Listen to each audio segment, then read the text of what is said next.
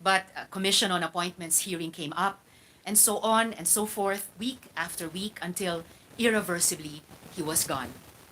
It has been said that there is nothing sadder in life than vain regrets. Perhaps that is why Karene had such joie de vivre, because he had none of those. He seemed to do what the moment. So he did as one of our opposition leaders and the anti-dictatorship struggle. So he did as one of Magnificent 12 who voted the RPUS Bases Treaty down. So he still seemed to do in the brilliant sunset of his life. We texted each other for several years. He esteemed his colleagues and was so funny, referring to former Senator Bobby Tanyada while discussing in June 2017 his being one of the ex-senator petitioners in a Mandamo Supreme Court. Karene deprecated in his telegraphic way, "Tuta ako ni Bobby. His wish, my command." Photos that I love were taken of us the following month, walking into the joint session of Congress in the House of Representatives, where we opposed, in vain, Duterte's extension of martial law in Mindanao. Karene radiated the brilliance of Aslan the Lion in the Chronicles of Narnia on that dark morning in our nation's recent history, guiding a juvenile lion in the den of authoritarian governance. I sent him the photos. Like an old-fashioned and again self-deprecating gentleman, he thanked me. "Thanks for the pics, beauty. Who's the beast?" He was concerned about people beyond our shared work. After my bunso was confined in the hospital in September 2018, even though he himself was already always in Makati Medical Center then, he asked, "Kay na anak mo?" When I praised him for his article on Katani Tanyada and Kapepe Jokno in ANCX in April 2019, he replied, "How sweet naman.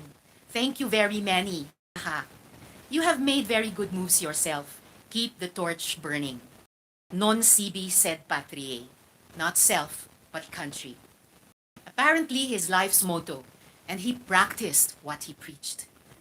When I apologized for being late for our meeting here at the Senate 4 months later, he reassured, not to bother, lunch on the road. Then, meets in Pancake and Look Yuen. Hold the lechong baka! Sa dismissal na, referring to the case in which he was my lawyer, and in which, ever the hopeful one, full of humor and joy, he delivered on the hope.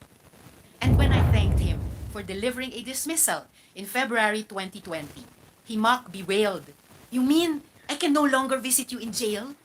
Nor can I tease, Solicitor General, any longer?" Even after a legal victory, he could deliver a linguistic and humorous coup de grace with his rapier-sharp wit. Non sibi sed patriae, not self but country. Not many have loved Inang Bayan with a greater self-denial. Perhaps even fewer have done so without losing their personal, loving touch. I will miss you, Karene. Not just saying goodbye to you, but saying hello and tuloy ang laban in the many battles that still lie ahead. Please watch over us like Saint Michael the Archangel, like a lion's spirit casting timidity out of our hearts. I wish I had something more to say, but there is only more to be done. Maraming salamat. Senator Hontiveros. Thank you, Mr. President. Next to co-sponsor the measures, the gentleman from Camarines Norte and Nueva Ecija, no other than Senator Robin Hood Padilla. I move that he be recognized, Mr. President. Senator Robin Hood Padilla is recognized. Maraming salamat po, Ginoong Pangulo, at sa ating pinunong mayorya. Gusto ko lamang pong iparating sa buong lupon ng Senado na ako po ay nagnanais na maging bahagi ng resolusyon na ito. Makasama po ang ating Senate President, Juan Miguel Zubiri, Senator Joel Villanueva, Senator Loren Ligarda, Senator Aquilino Coco Pimentel Jr., Senator Ramon Bong Revilla, Senator Jinggoy Ejercito Estrada, Senator Nancy Binay, at Senator Risa Hontiveros. Ang aking pong karanasan na kay Senator Rene Sagisag ay personal po. Sapagkat nung panahon, nung ako po ay nasa kalagitnaan ng paglilitis ng ating mga korte at nung ako po ay nabigyan ng sentensya ng mababang korte, nagulat na lamang po ako nung bigla akong kinontak ni Senator Rene Sagisag at sinabi po niya na nais niya po akong tulungan at maging abogado ko sa Court of Appeal. Ang sabi, natatandaan ko pa po yun nung nag-meeting kami, sabi ko po sa kanya, paano po yan, attorney, parang ako po ay iniipit na. Ang sabi niya, ang lahat ng Pilipino, ang lahat ng tao ay may karapatan. At yan ang ipaglalaban ko, yung karapatan mo. Dahil yung nangyari sa'yo ay trial by publicity. Hindi ko po yun makakalimutan sapagkat hindi ko po siya kilala. Pero siya po mismo ang nakipag-usap, siya ang humanap ng paraan para kami po ay makapag-usap at siya po ay naging abogado ko. Kaya po, inihiling ko po sa inyo na makasama po ako sa resolusyon na ito at buong puso po ako at buong kaisipan at kaluluwa na nakikiramay po sa pamilya ni Senator Rene Cayetano. Maraming salamat. Mr. President. Mr. President, next to co-sponsor the measure is the gentleman from Isabela and Davao Region, Senator Raffy Tulfo. I move that he be recognized, Mr. President. A distinguished colleague from the provinces of Isabela and Davao region is recognized Senator Naku. Mr. President, I would like to say a few words in honor of the late Senator Rene Sagisag.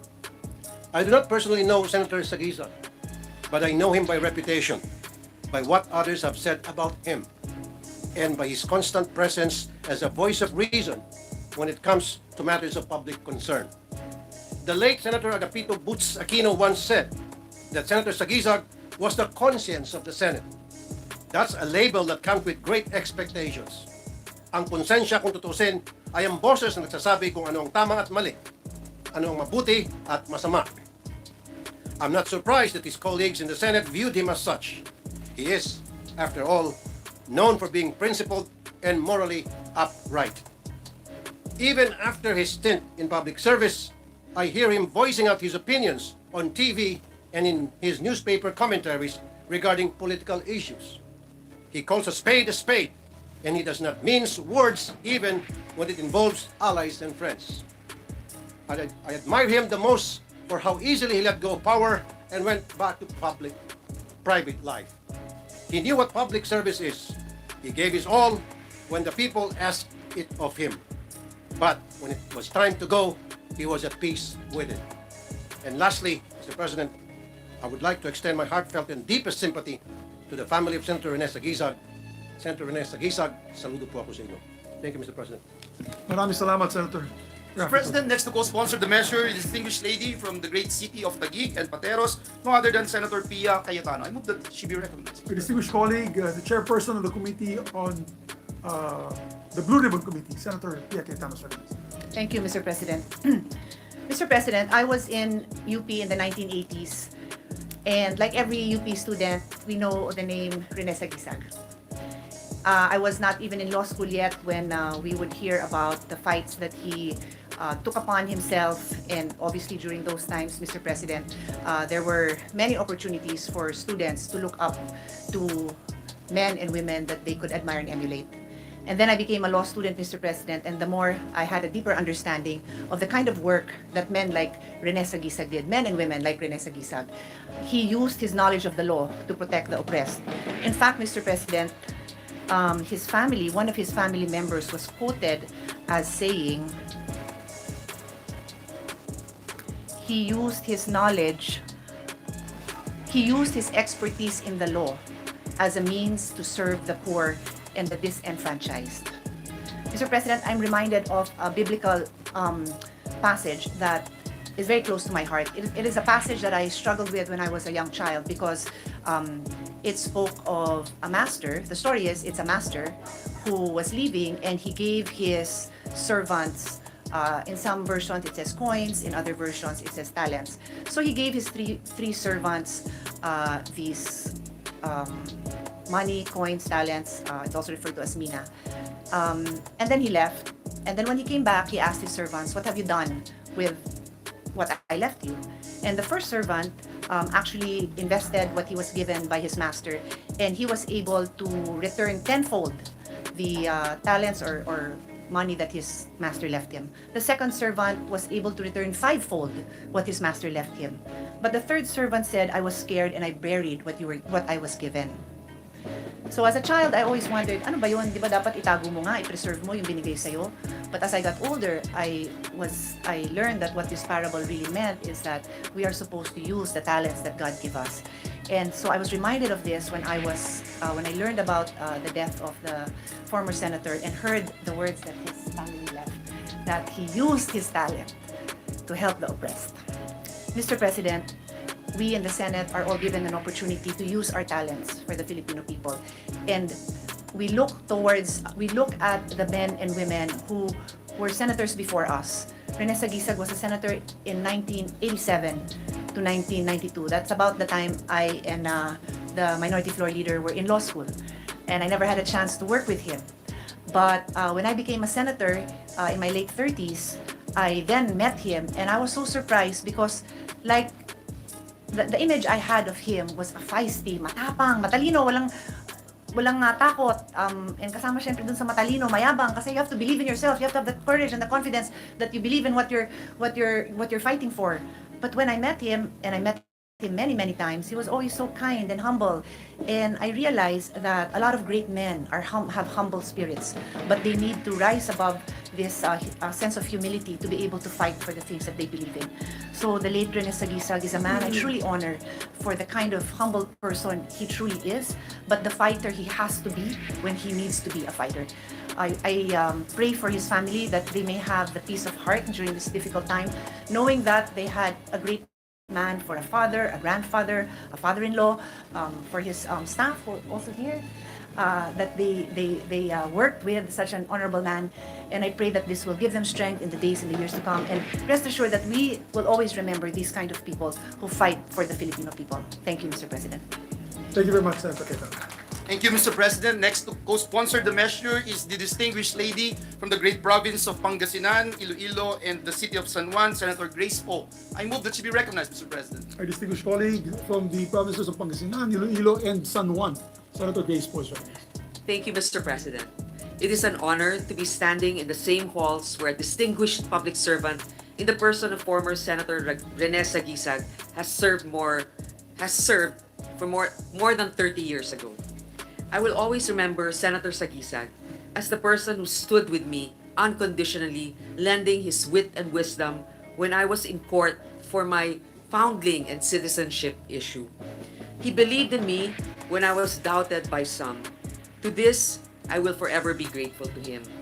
Hindi siya katulad ng mga ibang nagbibigay ng payo na may pabor na hihingin. Siya talaga, nais lang niyang tumulong kung ano sa tingin niya ang nararapat at tama. Sa maraming pagkakataon, sinasabi ng iba na ang tunay na diwa at intensyon ng EDSA ay nakalimutan o nawala. Pero sa tingin ko, sa pamamagitan ni Senator Rene Sagisag at nung kalaunan, kanyang pagiging isang pribadong mamamayan, marami siyang natulungan para ipagpatuloy kung ano ang nararapat sa isang demokrasya at para mabigyan ng hustisya kahit ang ating pinakamahihirap na mga kababayan. Yan ang tunay na diwa na ipinaglalaban nating lahat. We mourn the nation's loss of a notable lawmaker and a staunch advocate for human rights, good governance, and justice. As someone who came from humble beginnings, he understood the plight of many Filipinos and has devoted his time and brilliance to many, especially the disadvantaged and the oppressed. Sobrang kulang ng mga ganyang klaseng Pilipino. Sana ay magsilbing ehemplo at inspirasyon ang kanyang naging buhay. Again, our deepest sympathies to his bereaved family, and may his soul rest in peace. Maraming salamat, Senator Grace Poe. Mr. President, Senator J.V. Ejercito wishes to just insert into the records his co-sponsorship speech. Yes, we take Mr. note. President, next to co-sponsor the measure is the distinguished gentleman from the great province of Bohol and Davao Region, no other than Senator Ronald Bato de la Rosa. I move that he be recognized, Mr. President. Senator Ronald Bato de la Rosa is recognized. Thank you, Mr. President. Mr. President, I am one with this august chamber in expressing my profound sympathy on the death of former Senator Rene Sagisag. It is my honor, therefore, to rise and co-sponsor proposed Senate Resolution number 1009, 415, That is the number of Senate sessions that the Senate had during the term of Senator Sagisag. 415 also is the number of sessions that he attended. Walang mintis, walang absent, Mr. President. In no way can we say that this is a small achievement because in a highly public and publicized position such as ours, our presence, our being here already counts for much. And indeed, Senator Sagisag made sure to make his presence count, Mr. President. Hindi niya hinintay na maging senador muna siya bago siya gumawa ng bagay na mabuti at makabuluhan. As a law student, he founded the San Beda Free Legal Aid Clinic. It could already be said about him, even at a young age, his heart was in the right place. He stood alongside the poor, the needy, and the disenfranchised. I am no stranger to the fact that the good former senator and I differed on many fronts. Wala po kaming personal na encounter, pero meron lang akong mga nabasa na mga article, particularly sa Manila Times noon, na mga sinasabi niya na we really differ on some issues. Isa doon, sabi niya, pinutusan lang bumili ng suka. Nag-file na ng candidacy for presidency nung I was running for presidency and later on withdrew. Nabasa ko po yun. Pinutusan lang ng suka, nag-file na ng candidacy. But despite these differences, nothing can keep me from expressing my respect for him. I cannot help but acknowledge that despite our differences, there is one essential thing we share in common: our unflinching love for this nation. I dare say, it is no coincidence that Sagisag, when translated into English, means symbol. Hindi natin may pagkakaila ang impluensya at kontribusyon ni Senator Sagisag sa pagtataguyod ng demokrasya sa ating bansa. If we ever need a symbol of patriotism, then we need not look farther. We have, after all, Rene Sagisag. In an interview with Esquire, Senator Sagisag once mentioned a saying in Spanish, "Amor con amor si paga." Love is repaid with love. Today, Mr. President, we, as the senators of this present Congress, bear witness to the truth of that saying. Truly, the love that Senator Sagisag had for this nation has left an indelible mark in all of us. This is why today we pay tribute to him in gratitude and remembrance, in hope also we may love our country in the same way. Thank you, Mr. President. Maraming salamat, Senator Bato de la Rosa. Thank you, Mr. President. Maybe last but not the least, to co-sponsor the measure is May napabalita in 2011, two former household workers who lodged a complaint of serious physical injury against Maricel Soriano stated that they decided to flee from the actress condominium unit also because of her alleged cocaine use. Ano po masasabi mo dito sa balita na ito? Hindi po totoo yan. Hindi totoo. Hindi po. Thank you. I just want to get your answer para to set the record straight. Yes po. So hindi totoo yun. Hindi po.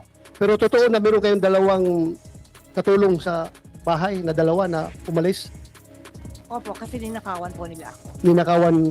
Ninakawan kanila. Totoo na binugbog mo sila o hindi? Paano ko naman po bububugin? Dalawa po sila. Okay. I'm just confirming the report, the news report. Thank you po, ma'am. Maraming salamat for your Salamat cooperation. So far, that will be all as far as this committee is concerned. Yung confirmation mo lang as to the ownership and occupancy of that unit in the year 2012 when the pre-ops was initiated by Agent Morales. Ma'am, maraming salamat sa pag-attend mo dito. Thank you very much. Kahit na hindi mukhang wala ka sa magandang kondisyon, you tried to be here. Maraming salamat. Maraming salamat po, Mr. Chair. Ma'am, pwede ka nang magpahinga. Chair, meron lang siyang gustong basahin. You want to, yeah, go ahead. Opo, pwede daw niyang Yes. basahin lang yung Okay, gustong basahin niya. Opo. basahin. Please, pakibasa. Ito. Magandang umaga po sa mga kagalang-galang ng mga senador at sa lahat po ng nandito ngayong araw. Ako po ay nakatanggap ng imbitasyon galing po kay Senador Bato de la Rosa para magbigay ng komento tungkol sa issue na pinag-uusapan dito sa hearing. Unang-unang humingi po ako ng paumanhin dahil hindi po ako sanay sa mga ganito. Alam niyo po, first time ko na po talaga na makatanggap ng imbitasyon na humarap sa Senado. Nakakakabat, nakakatakot. Sa totoo lang po, hindi malinaw sa akin kung bakit po ako naimbitahan sa hearing. Nagtataka lang po ako dahil lahat po ng tumestigo dito ay nagsabing na-verify ang impormasyon, hindi na-verify ang impormasyon ni Mr. Morales at walang investigasyon na naganap. Pasensya na po kung nalilito po talaga ako dito.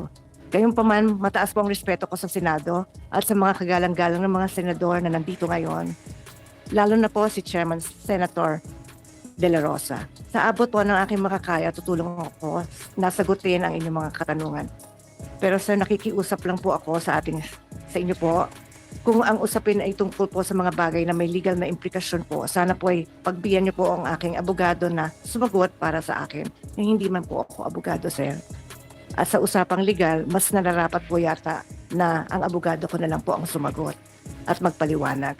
Kung magkaroon man ho ng legal question, pinapahintulutan ko pong magsalita para sa akin si Attorney Agnes Maranan. Maraming salamat po, sir. Thank you, ma'am. Hindi na mangyari yan dahil sinagot mo na ako kanina eh.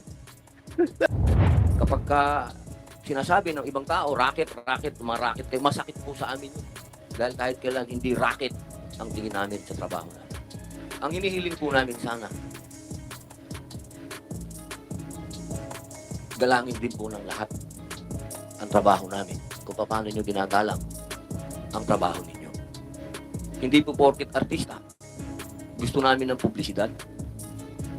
Kaya masama, kaya mabuti, nakaka-apekto po sa amin yan. Dahil ang kalakal po namin ay may kinalaman sa imahe namin. Nakalulungkot pong isipin na lagi kaming nadadamay sa usapin ng politika. Katulad po ng ganap na ito, naaawa po ako sa mga artista. Kasi ako, banatan ako kaliwat kanan ngayon, okay lang. Pumasok ako sa politika, hindi ka pwedeng balat sibuyas dito. Pero yung artista na maiipit sa gitna ng politika at marami pang mga kwento-kwento, alam niyo sa panahon ng Pangulong Rodrigo Roa Duterte, kahit kailan hindi pinag-initan ng mga artista. Sa totoo lang, kahit nagkaroon ng drug war, pinangalagaan ang reputasyon ng mga artista. Sana, sa pagkakataon ngayon, isipin din ng lahat na trabaho ang pag-aartista, hindi ito racket, imahe. Nabubuhay kami sa magandang imahe. Ang trabaho pumapasok sa amin dahil sa magandang imahe. Ang pakiusap namin, huwag sanang magkaroon ng kulay politika. Huwag naman. I-shape naman ninyo yung mga artista, hindi naman yan laruan. Kapag kami namatay na artista, binibidyo pa ng pulis. Ang bihira. As ilalabas sa internet, ilalabas sa social media, ano ba yun? Tao din yun, tao din kami.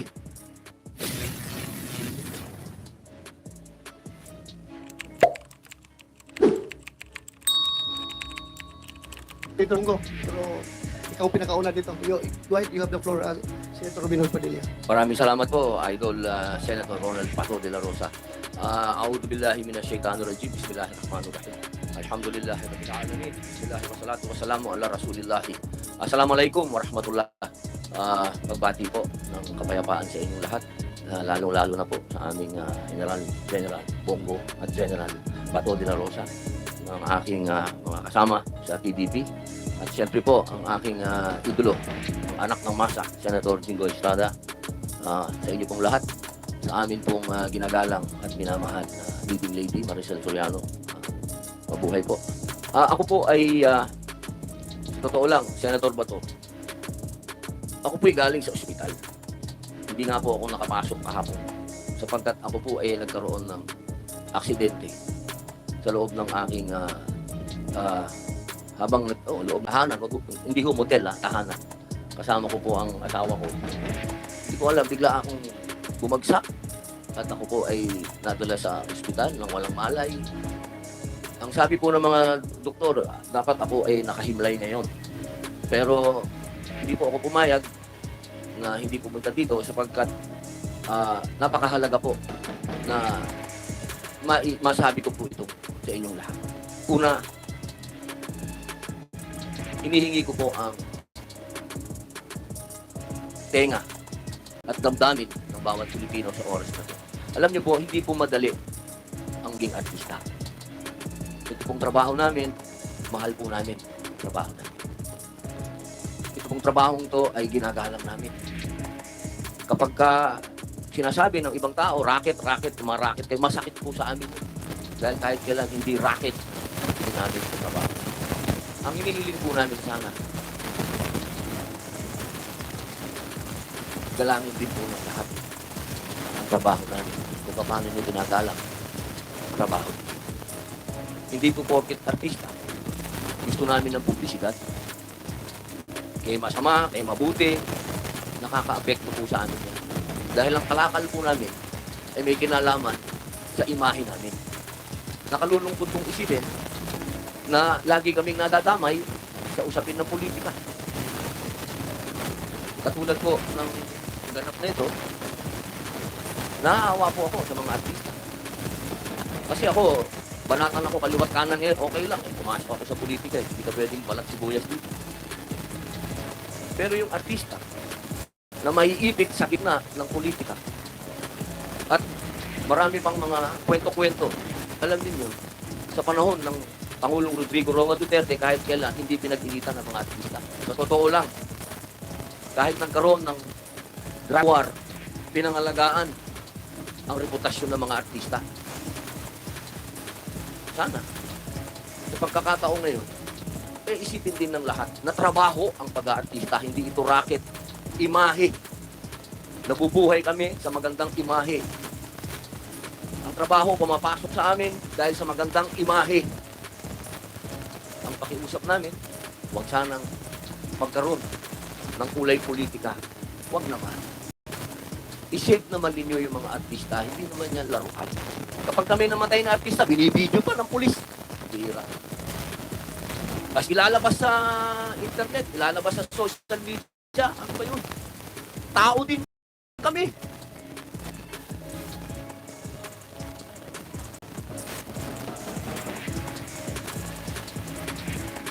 Sana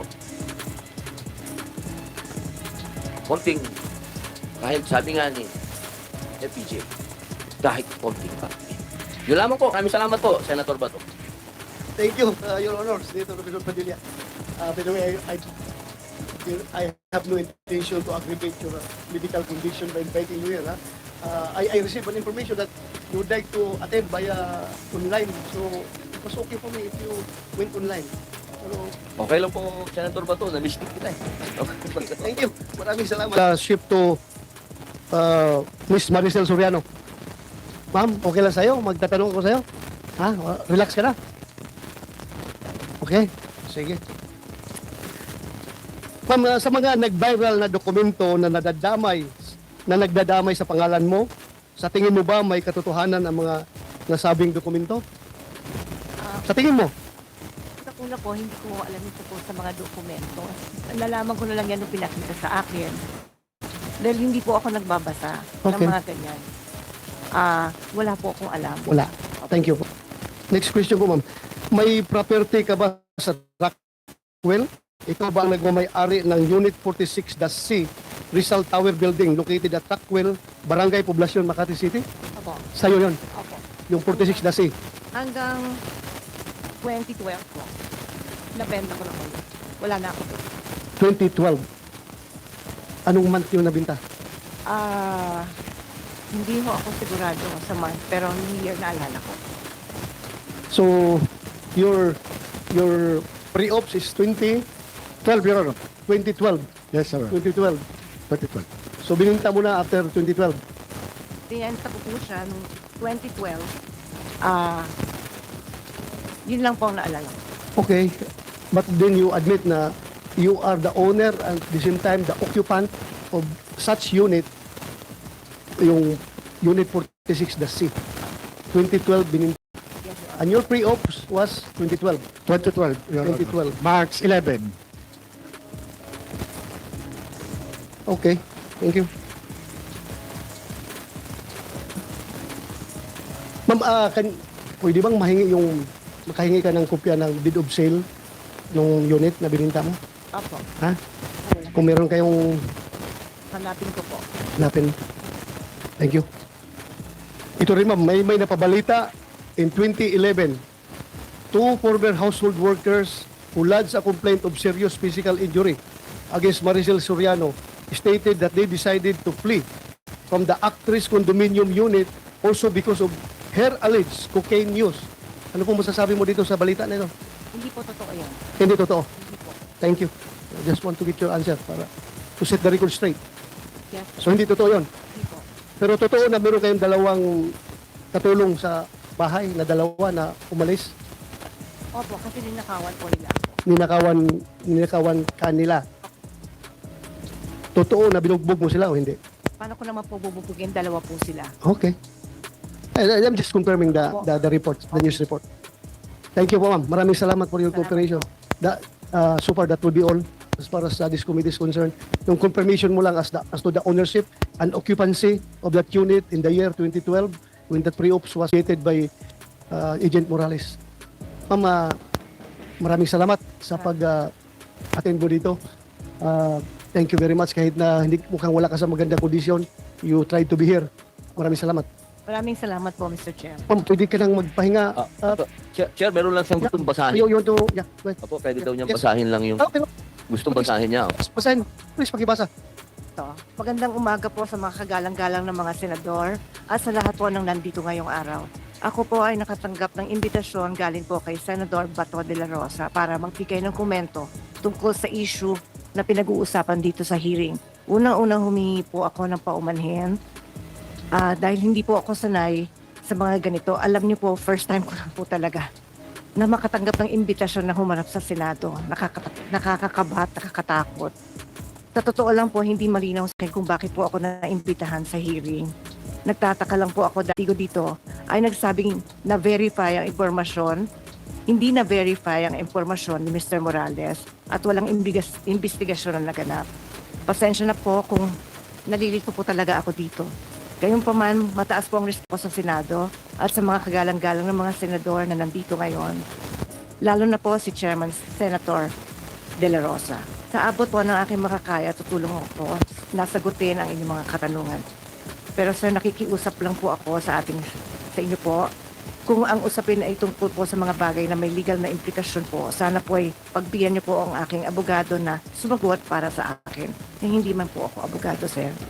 At sa usapang legal, mas nararapat po yata na ang abogado ko na lang po ang sumagot at magpaliwanag. Kung magkaroon man ho ng legal question, pinapahintulutan ko pong magsalita para sa akin si Attorney Agnes Maranan. Maraming salamat po, sir. Thank you, ma'am. Hindi na mangyari yan dahil sinagot mo na ako kanina eh. Thank you for answering my questions. Salamat talaga. You are answering the questions with all honesty. Thank you very much. Thank you po, sir. Ma'am, pwede ka na siguro magpahinga kasi Salamat kanina po. kapatis natin dyan. Salamat Pahinga ka po, muna. sir.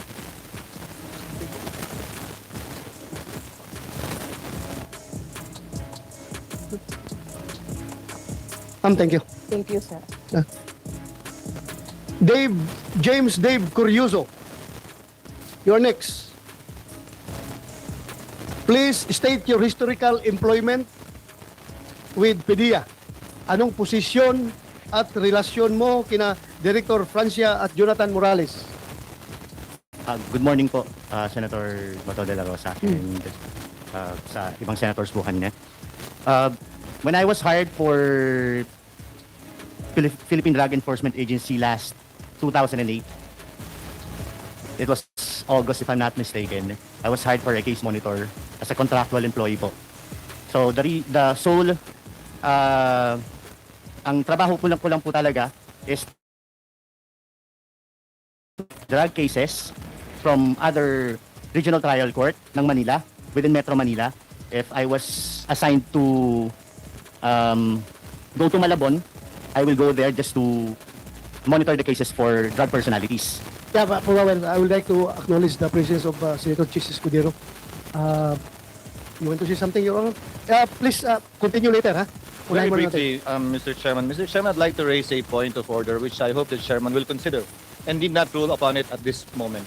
Number one, when we subscribed our witnesses to tell the truth, only the truth and nothing but the truth, it is limited only to what he knows based on his personal knowledge. What he knows to be and known to him to be known to be. Hindi naman po pwede po yung testigo magsasalita dito, susumpaan, na sinabi ni ganito, sinabi ni ganyan, sinabi ni ganito. Kaya po ngayon, Chairman, nahihirapan, imbitahin ba natin si Pangulong Marcos, imbitahin ba natin si dating Pangulong Duterte dahil binanggit ng ating testigo, hindi po pwedeng ganun. Limitado lamang ang dapat sabihin ng mga testigo sa nalalaman niya ng personal, na naranasan niya, nakausap niya, narinig niya. Ngayon, kung may sinabi man yung taong yun ang nakakaalam kung totoo man yun o hindi. Bilang halimbawa, Mr. Chairman, binanggit niya yung kanyang informant na hindi na niya maalala. He is not testifying as to the truth of what the informant saw or said. Yung informant lamang po ang pwedeng makapagsabi nun, hindi si Ginoong Morales. So kung may papatawag po tayo, yung nakahalubilo niya, kung maalala niya at babanggitin niya, yung informant, para malaman natin, totoo nga ba yung sinasabi niya o hindi. Pangalawa, binanggit niya si Ginoong Gadapan na binabanggit ang pangalan ng dating Executive Secretary. Ang imbitahan po natin kung pwede pa, pero ayon sa Chairman ay wala na. Yung kinausap at kilala lang din niya, si Ginoong Gadapan. Ngayon, binabanggit din niya na mayroon daw tiga Napolcom na kumausap sa kanya, inaareglo siya. Yun lang din ang limitasyon ng kanyang testimonya. Hindi kung sino pang pangalan ng binanggit ng tiga Napolcom. Hanggang doon lamang naman po talaga yung nalalaman niya. Dahil kung hindi po natin lilimitahan doon, Ginoong Chairman, abutin na ho tayo ng Disyembre, hindi po tayo matatapos sa dami ng pangalan binabanggit ng ating testigo sa ngayon. Sunod po, Mr. Chairman, point of order. Narinig ko po yung motu proprio investigation ng Chairman. Sabi po ninyo, yung drug haul sa Batangas at yung PDEA leaks. Ngayon, kung ang posisyon po ng Chairman ay authentic yung dokumento, dapat po isama sa magiging inquiry ng komiteng ito ay kung authentic yung dokumentong yun at gaya ng sabi ng Chairman, may butas. Hindi po ba yung papel? Dapat po sumentro na po ang investigasyong ito. Sino yung bumunot dun sa folder na pinanggalingan ng dokumentong sinasabi ng Chairman na authentic? Ang pangalawang problema po kasi ay hindi lang naman may nag-leak ng confidential na dokumento. Ang issue din po ay sinong bumunot o kumuha ng confidential na dokumentong yon kung kaya't wala na ngayon sa PDEA. Kung nandun man yun ng simula. Kung hindi yan tinurn over kay Director Francia, sino man ang nakakuha ng dokumentong yon, sino nga ba ang bumunot nun? Yun ang dapat alamin at malaman ng PDEA at ng komiteng ito. Naimbitahan na natin si binibining gas at yung PDEA leaks. Yung sinasabi dun sa leak mismo, pwedeng puntahan yon. Pero subject matter na po marahil yun sa isa pang pagdinig na nakasentro na lamang doon sa bagay na yon. Pero pansamantala sa isto, ang nais po nating malaman saan galing yung dokumentong lumabas at kung authentic yun sa panahon ng Chairman, nasaan na yun ngayon at sinong bumunot mula sa files ng PDEA nung file na yon, nung papel na yon at ng mga retrato at sinong pa ang salaysay nung sinasabi po ni Ginoong Morales na informant po niya na hindi po niya maalala sa ngayon. Again, Yes, for, Sir for the consideration of the Chairman at a later time and for the Chairman to rule upon it at a later time, Mr. Chairman. Thank you, Mr. Chairman. Thank you to my distinguished colleague, Senator Poe, for granting me leeway to speak. Thank you, Senator Chis Escudero, for those to the points that you have raised. Indeed, it is my pleasure to hear some advice coming from veteran senators who is a legal luminary. Indeed, well accepted by the chair of this committee. Lahat ng points na ni-raise mo, and I'm going to consider it seriously and I'm going to rule on it in the proper time. Thank you, Mr. Thank you, Senator Chis. I would like to acknowledge the presence of Senator Grace Poe, another veteran senator who can give us some insights into this investigation. Ma'am, you have the floor. Thank you, Senator Bato. Actually, it's been a while since I attended a public order hearing. It's been years. Talagang masalimuot pag public order hearing. Pag meron kang hindi napatawag, sasabihin, meron bang ikinukubli? Pero ang totoo nun, kailangan din tayo nag-iingat kung saan galing ang ating mga impormasyon. Tama yung sinabi din ni Senator Cheese. Actually, Ginoong Morales, sa tanggapan namin, hindi lang kay Senator Bato, maraming nagbigay ng babala sa amin tungkol sa inyong karakter. Mga patong-patong na kaso laban sa inyo. Ngayon, hindi naman natin sinasabi that it should jeopardize your testimony. I'm just telling you that we really have to go through with that fine-tooth comb the allegations that are being brought forth our committees. So, at a proper time, I would like to ask also, there are certain, kasi some cases against him natanggap din ninyo yata yung folder na sinubmit. Yes, this is pertaining to the housing homeowners association. Oo, That Estafa case and everything. Bigay ko na sa aking thank you for going through them. Actually, that's not naman the topic right now, no? So I don't want to bring it up anymore. Basta you have it already in your hands, Mr. Chair. Yes, Your Honor. Because it also will it somewhat gives a background on our witness or our resource persons. So that's all. I'm just here to observe. Paalis na rin ako dahil may isa pa akong hearing din. Thank you, Your Honor. Salamat for giving us time. Salamat. Thank you. So hanggang dito lang tayo mga tol. Maraming salamat sa panonood at patuloy na suporta. God bless you sa inyo lahat at hanggang sa muli. Paalam.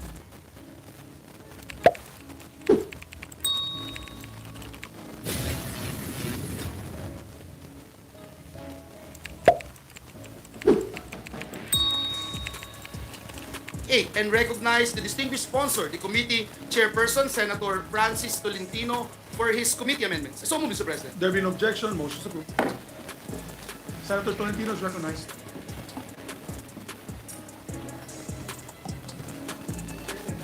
Thank you, Mr. President. Mr. President, with the consent of the body in reference to House Bill 8248, this representation moves for the suspension of Section 80 of the Rules of the Senate and that the amendments contained in Committee Report number 221 be read into the records. I so move, Mr. President. There being no objection to the motion, motion is approved. Thank you, Mr. President. Mr. President, with no other committee or individual amendments, with the permission of the body and the distinguished sponsor, I move to close the period of amendments. I so move, Mr. There President. being no objection, motion is approved. Mr. President, with the consent of the body, I move that we approve on second reading House Bill number 8248. I so move, Mr. President. There being no objection, motion is approved. Mr. President, with the consent of the body in reference to House Bill 8249. Mr. President, may I at first move, Mr. President, to open the period of Have we amendments. suspended Mr. consideration? President, I move that we suspend consideration of House Bill number 8248. I so move, Mr. President. There being no objection, motion is approved. Mr. President, I move to open the period of amendments of House Bill number 8249 and recognize the distinguished sponsor, Senator Francis Tolentino. There being no objection, motion is approved. Senator Tolentino is recognized. Again, Mr. President, with the consent of the body in reference to House Bill 8249, this representation moves for the suspension of Section 80 of the Rules of the Senate and the amendments contained in Committee Report number 222 be read into the records. I so move, Mr. President. We join the motion of the distinguished gentleman. There being no objection, motion is approved. Mr. President, with no other committee amendments or individual amendments, I move to close the period of amendments. There being no objection, period of amendments is closed. Mr. President, with the consent of the body, I move that we approve on second reading House Bill number 8249. I so move, Mr. President. There being no objection, House Bill number 8249 is approved on second reading. Move that we suspend consideration of House Bill number 8249. There being no objection, suspended. Mr. President, this juncture, I move that we open the period of amendments of House Bill number 8250 and recognize the distinguished sponsor, Senator Francis Tolentino. Our distinguished sponsor, Senator Francis Tolentino, is recognized. There is no objection. Mr. President, with the consent of the body in reference to House Bill 8250, this representation moves for the suspension of Section 80 of the Rule 53 and recognize the distinguished sponsor, Senator Francis Tolentino. There being no objections, the sponsor is recognized. Senator Tolentino. Thank you, Mr. President. With the consent of the body in reference to House Bill 8253, this representation moves for the suspension of Section 80 of the Rules of the Senate and that the amendments contained in Committee Report number 224 be read into the records. I so move, Mr. President. We join the motion, Mr. President. There being no objection, motion is approved. Mr. President, with no other committee or individual amendments, I move to close the period of amendments. There being no objection, motion is approved. Mr. President, with the consent of the body, I move that we approve on second reading House Bill number 8253. I so move, Mr. President. There being no objection, House Bill number 8253 is approved on second reading. Move for to suspend consideration of House Bill 8253. There being no objection, motion is approved. Mr. President, this juncture, I move that we open the period of amendments of House Bill number 8254 and recognize the distinguished sponsor, Senator Francis Tolentino. There being no objection, the sponsor is recognized. Mr. President, with the consent of the body in reference to House Bill number 8254, this representation moves for the suspension of Section 80 of the Rules of the Senate and that amendments contained in Committee Report number 225 be read into the records. I so move, Mr. We President. join the motion of the distinguished There being no gentleman. objection, motion to approve. Mr. President, with no other committee or individual amendments, I move to close the period of amendments. There being no objection, motion to approve. With the consent of the body, I move that we approve on second reading House Bill number 8254. I so move, Mr. President. There being no objection, House Bill number 8254 is approved on second reading. Move that we suspend consideration of House Bill number 8254. There being no objection, the motion is approved. Mr. President, this juncture, I move to open the period of amendments of House Bill number 8256 and recognize the distinguished sponsor, Senator Francis Tolentino. There being no objection, Senator Tolentino is recognized. And thank you, Mr. President. With the consent of the body, in reference to House Bill number 8256, this representation moves for the suspension of Section 80 of the Rules of the Senate and that the amendments contained in Committee Report number 226 be read into the records. I so move, Mr. President. Join the motion of the distinguished gentleman, Mr. President. There being no objection, motion to approve. Mr. President, with no other committee or individual amendments, I move to close the period of amendments. There being no objection, committee amendments closed. Mr. President, with the consent of the body, I move that we approve on second reading House Bill number 8256. So move, Mr. President. There being no objection, House Bill number 8256 is approved on second reading. Mr. President, I move that we suspend consideration of House Bill number 8256. There being no objection, motion is approved.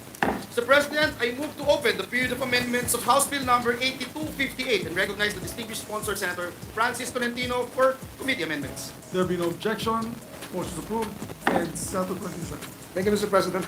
With the consent of the body in reference to House Bill number 8258, this representation moves for the suspension of Section 80 of the Rules of the Senate and that amendments contained in Committee Report number 227 be read into the records. I so move, Mr. We President. join the motion of the gentleman from Cavite, Mr. President. There being no objection, motion is approved. Mr. President, with no other committee or individual amendments, I move to close the period of amendments. I so move, Mr. There being President. no objection, motion is Mr. approved. President, with the consent of the body, I move that we approve on second reading House Bill number 8258. There being no objection, House Bill number 8258 is approved on second reading. Move that we suspend consideration of House Bill number 8258.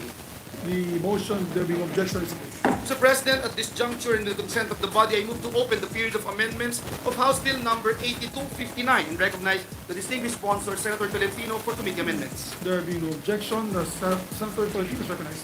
Thank you, Mr. President. With the consent of the body in reference to House Bill number 8259, this representation moves for the suspension of Section 80 of the Rules of the Senate and that amendments contained in Committee Report number 228 be read into the records. I so move, Mr. We President. join the motion of the distinguished gentleman. There being no objection, motion is Mr. approved. President, with no other committee or individual amendments, I move to close the period of amendments.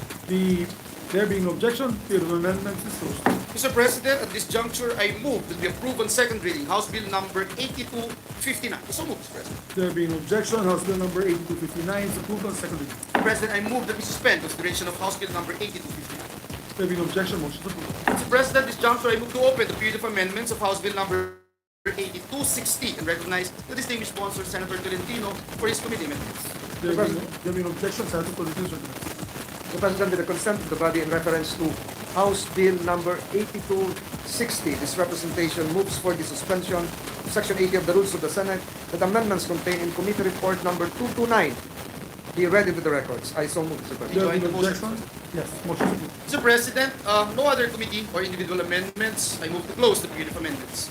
There being no objection, period of amendments are closed. Mr. President, I move that we approve on second reading House Bill number 8260. So move, Mr. President. There being no objection, House Bill number 8260 is approved on second reading. Move to suspend consideration of House Bill number 8260. There being no objection, the motion is approved. Mr. President, I move to open the period of amendments of House Bill number 8251 and recognize the distinguished sponsor, Senator Tolentino, for his committee amendments. There being no objection, Senator Tolentino is recognized. Mr. President, with the consent of the body in reference to House Bill 8251, this representation moves for the suspension of Section 80 of the Rules of the Senate that the amendments contained in Committee Report number 230 be read into the records. I so move, Mr. President. We join the motion, Mr. President. There being no objection, motion is approved. With no other committee amendments or individual amendments, I move to close the period of amendments. There being no objection, period of amendments is closed. With the consent of the body, I move that we approve on second reading House Bill number 8251. So move, Mr. President. There being no objection, House Bill number 8251 is approved on second reading. I move that we suspend consideration of House Bill number 8251. There being no objection, motion is approved. Mr. President, with the consent of the body, I move to open the period of amendments of House Bill number 8255 and recognize the distinguished sponsor, Senator Tolentino, for his committee amendments. There being no objection, Senator Tolentino is recognized. Thank you, Mr. President. With the consent of the body in reference to House Bill number 8255, this representation moves for the suspension of Section 80 of the Rules of the Senate and that amendments contained in Committee Report number 234 be read into the records. I so move, Mr. Join the President. motion, Mr. President. There being no objection, motion to close. Mr. President, there being no other committee or individual amendments, I move to close the period of amendments. There being no objection, motion approved. With the consent of the body, Mr. President, I move that we approve on second reading House Bill number 8255. I so move, Mr. President. There being no objection, House Bill number 8255 is approved on second reading. Mr. President, I move that we suspend consideration of House Bill number 8255. There being no objection, motion approved. Mr. President, with the consent of the body, I move to open the period of amendments of House Bill number 8252 and recognize the distinguished sponsor of the measure, Senator Tolentino, for his committee amendments. Thank you, There Mr. being no objections, I have to recognize. Thank you, Mr. President. With the consent of the body, in reference to House Bill number 8252, this representation moves for the suspension of Section 80 of the Rules of the Senate, and that amendments contained in Committee Report number 235 be read into the records. I so move, Mr. President. We join the motion of the distinguished gentleman from Cavite, Mr. President. There being no objection, motion approved. Mr. President, no other committee amendments or individual amendments. I now move that we close the period of amendments.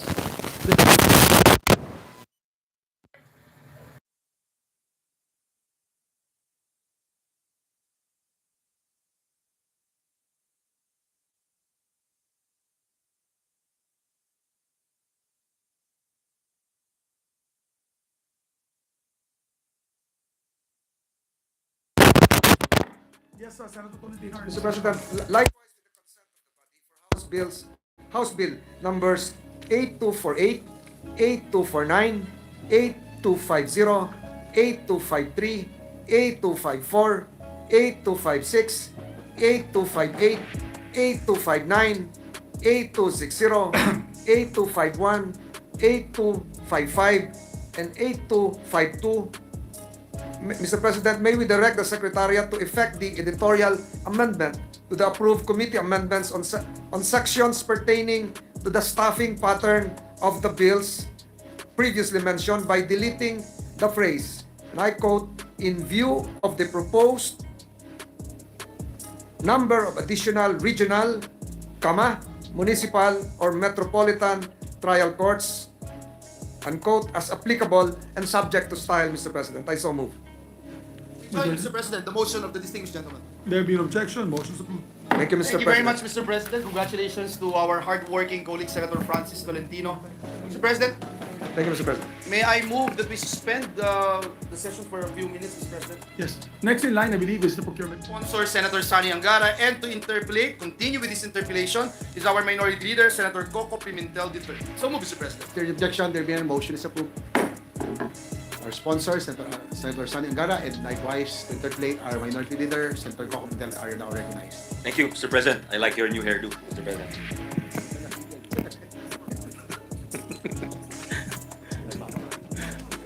The majority leader has a question, Mr. President.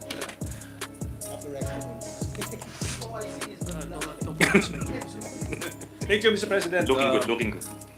We will now continue with our interpellation, Mr. President. Mr. President, this representation filed a bill where we were pursuing this concept of value for money in our bidding process. Na ang gusto sana namin i-describe na nung ahensya, nung procuring entity, yung ano ba yung end goal na gusto niyang ma-achieve. Tapos mabigyan siya ng sapat na flexibility para ma-achieve po yung end goal. Tapos hindi tayo natali lang sa lowest price criterion na, Mr. President.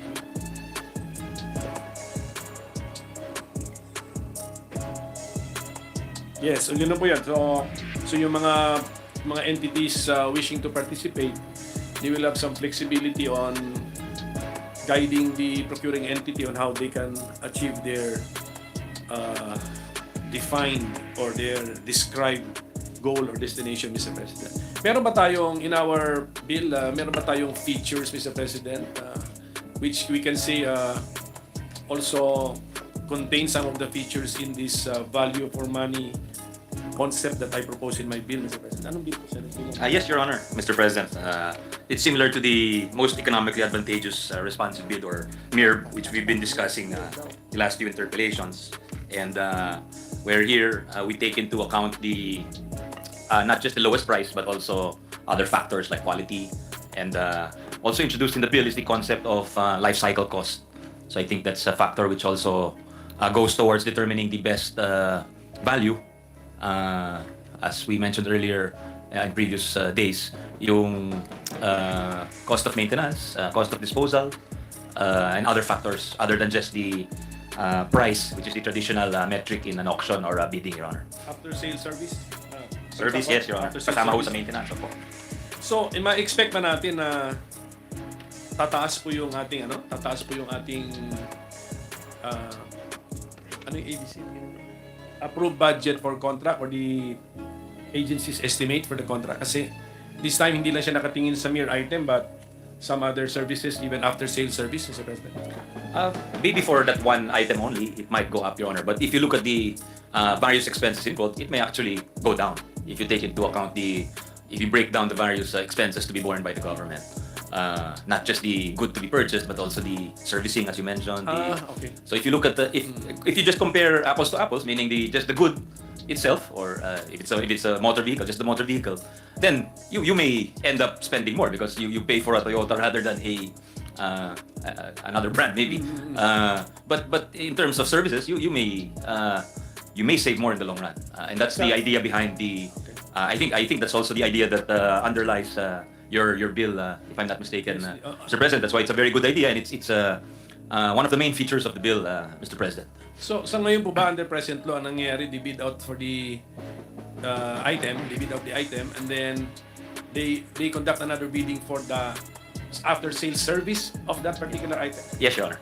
And then under our bill, in the measure we are discussing, ang instruction natin sa procuring entity is i-bundle mo na yon together. Well, we don't really tell them what to choose, but they have a choice, Your Honor. Meaning they can adhere to the old method of the price, but given the experiences of agencies in the past, it has not always produced the best deal for the government. So I think the idea is really to have alternative modes of procurement, which are more responsive and which, well, the bottom line is to get the best deal for our people and for the government, Your Honor. So the best deal would take into account not only the item that we are procuring, but the life cycle of that particular item. So yun na yun. I mean, yan na po yung main message natin ngayon sa government procurement, di ba? It's look beyond the item that you're procuring. Yes, Your Honor. It's introducing this fit for purpose philosophy, meaning you choose the method which gets the best deal for the government. So in general terms, if the good is more complex, then perhaps it may require a simple, more than a simple auction or bidding. Kasi nga more complex siya, so some of the scientific biddings, yan. Whereas if it's a very simple item, then you can just go with the traditional mode of procurement, which is the auction or the bidding. Sige po. Thank you for that, Mr. President. And then I encountered an OECD report where the Philippines was specially mentioned, Mr. President. 20%. 20% that I think that 20% is lost. I think the word they use is wasted. Wasted, no? 20% of the government budget is wasted in our procurement activities. So yung waste yata would be in the form of maybe leakage like corruption, or waste in the sense that we got an item which did not serve the purpose, no, for which it was procured, Mr. President. Has the sponsor also encountered this particular report? Yes, Your Honor, you're correct. There is an OECD 2016 report preventing corruption in public procurement, where the estimate is that anywhere from 20 to 30% of project value is lost to corruption, as you mentioned. Yes, Mr. President. So when that OECD study was conducted, we were under RA 9184. Yes, Mr. President. So we are aware of that. So again, Mr. President, sana hindi po mapagod yung ating sponsor. Ano po ba ang masasabi nating features nitong ating panukalang batas na hopefully, if that same entity will conduct a review 10 years from now, it would not be the same negative findings, Mr. President. It should be an improvement, Mr. President. Yeah. Mr. President, we've discussed this previously, but I'll repeat it, that yung transparency po, it's present in many provisions of the bill.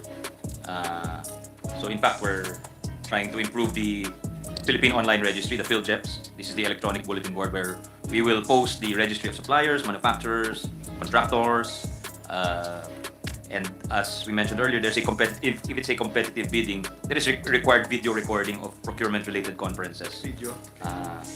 Thirdly, there is a registry of observers or civil society or people's organizations who may observe the procurement process. Fourthly, there is an access to information provision for procuring entities, exempting national security, Your Honor. There is also publication of invitations to bid in media, in PhilJeps, social media platforms, and there is also a required affidavit of the bidder that he is not related to the head of the procuring entity, the members of the BAC, the TWG, the BAC Secretariat, the head of the procuring office or end user, to any project consultants, to the procurement agent, by consanguinity or affinity up to the third degree, Mr. President. And there is a disclosure of ultimate beneficial ownership. We had a nice discussion on that, Your Honor, if you will recall, last week, where we compared it to some of the SEC rules. There is also the power to blacklist, Your Honor. So that in the literature, that's also considered a effective means, aside from transparency, to limit the corruption attendant to many of these biddings or procurements, Your Honor. Thank you for that, Mr. President. Are we incorporating a provision in the bill where we will mandate the periodic review of this bill? Yes, Your Honor. It's a 5 years, if I'm not mistaken. Similar to, I think, similar to what your father put in the local government code of 1991. Para makita po natin kung na-achieve o hindi, and then if we need to tighten some of the safeguards, Mr. President. Now, Mr. President, alam ko nakakasuhan yung mga members ng BAC, yung mga nagde-decide na mag-award ng procured items, Mr. President. Are we giving them some form of legal assistance in the bill? We're allowing them to get private counsel, Your Honor. But I don't think there's any appropriation for that. There's a legal defense fund. They can charge they can charge their private counsel or lawyer that they have chosen to a legal defense fund. Okay, sige po. Yes, Your Honor. And then those who serve in the BAC, BAC, BAC ba ba tawag? Yes, we Your Honor. still call them the same, no? BAC. Those who serve in the BAC, they get some additional compensation in the form of allowances. Yes, Your Honor. Just like today, or are we increasing the formula? We're allowing a bigger amount and increasing the number of people who are entitled to it because they are subject to the same risks, we are told, Mr. President. So, just in the interest of fairness. Meron ako nakausap, Mr. President, na former head ng isang agency. Tinanong ko siya anong problema sa present procurement law natin.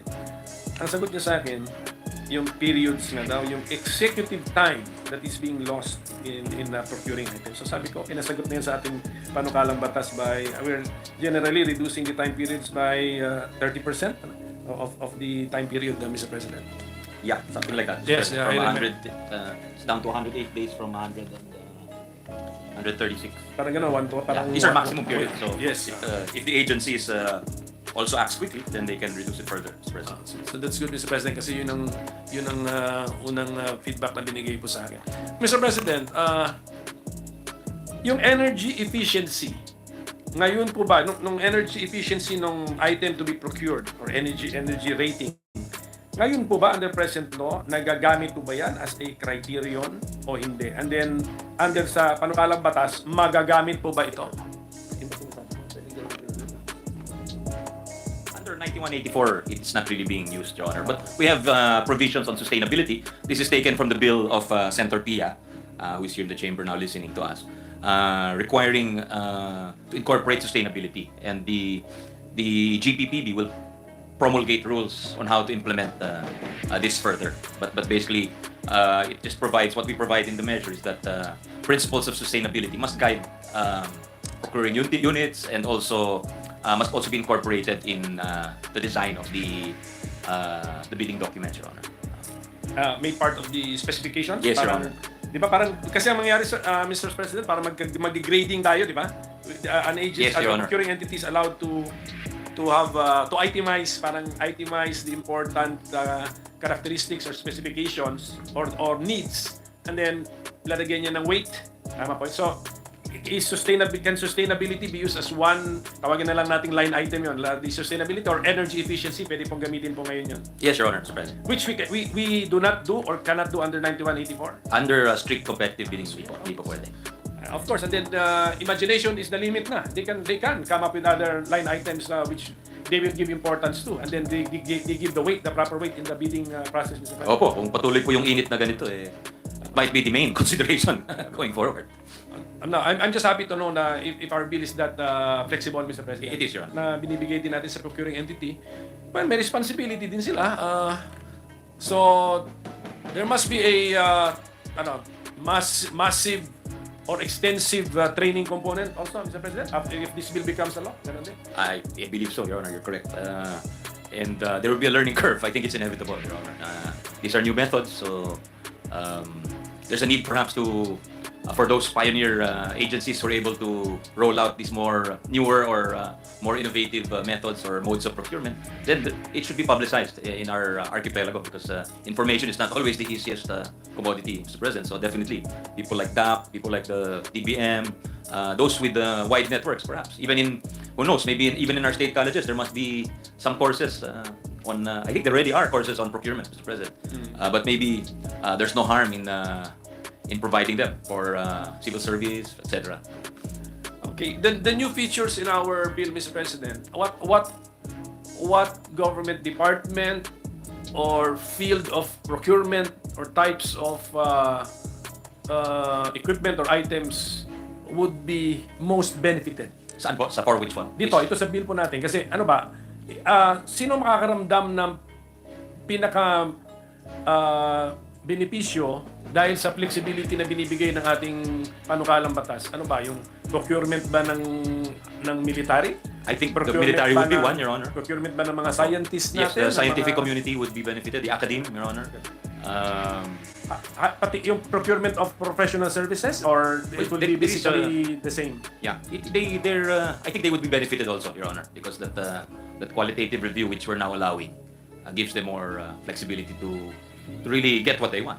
At dito mo ba sa mga department na ito or sector na to ang may pinakamarami ring reklamo about the difficulties sa procurement nila sa 9184? Yes, Your Honor. So maybe no, sige, officially, Mr. President. Yung scientific community has been for some time. Yes. DOST, reklamo sila? DOST, sa akademo, sa UP, yan, minsan they're complaining. Opo. Ano pong procurement ng mga ng academe na nahirapan sila sa 9184? One example was pag may experiment po sila, tapos may nabili na nila yung mga kailangan nila, but during an experiment you cannot predict what will go wrong. So sometimes nauubos yung mga what they call reagents.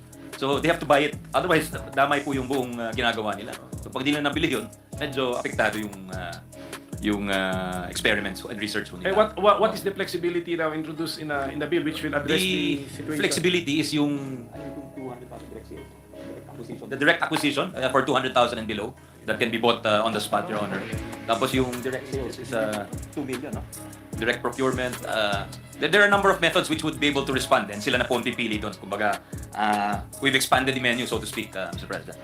Thank you for that, Mr. President. So I hope na, yun na nga, makuha natin yung feedback na yun na yung reklamo under present law, hindi na po maulit under this new law. Mr. President, ang isa sa mga reklamo, siguro ito na lang yung last point po or subject matter nito na ipupursue ko.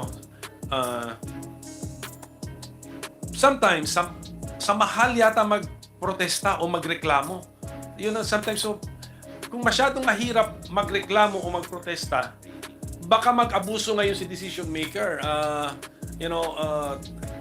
Anong tawag doon? Feeling confident that his or her decision will not be reviewed anyway because of the cost which is necessary, to have the decision reviewed. So, did we make the protest process or any review mechanism easier, Mr. President? Yes, Your Honor, because the first level of review under existing law is already the courts. Yes. Of course, aside from the motion for reconsideration, which is a requirement under the exhaustion of remedies rule. But here, we're replacing that first level of judicial review with what we call the Government Procurement Adjudication Tribunal, where a decision must be rendered within 30 days from the date the case is submitted for resolution. And then from there, it can be further reviewed by the judicial system. Kasi the experience has shown that the judicial route is medyo, as you mentioned, difficult, expensive, circuitous. So the first level of review is an administrative review now under the proposed measure. But still, an MR is still allowed? Yes, Your Honor. Okay. Pero yung under present law, pag file mo ng MR, magbabayad ka na po yata ng isang fee na yung Wala daw ho. Sa MR, wala pa daw ho. Okay. Sa MR sa back pala pinapile ang MR, no? MR is filed with the back. Para klaro. No fee. Under present law. Wala po. Under our new measure, wala. Available pa rin, no fee. Tama? May MR pa For rin. MR, wala po. Wala. Okay, sige. And then under present law, the next step is if you're still aggrieved by the ruling on your MR, you file a protest with the head of the procuring entity, the HOPE. Yun, may bayad na. Yes, May bayad na po yun, and it is, I think, a percentage of the contract price. That's correct. So, what is going to happen now in our bill? Ganun pa rin po ba? Yes, Your Honor. That's Hindi the... natin ginalaw po yung filing fee for the protest? I'm told they can adjust it. IRR lang That's set pala by ito? the law itself, Your Honor. It's just the... Did not the GBPB receive feedback that it is too steep a price or a rate, Mr. President? Wala naman daw ho. Wala. Of course, that's a fairly self-serving assertion, Mr. President. Sige, for example, kasi if more than 5 billion, 0.1% of the ABC. So kung kunyari 10 billion yun, magkano yun? Around 100 million, Mr. President. Tama po ba? If it's a 10 billion contract, para ka marami nang umatras eh. So Mr. President, ganito sana, if we are really confident with the system that we are putting in place, no? It's really transparent, hindi rin matatakot si hindi rin dapat matakot si Bak, hindi rin dapat matakot si Hope sa decision niya because it was made in a transparent manner. I have been properly briefed and trained by the GPPB. I'm an honest government official. Dapat hindi ako matakot ma-review ang aking decision. So let's not make it too costly to have these decisions reviewed, Mr. President. So yun lang yung pakiusap ko. And if it's not in the law, in present law, and it's only in IRR, at the proper time, if the sponsor will allow it, kung makaisip din kami ng mekanismo, if we can put it in the law, Mr. President, so that the GPPB cannot be accused of protecting their own, yung mga taong training nila, na hindi na po ma-review ang decision, then napakamahal para po i-review. That's well taken, Your Honor. We're open to that at the proper time. So, after the Hope decides, after the protest, at the same may naka-protest, and one party still feels dissatisfied with the decision of the Hope, that is now the time to bring it to this tribunal? CPAT, the Government Procurement Adjudication Tribunal. Is there another fee, Mr. President, for that particular step? Wala pa naman nakalagay sa law, Your Honor. What is the plan of the GPPB? By IRR, lalagyan din po nila ng fee? Palagay ko, meron po. Yun na nga po. So, basta, ganun lang po. I mean, I will repeat my request. No? Let's Just keep it reasonable. let's show the confidence of our Hope and our procuring bodies that they have followed the law. They have exercised their discretion within the bounds of the law and honestly and in good faith. So there must be no issue, Mr. President. Ganun po siguro ang mangyayari. Yes, Your Honor. So, and then pagdating po sa court, it's the rules of court na nag-a-apply. Opo. Gano'n pa rin. So yung i-allege mo pa rin yung the total amount in dispute, Mr. President. Most likely, it is the contract. So billion din po ang ipafile. Kaya naman pala, walang feedback ang ating GPPB na walang nagre-reklamo, Mr. President. Yeah. Maybe. There's a cost to it. There's a cost to it. Ayan. And the cost is too steep, it's too high, Mr. President, yung pag-protest. Yun lang po. I mean, Possibly. So siguro that's just one topic, Mr. President, na baka sa period of amendments, balikan po natin. Yes, we welcome that, Your Honor. Yes, so of course, siguro naman, Mr. President, no, andito pa rin yung principle of exhaustion of administrative remedies. Ganun po ba? Before resort to the courts, kailangan dumaan dun sa GPAT? Yes, Your Honor. Otherwise, that's a grounds for dismissal. Oo nga, magagamit nga na because it will be in the law, hindi ka sumunod sa yes, Mr. President. So yun na nga, and if there is really a fee there, so additional expense for Mr. President. So with that, Mr. President, thank you for the patience of our sponsor, and siguro we reserve the right to ask clarificatory questions at the point Yes. of introducing amendments, particular amendments, Mr. President. That's most welcome, dearest Minority Leader, former Senate President, and we thank you for your comprehensive interpellations. Salamat Thank you. po. Thank you, sir. Thank you, sir. Thank you, Senator Cocomital, our minority leader. Senator Pete Piakitane seeking the floor. He's now recognized. Mr. President, with the permission of the sponsor, I understand there's no one else today and I don't want to prolong this. I thought tomorrow pa ang ating deputy. Because I don't wanna take anyone's position. Yeah. Yeah, most willing to my... I just like to basically make manifestations and then maybe pose some questions which His Honor can give us a quick reply or during the period of amendment if it's necessary. Yes, it would be an honor, Thank you. President. So first of all, Mr. President, I'd like to thank the gentleman for the sponsor for mentioning more than once the provisions on sustainability that we had proposed to be included. The reason this is very important, as the sponsor has himself elaborated on, is that we want to ensure that when the bidding process happens, the life cycle of that product or that project is taken into consideration. So we're very happy that His Honor has included that in the bill. I think I'd like to allow people who are listening to these debates understand the importance of this principle. I'd like to give an example which by now I think many people are familiar with.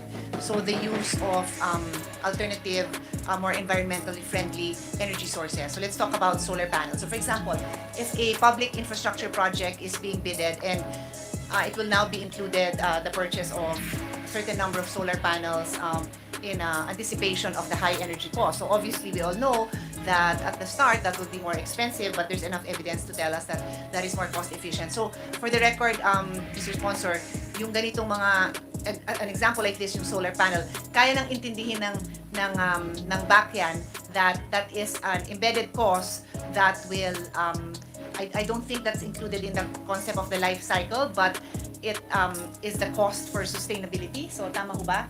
Covered ho ba yun? Yeah, I think the law is general enough to include that, especially when they formulate the guidelines that was asked by the Minority Leader earlier. Okay. I think there's room to put criteria to put it in the design of the bids or the specifications for the bid, Your Honor. So I think that's what this representation and perhaps the Minority Floor Leader would like to ensure, that actually we want to ensure that they include that. To me, with all due respect, I don't want it to be a choice. In fact, I would consider it almost a dereliction of their duty if they did not consider those options, because we really live in a time we already live in a season where we are very conscious of the cost we have to pay now to ensure a safer, healthier, more sustainable future. So maybe that's something we can consider in the period of amendments. Yes, Your Honor. Yeah. I will welcome anything to improve it, but I credit the good lady, veteran senator, for introducing that. The concept of sustainability, I think it's something that should permeate all of our laws at every stage of procurement, from the design to the award, even to the disposal, Your Honor. So that is I think there is definitely room for these progressive ideas. Thank you, Mr. President. And then, similarly, I was having a quick conversation with our Senate President Pro Temp, and both of us, as many of us here, are also supporters of preserving our heritage and culture, and especially given that I'm from Metro Manila. I was raised and born in Metro Manila. I was raised all my whole life, studied in Metro Manila, lived in Metro Manila.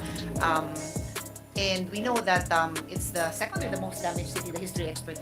Manila is the second or the most damaged history in World War II?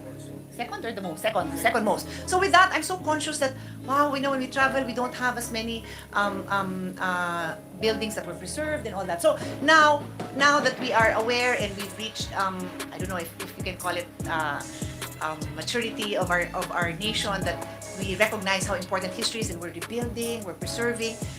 Is that also covered, Mr. President? And one of the examples our colleague and I were discussing were the Gabaldon schools, which of course the sponsor knows and is a proponent of supporting the Gabaldon schools. But from what I recall, and I'm asking my staff to do a quick calculation, medyo mahal, di ba? Mahal eh.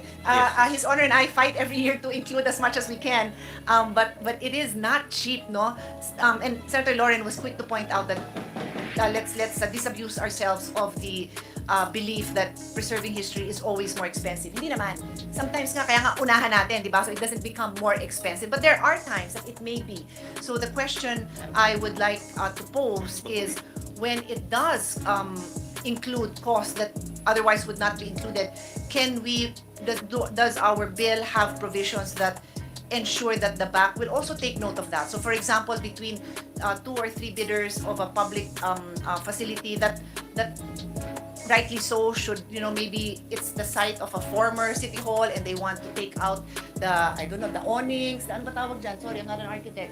Yung mga ganyan-ganyan tatanggalin sa lumang building, ililipat doon. That's more costly than because I'm renovating my house, or my parents' house, which was built in the 1980s. So to take out the wood from one area and to move it to another area is costly. Will this be taken into consideration now and be allowed? I think so, Your Honor. Okay. There is among the new modes of procurement, there is sufficient room for government agencies who want to do what you mentioned and preserve according to our heritage law, our cultural heritage law. I think that's 10066. Definitely, there is a room for doing so, Okay. Madam. And then Madam Senator. finally, Mr. President, I am aware that our experts in the health sector were very present and active during the hearings of the bill, no? And I would just like to commend His Honor for taking their concerns into consideration, and maybe just get the confirmation that the concerns raised by this sector that has contributed to delays also, and not just delays but also perhaps the ineffective biddings for these projects have been addressed. That's Yes, correct, yes, right? Your Honor. And you in fact sponsored a resolution to honor one of the resource persons, that's Exactly. Chancellor mentioned Padilla of Yes. UP Manila. We did, Your Honor. She was one of those who represented the scientific medical community, Yes. and she was you honored her because she was recently named a national scientist. So definitely, I think she was the voice of the academe as well as the voice of the research community and the science community, Your Honor. And final point I want to raise, Mr. President, I remember having this discussion a number of times that in our desire to ensure that we are economical we maximize the use of limited resources that we have. It is not wrong. It is not illegal to build beautiful structures. So my question is, and I've had this discussion when I was in the Board of Regents of UP, na ang problema nila is yun nga, yung nananalo lang yung pinakamura. And so when you look at the buildings in the past, and even private education institutions, yung mga UST, yung mga Siliman, kaganda ng mga lumang building, but now in the interest of cost saving, we tend to veer towards what's cheaper. So I also wanted to address that, Mr. President, na does this new bill also ensure now that we can take into consideration building beautiful structures? They do not have to be lavish, but as long as they are well curated, chosen to adapt to the function it's supposed to serve, hindi naman kailangan mag-build ng sobrang nakakaawa. Opo, you're spot on, Your Honor. When it comes to things like works of art, scientific scholarly research, there is no requirement to get the cheapest. That's why we've added. So that's key. That's Yes, key. Your Honor. So for example, when we go to the airport, obviously we need functioning aircons. Hindi naman kailangan maarte yung aircon, di ba? Pero yung center point ng airport, kailangan it's very welcoming. Kailangan na nawawaw din natin yung mga Yes, Your Honor. yung mga turista na dumadating. Okay, Your Honor, your simple answer is sufficient. I'm happy to hear that. Thank you so much for indulging this representation to clarify some items. Thank you. Thank you very much to our chair of the Blue Ribbon Committee, or she's also a co-author because she filed that bill. So not only representing the future generations with sustainability, but also representing. May napabalita in 2011, 2 former household workers who Maricel Soriano stated that they decided to flee from the actress condominium unit also because of her alleged cocaine use. Ano po masasabi mo dito sa balita nito? Hindi po totoo yan. Hindi totoo. Hindi po. Thank you. I just want to get your answer para to set the record straight. Yes po. So hindi totoo yun. Hindi po. Pero totoo na meron kayong dalawang katulong sa bahay na dalawa na umalis, Opo, kasi ninakawan po nila ako. ninakawan kanila. Totoo na binugbog mo sila o hindi? Paano ko naman po bububugin? Dalawa po sila. Okay. I'm just confirming the report, the news report. Thank you po, ma'am. Maraming salamat for your cooperation. So far, that will be all as far as this committee is concerned.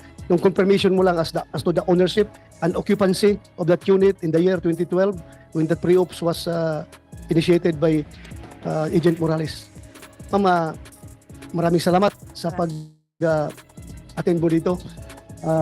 Thank you very much. Kahit na hindi mukhang wala ka sa magandang kondisyon, you tried to be here. Maraming salamat. Maraming salamat po, Mr. Chair. Ma'am, pwede ka nang magpahinga. Chair, meron lang siyang gustong basahin. You want to, yeah, go ahead. Opo, pwede daw niyang Yes. basahin lang yung Okay. gustong basahin niya. Opo. Basahin. Please, pakibasa. Magandang umaga po sa mga kagalang-galang ng mga senador at sa lahat po ng nandito ngayong araw. Ako po ay nakatanggap ng imbitasyon galing po kay Senador Bato de la Rosa para magbigay ng komento tungkol sa issue na pinag-uusapan dito sa hearing. Unang-unang humingi po ako ng paumanhin dahil hindi po ako sanay sa mga ganito. Alam niyo po, first time ko na po talaga na makatanggap ng imbitasyon na humarap sa Senado. Nakakakabahat, nakakatakot. Sa totoo lang po, hindi malinaw sa akin kung bakit po ako naibitahan sa hearing. Nagtataka lang po ako dahil lahat po ng tumestigo dito ay nagsabing na-verify ang impormasyon, hindi na-verify ang impormasyon ni Mr. Morales at walang investigasyon na naganap. Pasensya na po kung nalilito po talaga ako dito. Gayunpaman, mataas po ang respeto ko sa Senado at sa mga kagalang-galang ng mga senador na nandito ngayon. Lalo na po si Chairman Senator De La Rosa. Sa abot po ng aking makakaya, tutulong ako po nasagutin ang inyong mga katanungan. Pero sir, nakikiusap lang po ako sa inyo po. Kung ang usapin ay tungkol po sa mga bagay na may legal na implikasyon po, sana po ay pagbigyan niyo po ang aking abogado na sumagot para sa akin. Hindi man po ako abogado, sir. At sa usapang legal, mas nararapat po yata na ang abogado ko na lang po ang sumagot at magpaliwanag.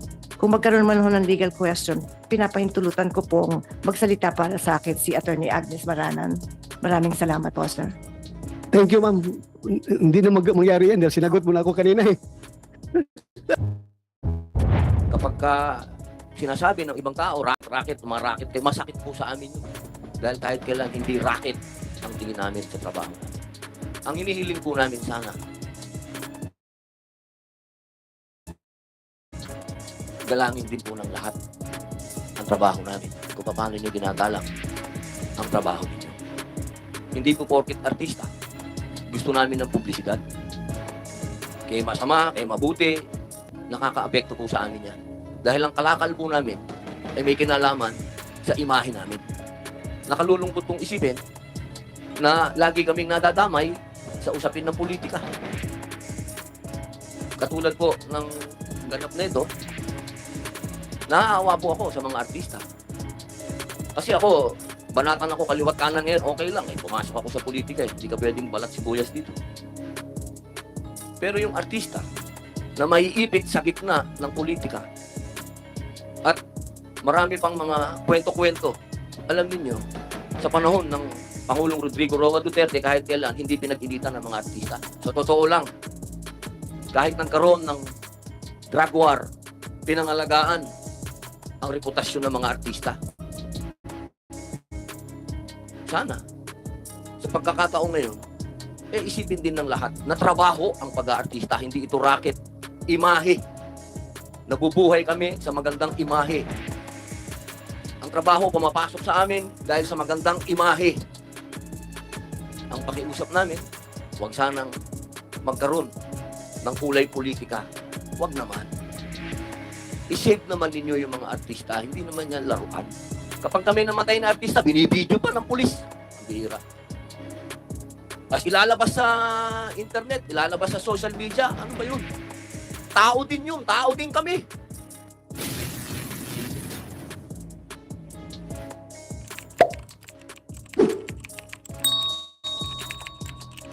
Senator Bungo, so ikaw pinakauna dito. Dwight, you have the floor as Senator Padilla. Maraming salamat po, Idol Senator Ronald Pato de la Rosa. A'udhu billahi minasyaitanir rajim. Bismillahirrahmanirrahim. Alhamdulillahi rabbil alamin. Bismillah wassalatu wassalamu ala Rasulillah. Assalamualaikum warahmatullah. Pagbati po ng kapayapaan sa inyong lahat.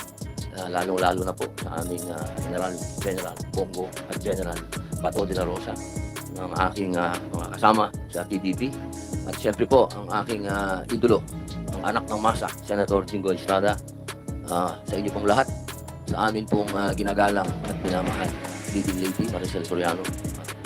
Mabuhay po. Ako po ay sa totoo lang, Senator Bato, ako po'y galing sa ospital. Hindi nga po ako nakapasok kahapon sapagkat ako po ay nagkaroon ng aksidente sa loob ng aking loob ng tahanan. Hindi ho motel, tahanan. Kasama ko po ang asawa ko. Hindi ko alam, bigla akong tumagsak at ako po ay nadala sa ospital ng walang malay. Ang sabi po ng mga doktor, dapat ako ay nakahimlay ngayon. Pero hindi po ako pumayag na hindi pupunta dito sapagkat napakahalaga po na masabi ko po itong sa inyong lahat. Una, hinihingi ko po ang tenga at damdamin ng bawat Pilipino sa oras na to. Alam niyo po, hindi po madali ang maging artista. Ito pong trabaho namin, mahal po namin ang trabaho namin.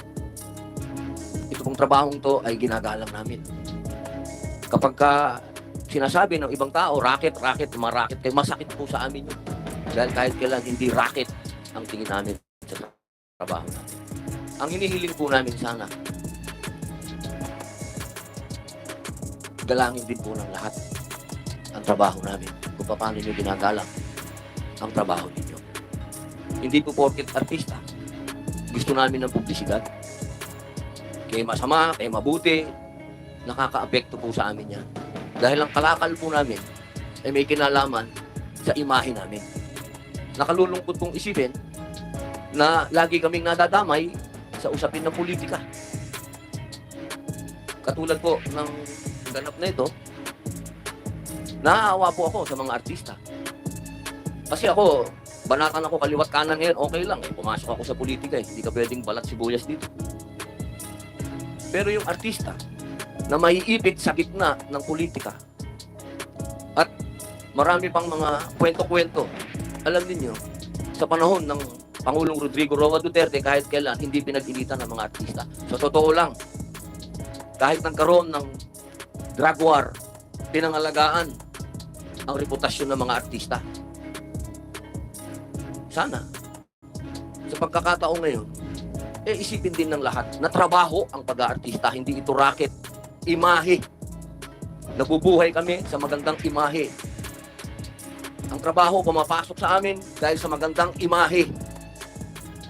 Ang pakiusap namin, huwag sanang magkaroon ng kulay politika. Huwag naman. I-shape naman ninyo yung mga artista, hindi naman yan laruan. Kapag kami namatay na artista, binibidyo pa ng pulis. Bihira. Tapos ilalabas sa internet, ilalabas sa social media. Ano ba yun? Tao din yun. Tao din kami.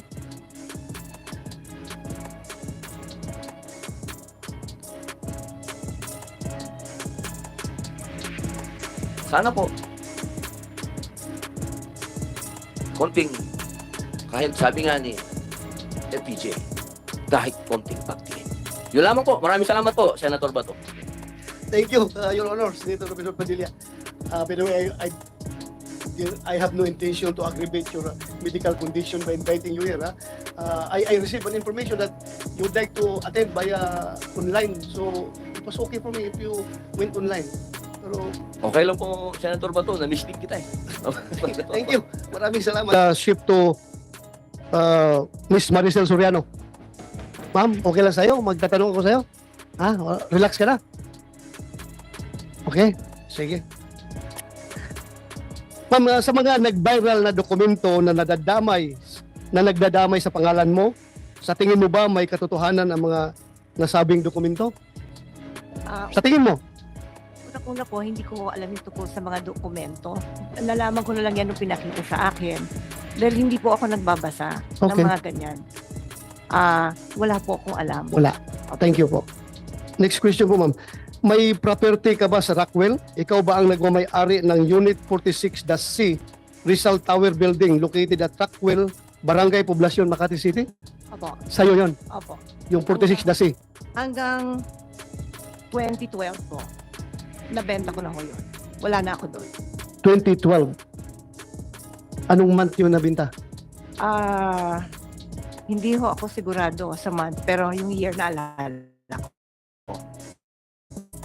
So, your pre-ops is 2012, Your Honor. 2012. Yes, sir. 2012. 2012. So, bininta mo na after 2012. Binenta ko po siya nung 2012. Yun lang po ang naalala ko. Okay. But then you admit na you are the owner and at the same time the occupant of such unit, yung Unit 46, the C. 2012, bininta mo. Yes, Your Honor. And your pre-ops was 2012. 2012. Your Honor. 2012. March 11. Okay. Thank you. Ma'am, pwede bang makahingi ka ng kopya ng deed of sale ng unit na bininta mo? Opo. Ha? Okay. Kung meron kayong Hanapin ko po. hanapin mo. Thank you. Ito rin ma'am, may napabalita in 2011. Two former household workers who lodged a complaint of serious physical injury against Maricel Soriano stated that they decided to flee from the actress condominium unit also because of her alleged cocaine use. Ano po masasabi mo dito sa balita na ito? Hindi po totoo yan. Hindi totoo. Hindi po. Thank you. I just want to get your answer para to set the record straight. Yes po. So hindi totoo yun. Hindi po. Pero totoo na meron kayong dalawang katulong sa bahay na dalawa na umalis. Opo, kasi ninakawan po nila ako. Ninakawan kanila. Totoo na binugbog mo sila o hindi? Paano ko naman po bubugin? Dalawa po sila. Okay. I'm just confirming the report, the news report. Thank you po ma'am. Maraming salamat for your cooperation. So far that would be all as far as this committee is concerned. Yung confirmation mo lang as to the ownership and occupancy of that unit in the year 2012 when that pre-ops was initiated by Agent Morales. Ma'am, maraming salamat sa pag-attend mo dito. Thank you very much kahit na hindi mukhang wala ka sa magandang kondisyon. You tried to be here. Maraming salamat. Maraming salamat po, Mr. Chair. Ma'am, pwede ka nang magpahinga. Chair, meron lang siyang gustong basahin. You want to, yeah, go ahead. Opo, pwede daw niyang Yes. basahin lang yung Okay. gustong basahin niya. Yes, basahin. Please, pakibasa. Ito. Magandang umaga po sa mga kagalang-galang ng mga senador at sa lahat po ng nandito ngayong araw. Ako po ay nakatanggap ng imbitasyon galing po kay Senador Bato de la Rosa para magbigay ng komento tungkol sa issue na pinag-uusapan dito sa hearing. Unang-unang humingi po ako ng paumanhin dahil hindi po ako sanay sa mga ganito. Alam niyo po, first time ko na po talaga na makatanggap ng imbitasyon na humarap sa Senado. Nakakakabahat, nakakatakot. Sa totoo lang po, hindi malinaw sa akin kung bakit po ako naimbitahan sa hearing. Nagtataka lang po ako dahil lahat po ng tumestigo dito ay nagsabing na-verify ang impormasyon, hindi na-verify ang impormasyon ni Mr. Morales at walang investigasyon na naganap. Pasensya na po kung nalilito po talaga ako dito. Gayunpaman, mataas po ang respeto ko sa Senado at sa mga kagalang-galang ng mga senador na nandito ngayon. Lalo na po si Chairman Senator De La Rosa. Sa abot po ng aking makakaya, tutulong ako na sagutin ang inyong mga katanungan. Pero sir, nakikiusap lang po ako sa inyo po. Kung ang usapin ay tungkol po sa mga bagay na may legal na implikasyon po, sana po ay pagbigyan niyo po ang aking abogado na sumagot para sa akin. Hindi man po ako abogado, sir. At sa usapang legal, mas nararapat po yata na ang abogado ko na lang po ang sumagot at magpaliwanag. Kung magkaroon man ho ng legal question, pinapahintulutan ko pong magsalita para sa akin si Attorney Agnes Baranan. Maraming salamat po, sir. Thank you, ma'am. Hindi na mangyari yan dahil sinagot mo na ako kanina eh. Thank you for answering my questions. Salamat talaga. You are answering the questions with all honesty. Thank you very much. Thank you po, sir. Ma'am, pwede ka na siguro magpahinga kasi kanina ka patis na tins dyan. Pahinga ka muna. sir.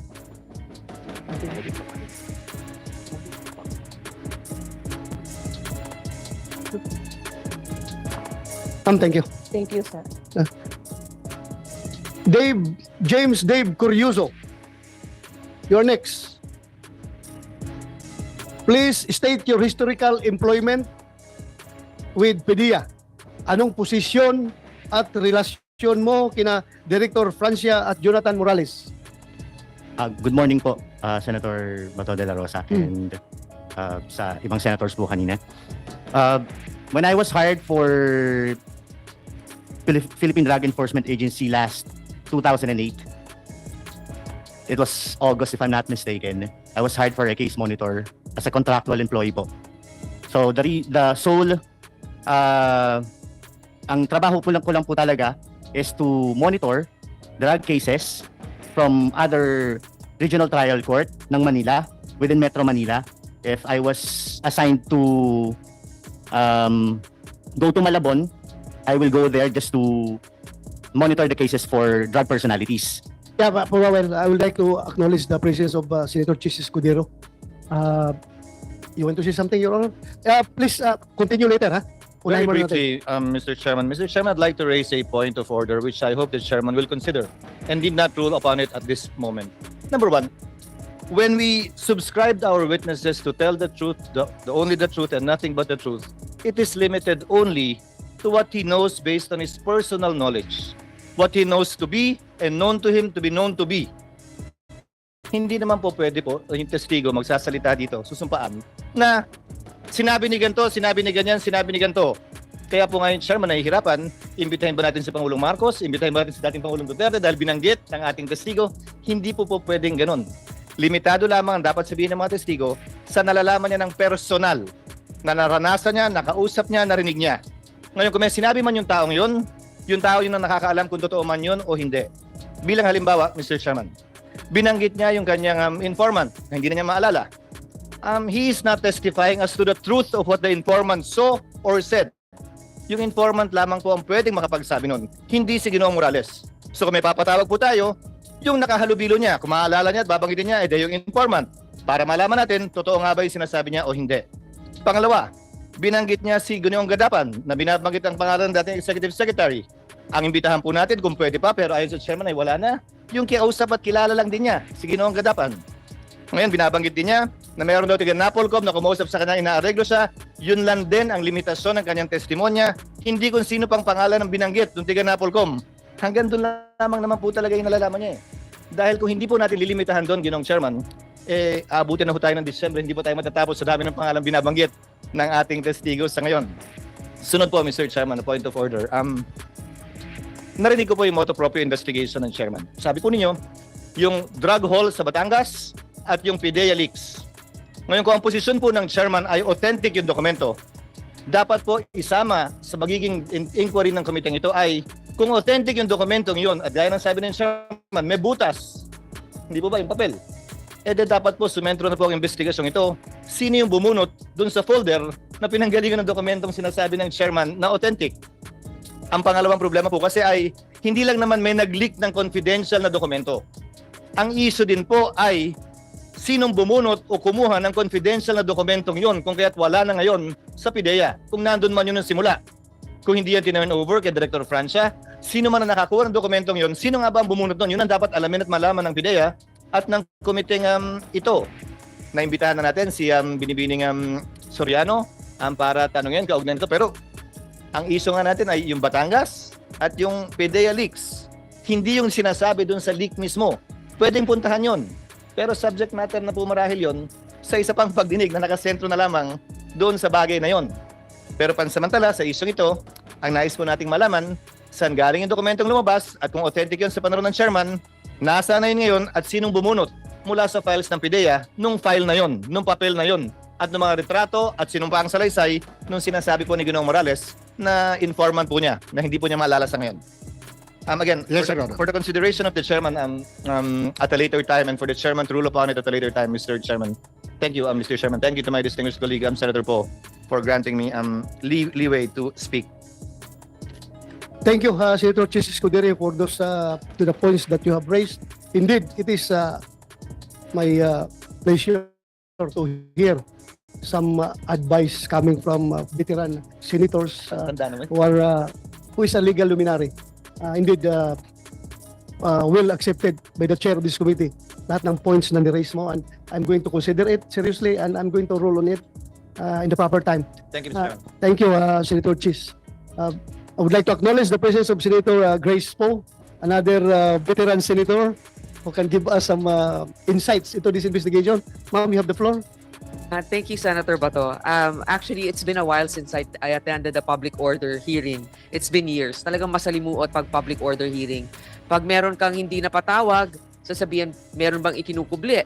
Pero ang totoo nun, kailangan din tayo nag-iingat kung saan galing ang ating mga impormasyon. Tama yung sinabi din ni Senator Cheese. Actually, Ginoong Morales, sa tanggapan namin, hindi lang kay Senator Bato, maraming nagbigay ng babala sa amin tungkol sa inyong karakter. Mga patong-patong na kaso laban sa inyo. Ngayon, hindi naman natin sinasabi that it should jeopardize your testimony. I'm just telling you that we really have to go through with a fine-tooth comb the allegations that are being brought forth our committees. So, at a proper time, I would like to ask also, there are certain, kasi some cases against him natanggap din ninyo yata yung folder na sinubmit. Yes, this is pertaining to the housing homeowners association. That Estafa case and everything. So, binigay ko na sa aking Thank you for going through them. Actually, that's not naman the topic right now. No? So I don't want to bring it up anymore. Basta you have it already in your hands, Mr. Chair. Yes, Your Honor. Because it also will it somewhat gives a background on our witness or our resource persons.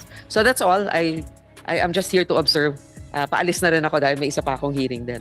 Thank you, Your Honor. Salamat for giving us time. Salamat. Thank you.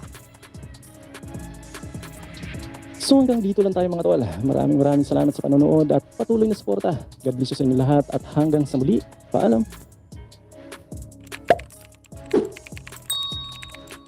Us to come up with a really strong bill in support of the promotion of sports and athletes in this country. Gladly, Mr. President.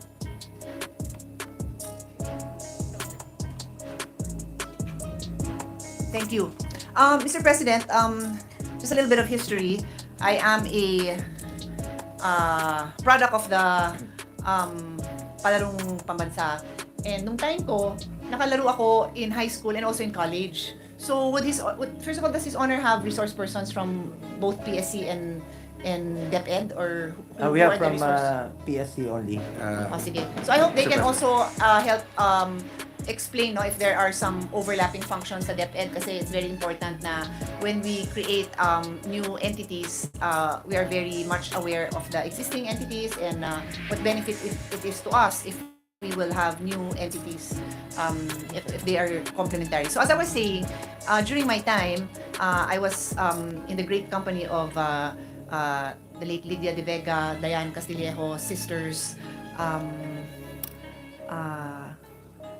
Christine Jacob, I think. But I'm wondering if in the particular palaro that I joined, if they were there. But anyway, I was in college. So would His Honor know when the palaro stopped being open to collegial level students? Players, I mean. According to the PSC, Mr. President, they stopped during the 80s. Hindi naman 80s, 80s naman ako nang umabot nga ako doon. Hindi naman ako 70s. The time the CHED was created, para 80s. Ilan taon na ba ngayon si 1982 yata ako nag-start ng palaro in college. Anyway. Nung na-create po daw yung CHED according to our PSC officials. Okay. So at some point, the palaro no longer was open to college level players, and was that the time the PNG was institutionalized, or I just want to understand, what Actually, Mr. President, I prepared a chart comparing the palarong pambansa with the Philippine National Games. Ang Philippine National Games po, it was created through Executive Order number 163 in 1994. The local government units are the participants. The main organizer, PSC, age 18 years old and above. At ito mga sporting events na nandiyan dyan po under PNG, they may offer more sports to be played since it caters to big majority of the National Sports Association. Before, club po ito. Ang kukunin ko lang yung data. By club po. By now, LGU na po ang Yes. namamahala ng Okay. ng each participating teams. In 2011 with clubs, 2012, actually from 2011 up to 2016 naging yearly po siya, no?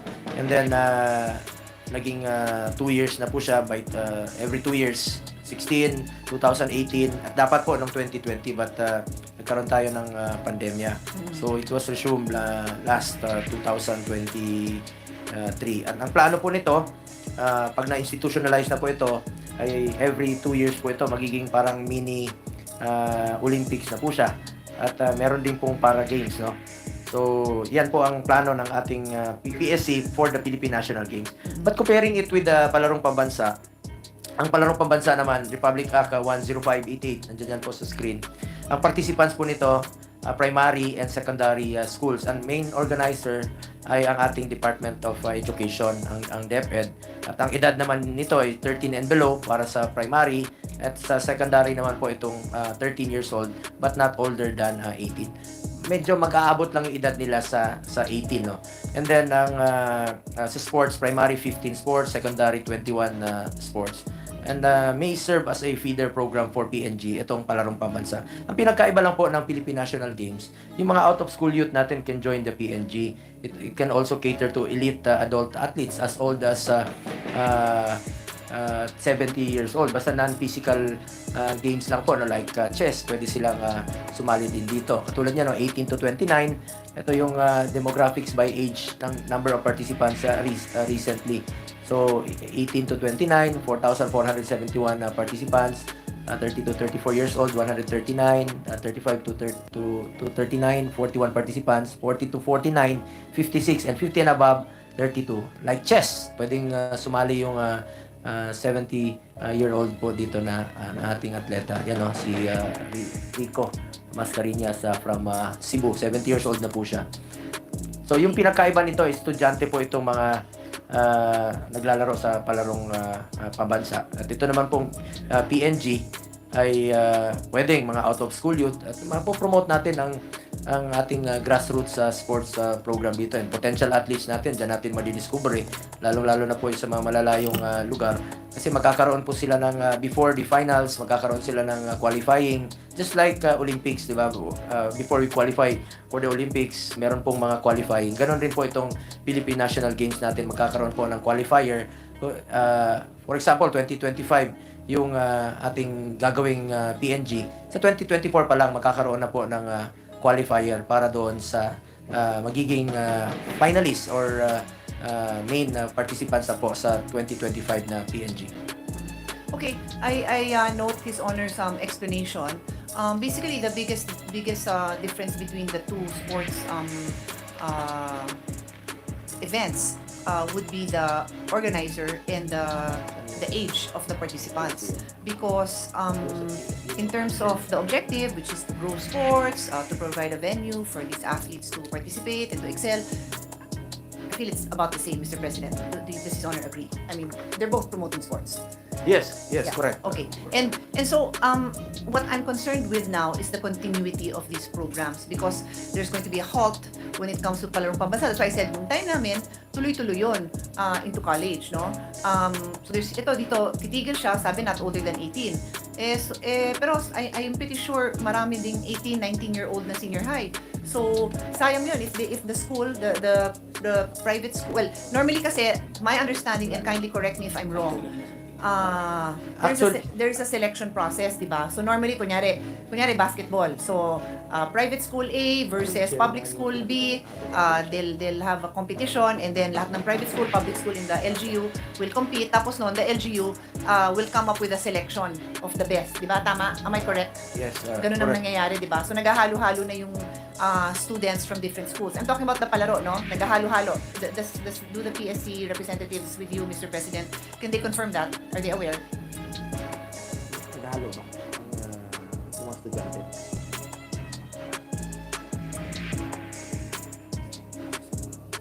merong selection process. Anyway, Mr. President, ito namang pinagkaiba po ng PNG natin compared to palarong pambansa. Ang palarong pambansa up to 18 years old lang po ang mga participants. Yes. Hanggang dun lang ang age limit. Actually, dun yung reckoning nila, the age of 18. At ito naman po sa ating palarong pambansa, ang age, ang PNG, I mean, 18 and above naman po ang mga participants Yes. po dito. We are aware, Mr. President. What I'm trying to determine is the continuity of the program. So like, some sports are team sports, some sports are individual sports. So yung selection process sa palaro, is it the same selection process as the PNG? Yes, So in same. other words, if you are overage, you simply move to the PNG games. Yes. Tama po Parang yun. na-elevate na po siya to another stage itong ating PNG, Mr. President. But I think what we need to understand, Mr. President, is where is the strength of our sports programs? Are they in the schools or are they in the LGUs? Because then that would matter in their ability to train and to prepare for the competitions. LGU na. Ang LGU na po ang magko-cover dito, Mr. President. Since ang CHED, no, wala silang sariling sports competition program. Unlike the palarong pambansa na meron, no, until 18 Pero years Mr. old. President, that's not my question. My question is, where does the strength of our sports program lie? Do they lie under do they lie in the schools? Or do they lie within the programs of the LGUs? That's my question, Your Honor, because if this will be the feeder program of the national team, then we need to know who is supporting these programs. Are they the LGUs or are they the schools? Both, Mr. President. Schools and LGU. May we ask the actually may I ask the PSC resource persons to give us a listing of the different sports and to tell us where the talents lie? Are they in their school systems or are they in the programs of the NSAs in the LGUs? And if I may ask for a minute suspension. Session suspended. Ready to resume, Mr. President. Oh, session resumed. With His Honor's permission, I'd like to ask the presiding officers, he's an expert, being the president of an NSA of a very young sport. And my question to the sponsor was, where do we find our talents? Where are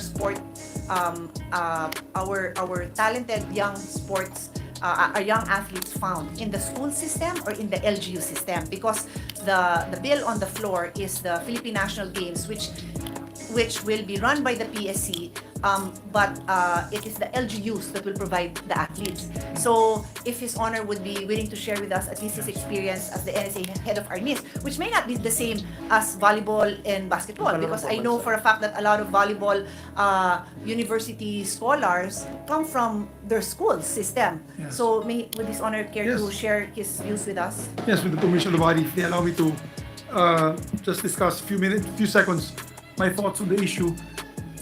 In the palarong pambansa, that's schools-based. Yes. Schools-based. Then you have the UAP, and then for the UAP and NCAA. School-based, School-based, college level. However, sa palarong pambansa, there are certain games that they don't play that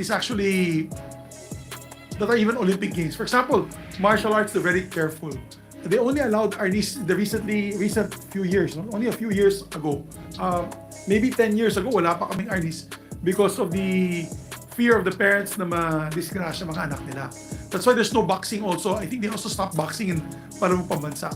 And that is why in arnis, we're only allowed padded stick competition. We have two kinds of competitions, the padded stick and the live stick. The live stick is where you have a live rattan stick for 1 minute, you're hitting each other with a full armor, and there's a judge that will judge the most number of hits, like boxing. They banned that already in palarong pambansa. They only allow anyo, which is the form, and the padded stick. But in our international competitions, we need live stick. So that's why we rely on PNG, Philippine National Games, and Batang Pinoy, because that's a PSC, Philippine Sports Commission run tournament where they allow these sports to flourish, including boxing. That's why in Philippine National Games, may boxing po dyan. So if you're looking for grassroots developmental tournaments, the PNG, the Philippine National Games, is a good way of being able to train children on certain sports. Yung school-based kasi, ma'am, even in the UAAP, my dear colleague, and the NCAA, they still do not allow RDs. For whatever reason, medyo full contact kasi. So, hindi pa nila inaalaw. So, we cannot get our pool of fighters from the school-based system pagka ganun. So, maganda nga itong Philippine National Games because it is PSC, and PSC will choose most of the NOCs, the National Olympic Committee teams. Under the PSC, I think 80 yata kami. We're about 80. Nandyan yung chess ni Senator Pimentel, nandyan yung... President, 78. Sorry, 78. Nandyan pa yung kickboxing ni Senator Tolentino, yung aking Arnis, nandun yan. Kompleto yan. So when there's PNG, usually lahat yan pwedeng isali under the Philippine National Games. And it's LGU representation because sometimes, Your Honors, mahirapan po yung mga teams pumunta sa Philippine National Games kung wala silang LGU support. So, they really go, even palamang pambansa, the LGU support them. The LGU support them. The only difference with the palamang pambansa, it is dictated, or rather, the rules are dictated by the DepEd. So they're very careful what these sports events are going to be played there, especially so that it doesn't harm the children. But they eventually, each, let's say from Bukidnon, palamang pambansa, nandito sa Marikina or sa Bulacan, our kids still are being sponsored pa rin by the LGU Bukidnon. Itong Philippine National Games, yung mga LGUs nang sumasali. Hindi na sa DepEd, LGU nang sumasali nito. It's been quite successful, except this last one, pinagsamahan po ng PSC yung Batang Pinoy and yung Philippine National Games in the same week. Kaya nagkagulo-gulo this last tournament. Overflow of participants and hindi nakatapos ng maayos. So that's why I think the rationale of Senator Go to pass and institutionalize the Philippine National Games is that we can already fix the dates every 2 years ba or every year? Every 2 years. Para makapaghanda po yung LGU, makapagdala po sila ng mga participants, na sports participants. It's quite a I'd say novel idea, and it's been actually very successful in the last few years. Yung nga lang po, depending on yung PSC chairman, kung hindi niya type, hindi siya magpapalaro ng PNG. There are certain years that have happened na walang Philippine National Games kasi hindi priority ng administration ng PSC at that time. So I would just say that it is good for me as an NSA because my players now can be chosen, and the national team players can be chosen from these particular games, the Philippine National Games, aside from the national games that we are throwing or we are sponsoring every year as well. And yung fighters po namin, pwede din sila pong sumama dyan. Sa Philippine National Games, we have Team A and Team B. Yung Team A and Team B ng aming national team, pinapalaro din namin sa Philippine National Games. So, may venue sila to get better. As far as I'm concerned as an athlete, and alam po ni Senator Pia Cayetano ito, the more events, the better the outcome for our athletes. The more events that you have, the more tournaments that you have, the better the events of our athlete. Yeah. I fought in, my last point is, I fought in the World Wushu Championships in 1992 in Kuala Lumpur, Malaysia. The second World Wushu Championship. Kickboxing yung sinalihan ko, it's called Sanshao at the time. And natalo ako sa laban ko. I fought a Russian, he became the champion, Muhammad Gustinov. I never forget his name. I was, ang deado sa Pilipino, yung weight class mo, 5'8 ka, 5'6, 5'7, 5'8. Yung same weight class mo na Europeans, puro 6-footer lahat. So obviously the reach, the strength, the body mass, talagang malalaki. And the advantage when I interviewed them and I said, why are you guys so good in Europe? It's because we have the national championships in our country, then we have the European championships, and then we join the world championships. So seasoned sila. Yeah. At that time, they were just here in the Philippines. Wala tayong ganyang championship. Pumipili lang sa best clubs. Sino pinakamagaling na fighter mo sa club na yan? Kuha. Sino best fighter? Kuha. So kulang tayo sa, at that time, in 1992, kulang tayo sa competitive training and competition. So, for me, the more the competitions, the better for the athletes. Agree. So, Thank you so much, Mr. Thank you. President, Thank for indulging us. I knew that you would be able to enrich our Thank you. legislative records with your personal experiences. Thank you. That's the reason for the question. Thank you also for the sponsor for allowing me to. But yes, Yeah, may I, Mr. President, just to also share, I played for the Palarong Pambansa in 1992. We were given a Hall of Fame award in 2015, if I'm not mistaken, in Dumaguete City. And being a part of the Palarong Pambansa, and I was listening attentively to the questions raised by the distinguished lady from Taguig City. And perhaps, Mr. President, if the question is where do you draw the line or where do you actually look for talents, Yeah, that whether was it's the in school or in the local government use? The answer, perhaps, Mr. President, is it depends on what particular sports are you talking about. For example, Mr. President, if you don't have a baseball ground, a football field in your own hometown, for instance, then there's no way, Mr. President, that you'd be able to train potential young athletes, Mr. President. And number two, Mr. President, just to put on record, I don't want to say this personally, but I was also a victim, Mr. President, of politicking when I played for my alma mater, the University of Santo Tomas. In fact, Mr. President, records will bail me out. I played in the 1994 UAAP Championship, UST versus Lasal. I played as a starting guard in that particular year, the championship game. The next year, Mr. President, I was asked to pretend that I am injured so I will be able to play to give way for the son of a city mayor. I would just like to put that on record because to caution also our colleagues in ensuring that there will be no politicking, Mr. President, because if this will continue to go on, and I am sure it's still ongoing, Mr. President, I am sure, hindi na mapipili yung magagaling, hindi na mapipili yung mga deserving kasi kung kamag-anak ni Mayor lang o kung kakilala lang, magbibigay ng incentive, hindi na pagalingan. Eh yung meaning ng sports na Tagalog ay palakasan, eh ibang meaning na po, palakasan na talaga. So yun lang po ang aking caution, Mr. President, distinguished colleagues. Mr. And thank you, President, opposite na po dito sa Senado. Kahit injured ka rito, but you are required to play. Kaya tayo nanalo as champion sa UNTV Cup. We have to say also, Mr. President, that the chairperson made a lot of 3-point baskets, Mr. President. That's why we won the championship. Thank you, Mr. President. Yes, congratulations pala. I saw the trophy that you won. Yung sa championship trophy. Ano yata, Hall of Famer na rin yata kayo, di ba? Ang Senate basketball team? Hindi pa. Hindi pa ba? Ah, okay. Nandun ka, nag-cheer ka eh. Thank you, Mr. I think President. last, Yes, I just took a picture with our staff majority leader today. And it was a big trophy that they showed me. Ano kaya yun? Si Sir Golding, si DG Gold, DepSec Golding. Oh. Ay, hindi yun. Ibang hindi yun game, ibang hindi tournament Hall of yun. Fame yun. Kanya, ano yun, oldest player siya. Okay. Mr. President, with the discussion, I will add to that and somehow make my conclusion. Definitely, I understand the position, the experience of His Honor the Senate President, that under the leadership of the Philippine Sports Commission, just by the nature of its structure, you will have the participation of more sports, no? Because the NSAs obviously work closely with PSC. Again, it's a leadership issue, but then, because as His Honor had pointed out, there were years that there were no PNG games. So this representation fully supports the statement made by the Senate President that the more games there are, the better athletes would be. There's no argument there. We really support that.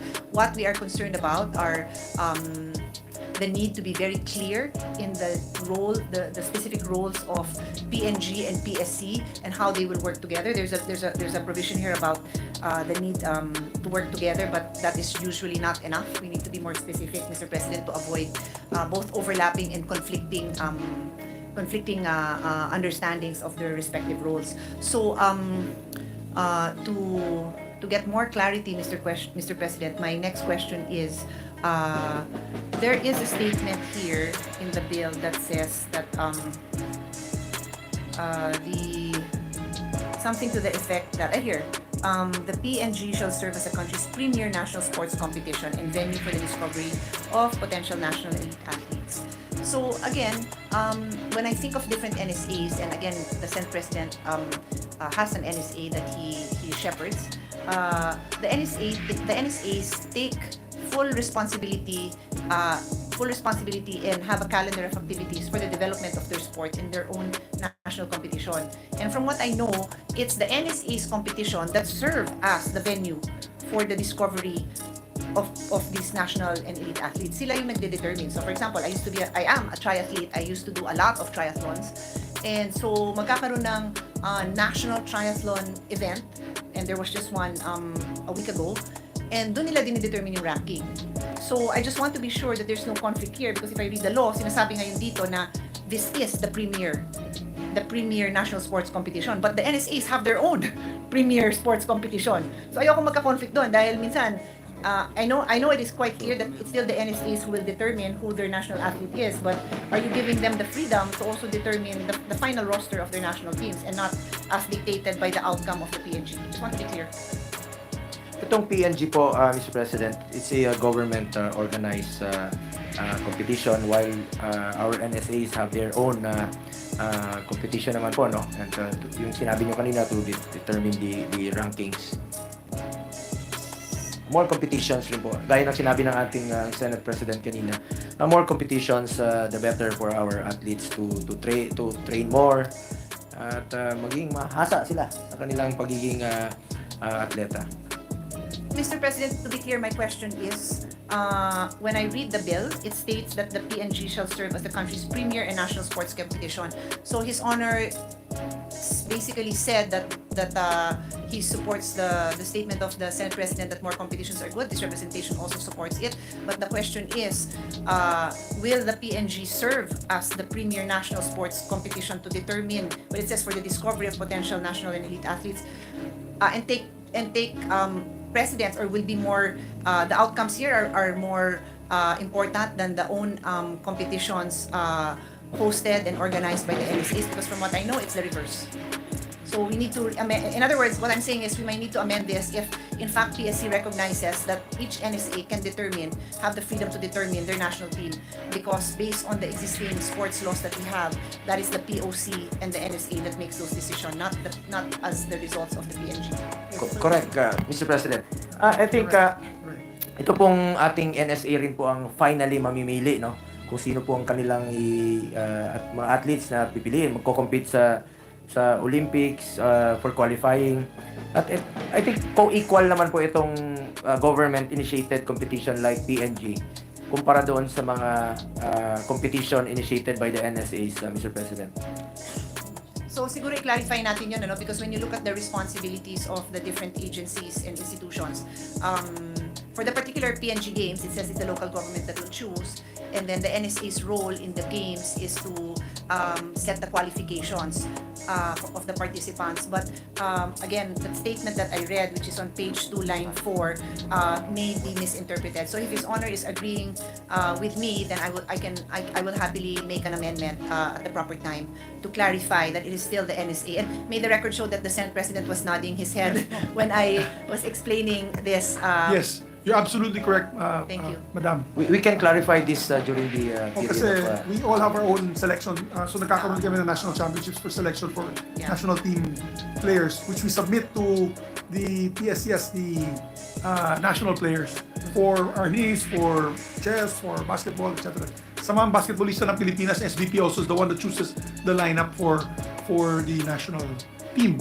So kami naman, we look at the Philippine National Games as another venue for our national athletes to participate, train, and practice. Train more.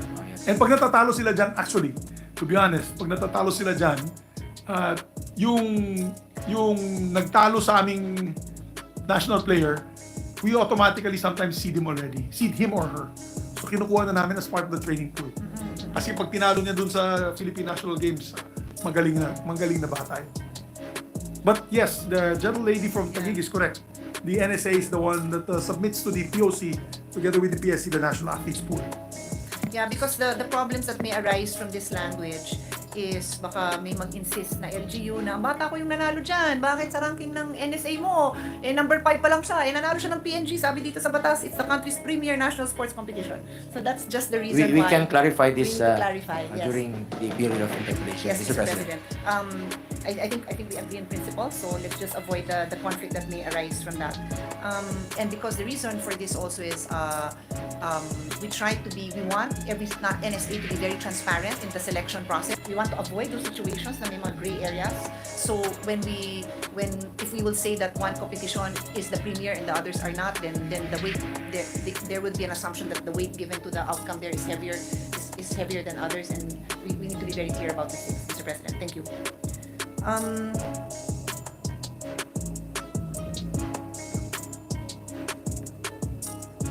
Page 2, we refer to the PNG Games. It says it shall be composed of a competition on sports for regular athletes and a competition on sports designed for para-athletes.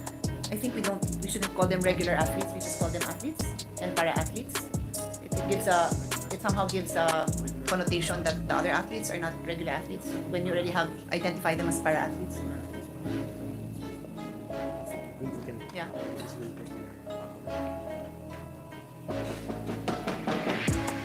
We can delete that, Mr. President. Yes, thank you.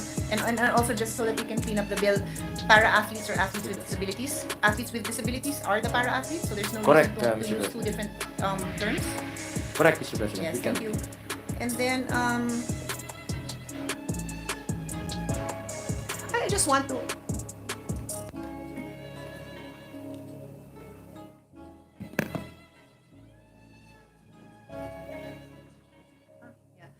Mr. President, also for consistency, on page 2, line 4 to 9, it refers the ref.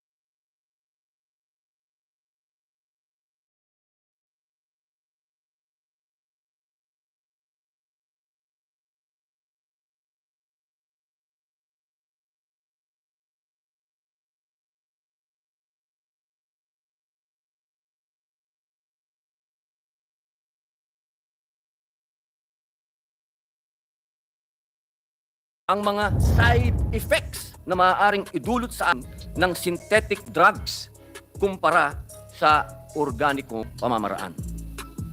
Noong pong nakaraang taon, ako po ay personal na nagtungo kasama po ang aking mga staff sa bansa ng Lupang Pangako, Israel, upang magsagawa po ng isang study tour kung paano nila ipinatutupad ang kanilang polisiya tungkol sa access sa medical cannabis. Marami po tayong natutunan sa ating immersion, sa atin pong inilapat na bersyon ng aking bill. Ako po si Bato, galit pa rin sa mga nagbibinta at gumagamit ng bato. Sabi nga nila, consistency is the key. Pero ako po may puso rin. Malayo po sa pusong bato na imahe na kinakabit sa aking pagkatao. Ginoong Pangulo, mayroon pong improvement sa ulat ng committee na nais pa naming maipasok sa tamang panahon. At sa angkop na panahon, din po ay handa akong magbigay linaw sa mga katanungan ng mga kasamahan natin dito sa Senado. And today, we choose to be truly caring. Makasisiguro tayong lahat, Mr. President, na ito ay isang happy bill. It is high time that we pass this measure. Hindi lang daw po bato, chocolate na daw po siya, Mr. President.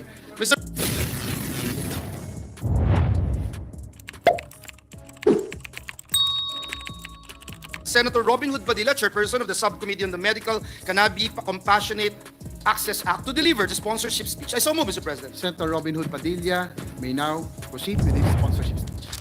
Maraming salamat po, Ginoong Pangulo, at sa ating pinunong mayorya. A'udhu billahi minasyaitanir rajim. Bismillahirrahmanirrahim. Alhamdulillahi rabbil alamin. Bismillahi wassalatu wassalamu ala rasulillahi. Assalamualaikum warahmatullahi wabarakatuh.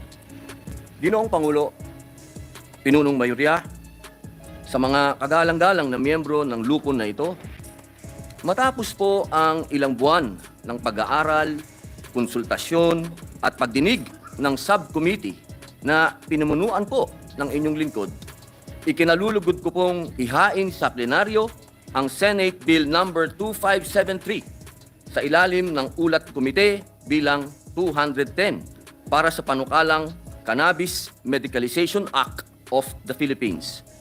Sa puntong ito, ay nais ko pong hingin ang inyong atensyon sa compilation ng mga video ng mga pahayag at patotoo sa benepisyo ng medical cannabis.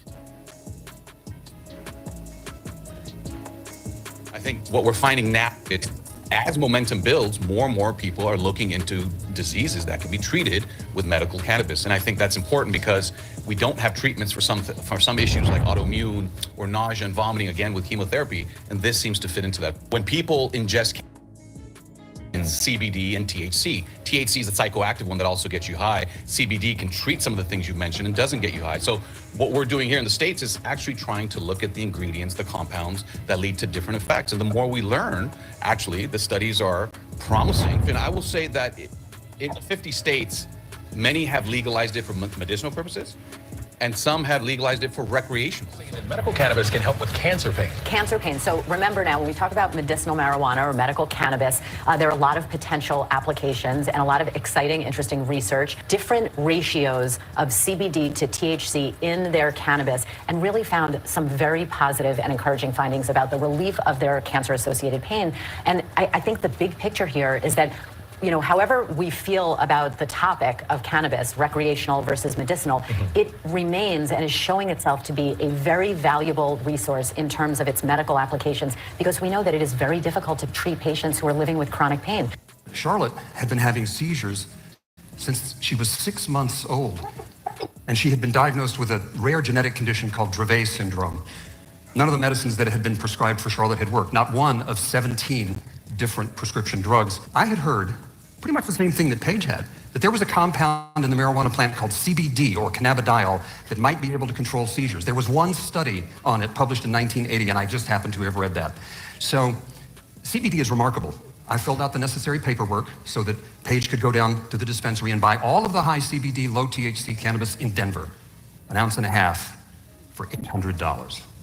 And Paige gave it to an herbalist friend of hers in Colorado Springs who extracted it into an oil, and then Paige, very nervously, put several drops of it in Charlotte's mouth.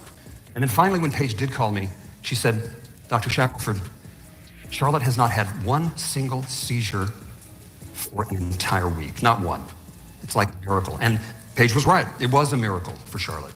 So the majority of your prescriptions that you write are basically for what ailment that people have? Well, as I looked at my statistics, of the 13,000 patients, 75% are being prescribed for pain.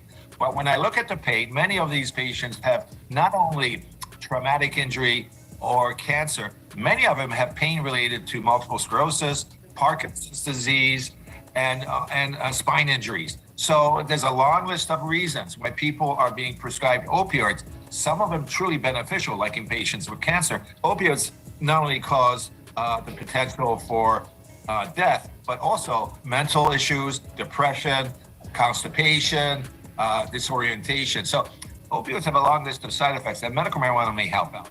A last desperate chance to save her daughter brought her online, where other parents were talking about the wonders of cannabis oil. Sarah decided she had nothing to lose. There were no children with Odahara at the time who had tried it. So she was the first, and How soon before you saw a response? immediately we saw, like, that day, seizures just weren't there. She wasn't seizing. She obtained a prescription for medical marijuana. That's what she was taking out of the oven, which she turns into cannabis oil for Maya. I'm just putting in 250 mils of coconut oil. She has developed a process to extract the oil to get a 1-to-1 ratio of THC to CBD, the active ingredients in marijuana that have changed her daughter's life, the whole family's life, really. Are you happy? It means that we all can breathe, I guess, a little bit. We've always felt like, we're just holding our breath, waiting. Yeah. Now it's just so much different. We can do things as a family. After 6 months, they performed another EEG at sick kids and were astounded by the results. He said that it was completely normal, and actually he said miracles happen in the email. And indeed, he did. His mother, Jamie, credits medical marijuana for taming her son's severe autism. Stories of autistic children harming themselves and finding relief through marijuana have led many, like the Crops, to move to Colorado. I knew that if I came here to Colorado, that I would be protected, that I could get Colt his medical card, and I could start treating him with cannabis. Colt qualified due to a rare skin condition. His mother began giving it to him in different forms, vaping and homemade tinctures with strong levels of the psychoactive component, THC. I make this probably about once a week. Jamie makes what she calls a miracle drug for her son from their own plants. The difference has been visible. As CBS Falls. Yeah.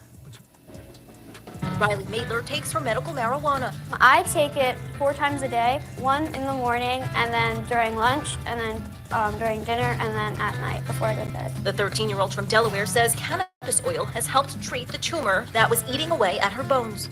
The news from the doctor was grim. Riley, who was 7 at the time, was diagnosed with aggressive giant cell granuloma. Only a handful of people in the world have the disease. I was just like so uncomfortable because, you know, like seeing my face in the mirror and it's like all big, and it made me really sad and stuff. I was also in pain because of my seizures that I started having. My stomach would cramp up and I started to hallucinate. After surgery, Riley's mom decided to give her medical marijuana to see if it would help her symptoms. I was so scared. Anytime you give your child any kind of new prescription, you're scared because you're looking for those side effects. We just researched a lot and came across, medical cannabis as a possible alternative that could help her heal. And I couldn't find anything that was detrimental with using that. The tumor, it shrunk. The seizures, they stopped. Taking cannabis oil, it made me feel so much better, and my bone was growing back, the roots of my teeth were growing back.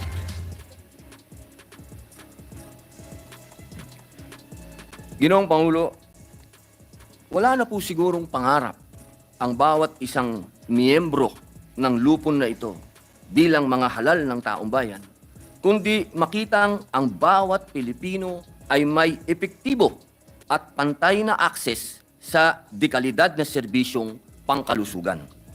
Ika nga po ng isinisigaw ng United Nations 2030 Agenda for Sustainable Development, leave no one behind. Sa wikang Filipino, walang maiiwanan. Ginoong Pangulo, napapanahon na po siguro upang dinggin natin ang hinaing ng mga magulang at pasyente na nagsusumamo upang maging legal na ang access sa lunas na kanilang lubhang kinakailangan. Batid po ng lupon na ito ang aking sinseridad sa pagtulak ng batas na ito sapagkat bilang isang tao po na nangangailangan din ng regular na lunas para sa aking mga injuries na natamo ko sa pagiging artista o isang action star. Tulad po ng undisplaced neck fracture, third-degree burn, broken ankle, gayon din po ang pagnipis ng cartilage sa buto, at dahil po sa dinaanan kong backbone surgery, laminectomy, batid ko po ang mga side effects na maaaring idulot sa akin ng synthetic drugs kumpara sa organikong pamamaraan. Noong pong nakaraang taon, ako po ay personal na nagtungo kasama po ang aking mga staff sa bansa ng lupang pangako, Israel, upang magsagawa po ng isang study tour kung paano nila ipinatutupad ang kanilang polisiya tungkol sa access sa medical cannabis. Marami po tayong natutunan sa ating immersion, sa atin pong inilapat na bersyon ng aking bill. Sa puntong ito, hayaan po ninyong ilahad ko ang mga mahalagang probisyon ng landmark legislation na aking pong inihahain sa bulwagang ito. Una, sa pagsasabatas po ng legal na akses ng mga lehitimong pasyente na nangangailangan ng medical cannabis. Layon po nating bumuo ng Philippine Medical Cannabis Authority, PMCA, sa ilalim po ng pangangasiwa ng Kagawaran ng Kalusugan o Department of Health, DOH. Ibinatay po natin ang anyo at istruktura ng PMCA sa Israel Medical Cannabis Agency, IMCA. Sa ilalim po ito ng Israel Ministry of Health na siyang otorisado para sa pag-issue ng permit sa mga pasyente o lisensya para makagamit po ng medical cannabis. Ito rin po ang nagtatasa, nagbibigay pahintulot at nag-i-issue ng mga angkop na permit sa lahat ng mga may kaugnayan sa cannabis. Ang ilan po sa mga tungkulin at kapangyarihan na nais nating ibigay sa PMCA ay ang mga sumusunod. Una, pagbalangkas ng Comprehensive Cannabis Medicalization Plan. Pangalawa, pagbalangkas, pagpapatibay at pagpapatupad ng mga alituntunin at regulasyon na may kaugnayan sa mga medikal na halamang cannabis, mga produkto at by-product nito. Pangatlo, pagbuo ng sistema ng impormasyon upang mahigpit na mabantayan ang paglaki ng cannabis mula sa binhi hanggang sa pagbebenta para sa monitoring at regulasyon. Pang-apat, pag-issue ng mga lisensya na nararapat sa mga rehistradong entity o tao, pribado o gobyerno na magiging bahagi ng industriya ng medical cannabis. Panglima, pagpapatuloy ng research and development para sa industriya ng medical cannabis. Upang siguruhin po naman na nasa tamang landas ang mga polisiya, patnubay at regulasyon sang-ayon sa sinasaad ng panukalang ito, bubuo po tayo ng Medical Cannabis Advisory Committee, MCAC. Sa pamumunuan naman po ito ng kalihim ng kalusugan bilang ex-officio chairperson. Ang mga sumusunod namang opisyal ay magiging permanenteng miyembro ng committee, chairman ng Dangerous Drugs Board, DDB, Directors General ng FDA at PDEA, kalihim ng siyensya at teknolohiya, kalihim ng agrikultura o mga kinatawan ng mga nabanggit na ahensya. Ang isa sa mga malalaking tanong, sino po ba ang ituturing na qualified patients para maka-access sa medical cannabis treatment? Ang kwalipikadong pasyente po ay isang tao na na-diagnose ng sertipikadong doktor na may debilitating medical condition at maaaring makatanggap ng therapeutic at palliative benefits mula sa cannabis base sa kanyang sariling pasya. Binibigyang linaw po natin na ang medical cannabis ay complementary treatment na isasabay sa mga gamot na sadyang ginagamit na ng isang pasyente.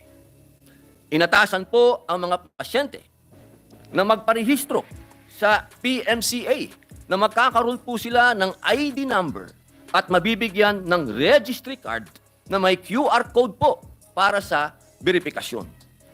Para po sa mga pasyente na minor de edad, kinakailangan pa rin pong ipaliwanag ng sertipikadong doktor sa pasyente at sa kanyang custodial parent o legal guardian ang mga panganib at benepisyo ng paggamit ng medical cannabis bilang gamot. Magiging lehitimo lamang po ang reseta kung ito ay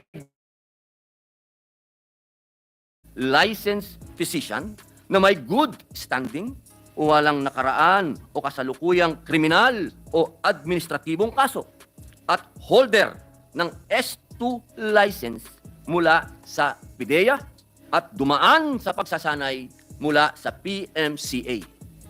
Para sa kaalaman ng lahat, ang S2 license mula sa PDEA ay ibinibigay sa mga rehistradong doktor upang makapagreseta ng mga controlled substances.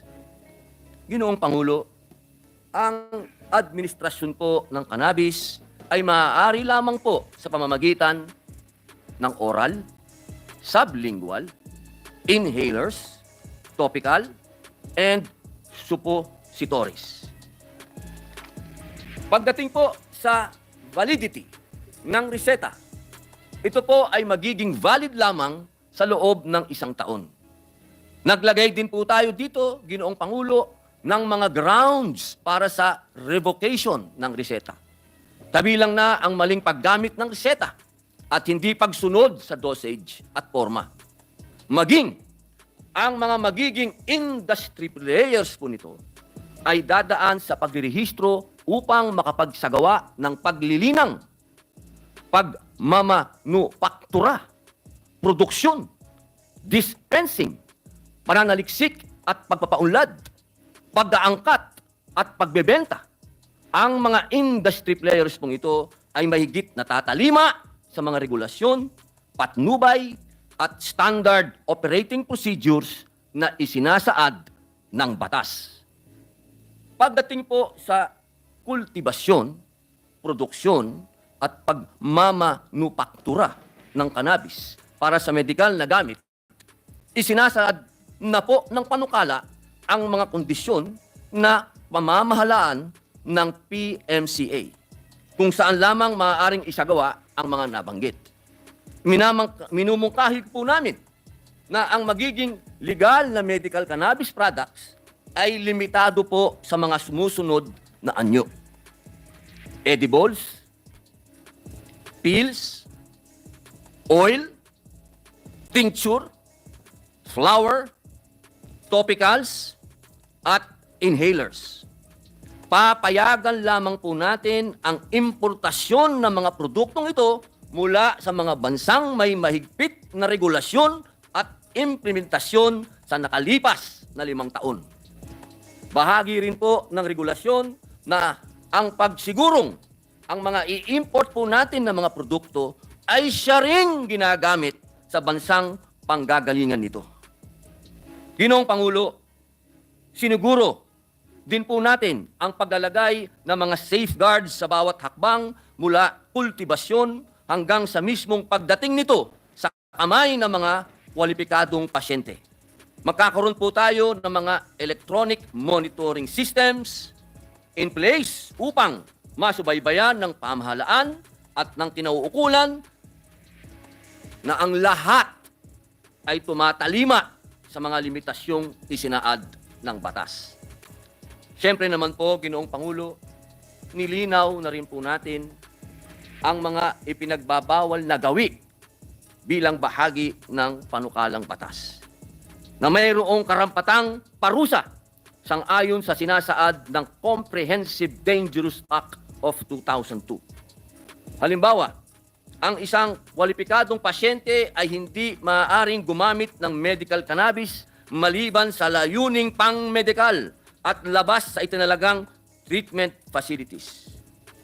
Naturalmente, bawal din po ang paggamit nito kasabay ng intoxicating at dangerous substances. Hindi rin po pinapayagan ang pagbebenta at pamimigay ng medical cannabis mula sa pasyente. Pagdating naman po sa mga sertipikadong doktor, ipinagbabawal po ang pagreseta ng medical cannabis kung walang S2 license, kung hindi kwalipikado ang pasyente, at kung hindi ito gagamitin sa paggamot ng isang medical condition. Bawal din po ang pagbibigay ng dosage na higit sa kailangan at pagtanggi sa pagpapanatili ng record ng bawat pasyente. Atin pong binibigyan diin, hindi po maaari na ang isang sertipikadong doktor ay mag-issue ng prescription para sa kanyang sarili, sa kanyang kapamilya, hanggang sa second civil degree of affinity. Inalatag na rin po natin ang mga partikular na ipinagbabawal na gawain para sa mga medical players. Gayon din sa mga individual at iba pang entities. Naglagay din po tayo ng probisyon para sa pagsasanay ng mga medical cannabis physicians, pharmacists, at iba pang healthcare professionals na pangangasiwaan po ng PMCA. Makikipag-ugnayan din po ang PMCA sa CHED upang maisama ang paksa ng medical cannabis sa curriculum ng mga medical schools, gayon din sa kursong agrikultura at applied science and technology sa mga kolehiyo at universidad. At siyempre po, Ginoong Pangulo, bubuo po tayo ng hindi po joint Congressional Oversight Committee upang magsagawa ng regular na pagsusuri ng implementasyon ng batas na ito. Ginoong Pangulo, ang inihahain pong batas ng inyong lingkod ay hango sa pag-aaral, pagsasaliksik, testimonya ng mga doktor at eksperto mula po sa iba't ibang panig ng daigdig na may sapat na kaalaman at best practices sa pagpapatupad nito. Ginoong Pangulo, mayroon pong improvement sa ulat ng committee na nais pa naming maipasok sa tamang panahon. At sa angkop na panahon, din po ay handa akong magbigay linaw sa mga katanungan ng mga kasamahan natin dito sa Senado. At siyempre po, handang-handa po akong tanggapin ang inyong mga amendments upang mas lalo pa po nating paigtingin ang panukalang batas na ito. Maraming salamat po, Ginoong Pangulo. Mabuhay ang Pilipinas. Maraming salamat din, Senator Robin Hood Padilla. Thank you, Mr. President. Mr. President, next to co-sponsor the measure is the distinguished gentleman from the great province of Bohol and the Davao region, no other than Senator Ronald Bato de la Rosa. I move that he be recognized, Mr. President. Senator Ronald Bato de la Rosa is recognized to deliver his co-sponsorship speech. Thank you, Mr. President, Majority Leader. Good afternoon, Mr. President and distinguished colleagues. I rise today to express my full support for the Senate Bill number 2573, also known as the Cannabis Medicalization Act of the Philippines. Una sa lahat, I would like to commend our dear brother, Senator Robin Hood Padilla, for taking on the challenge of heading the subcommittee that was given the task to focus on conducting public hearings, technical working groups, and consultative meetings, with the end in view of producing legislation that would be most acceptable to the government and most compassionate to our people. Senator Robin did not only walk the talk, but he also took a step further, even literally going the extra mile. He flew all the way to Israel to study and exerted due diligence on the matter of pharmaceutical-grade cannabis. His inputs on the industry's best practices, called from Israel's almost 2 decades worth of experience, proved very educational and substantial during the course of the public hearings. Bilang isang rock-hard anti-illegal drug advocate mula pa noong aking pagsiservisyo sa Philippine National Police, tahasan kong kinalaban at pinilit tuldukan ang krisis sa ipinagbabawal na gamot. So it is only right to ask, is this an exercise in contradiction? To respond, Mr. President, there is no contradiction. Mr. President, dear colleagues, Section 2 of Republic Act number 9165 or the Comprehensive Dangerous Drugs Act of 2002 states that the government shall, however, aim to achieve a balance in the national drug control program so that people with legitimate medical needs are not prevented from being treated with adequate amounts of appropriate medications, which include the use of dangerous drugs. Examining this more closely then, we can see that the proposal of our dear colleague, Senator Padilla, is in full consonance with this existing anti-illegal drugs policy of the government. Hanggang ngayon naman po ay nanatiling mariin ang aking pagkundina sa illegal na droga. Hindi po nagbabago ang aking posisyon bilang alagad ng batas at ngayon ay gumagawa ng batas. Higit sa lahat, bilang isang ama, okay lang? Bilang ama, naniniwala ako na dapat ilayo ang ating mga mamamayan sa mga bagay na makasisira sa kanilang buhay at kinabukasan. Kaakibat ito, tungkulin ko rin bilang lingkod bayan na ilapit sa ating mga kababayan ang mga bagay na maaring magpaginhawa sa kanilang buhay.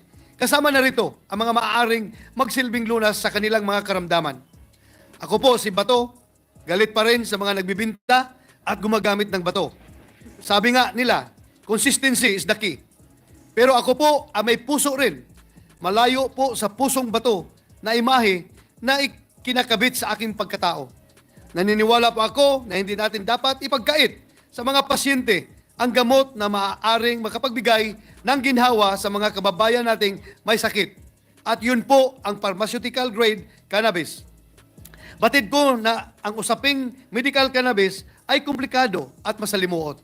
Sa kabila ng hindi mabilang na testimonya ng mga pasyente hinggil sa medicinal na gamit ito, hindi masisisi ang agam-agam at pangamba na ito ay maabuso. Subalit, kasama ng pagyabong ng teknolohiya at paglago ng medisina, hinihingi ng pagkakataon na ating buksan ang isip, higit ang ating mga puso sa mga posibilidad. Tingnan din natin ang ginhawa at lunas na hatid ng cannabis, lalo na kung patient-centric ang paggamit nito.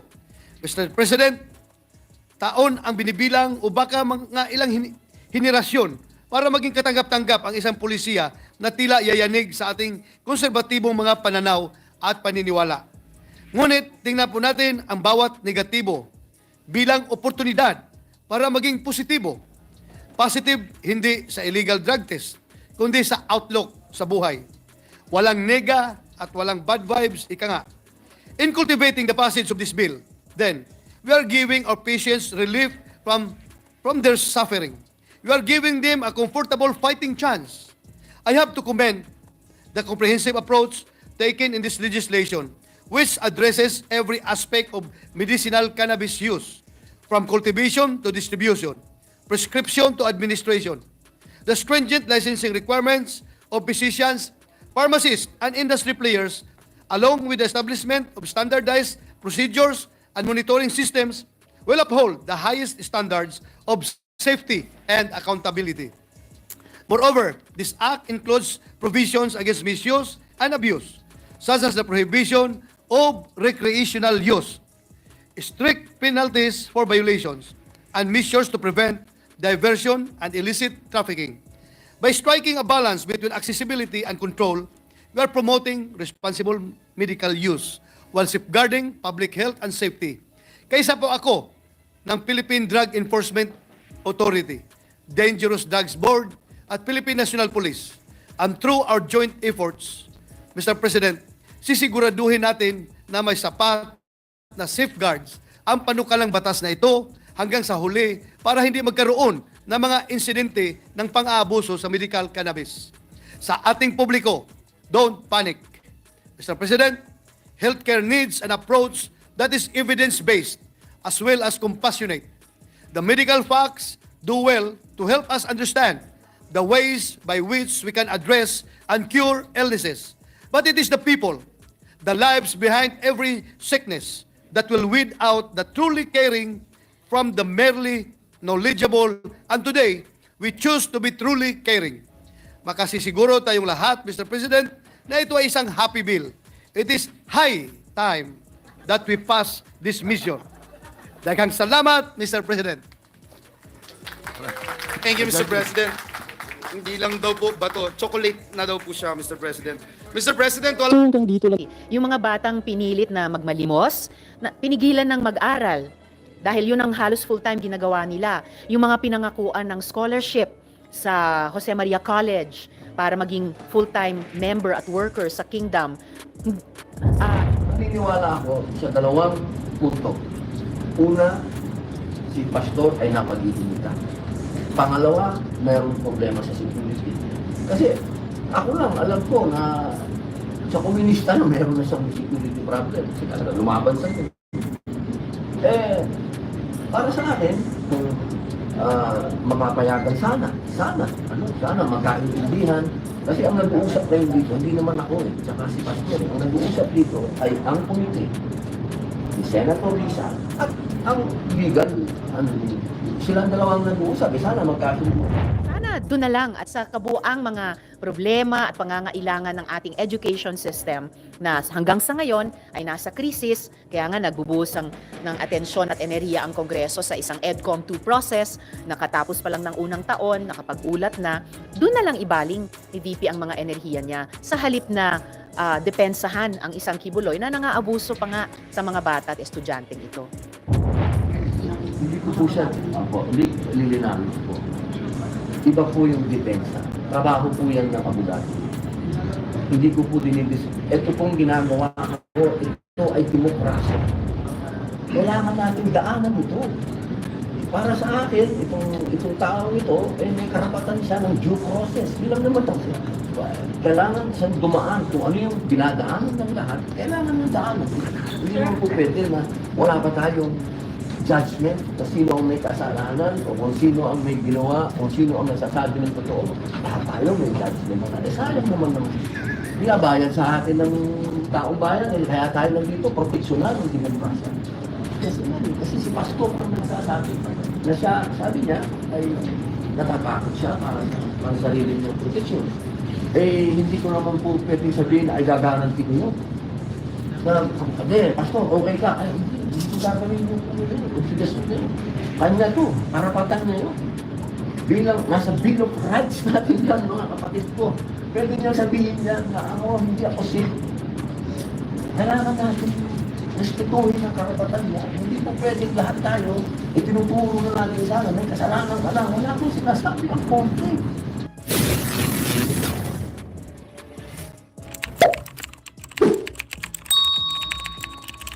Maraming benta. Hindi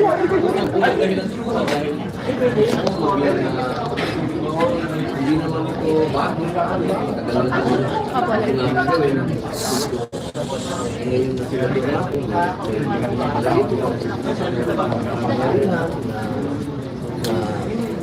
sinabi ko naman nasa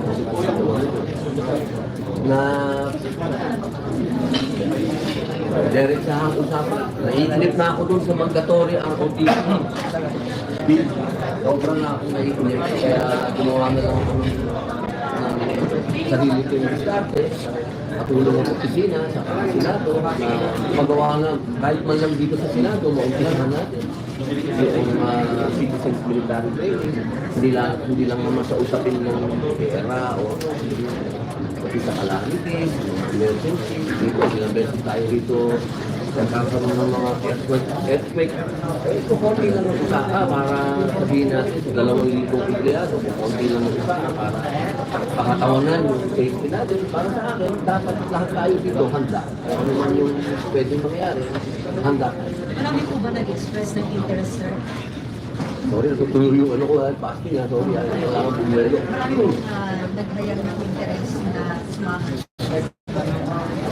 Ngayon, magandang balita, pagkati ko kasi talaga 300, pero as of Ilan na po? 100 plus. 100 plus po tayo. Ito po, ano? Ayun, sabi ko ni Sir Ernest. 160 po, no? 160. Ako, sir, ano yung main benefit kapag nagdaan sa basic military training yung mga kagaya po na Benepisyo, sana, ako, kanina naman, pinisinta ng Navy, maraming pwede makuha ang benepisyo. Pero sa akin, sana ang magiging unang-unang nasa damdamin ng papa. Ang magkaroon ng benepisyo, yung bayan. Yung pansarili mo, siguro para sa akin, isang tabi muna natin. Nandiyan lang yun, marami. Pero kita doon, may funeral pa nga. Nakakatawa nga. Pag ito ko'y pumanaw, nakakaroon pa ng bandera, dalawang sundalo dun sa tabi mo. Marami, mayroong hospital, di mga pansariling benepisyo ba? Kaya sa akin, mag-concentrate tayo kung saan makakabilitisyo nito ang bayan. Pag tayo yung mga naging selfish, tayo ay magiging organisadong mga tao. Hindi uso sa atin ang panic. Pagka naging organized tayo, lahat ng bagay na dadating sa atin, handa tayo. Yun lang naman. kung sakasakali, sir, na kailangan ng reservist, for example lang, sir, mapalaban sa West Philippine Sea. Yun ba, sir, pwede nang asahan yung mga Katulad po nung sinabi doon, kanina, napakaganda ng pagkakaexplica. Ang reservist, magiging katulong tayo ng mga pinatawag natin. Talagang, nandun yun di ba? Nakita mo doon, mga installation, government installation, pwede tayo. Halimbawa lang, sabi ko nga, baka magkaroon ng, sabi natin, ng armed conflict. Ang mga reservists, tayo, nag-reservists tayo, pwede tayong pagkatiwalaan sa mga government installation. Eh kapag ka sinabi mo na government installation, tayo yun. Dito tayo sa Senado.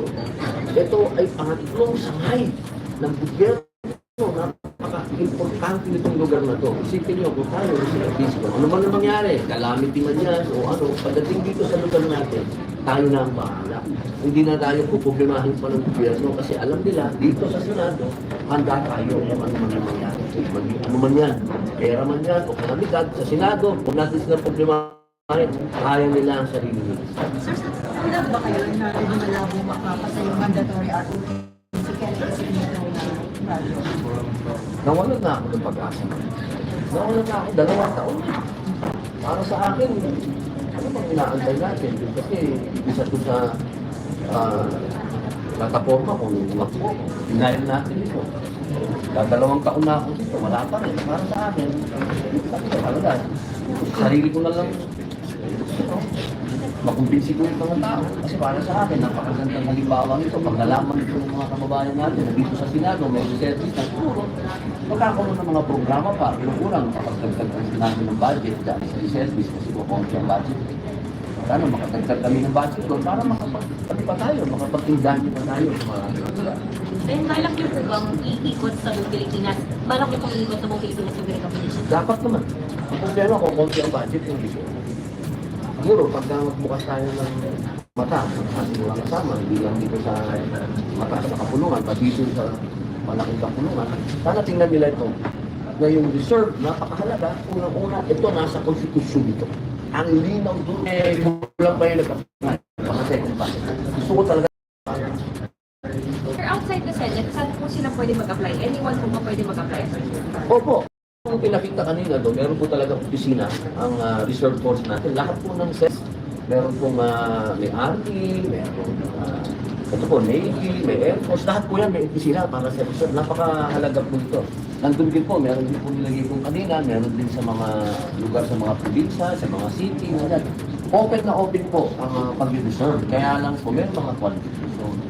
Kaya sana, para nga po nasi-save yung time natin sa mga qualification na yan, na dapat magkaroon na ng mandatory ROTC. Kasi pag ROTC ka, automatic reserve. Hindi ka kaya ngayon, kailangan natin itong tahanan itong mga proseso na to. Kasi nga, hindi siya mandatory. May age limit daw na, sir. Ang ganda po nung sinabi kanina ng ating the Navy, na ang pagka-reserve talaga 18 to 62 yata, 65. At kung kaya mo pa, 20 ka pa. Ang ganda nun, kasi alam niyo, pagdating sa pagsisilbi sa bayan, walang limit. Kasi pag sinabi natin pagtatanggol sa bayan, tandaan natin pagtatanggol sa sarili natin. Para huwag tayo maging alitin ulit ng kahit na simple. Nung akin lang, huwag na natin asahan yung iba para ipagtanggol tayo. Kaya naman natin. Hindi pa tayo. Ang ganda na sinabi ng Navy kanina, kami, mga edad namin, konti na lang ang time. Sabi ko sa kanya, boss, kulang yung speech ko doon. Ano yun? Sabi mo kasi wala na rin energy. Pag itong edad natin, wala nang rip-rip to. Kasi wala ka na rin energy mag-rip-rip eh. Ito, edad namin na to, palaban na to. Tayo, boss, ikaw. Huwag ka magbigay, magkaitag tayo.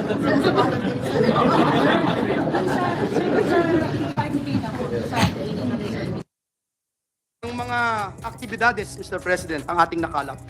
90%, Ginoong Pangulo, 90% ng mga nagre-reklamo, sinasabi ang pangalan ng kongresista, pangalan ng mga staff ng kongresista, pangalan ng mga chiefs of staff ng kongresista. Mr. President, nagkataon lang ho ba ito? Nagkataon lang ho ba ito, Mr. President? Ang tanong ko. Sa tingin niyo po, Ginoong Pangulo, kayo po na nagsabi na meron din po kayong nakausap na ilang kongresista, meron din po ako. Alam niyo, Ginoong Pangulo, napakasakit po para sa akin magsalita ng ganito dahil galing po tayo sa House of Representatives. Kayo, Ginoong Pangulo, Senator Risa, Senator Sunny, Senator JB, Senator Win, Senator Mark, lahat po tayo galing ng House of Representatives. Ako po, Ginoong Pangulo, wala akong Joel Villanueva kung walang House of Representatives. Lahat po nang natutunan ko, paano ako makakapag-contribute for nation building, natutunan ko sa House of Representatives. Kaya masakit po sa akin, Ginoong Pangulo, ang makita 90% ng reklamo House of Representatives. Nagtataon ho ba ito, Ginoong Pangulo? Pagsasalita na po ako, yung alam ko ho, personal, hindi lang yung sinumbong sa akin na sinasabi kong 90%. Sa aking lalawigan, ito yung pinakamasakit. Lalawigang tinubuan ko, Mr. President. 20 taon mahigit ang hinintay bago nagkaroon ng representante ang dakilang lalawigan ng Bulacan dito sa bulwagang ito. Tapos may ganito, Mr. President. Nakausap ko yung mga konsehal, nakausap ko yung mga kapitan, nakausap ko pati toda, Mr. President, na ginamit ng mga kongresista doon. Doon nga po sa Hagunoy, pinapirma sila. Sa Hagunoy, Bulacan, hindi alam kung ano yung pinipirmahan. Meron pang iba, sabi, online game lang. Nanalo kang 300 pesos, i-Gcash sa'yo.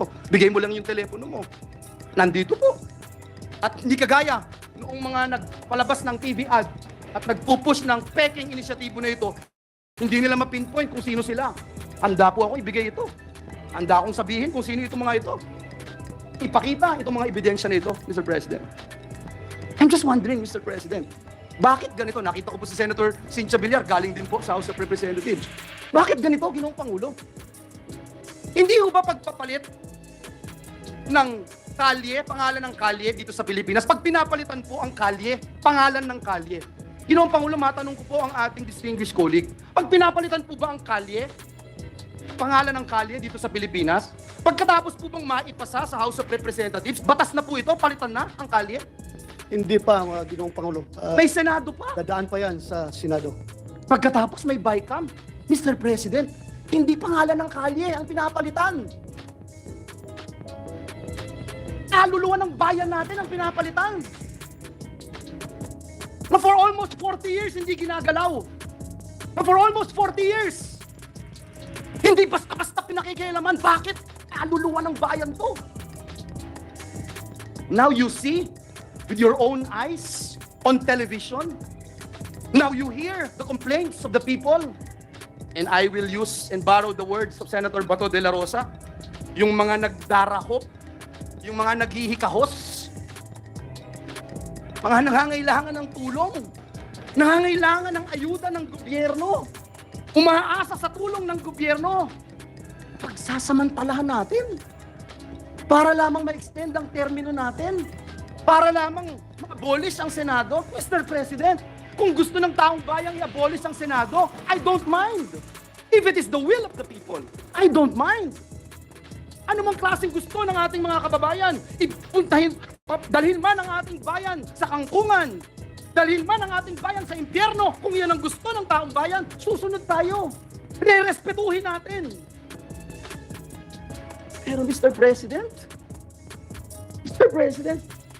Ginoong Pangulo, kung ayuda ng gobyerno, ipagkakait mo. Kung hindi ka pipirma, Hindi ka makatanggap. hindi ka makakatanggap.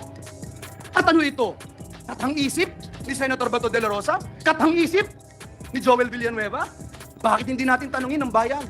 Bakit hindi natin tanungin si Juan de la Cruz? Ito ba ay People's Initiative? Mr. President, I can go on and on, but I just wanted to also ask our dear colleague, where do we go from here, Mr. President? How do you want this privilege speech, Mr. President?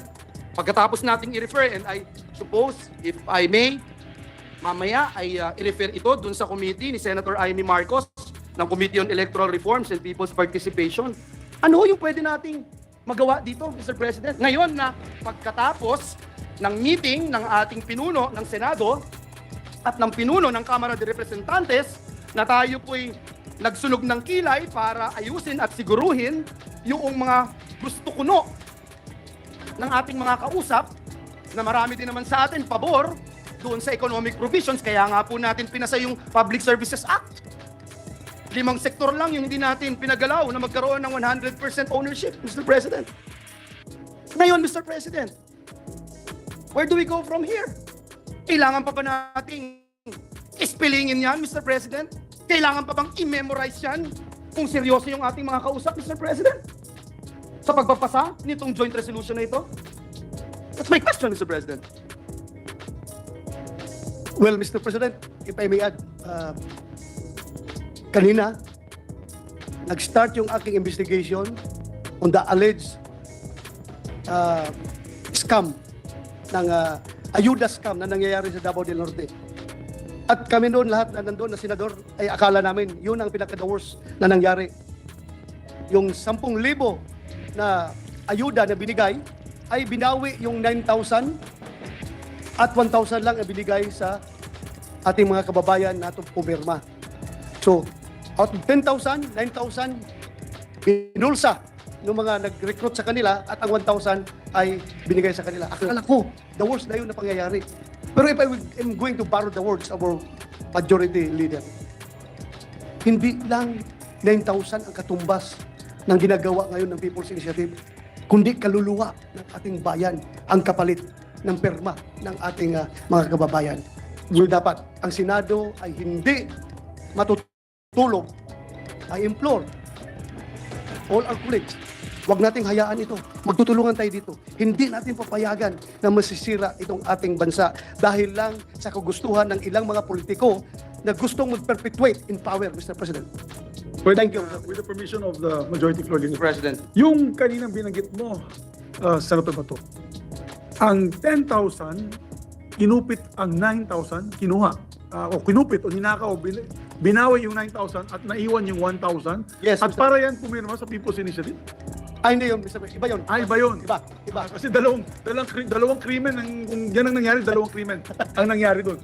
So, ang sinasabi mo, ito ay ayuda lamang. Ayuda lamang. Ayuda lamang. Ang komparison lang na pinapakita ko is that yung katumbas ng perma nila ay 9,000 na napunta sa korupsyon.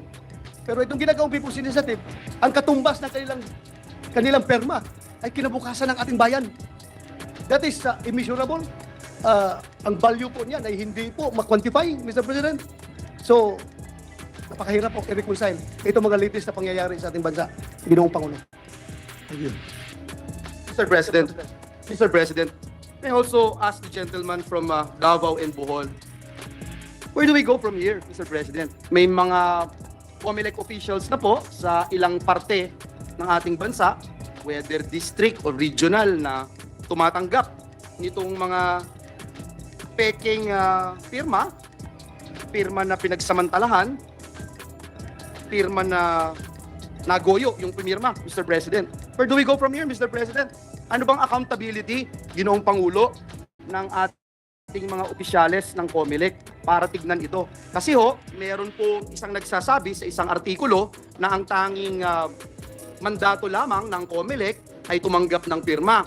Hindi na po nila iniimbestigahan ito. Meron naman nagsasabing pwedeng mag-imbestiga. Ngunit sa aking pagkakaalam, Mr. President, tagal-tagal na rin po tayo dito sa mundo ng lehislatura, Mr. President. As I mentioned, I was a term member of the House, and this is my second term here in the Senate.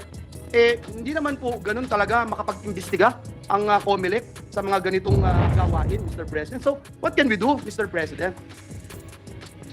I think, Mr. President, right now, we cannot stop COMELEC from accepting all the signatures being submitted to them because it is their duty to receive all those signatures. But doon na lang natin sila sisingilin, Mr. President, sa kanilang function sa pag-verify. Yung verification nila, dapat ito ay gagawin nila ng totoo at may halong konsensya, Mr. President. Sana may konsensya sila sa kanilang gagawing verification later on, Mr. President. Perhaps, Mr. President, I would encourage my distinguished colleague, Senator Bato, to look into this specific law, if there is any, Mr. President, to not just ministerially accept all these signatures, despite the fact that they are very much aware of what is happening. In fact, Mr. President, just today, I made an announcement that because just like our dear colleague, hindi ko humasikmura ito, Mr. President. Hindi ko humasikmura talaga. Ako'y mag-retire na after my term here in the Senate, Mr. President. And hindi ko lang humasikmura itong ginagawang paglapastangan sa payak na karapatan ng ating mga kababayan. Lalong-lalo na sa pagpapalit ng ating konstitusyon. If there's one word to describe what's happening right now, Mr. President, nakakasalukasok. Nakakasalukasok itong ginagawang ito, Mr. President. Mr. President, this is bigger than us, bigger than you and me, bigger than all of us, bigger than this institution. When you talk about the Constitution of the Republic of the Philippines. Mr. President, perhaps we can do something about it. Kung alam natin na may problema, at gaya ng nabanggit ko, Mr. President, ako mismo ay willing na spearhead yung pong pagbawi ng pirma ng ating mga kababayan. Kaya sa mga nanonood po sa atin, live streaming sa Facebook o kung saan man, Inaanyayahan ko po kayo, gaya ng binanggit kanina ni Senator Bato, magsumbong po kayo. Aalalayan po namin kayo. All you need to do is magkaroon ho kayo ng affidavit.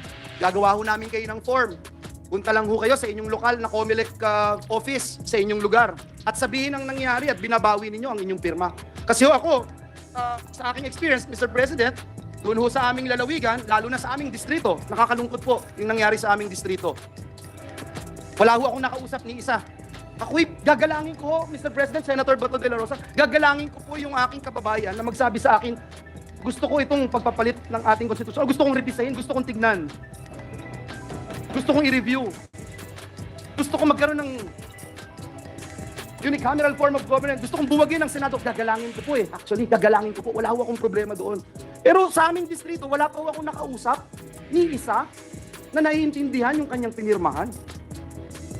Ni isa na nagsabing pinapirma siya at in-explain kung ano nga ba itong People's Initiative na voting jointly ang Kamara at Senado.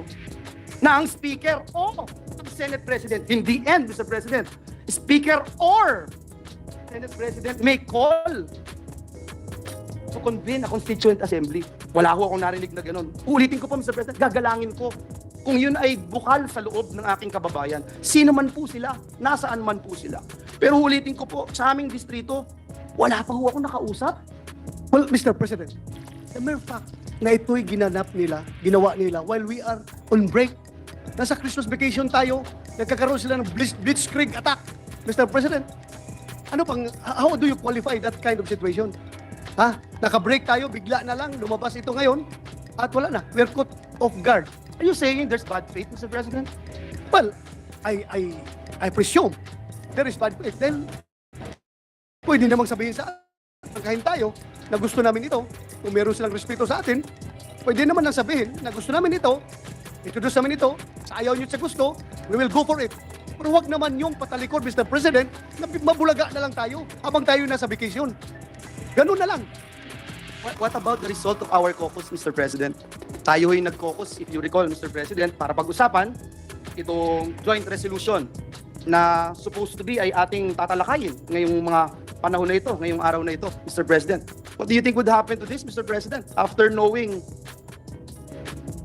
na parang may bad faith, Mr. President? Well, Mr. President, hanggang ngayon, ako po'y tuliro. Anong gagawin natin? So I leave it up to the leadership of the Senate at pag-usapan po natin yan para magkakaroon tayo ng united stand on this particular issue. I leave it up to the... I am a good soldier. I will follow our Senate President. Thank you, Mr. President.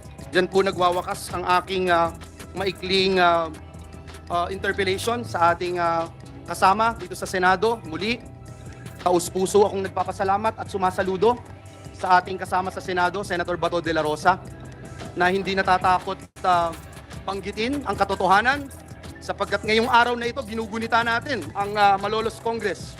At ang nakakatuwa po, Ginoong Pangulo, sa mga delegado ng Malolos Congress, mayroon po silang isang salita. Matatayuan natin ang paninindigan ng ating mga framers ng Malolos Congress. At gaya ng ating kasamahan dito sa Senado, Senator Bato de la Rosa, nais kong ilagay sa talaan ng bulwagang ito na hindi po tayo papasindak, na hindi po tayo titiklop sa anumang uri ng atake. Hindi lamang sa institusyong ito, hindi lamang sa ating mga sarili, kundi atake sa karapatan ng bawat mamamayang Pilipino. Maraming salamat, Ginoong Pangulo. Maraming salamat, Senator Bato de la Rosa. Maraming salamat, Majority Floor Leader. Hanga din po ako sa ating mahal na kaibigan, kababayan, taga Mindanao, Senator Bato de la Rosa, is slowly becoming a statesman of the Senate. And he's no longer looking at local politics or petty issues. He's now taking up the challenges of our institution. And I salute him for that. Maraming salamat, sir. Mr. President, Senator Robin Hood Padilla is also seeking the floor. I move that he be recognized. Ang ating kapatid, Senator Robin Hood Padilla is recognized. Maraming salamat po, Ginoong Pangulo, at sa ating pinunong mayorya. Gusto ko lamang pong sundan ang napakagandang talumpati ni Senator Bato de la Rosa. Ganun din po ang iminungkahi at ibinato ng ating pinunong mayorya patungkol po sa People's Initiative. Bilang ako po ay chairman Committee ng Amendments and Revision, nais ko pong ipaalam sa inyo, Ginoong Pangulo, na ako po mismo ay may sarili ding People's Initiative. Iyan po ay aking isinusulong at nais ko pong ipaalam sa lahat na wala pong sa konstitusyon natin, Article 17, napakaliwanag, na meron po talagang tatlong moda. At yan ng Constitutional Assembly, CONCON, at People's Initiative. Ang nais ko lamang pong linawin, mahal na Ginoong Pangulo, na wala pong masama sa People's Initiative. Wala. Yan po ay kasama sa konstitusyon at yan po ay pinalalakas. Katulad po ng sinabi ni Senator Bato de la Rosa, ito po ay esensya ng ating demokrasya. Ang nagkakaroon lamang po ng hindi naaayon sa saligang batas na umiiral sa atin ngayon ng 1987 Constitution, malinaw po doon sa Article 6 din ang legislative body, ang paghihiwalay ng Senado at ng House of Representatives. Ang magkahiwalay na kapangyarihan, lalong-lalo na sa tinatawag nating voting powers. Nagkaroon lamang po tayo ng pagkakataon na maging suliranin yung voting sapagkat doon sa Article 17 hindi malinaw na naisulat. Pero doon sa Article 6, Section 21, kung hindi po ako nagkakamali, in time of war, malinaw po doon na ang Senado at ang House ay meron silang magkasamang pagpupulong at sila ay boboto separately. Napakalinaw po nun. Hindi lang po natin maintindihan kung bakit nagkaroon ng People's Initiative na ipinipilit ang voting jointly. Ang pag-uusapan natin ay saligang batas. Ito po ay talagang kailangan po natin pag-usapan ng mahaba, kasama po ang malaking kapulungan, ang House. Hindi po ito para po sa akin pong ibinigay niyong komite, pinag-aralan ko po ito, ang ating konstitusyon. Ito pong voting jointly ay lumalabag sa artikulo ng legislative body sapagkat meron pong paghihiwalay ng kapangyarihan. At diyan pong kapangyarihan, yung voting, kasama po yan. At malinaw sa ating konstitusyon. Kaya mahal na Ginoong Pangulo, hayaan niyo po akong makapagpasalamat sa bumubuo ng ating Senado at inyo pong ipinaglalaban yung ating kapangyarihan na magkaroon ng voting separately. Sapagkat ito po ang sinasabi ng 1987 Constitution. At ang People's Initiative po ay ang pwede lang po natin gawin lamang ay amendment. Hindi po tayo pwedeng mag-revision ng konstitusyon na gagamitin ang People's Initiative. Sapagkat piecemeal lang ang pwede natin gawin. Amendment lang, hindi po revision. Kaya po sana maging malinaw po ito sa ating taong bayan na ang ating pong winawaksi dito ngayon sa ating bulwakan ng Senado ay yung sinasabing pagtatanggal ng kapangyarihan sa Senado. Yun po ay talagang parang isinawalang bahala na natin ang saligang batas. Kailangan po tindigan natin ang saligang batas sapagkat tayo po ay nanumpa sa harap ng saligang batas. At yun lamang po, mahal na Pangulo, maraming salamat po. Mabuhay ang Senado. Maraming salamat, Senator Robin Hood Padilla. Ako yung manganga din po sa inyo. Alam ko, ang inyong adhikain, advocacy, is to amend the charter to improve the constitution ng ating bansa. At pumirma po kayo dito dahil sa puntong iyon na binanggit mo, na dahil ayaw po makapon ng Senado, ayaw nyo pong walang saysay ang Senado dito sa usaping charter change. Kaya mabuhay po kayo, Senator. Marami po sa amin ay naniniwala din po sa inyo na dapat meron tayong mga kailangan baguhin, pero sa tamang paraan. I'd like to share the frustration of the distinguished colleague, Senator J.V. Ercito. Ang aga-aga pa lang ng administrasyon na to, bakit ang dami-dami ng away. I think we should concentrate on moving forward with the economic agenda for the upliftment of poverty of each and every Filipino that's living in abject poverty, 25%. Minimum wage, tulak natin. May rally kanina. Imbis na charter change, pwede bang taas natin ang sweldo? Pasok natin yan. Pasok ng presyo ng bilihin. Correct. So I think, my dear colleagues, today has been a very fruitful day. for the institution. I think our standing as one in this chamber, not just for our own self-preservation, it's not about self-preservation. It's about looking at the 107 years of history of this hallowed ground, these hallowed halls of the Senate. Nakita natin yung mga personalities na ipinaglaban. The father of Senator Coco Pimentel, who fought against injustice and the martial law days, and many others who were jailed and fought for what they believed in and lost their power, fighting for our country and for our nation and for our democratic processes. Huwag natin sampalin sila, sapalin sila, na makalimutan natin ng kanilang alaala, kanilang memories. No, we forget their memories because of pure personal ambition. That's why I salute all of you. I salute all of you. It is now a test of character. This gentleman is a test of character. Sana po makita natin yung dun sa taas. Representative daw po ako ng Buhay Party List, Mr. President. Mr. President, ito po ay katibayan na noong mga panahon na yon, 2016 pa po ito, Mr. President, bago ho ako maluklok bilang senador ng Republika ng Pilipinas. Pine-persecute na po tayo, pinararatangan, pero tapos na po ang laban. Noon pa po, na-dismiss na po ang ibinasurang lahat ang gawa-gawang reklamo na ito sa atin. Dinismiss na po ito. Pwede ho bang pakita natin yung dinismiss na po?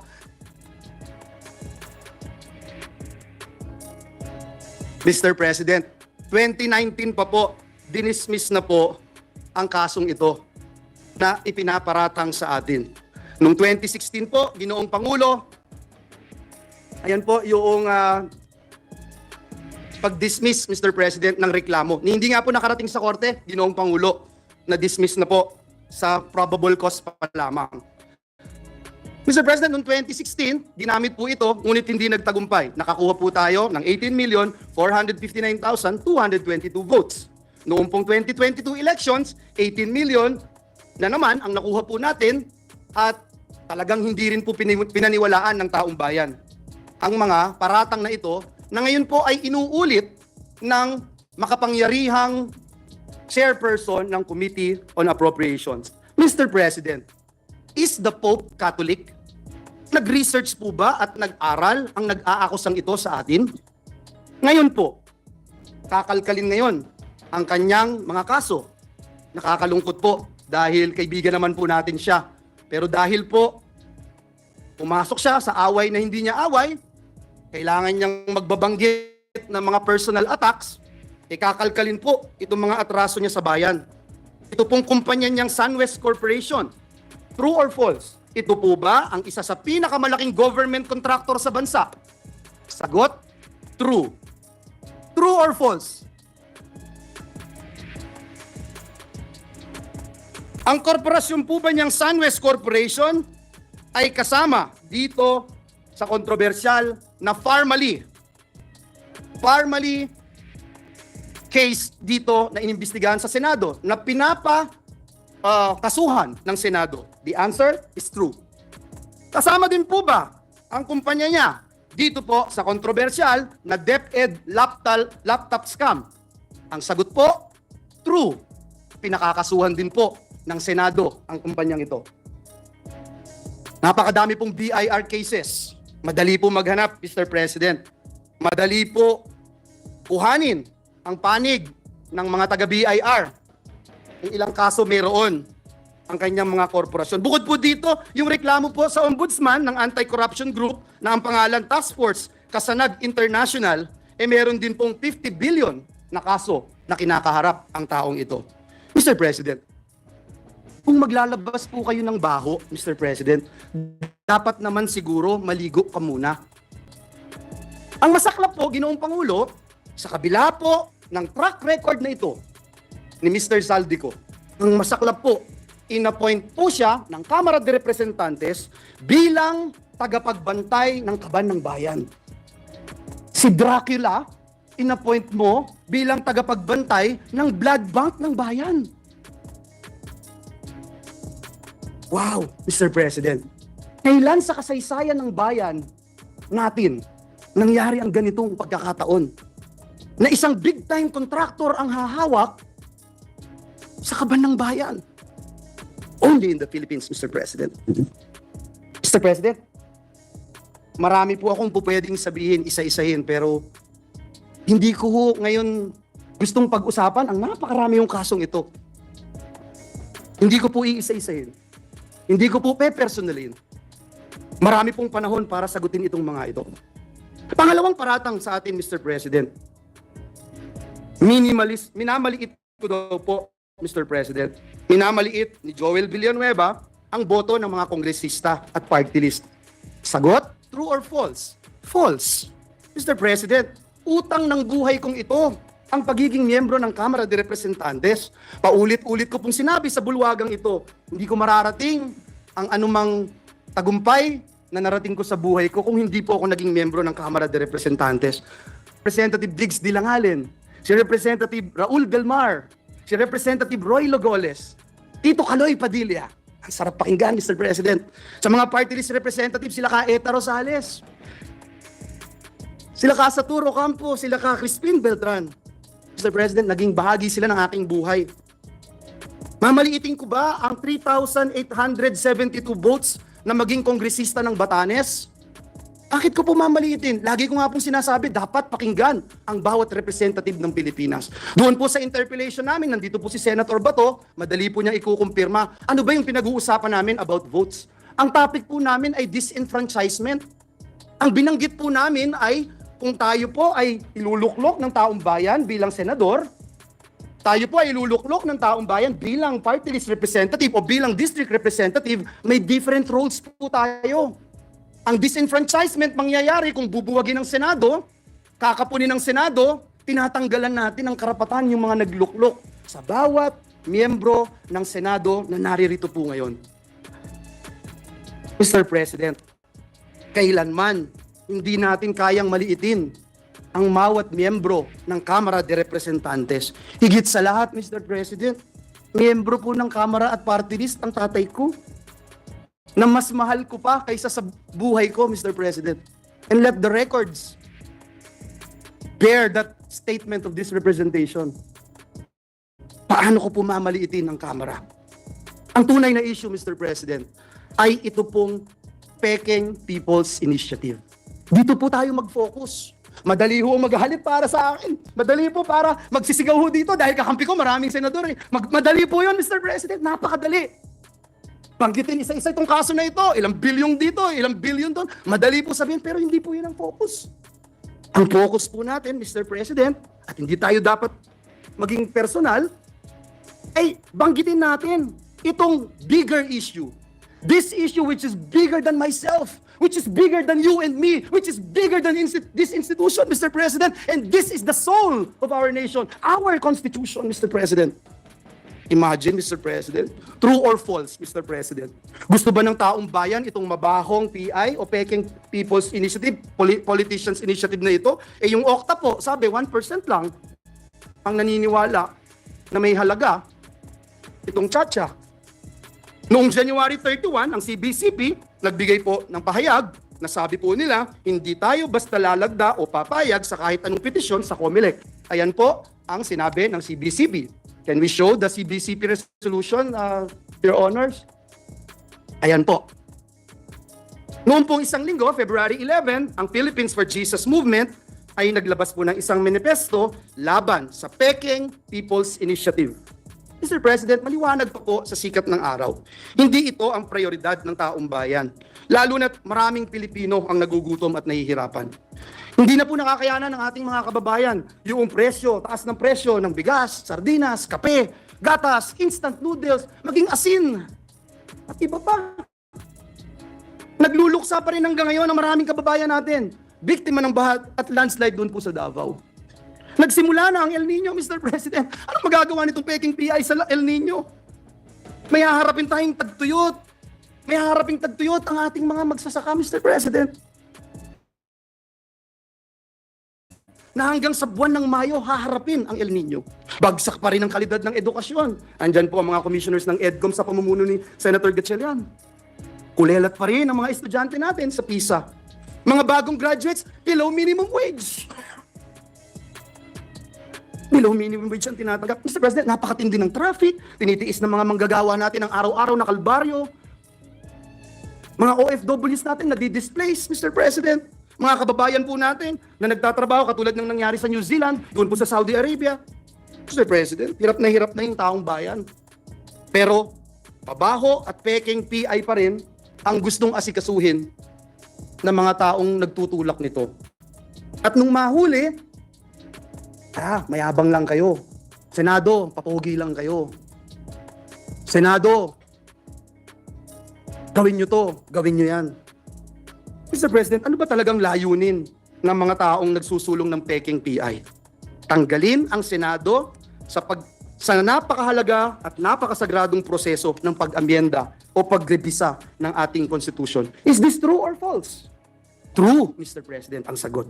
Yan po ang nakalagay sa pinapipirmahan nila. Mr. President, may nanununog ng bahay natin, nahuli natin, may dalang sulo, sinusunog ang ating mga poste ng bahay natin, at nung mahuli natin sila, sa halip na magpakumbaba, sa halip na aminin na sila'y nagkamali, sila pa po ang galit, Mr. President. Sila pa po yung nambubuli. Nung mahuli po natin, ayaw pa rin pong umamin sa kanilang kasalanan. Sa halip po, minumura tayo, tinitira tayo ng below the belt, kesyo pangit tayo, mayabang tayo, etc. Sila pa ang galit at sabi pa sa atin, hoy, pagluto mo pa ako. Hoy, next week, ipasa mo to. Mr. President, hindi ho punching bag ang Senado. Naniniwala akong hindi tayo papayag maging punching bag, Mr. President. Sa mga kababayan po nating nanonood ngayon, sa mga kababayan po nating sumusubaybay, kapag nangyari po ang gusto nilang pagbabago sa konstitusyon, mababaliwala po ang inyong Senado. At mas magiging madali ng magpalit ng konstitusyon kaysa magpalit ng pangalan ng kalye. Ito po ba ang gusto natin dito sa Pilipinas? Uulitin ko po. Gusto nilang buwagin at tanggalin ang boses ng Senado samantalang hindi mabilang ng mga landmark legislations na tinrabaho ng mga miyembro ng Senado. Uunahin ko na po kayo, Senate President, yung Bangsamoro Organic Law. Kung wala po kayo, hindi ko kayo nagsulong nito. Hindi ko magiging batas ito. Si Senator Loren Legarda, kung hindi pinangunahan itong Clean Air Act, Clean Water Act, Ecological Solid Waste Act, ano nangyayari po kaya? Si Senator JB, kung wala, may Universal Healthcare Act kaya? Si Senator Risa, kung wala, may Expanded Maternity Leave Law kaya? Mr. President, si Senator Angara, meron kayang Tatak Pinoy, may Regional Specialty Centers. Si Senator Binay, meron kayang Expanded NIPAS Act, Anti-Child Sexual Abuse or Exploitation Materials Act. Si Senator Alan Cayetano, meron kayang Good Manners and the Values Education Act. Meron kayang Bayanihan to Heal as One Act. Meron kayang Bayanihan to Recover as One Act na isinulong ni Senator Alan Cayetano. Si Senator Pia Cayetano, meron kayang Reproductive Health Act, may Cheaper Medicines Act. Meron kayang Syntax Reform Law, etc. Si Senator Bato, meron kayang BFP Modernization Act. At just recently, itong PNP Reorganization Act. Si Senator Jinggoy, kung wala, meron ko kaya itong Strengthening Professionalism and Promoting the Continuity of Policies and Modernization Initiatives in the AFP. At higit sa lahat, mamaya itatakil na natin yung pagtaas ng sweldo ng mga manggagawa. Kung wala si Senator Win, meron kayang Excellence in Teacher Education Act. Kung wala si Senator Bongo, meron kayang mga malasakit center sa Pilipinas. Kung wala si Senator Grace po, meron kayang amendments to the Public Services Act. Kung wala po si Senator Bong Revilla, meron kayang Teaching Supplies Allowance Act. Kung wala si Senator Tolentino, meron kayang resetting itong mga nangyaring kailangang eleksyon at itong mga paglilitis at pag-iimbestiga ng Senado sa mga anomalya na nangyayari sa ating bayan. Kung wala si Senator Amy Marcos, meron kayang amendments to the Foreign Investments Act. Mr. President, I can go on and on and on, Mr. President. Kung gaano karami ang tinrabaho ng inyong Senado, hindi para sa personal na interes, hindi para lumawig ang aming mga termino, hindi para lumaki ang pondo na aming kailangang hawakan. Mr. President, Ginoong Pangulo, patuloy po akong nagdadasal. Patuloy kong ipinagdadasal ang ating mga kasamahan sa Kamara de Representantes. Lalo na po, si Ginoong Zaldico. Mr. President, kung ayaw niya pong maniwala sa akin, i-quote ko na lang po yung sinabi ni Speaker Martin Romualdez. Don't throw stones if you live in a glass house. Yan po ang sinabi ni Speaker. Sana po marinig po ng ating mga kasamahan. Pinapanalangin ko po na bigyan tayo nawa ng Panginoong Diyos ng lakas, talino, maging kakayahan para magpatawad, Ginoong Pangulo, at pagtuunan ng pansin higit sa lahat. Ano po ba ang tunay na kailangan ng bayan ngayon? At ipanalo natin ang taong bayan. Sa halip na pagtuunan natin ng pansin kung sinong mas magaling, kung sinong mas magandang lalaki o kung sino man ang mas mayabang. Hindi po ang mabaho at pekeng People's Politicians Initiative ang kailangan ni Juan de la Cruz. Sa tindi po ng kahirapan, sa tindi ng traffic, sa tindi ng gutom, hindi po PI ang kailangan. Ang kailangan po, Mr. President, ni Juan de la Cruz, ng gamot. Kailangan po niya ng pagkain sa hapagkainan nila. Ang kailangan po niya ay kalidad na edukasyon. Ang kailangan po niya ay trabaho at magandang kita.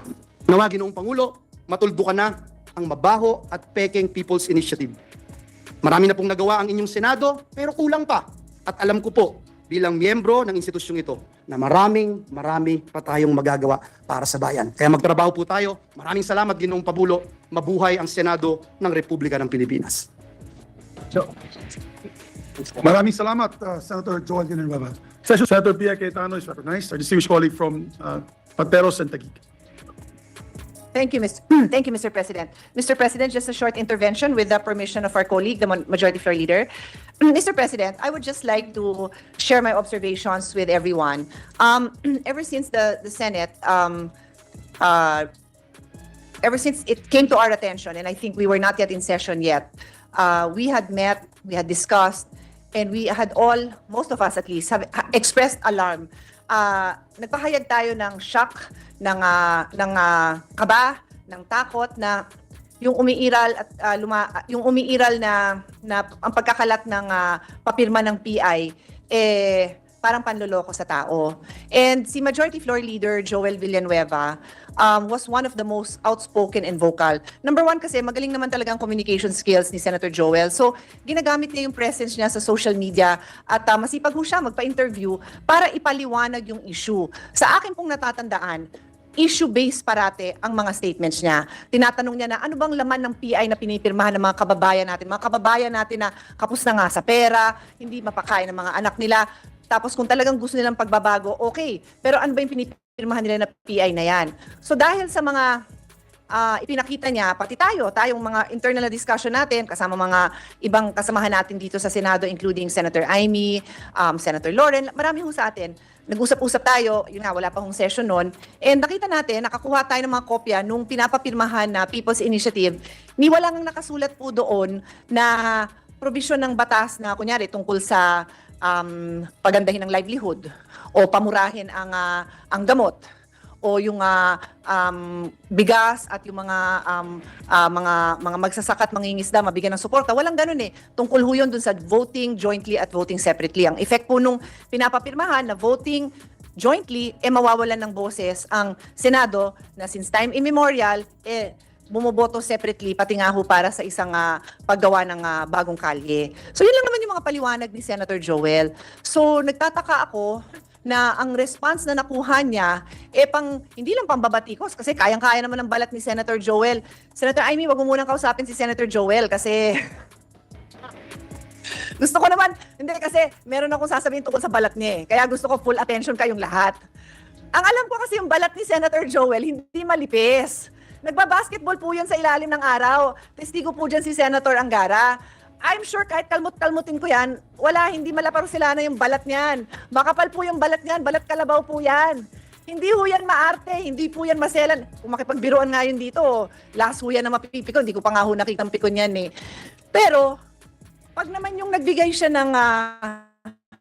ng pahayag o kaya yun nga, yung mga statement niya sa media kung saan inilalabas lang niya yung kailangan maintindihan ng tao na epekto nung pinipirmahan nila, na may ebidensya na may mga grupong nagpapapirma.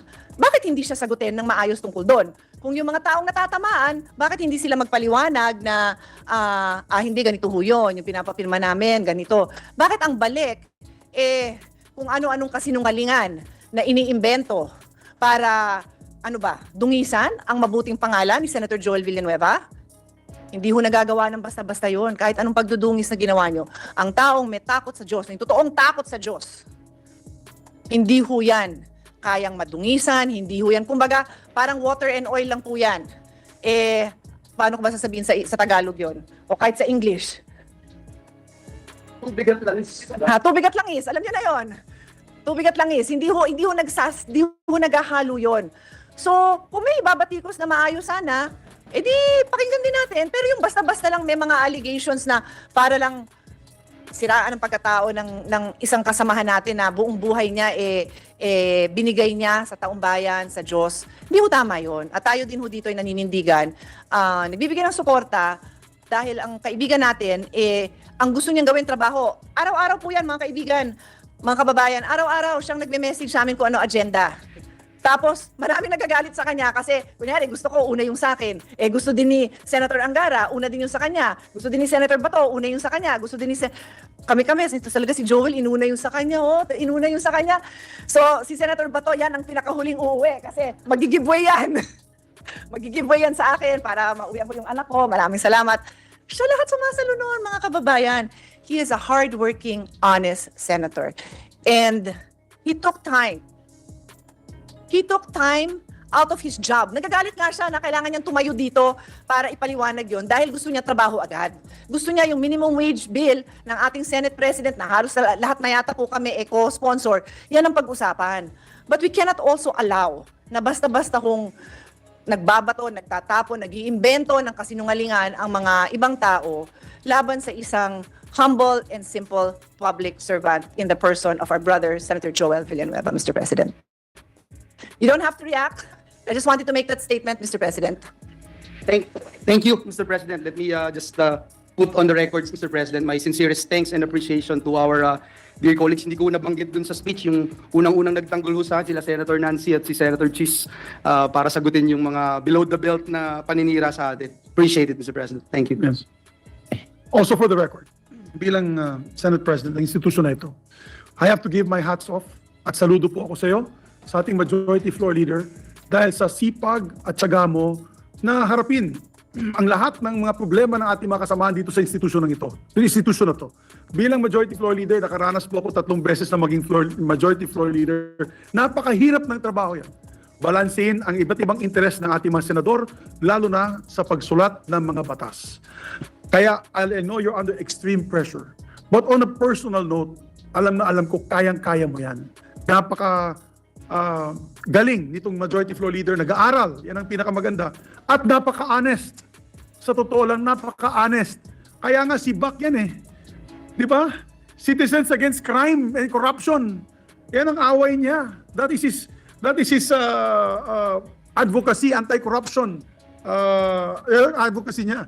He's anti-corruption fighter. Kaya nakakatawa ang mga paratang ng isang miyembro ng mababang kapulungan sa ating kasamahan. And I hope that our friends in the House are circumspect. Hindi magandang mga paratang na ganyan. It is not good for interparliamentary courtesy. Tayo dito po ay nagtatrabaho na po. Ang dami na po natin na ipasa at na yung araw na ito, may ipapasa po tayo para sa masang Pilipino na sa tingin ko ang makakatulong sa pag-angat ng kahirapan, sa kahirapan ng ating mga kababayan. Yan ang dapat tutukan natin. Nabigyan natin ginawa ang ating mga mahihirap nating kababayan through legislation, through legislative work, my dear colleagues. We never, as senators, overstep our bounds. We do not act like presidents here. We are all legislators. We do not overstep our powers. We do not overstep our bounds and boundaries. We just do our job well.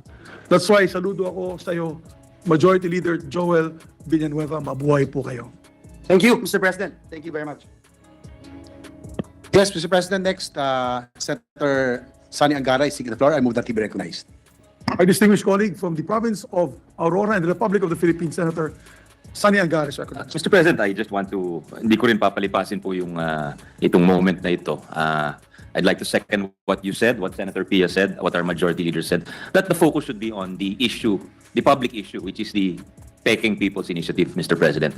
And I admire our distinguished majority leader, our dear friend, like a brother to us, always working hard for our interest. In fact, he even singled out our pet advocacies. Ganun ho siya. He took the time out to single out. And he was a very vital part in passing many, if not all, of these measures, and we thank him for that. I know many times he feels underappreciated, but we truly appreciate the work he and his team. I think it's worth mentioning.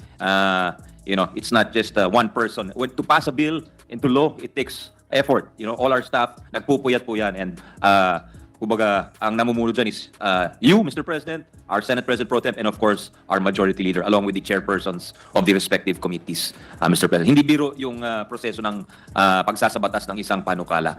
It's no joke. That's why akala ng iba it's like just checking off a box, di ba? Hindi po ganun yun. Marami pong konsultasyon yun. Kaya natawa ako nung sabi, maglatag na daw tayo ng posisyon. Paano tayo maglalatag ng posisyon? Kakaumpisa lang ng mga hearing. Di ba? Parang pinakita na parang hindi kailangan yung hearing. Kumbaga seremonya na lang ho siya. No, it's an actual, honest to goodness public consultation. Ginawa ba nila yon sa PI? Parang wala akong narinig na public consultation, Mr. President. Di ba? Parang ginawa nila nung nagse-celebrate tayo ng Christmas at New Year. Parang fast break, kumbaga. Di ba? Kung fast break lang, wala nang mas gagaling sa majority leader natin. Tsaka Senator Bongo, magaling din sa fast break. Sa basketball. Sa basketball. Hindi sa pagsasabatas. Sa pagsasabatas, wala dapat fast break dahil parang mababa ang tingin natin sa kababayan natin, Mr. President, kapag fast break natin yung pagsasabatas. At saka hindi pangkaraniwang batas ito, Mr. President. Saligang batas ang pinag-uusapan ito. I paraphrase our distinguished majority leader. It's the soul of our nation. Di ba? Hindi tayo pwede magpasa ng batas sa Kongreso na taliwas sa ating saligang batas. Ganun po kataas, ganun po kadakila ang ating saligang batas. So it's not something to trifle with. Hindi po biro, hindi po hindi seryosong usapan ito. Parang minamaliit nga natin yung taong bayan kung minamadali natin ito, Mr. President. At dinadaan natin sa salapi at sa iba-ibang pamamaraan na kumbinsihin po sila.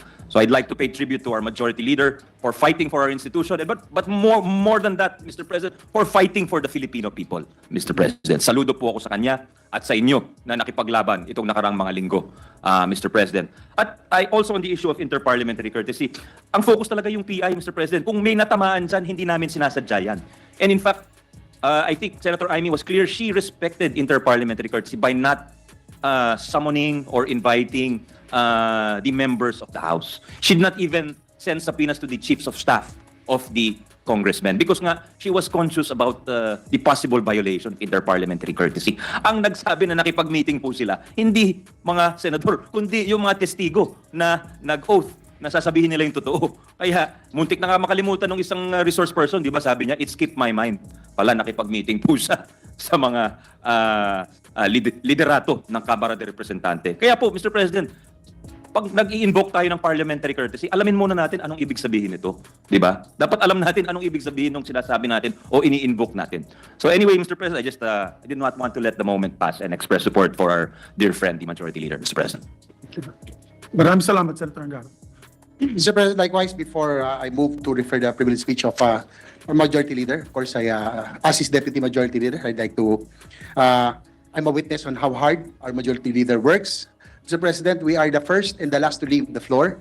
Even during the budget season, we are here from 9 a.m. sometimes to the wee hours in the morning. Kami-kami lang nandito, Mr. President. Ilan po lang tayo. Unlike the other house, there are a lot. Pero dito, ilan lang po tayo.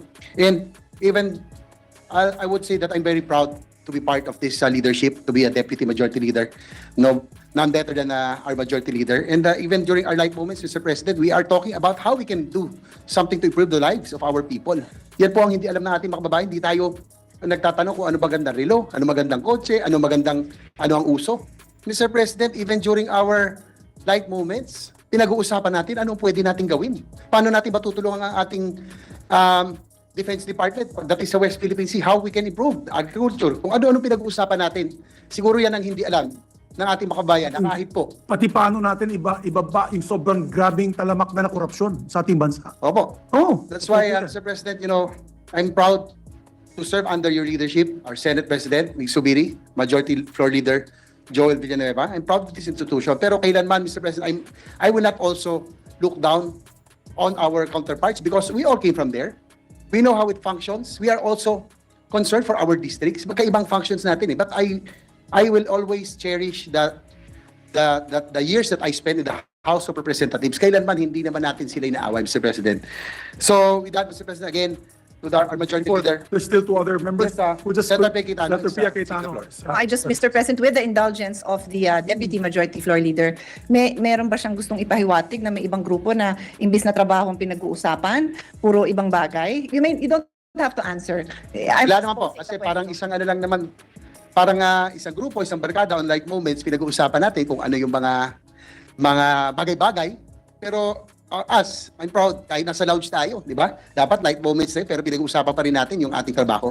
And even yesterday, doon po sa farm ni Senator Villanueva, pinag-uusapan pa rin natin kung ano ang ating pwedeng gawin. And again, Mr. President, hindi naman dahil but I am very proud to have made this comeback in the Senate and serve under your leadership. And my majority leader, ay ako'y proud na proud bilang kanyang deputy. That's why I don't complain. Kahit na ako'y first in, last out dito sa Senado, I will always be here because I'm proud of what we are doing here in the Senate. And also, I want to take note that without you, wala tayong Department of Housing, Senator JV, ha? And also for Senator Joel, yung ating napakaraming batas on higher education, training, DMW, yung Department of Migrant Workers is your baby, and many others that was adopted, by the way, by the House. Talagang trabaho para sa bayan, yung doktor para sa bayan, and also the work from home na bill natin na ginawa mong batas. So we'd like to recognize a distinguished colleague from Bohol and from Davao region, no other than Senator Bato de la Rosa, another fighter. Your Honors. Thank you, Mr. President. Mr. President, I don't want to violate my self-declared ceasefire. Per your advice. But hindi ko palalampasin itong pagkakataon na ito. Hindi para tirahin yung ating mga kasamahan sa kabilang kapulungan. Kundi para magbigay ng suporta sa ating very passionate, very honest at ewan ko bakit siya ang paboritong tirahin personally ng mga kasamahan natin sa kabilang kapulungan. I would like to express my interest to be identified with the privileged speech delivered by our majority leader. Sabi ko nga sa kanya, Mr. President, kung ako man ay tutungtong sa boxing ring o sa wrestling ring at ako'y lalaban ng tag team, yung tag team na wrestling, Mr. President, wala ko ibang pipili talaga na katag team ko, si Majority Leader Senator Joel Villanueva. Yan. Dahil sa kanya prinsipyo, Mr. President. Dahil sa aking paniniwala na siya ay talagang tao na malinis, siya ay tao na honest, siya ay tao na nagsasalita ng totoo, at walang tinatago. Kung gusto niya ipaglaban yung institusyon, gusto niya ipaglaban ang konstitusyon, ipaglaban niya yung mga tao na naiisahan, ay talagang very passionate siya na ipaglaban, Mr. President. Kaya sana po, unsolicited advice to those who want to attack Senator Joel Villanueva. Please attack him on the issues that we are tackling. Do not attack him personally. Because kung personal na atakan ito, you will be attacking the 23 senators are solidly behind Senator Joel Villanueva. So if you attack Senator Joel Villanueva, you are attacking the whole 24 senators, Mr. President. That's how we do it here in the Senate. And I would like to follow up on the statement of Senator Angara na dito po sa Senado, wala pong pass-breakan dito, Mr. President. Wala pong blind pass dito, Mr. President. Kung sa mag-schedule, walang dunk dito, Mr. President. Puro deliberate ang trabaho dito. Dinidribble ng mabuti ang bola, pinapasa ng mabuti, hinahanapan ng magandang pwesto, kung sinong pwedeng mag-jump shot, Mr. President. Wala pong dunk dito. Kaya huwag sana tayo madaliin ang ating mga kasamahan sa pag-amend ng ating konstitusyon dahil sabi nga ni Senator Angara, we are not amending just a simple law, Mr. President. We are amending the very heart and soul of the nation, which is the Constitution. So sana pagbigyan naman nila tayo. Mabuti sana kung hindi tayo gumagalaw. Lunes na Lunes, first hour in the morning, si Senator Angara nag-hearing na sa kanyang subcommittee on constitutional amendments. Kaya huwag naman sana tayo, para naman tayong, I don't know how to describe the situation, Mr. President, but we are working, we are deliberating on it, pinag-usapan, pinagdebatihan, hindi po pass break ang trabaho namin dito. Kaya po, we are not after of quantity, we are after of quality, Mr. President. Hindi po ito payabangan kung ilang batas ang napapasa ninyo. Pinapasa ninyo kung wala yung magkasamahan o ano ba, magpapalusot tayo? Hindi natin ginagawa yan dito. Nirespeto natin ang isa't isa sa 24 na senador. Kung siya may oposisyon sa batas na pinapanday natin, pinapakinggan natin siya. At nirespeto natin yung kanyang punto. Kaya po, sabihin man yung mabagal, pero maganda ang kinalabasan dahil nga pinag-usapan ng gusto ang mga batas dito. Lalong-lalo na sa pag-aminda ng ating konstitusyon. Kaya, Mr. President, I just would like to assure our majority leader, wherever you go, I am with you, and I will support you, and I will fight for you till death. Thank you, Mr. President. Maraming salamat, Senator Bato de la Rosa, the true fighter of the Senate. Maganda kung kasanggamos si Senator Bato de la Rosa. Yes, Mr. President. Our distinguished colleague from Isabela, Davao, and the Republic of the Philippines, Southern Senator Raffy Tulfo, is recognized, sir. Thank you, Mr. President. Good afternoon, Mr. President, distinguished colleagues. Kung natatanda niyo po, during the budget hearing last year ng Committee on Finance, akin pong tinanong mga opisyal ng Bureau of Customs tungkol sa dalawang Bugatti Chiron na nag-viral sa social media dahil pag-alagala ito sa mga kalye ng Metro Manila. Ang Bugatti Chiron ay isa sa pinakamahal na sasakyan sa buong mundo na nagkakalaga ng $3 million kada isa. Ulitin ko po, $3 million kada isa. Madami na pong nangyari mula nung araw na yon. Panoorin po natin video.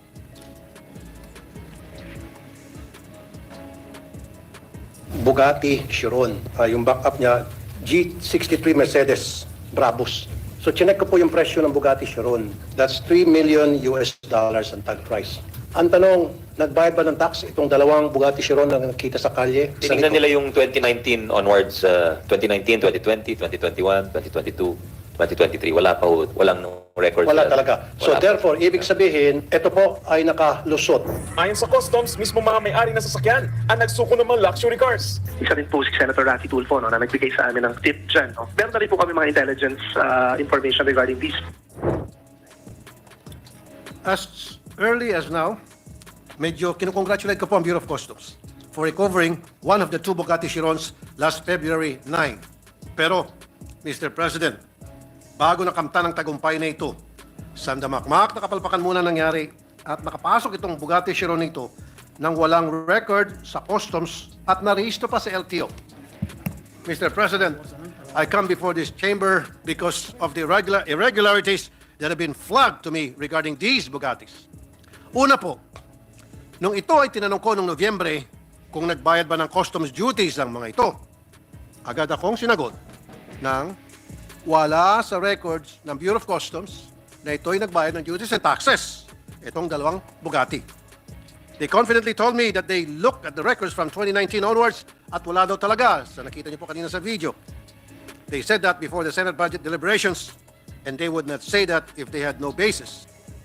Ngayon po, bilang pag-follow up ko sa nangyaring ito, dahil nga may nag-surrender na ng isang Bugatti, akin pong background check ang registration ng dalawang Bugatti sa LTO.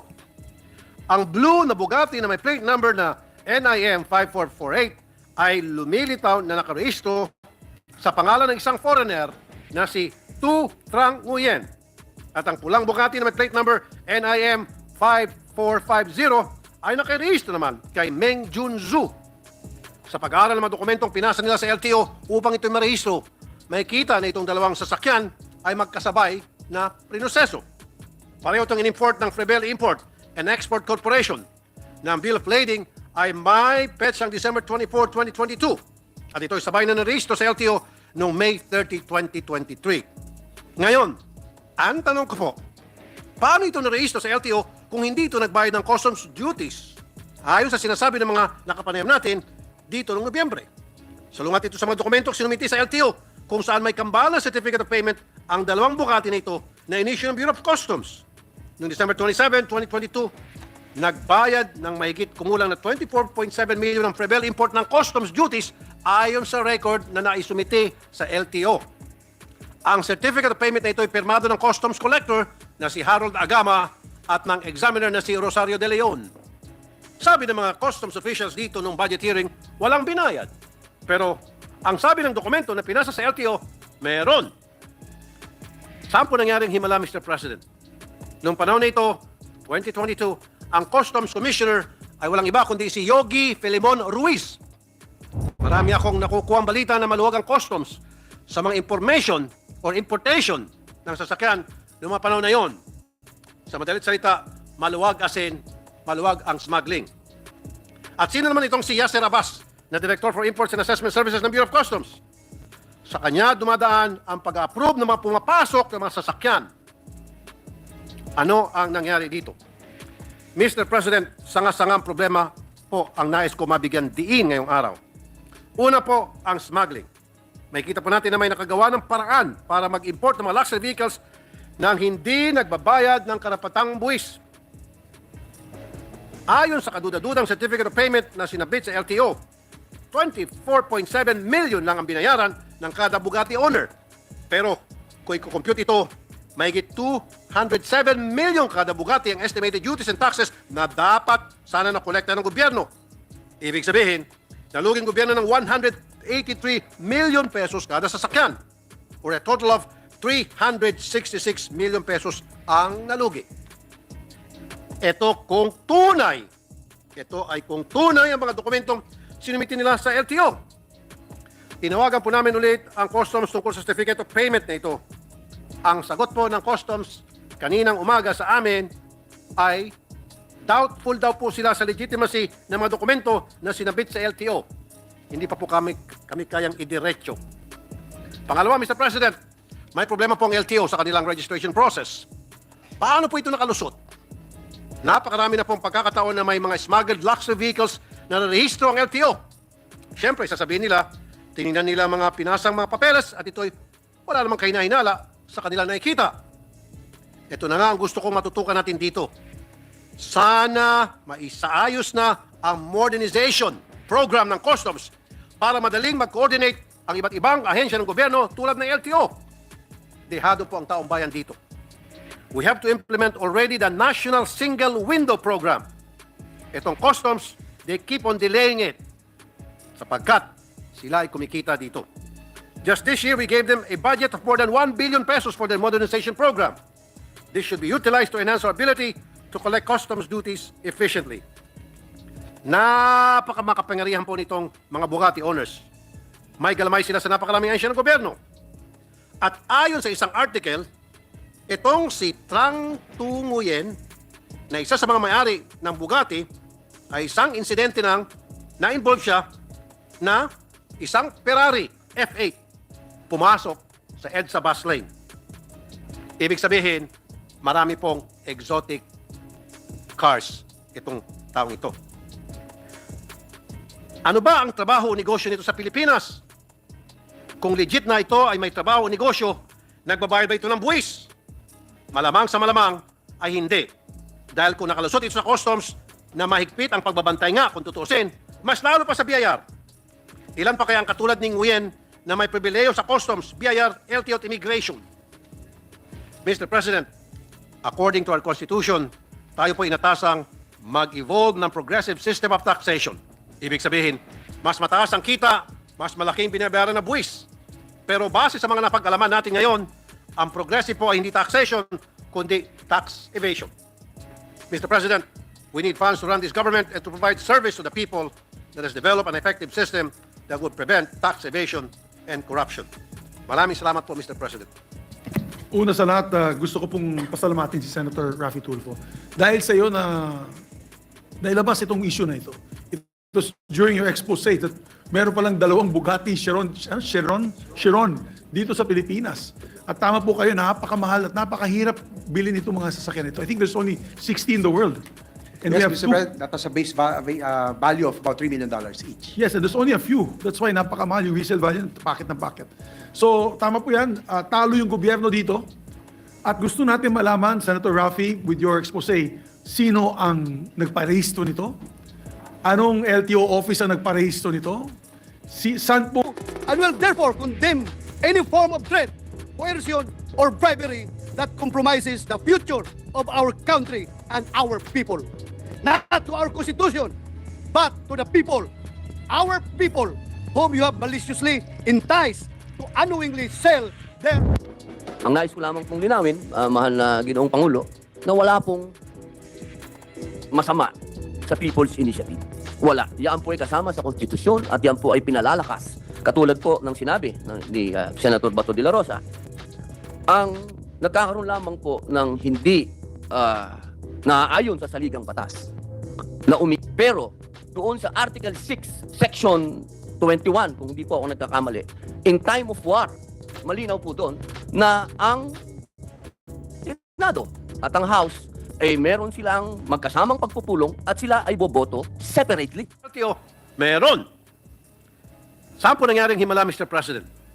Noong panahon na ito, 2022, ang Customs Commissioner ay walang iba kundi si Yogi Filimon Ruiz. Marami akong nakukuha balita na maluwag ang customs sa mga information or importation ng sasakyan noong mga panahon na yon. Sa madalit salita, maluwag as in, maluwag ang smuggling. At sino naman itong si Yasser Abbas, na Director for Imports and Assessment Services ng Bureau of Customs? Sa kanya dumadaan ang pag-approve ng mga pumapasok ng mga sasakyan. Ano ang nangyari dito? Mr. President, sanga-sangang problema po ang nais ko mabigyan diin ngayong araw. Una po, ang smuggling. May kita po natin na may nakagawa ng paraan para mag-import ng mga luxury vehicles nang hindi nagbabayad ng karapatang buwis. Ayon sa kadudadudang certificate of payment na sinabit sa LTO, 24.7 million lang ang binayaran ng kada Bugatti owner.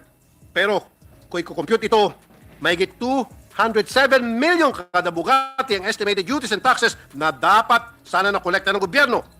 Ibig sabihin, naluging gobyerno ng 183 million pesos kada sasakyan, or a total of 366 million pesos ang nalugi. Ito kung tunay, ito ay kung tunay ang mga dokumentong sinumitin nila sa LTO. Tinawagan po namin ulit ang Customs tungkol sa certificate of payment na ito. Ang sagot po ng Customs kaninang umaga sa amin ay doubtful daw po sila sa legitimacy ng mga dokumento na sinabit sa LTO. Hindi pa po kami kayang idiretso. Pangalawa, Mr. President, may problema po ang LTO sa kanilang registration process. Paano po ito nakalusot? Napakarami na pong pagkakataon na may mga smuggled luxury vehicles na narehistro ang LTO. Siyempre, sasabihin nila, tinignan nila mga pinasang mga papeles at ito'y wala namang kahinahinala sa kanila nakikita. Ito na nga ang gusto kong matutukan natin dito. Sana maisaayos na ang modernization program ng Customs para madaling mag-coordinate ang iba't ibang ahensya ng gobyerno tulad ng LTO. Dehado po ang tao.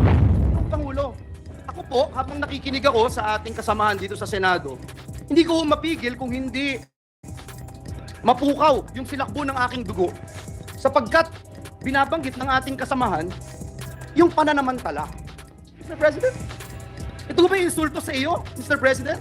Ito ba yung insulto sa ating institusyon sapagkat ang bawat isa na nagluklok sa atin bilang senador ng Republika ng Pilipinas, nung tayo po ay binoto, tayo po'y binoto bilang kinatawan nila as national leaders, Mr. President. Not as district representatives, not as party list representatives, but national leaders.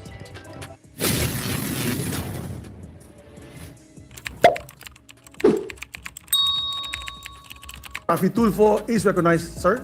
Thank you, Mr. President. Good afternoon, Mr. President, distinguished colleagues. Kung natatanda niyo po, during the budget hearing last year ng Committee on Finance, akin pong tinanong mga opisyal ng Bureau of Customs tungkol sa dalawang Bugatti Chiron na nag-viral sa social media dahil pag-alagala ito sa mga kalye ng Metro Manila. Ang Bugatti Chiron ay isa sa pinakamahal na sasakyan sa buong mundo na nagkakalaga ng $3 million kada isa. Ulitin ko po, $3 million kada isa. Madami na pong nangyari mula nung araw na yon. Panoorin po natin video.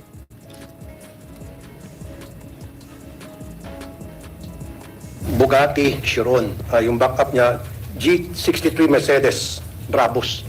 So chinek ko po yung presyo ng Bugatti Chiron. That's $3 million ang tag price. Ang tanong, nagbayad ba ng tax itong dalawang Bugatti Chiron na nakita sa kalye? Tinignan nila yung 2019 onwards, 2019, 2020, 2021, 2022.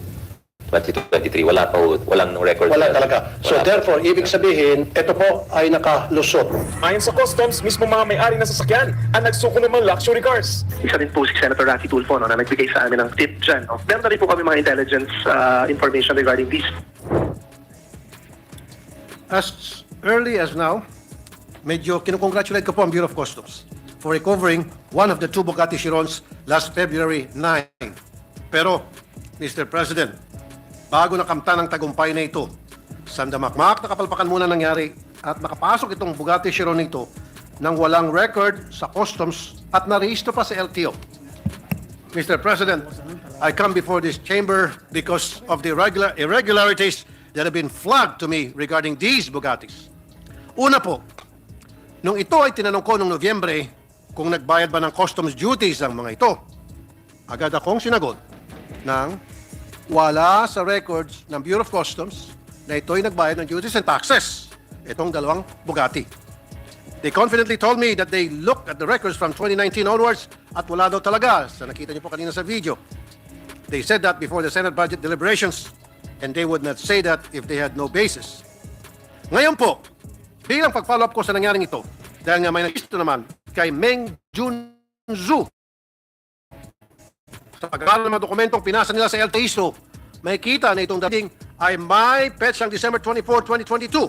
At ito'y sabay na narehistro sa LTO noong May 30, 2023. Ngayon, ang tanong ko po, paano ito narehistro sa LTO kung hindi ito nagbayad ng customs duties? Ayon sa sabi ng mga nakapanayam natin dito noong Nobyembre. Salungat ito sa mga dokumentong sinumiti sa LTO kung saan may kambala certificate of payment ang dalawang Bugatti na ito na in-issue ng Bureau of Customs. Noong December 27, 2022, nagbayad ng mahigit kumulang na 24.7 million ng Prevel import ng customs duties ayon sa record na naisumite sa LTO. Ang certificate of payment na ito ay pirmado ng customs collector na si Harold Agama at ng examiner na si Rosario de Leon. Sabi ng mga customs officials dito nung budget hearing, walang binayad. Pero ang sabi ng dokumento na pinasa sa LTO, meron. Saan po nangyaring himala, Mr. President? Noong panahon na ito, 2022, ang Customs Commissioner ay walang iba kundi si Yogi Filimon Ruiz. Marami akong nakukuha ang balita na maluwag ang customs sa mga information or importation ng sasakyan noong mga panahon na yon. Sa madalit salita, maluwag as in, maluwag ang smuggling. At sino naman itong si Yasser Abbas, na Director for Imports and Assessment Services ng Bureau of Customs? Sa kanya dumadaan ang pag-approve ng mga pumapasok ng mga sasakyan. Ano ang nangyari dito? Mr. President, sanga-sangang problema po ang nais ko mabigyan diin ngayong araw. Una po, ang smuggling. May kita po natin na may nakagawa ng paraan para mag-import ng mga luxury vehicles nang hindi nagbabayad ng karapatang buwis. Ayon sa kaduda-dudang certificate na sinabit sa LTO, 24.7 million lang ang binayaran ng kada Bugatti owner. Pero kung i-compute ito, mahigit 207 million kada Bugatti ang estimated duties and taxes na dapat sana nakolekta ng gobyerno. Ibig sabihin, naluging gobyerno ng 183 million pesos sa sasakyan or a total of 366 million pesos ang nalugi. Ito kung tunay. Ito ay kung tunay ang mga dokumentong sinumiti nila sa LTO. Tinawagan po namin ulit ang customs tungkol sa certificate of payment na ito. Ang sagot po ng customs kaninang umaga sa amin ay doubtful daw po sila sa legitimacy ng mga dokumento na sinabit sa LTO. Hindi pa po kami kayang idiretso. Pangalawa, Mr. President, may problema po ang LTO sa kanilang registration process. Ano po ito nakalusot? Napakarami na pong pagkakataon na may mga smuggled luxury vehicles na narehistro ang LTO. Siyempre, sasabihin nila, tinignan nila mga pinasang mga papeles at ito'y wala namang kahinahinala sa kanilang nakikita. Ito na nga ang gusto matutukan natin dito. Sana maisaayos na ang modernization program ng customs para madaling mag-coordinate ang iba't ibang ahensya ng gobyerno tulad ng LTO. Dehado po ang taong bayan dito. We have to implement already the National Single Window Program. Itong customs, they keep on delaying it sapagkat sila ay kumikita dito. Just this year, we gave them a budget of more than 1 billion pesos for their modernization program. This should be utilized to enhance our ability to collect customs duties efficiently. Napakamakapangyarihan po nitong mga Bugatti owners. May galamay sila sa napakalaming ahensya ng gobyerno. At ayon sa isang article, itong si Rene, na isa sa mga may-ari ng Bugatti, ay na-involve siya na isang Ferrari F8 pumasok sa EDSA bus lane. Ibig sabihin, marami pong exotic cars itong taong ito. Ano ba ang trabaho o negosyo nito sa Pilipinas? Kung legit na ito ay may trabaho o negosyo, nagbabayad ba ito ng buwis?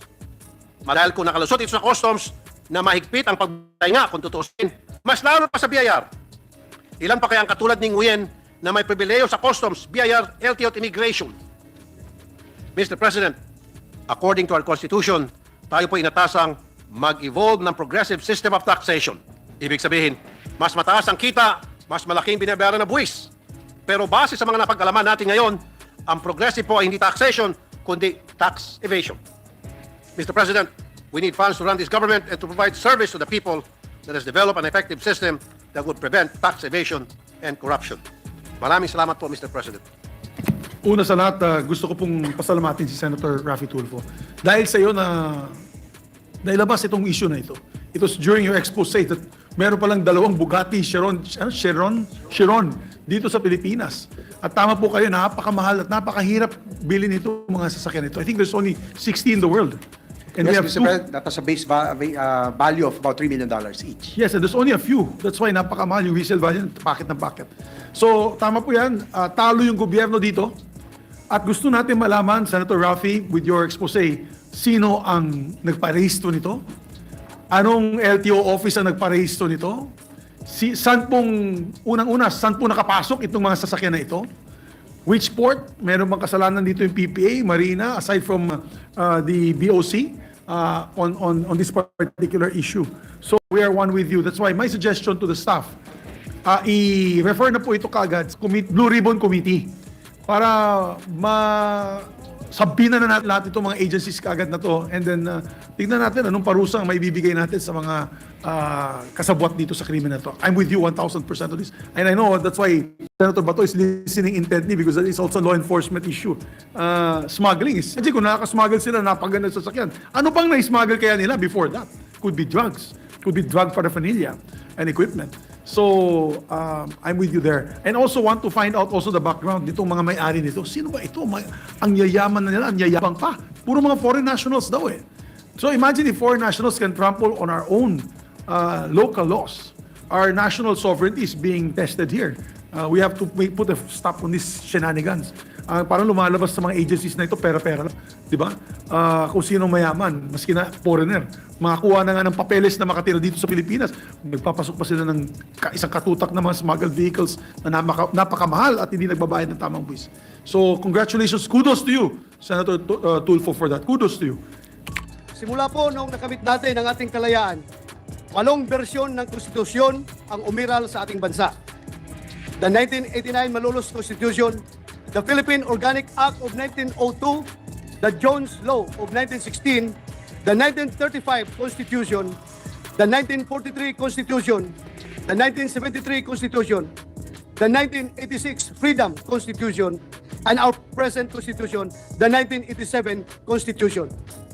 Sa 8 Philippine Constitution na aking nabanggit, tanging sa 1987 Constitution lamang po natin matagpuan ang People Initiative provision sa mamamayan na magpasimuno ng reform sa pamahalaan. In the words of Justice Panganiban in his separate opinion in the case of Miriam Defensor Santiago versus Comelec, and I quote, "Initiative like referendum and recall is a new and treasured feature of the Filipino constitutional system. All three are institutionalized legacies of the world-admired EDSA people power. Like elections and plebiscites, they are hallowed expressions of popular sovereignty. They are sacred democratic rights of our people to be used as their final weapons against political excesses, opportunism, inaction, oppression, and misgovernance, as well as their preserved instruments to exact transparency accountability, and faithfulness from their chosen leaders. End of quote.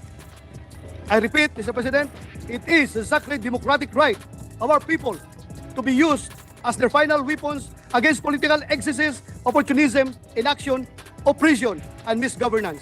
Ito po ang isa sa purposes ng People's Initiative as envisioned by the framers of the 1987 Constitution. Pinahahalagahan po na saligang batas ang gampanin ng mamamayan na siguruhin na patuloy na lalamanin ng mga pahina nito ang kanilang mga interes at kapakanan. After all government authority emanates from the people. However, if the people are being misled, deceived, and cursed to sign a piece of document proposing to amend the Constitution for a certain amount of money, then the initiative is invalidated. Worse, its intentions are tarnished. The sacredness of initiative is stained by selfish motives. Ang pinagtataka po natin ngayon, bakit tila ang umiikot na so-called People's Initiative ay isang politician's initiative? Pareho pa rin silang PI, Mr. President. This is an insult and outright affront to the space duly afforded to us by the Constitution. A space intended to accommodate our people's capacity to introduce reforms. Ginoong Pangulo, mga kababayan, mayroon pong tatlong pamamaraan upang baguhin ang mga titik ng ating konstitusyon. Ang dalawa sa tatlong proseso na ito ay nangangailangan ng direktang partisipasyon ng mga halal na mga mambabatas, mga kongresista at tayong mga senador. Nag-iisa po ang pamamaraan na nakareserba para sa taong bayan para amyendahan ang saligang batas. Ito po ang tinatawag natin na People's Initiative. Bakit po kaya hindi gamitin ng mga politician na nagsusulong na Politicians Initiative ang dalawang pamamaraan na nasa konstitusyon kung gusto nilang baguhin ang ating saligang batas? Bakit hindi pa sapat sa ilang mga mambabatas na mapagkalooban ng dalawang pagpipilian para baguhin ang konstitusyon? Kailangan ba na pati ang direktang inilaan para sa ating mga mamamayan ay kukunin at gagamitin ng mga gahamang politiko? Tila Ginoong Pangulo, sa pagdaan ng mga araw, mas maraming katanungan pa ang nadadagdag kaysa mga kasagutan sa Politicians Initiative. Pero isa po ang nabigyang linaw.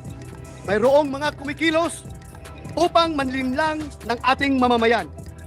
Mga individual at mga grupo na tila ang tingin lamang sa pamahalaan ay isang negosyo na pwedeng pagkakitaan. Handa silang mamuhunan sa pagbili ng mga pirma o lagda. Napakadali lamang. Lalo na kung hindi naman kinabukasan ng bayan ang kanilang turing dito, kundi isang tseke na maaari nilang ipalit sa salapi pagdating ng panahon. Nakalulungkot, ang pinagsamantalahan ay siyang mga kababayan natin mga walang-wala sa buhay. Sila na ang mga nagdarahop at naghihikahos. Silang mga nagugutom at walang hanap buhay. May mga pagkakataon na ilan sa ating mga kababayan na pumirma sa kadudad-dudang People's Initiative ay wala ng ibang makakapitan kundi patalim. Kapalit ng munting halaga ay pagsangla ng kaluluwa. Nakagagalit na silang mga vulnerable ang palaging target ng panlilinlang ng mga politikong may mga pansariling motibo. Nakakapanlumong isipin kung paano sinamantala ang kahirapan sa buhay ng mga mamamayan para lamang sa sariling kapakanan ng mga nasa kapangyarihan. Minsan naisip ko, Mr. President, kung nangyari ito nung bata pa ako, malamang kasama ang aking mga magulang sa mga hihikayatin nilang pumirma. At dahil mahirap lang kami, baka nga pumirma sila. Kaya ganun na lamang ang aking galit, Mr. President, sa pananamantalang ito. Pumirma ka na lang, bahala na kung hindi naintindihan, di balik, may 100 pesos ka o kaya 3,000 pesos, may panghapunan na kayo, nalilya mo. I feel it is my obligation to stand up for the poor because I know what it is like to believe that you do not have a choice. It is my obligation to tell every single one who is listening to me right now, be it inside this hall or on some video being aired, you all have a choice.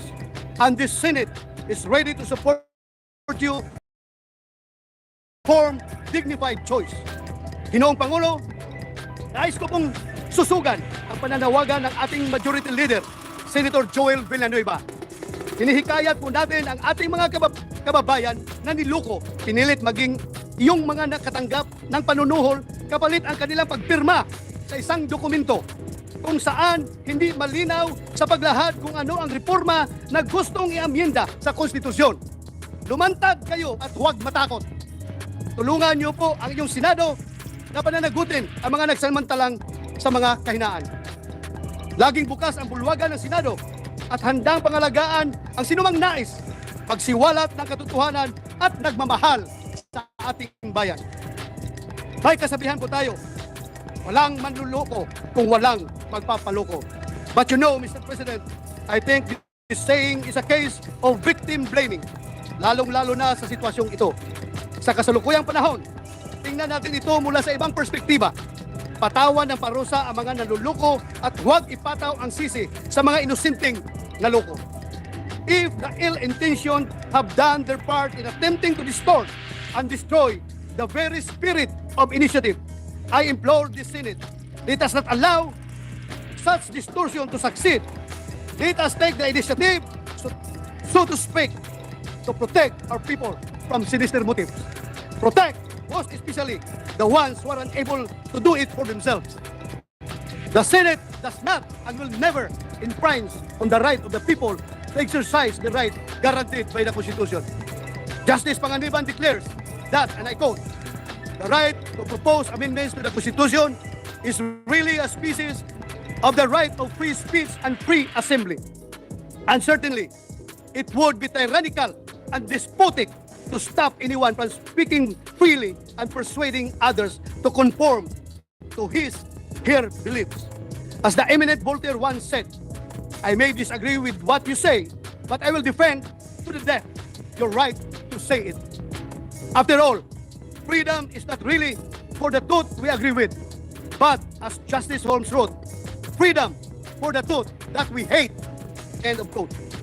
I would like to assure our Filipino people that the Senate, as the last bastion of democracy, does and always will support the people's clamor to institute reforms, whether this would be crafting laws or amending the Constitution itself. The Senate exists because of the people, and we will continue to push for the uplifting of the life of every Filipino. In the event that our people would come to truly believe that it is only through their own efforts that they can rewrite the letters of the Constitution to a form and content that they think embodies their ideals, I am sure that the Senate will be the first to support. However, the Senate will also be the first to condemn if the right to people's initiative is being bastardized by interesting politicians. The Senate will not allow and will therefore condemn any form of threat, coercion, or bribery that compromises the future of our country and our people. I call on the persons behind this deceptive and fraudulent people's initiative. Make amends, not to our Constitution, but to the people, our people, whom you have maliciously enticed to unknowingly sell their future. Maraming salamat, Mr. President. Maraming salamat, Senator Bato de la Rosa. Mabuhay ka. Very passionate speech. Mr. President, may I be allowed to just make or pose some clarificatory questions, Mr. President? If the gentleman from Davao and Bohol would yield to some clarificatory questions, Mr. President, from this representation. Yes, if he so wishes. Yes, Mr. President. Thank you, Mr. President. At the onset, Mr. President, let me state for the record my sincerest gratitude and sa Tagalog, Mr. President, yung pagsaludo sa isang senador na re-electionist ito, Mr. President. Hindi marunong matakot na gawin ang tama. Hindi marunong matakot na ipaglaban ang karapatan ng mamamayang Pilipino. Let me just put that on record, Mr. President. I salute, whether you agree with him or not, you salute, Mr. President, the character of this gentleman who is here today in this August chamber to deliver such a compelling and passionate privilege speech, Mr. President. Mr. President, ang unang katanungan ko sa ating kasama dito sa bulwagang ito, Binanggit niyo po, Ginoong Pangulo, yung third mode of changing the Constitution, which is People's Initiative, Mr. President. Pwede mo bang malaman natin, Ginoong Pangulo, na pag People's Initiative, kailangan po ba non-partisan? Kailangan po ba hindi ginagamit ang anumang makinarya ng pamahalaan ng gobyerno? Ginagamit ang programa ng iba't ibang departamento para lamang makakalap ng pirma? Ito po ba ay natural? Sapagkat marami ho sa ating mga kababayan, Ginoong Pangulo, ang nagtatanong, ito ba ay natural na nangyayari? Hindi ho bulag ang mga Pilipino, Ginoong Pangulo. Nakita natin sa telebisyon, narinig natin sa mga radyo, na-monitor natin sa social media. Isang kababayan natin, kaya ho ako'y bilib na bilib sa ating kasamahan dito sapagkat inilagay niya yung kanyang sarili doon sa mga taong binanggit niya na parang nagkakapit patalim na lamang, Ginoong Pangulo, sapagkat tama po ba natatanggap ka ng ayuda mula sa pamahalaan, programa ng pamahalaan, pero kailangan mong pumirma sa isang dokumentong hindi mo naiintindihan? Ito po ba'y natural? Ito po ba ay People's Initiative, Mr. President, Ginoong Pangulo? Well, Mr. President, Majority Leader, as I've said, na nakikita natin na nangyayari ngayon, hindi lalo malabas na hindi naman talaga ito kagustuhan ng taong bayan. So this is not a people's initiative. This is politicians' initiative. Kung sino yung mga politiko na nasa likuran na nagpapatakbo nitong people's initiative kuno. So, very clear, Mr. President. At yung pangalawang sinabi mo, Mr. President, na natural ba na gamitin yung pondo ng bayan, katulad ng AX, pondo ng gobyerno, to entice these people to vote or to sign, to get their signature? Ay, yun po, Mr. President, ay lantarang vote buying kung tutuusin. Vote buying po talaga yan. These people are enticed to give their signature in exchange of the money that is being offered to them through the government programs and services like AX, TUPAD, and what other programs that we have, Mr. President. Ginoong Pangulo, ako ho ay humahanga sa ating kasama dito sa Senado sapagkat alam ko ho, siya ho ay taga Davao, taga Bohol, ngunit malalalim yung Tagalog na ginamit, Pilipino na ginamit ng ating kasama dito sa Senado. Natatandaan ko ho, yung binanggit niyang isang salita, naghihikahos, nagdarahop. Ginoong Pangulo, ako po, habang nakikinig ako sa ating kasamahan dito sa Senado, hindi ko mapigil kung hindi mapukaw yung silakbo ng aking dugo sapagkat binanggit ng ating kasamahan yung pananamantala.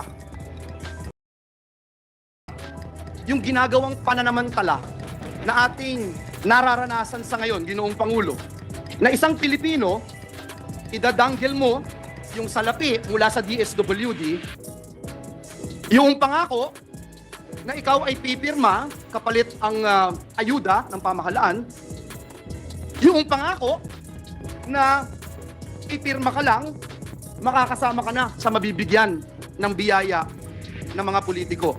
Kapalit ang iyong pirma. Ito ba'y insulto, Mr. President? Ito ba'y insulto sa iyo, Mr. President? Ito ba'y insulto sa ating institusyon sapagkat ang bawat isa na nagluklok sa atin bilang senador ng Republika ng Pilipinas, nung tayo po ay binoto bilang kinatawan nila as national leaders, Mr. President. Not as district representatives, not as party list representatives, but national leaders.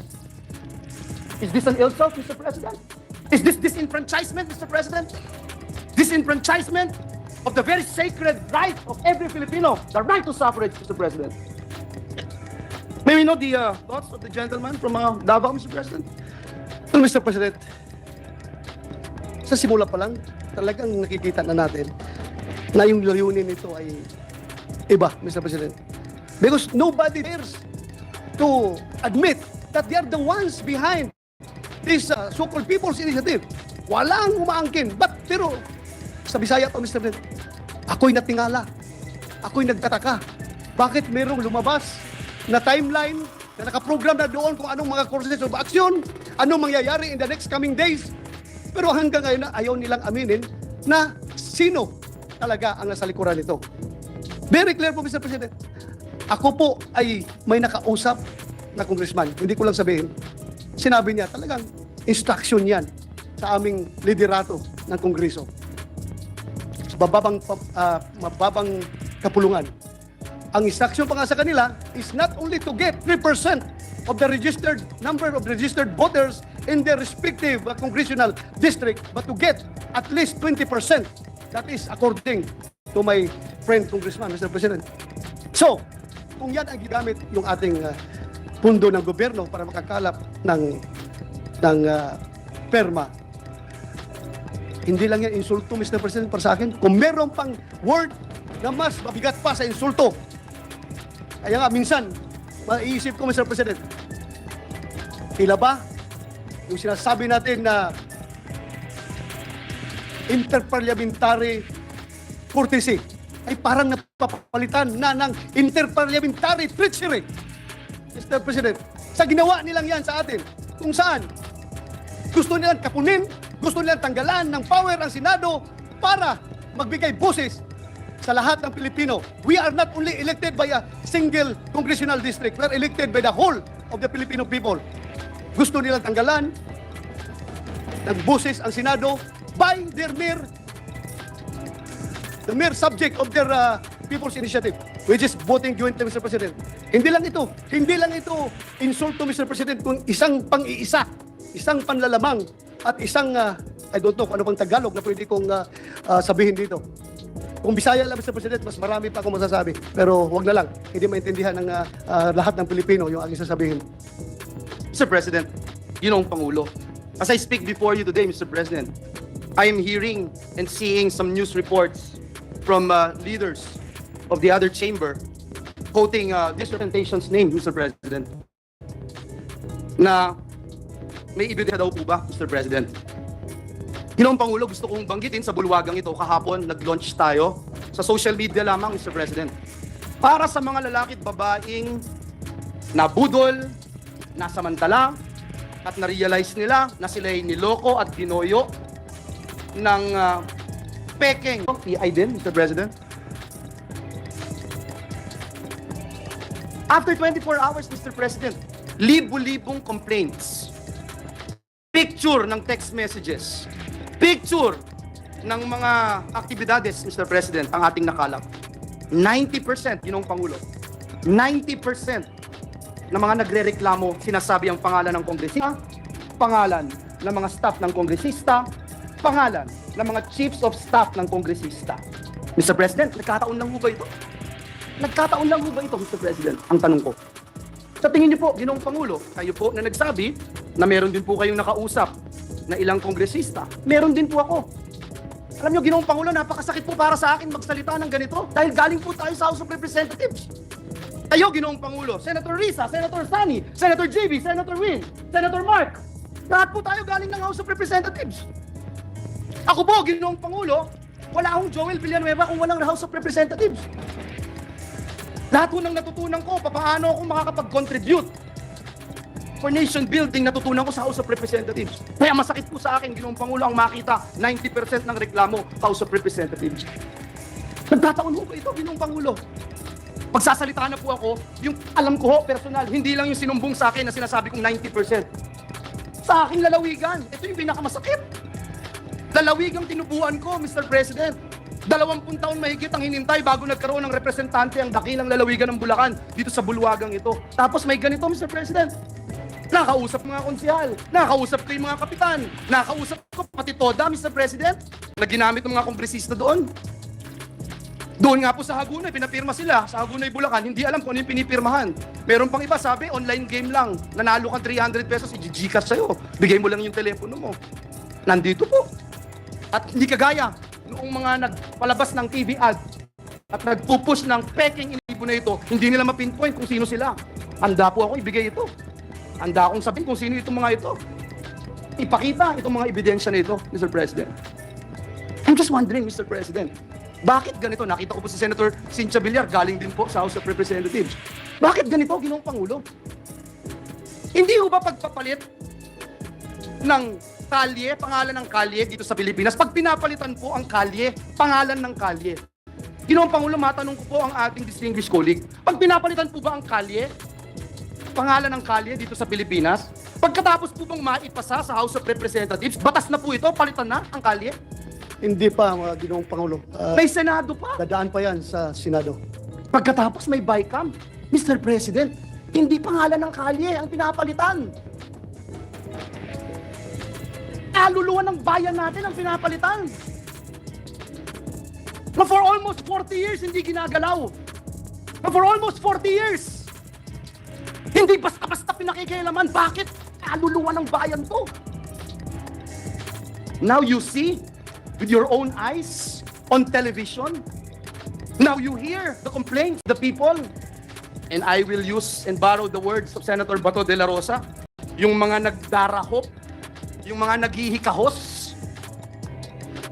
mga nangangailangan ng tulong, nangangailangan ng ayuda ng gobyerno, umaasa sa tulong ng gobyerno, pagsasamantalatin para lamang ma-extend ang termino natin, para lamang ma-abolish ang Senado. Mr. President, kung gusto ng taong bayang i-abolish ang Senado, I don't mind.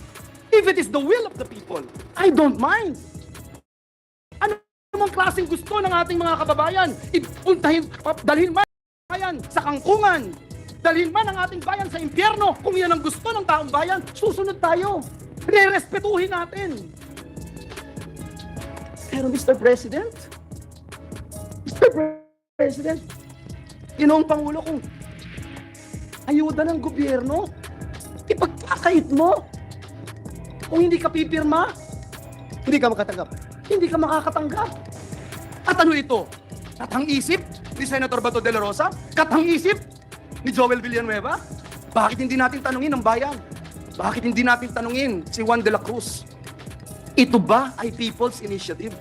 Mr. President, I can go on and on, but I just wanted to also ask our dear colleague, where do we go from here, Mr. President?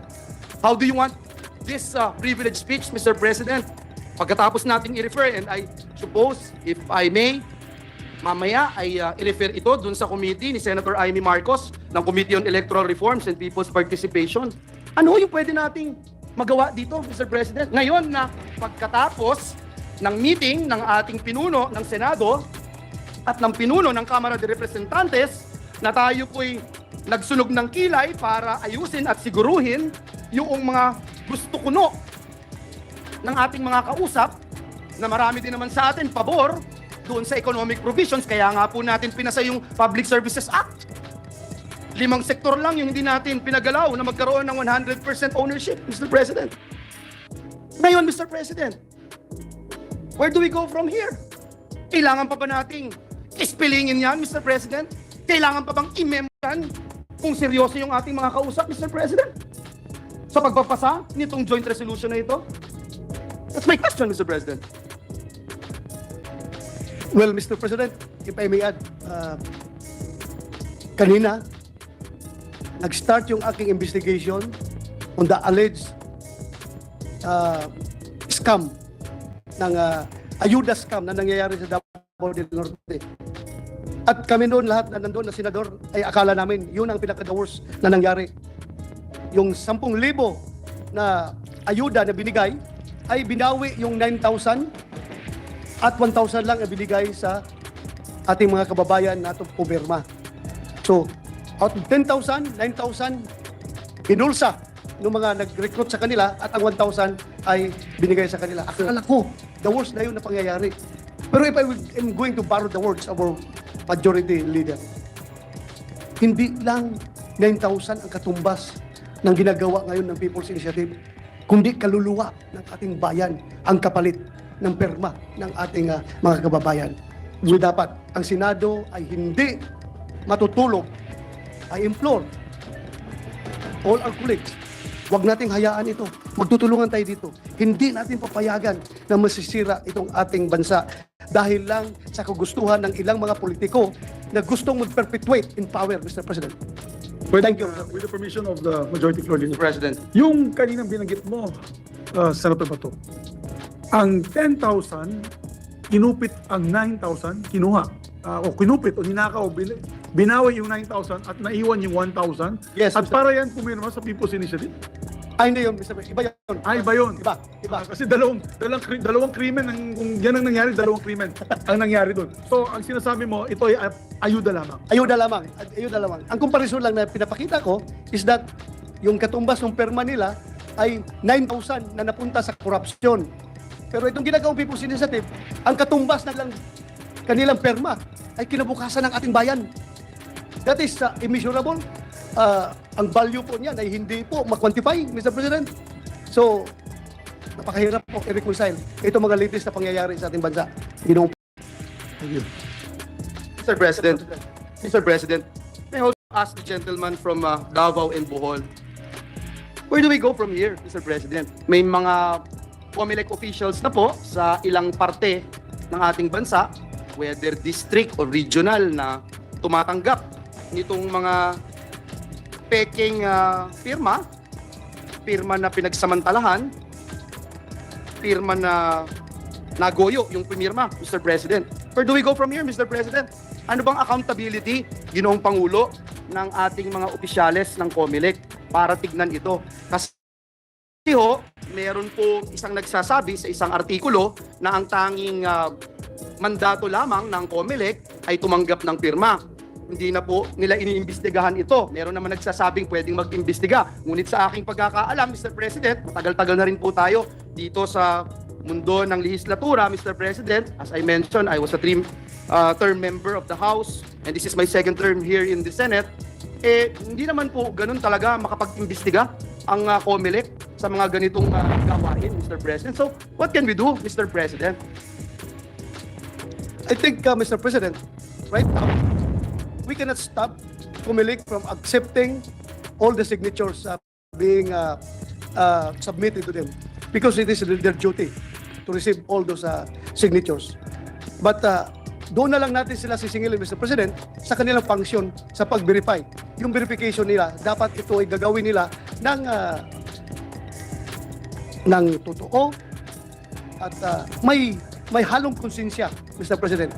Sana may konsensya sila sa kanilang gagawing verification later on, Mr. President. Perhaps, Mr. President, I would encourage my distinguished colleague, Senator Bato, to look into this specific law, if there is any, Mr. President, to not just ministerially accept all these signatures, despite the fact that they are very much aware of what is happening. In fact, Mr. President, just today, I made an announcement that because just like our dear colleague, hindi ko humasikmura ito, Mr. President. Hindi ko humasikmura talaga. Ako'y mag-retire na after my term here in the Senate, Mr. President. And hindi ko lang humasikmura itong ginagawang paglapastangan sa payak na karapatan ng ating mga kabayan.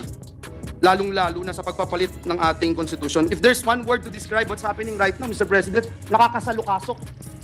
Nakakasalukasok itong ginagawang ito, Mr. President. Mr. President, this is bigger than us, bigger than you and me, bigger than all of us, bigger than this institution. When you talk about the Constitution of the Republic of the Philippines. Mr. President, perhaps we can do something about it. Kung alam natin na may problema, at gaya ng nabanggit ko, Mr. President, ako mo ay willing na spearhead yung pong pagbawi ng pirma ng ating mga kababayan. Kaya sa mga nanonood po sa atin, live streaming sa Facebook o kung saan man, inaanyayahan ko po kayo, gaya ng binanggit kanina ni Senator Bato, magsumbong po kayo. Aalalayan po namin kayo. All you need to do is magkaroon ho kayo ng affidavit. Gagawa ho namin kayo ng form. Punta lang ho kayo sa inyong lokal na COMELEC office sa inyong lugar. At sabihin ang nangyari at binabawi ninyo ang inyong pirma. Kasi ho ako, sa aking experience, Mr. President, doon ho sa aming lalawigan, lalo na sa aming distrito, nakakalungkot po yung nangyari sa aming distrito. Wala ho akong nakausap ni isa. Ako'y gagalangin ko ho, Mr. President, Senator Bato de la Rosa, gagalangin ko po yung aking kababayan na magsabi sa akin, gusto ko itong pagpapalit ng ating konstitusyon, o gusto kong revisahin, gusto kong tignan. Gusto kong i-review. Gusto kong magkaroon ng unicameral form of government. Gusto kong buwagin ng Senado. Gagalangin ko po eh. Actually, gagalangin ko po. Wala ho akong problema doon. Pero sa aming distrito, wala pa ho akong nakausap ni isa na naiintindihan yung kanyang pinirmahan. Ni isa na nagsabing pinapirma siya at in-explain kung ano nga ba itong People's Initiative na voting jointly ang Kamara at Senado. Na ang Speaker o ang Senate President, hindi and, Mr. President, Speaker or Senate President may call to convene a Constituent Assembly. Wala ho akong narinig na ganun. Ulitin ko po, Mr. President, gagalangin ko. Kung yun ay bukal sa loob ng aking kababayan, sino man po sila, nasaan man po sila. Pero ulitin ko po, sa aming distrito, wala pa ho ako nakausap. Well, Mr. President, the mere fact na ito'y ginawa nila while we are on break. Nasa Christmas vacation tayo, nagkakaroon sila ng blitzkrieg attack. Mr. President, how do you qualify that kind of situation? Ha? Naka-break tayo, bigla na lang, lumabas ito ngayon, at wala na, we're caught off guard. Are you saying there's bad faith, Mr. President? Well, I presume there is bad faith. Then, pwede namang sabihin sa atin, prangkahin tayo, na gusto namin ito. Kung meron silang respeto sa atin, pwede naman lang sabihin na gusto namin ito, introduce namin ito, sa ayaw nyo sa gusto, we will go for it. Pero wag naman yung patalikod, Mr. President, na mabulaga na lang tayo habang tayo nasa vacation. Ganun na lang. What about the result of our caucus, Mr. President? Tayo ay nag-caucus, if you recall, Mr. President, para pag-usapan itong joint resolution na supposed to be ay ating tatalakayin ngayong mga panahon na ito, ngayong araw na ito, Mr. President. What do you think would happen to this, Mr. President, after knowing na parang may bad faith, Mr. President? Well, Mr. President, hanggang ngayon, ako po'y tuliro. Anong gagawin natin? So I leave it up to the leadership of the Senate at pag-usapan po natin yan para magkakaroon tayo ng united stand on this particular issue. I leave it up to I am a good soldier. I will follow our Senate President. Thank you, Mr. President. Diyan po nagwawakas ang aking maikling interpellation sa ating kasama dito sa Senado. Muli, taus-puso akong nagpapasalamat at sumasaludo sa ating kasama sa Senado, Senator Bato de la Rosa, na hindi natatakot panggitin ang katotohanan sapagkat ngayong araw na ito ginugunita natin ang Malolos Congress. At ang nakakatuwa po, Ginoong Pangulo, sa mga delegado ng Malolos Congress, mayroon po silang isang salita.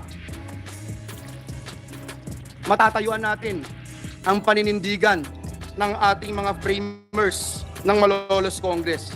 At gaya ng ating kasamahan dito sa Senado, Senator Bato de la Rosa, nais kong ilagay sa talaan ng bulwagang ito na hindi po tayo papasindak, na hindi po tayo titiklop sa anumang uri ng atake. Hindi lamang sa institusyong ito, hindi lamang sa ating mga sarili, kundi atake sa karapatan ng bawat mamamayang Pilipino. Maraming salamat, Ginoong Pangulo. Maraming salamat po, Ginoong Pangulo, at sa ating pinunong mayorya. Gusto ko lamang pong sundan ang napakagandang talumpati ni Senator Bato de la Rosa. Ganun din po ang iminungkahi at ibinato ng ating pinunong mayorya patungkol po sa People's Initiative. Bilang ako po ay chairman ng Committee ng Amendments and Revision, nais ko pong ipaalam sa inyo, Ginoong Pangulo, na ako po mismo ay may sarili ding People's Initiative. Iyan po ay aking isinusulong at nais ko pong ipaalam sa lahat. Wala pong sa konstitusyon natin, Article 17, napakaliwanag, na meron po talagang tatlong moda. At yan ng Constitutional Assembly, CONCON, at People's Initiative. Ang nais ko lamang pong linawin, mahal na Ginoong Pangulo, na wala pong masama sa People's Initiative. Wala. Yan po ay kasama sa konstitusyon at yan po ay pinalalakas. Katulad po ng sinabi ni Senator Bato de la Rosa, ito po ay esensya ng ating demokrasya. Ang nagkakaroon lamang po ng hindi naaayon sa saligang batas na umiiral sa atin ngayon ng 1987 Constitution, malinaw po doon sa Article 6 din ang legislative body, ang paghihiwalay ng Senado at ng House of Representatives. Ang magkahiwalay na kapangyarihan, lalong-lalo na sa tinatawag nating voting powers. Nagkaroon lamang po tayo ng pagkakataon na maging suliranin yung voting sapagkat doon sa Article 17, hindi malinaw na naisulat. Pero doon sa Article 6, Section 21, kung hindi po ako nagkakamali, in time of war, malinaw po doon na ang Senado at ang House ay meron silang magkasamang pagpupulong at sila ay boboto separately. Napakalinaw po nun. Hindi lang po natin maintindihan kung bakit nagkaroon ng People's Initiative na ipinipilit ang voting jointly. Ang pag-uusapan natin ay saligang batas.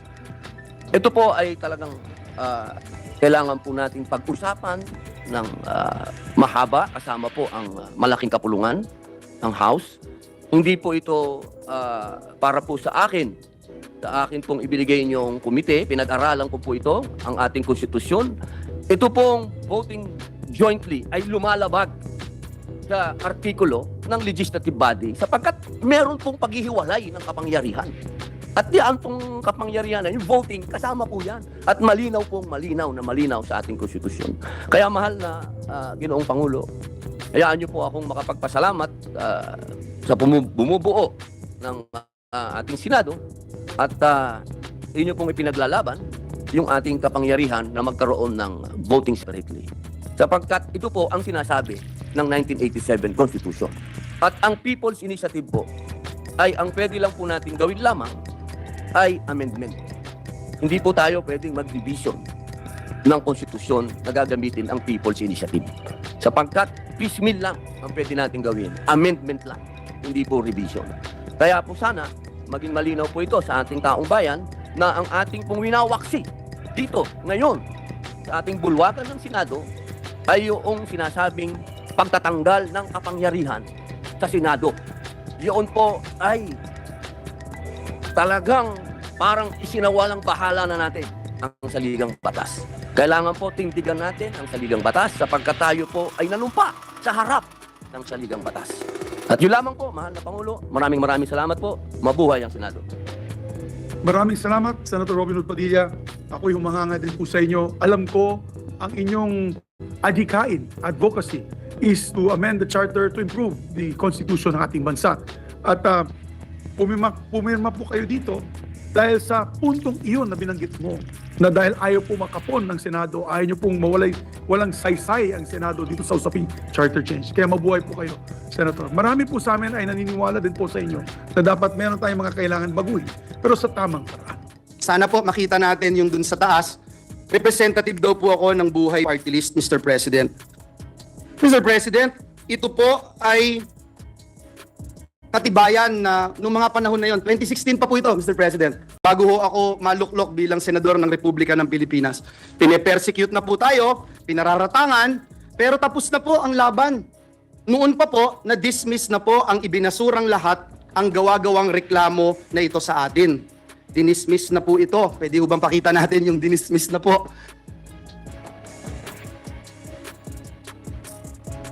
Mr. President, 2019 pa po, dinismiss na po ang kasong ito na pinaparatang sa atin. Noong 2016 po, Ginoong Pangulo, ayan po yung pag-dismiss, Mr. President, ng reklamo. Hindi nga po nakarating sa korte, Ginoong Pangulo, na dismiss na po sa probable cause pa lamang.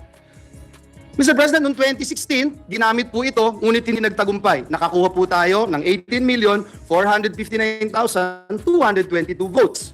Noong pong 2022 elections, 18 million na naman ang nakuha po natin at talagang hindi rin po pinaniwalaan ng taong bayan.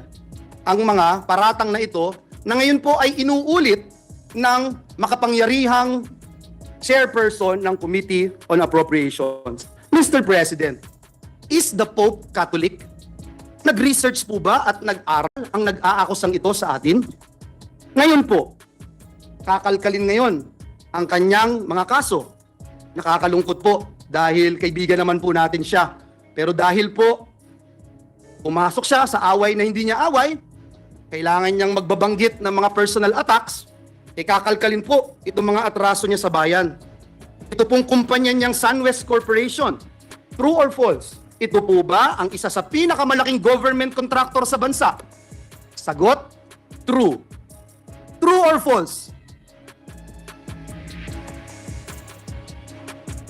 Ang korporasyon po ba niyang SunWest Corporation ay kasama dito sa kontrobersyal na Farmally case dito na inimbestigahan sa Senado na kasuhan ng Senado? The answer is true. Kasama din po ba ang kumpanya niya dito po sa controversial na DepEd laptop scam? Ang sagot po, true. Pinakakasuhan din po ng Senado ang kumpanyang ito. Napakadami pong BIR cases. Madali po maghanap, Mr. President. Madali po kuhanin ang panig ng mga taga-BIR. Kung ilang kaso mayroon ang kanyang mga korporasyon. Bukod po dito, yung reklamo po sa ombudsman ng anti-corruption group na ang pangalan Task Force Kasanag International, meron din pong 50 billion na kaso na kinakaharap ang taong ito. Mr. President, kung maglalabas po kayo ng baho, Mr. President, dapat naman siguro maligo ka muna. Ang masaklap po, Ginoong Pangulo, sa kabila po ng track record na ito ni Mr. Saldico, ang masaklap po, inappoint po siya ng Kamara de Representantes bilang tagapagbantay ng kaban ng bayan. Si Dracula, inappoint mo bilang tagapagbantay ng blood bank ng bayan. Wow, Mr. President.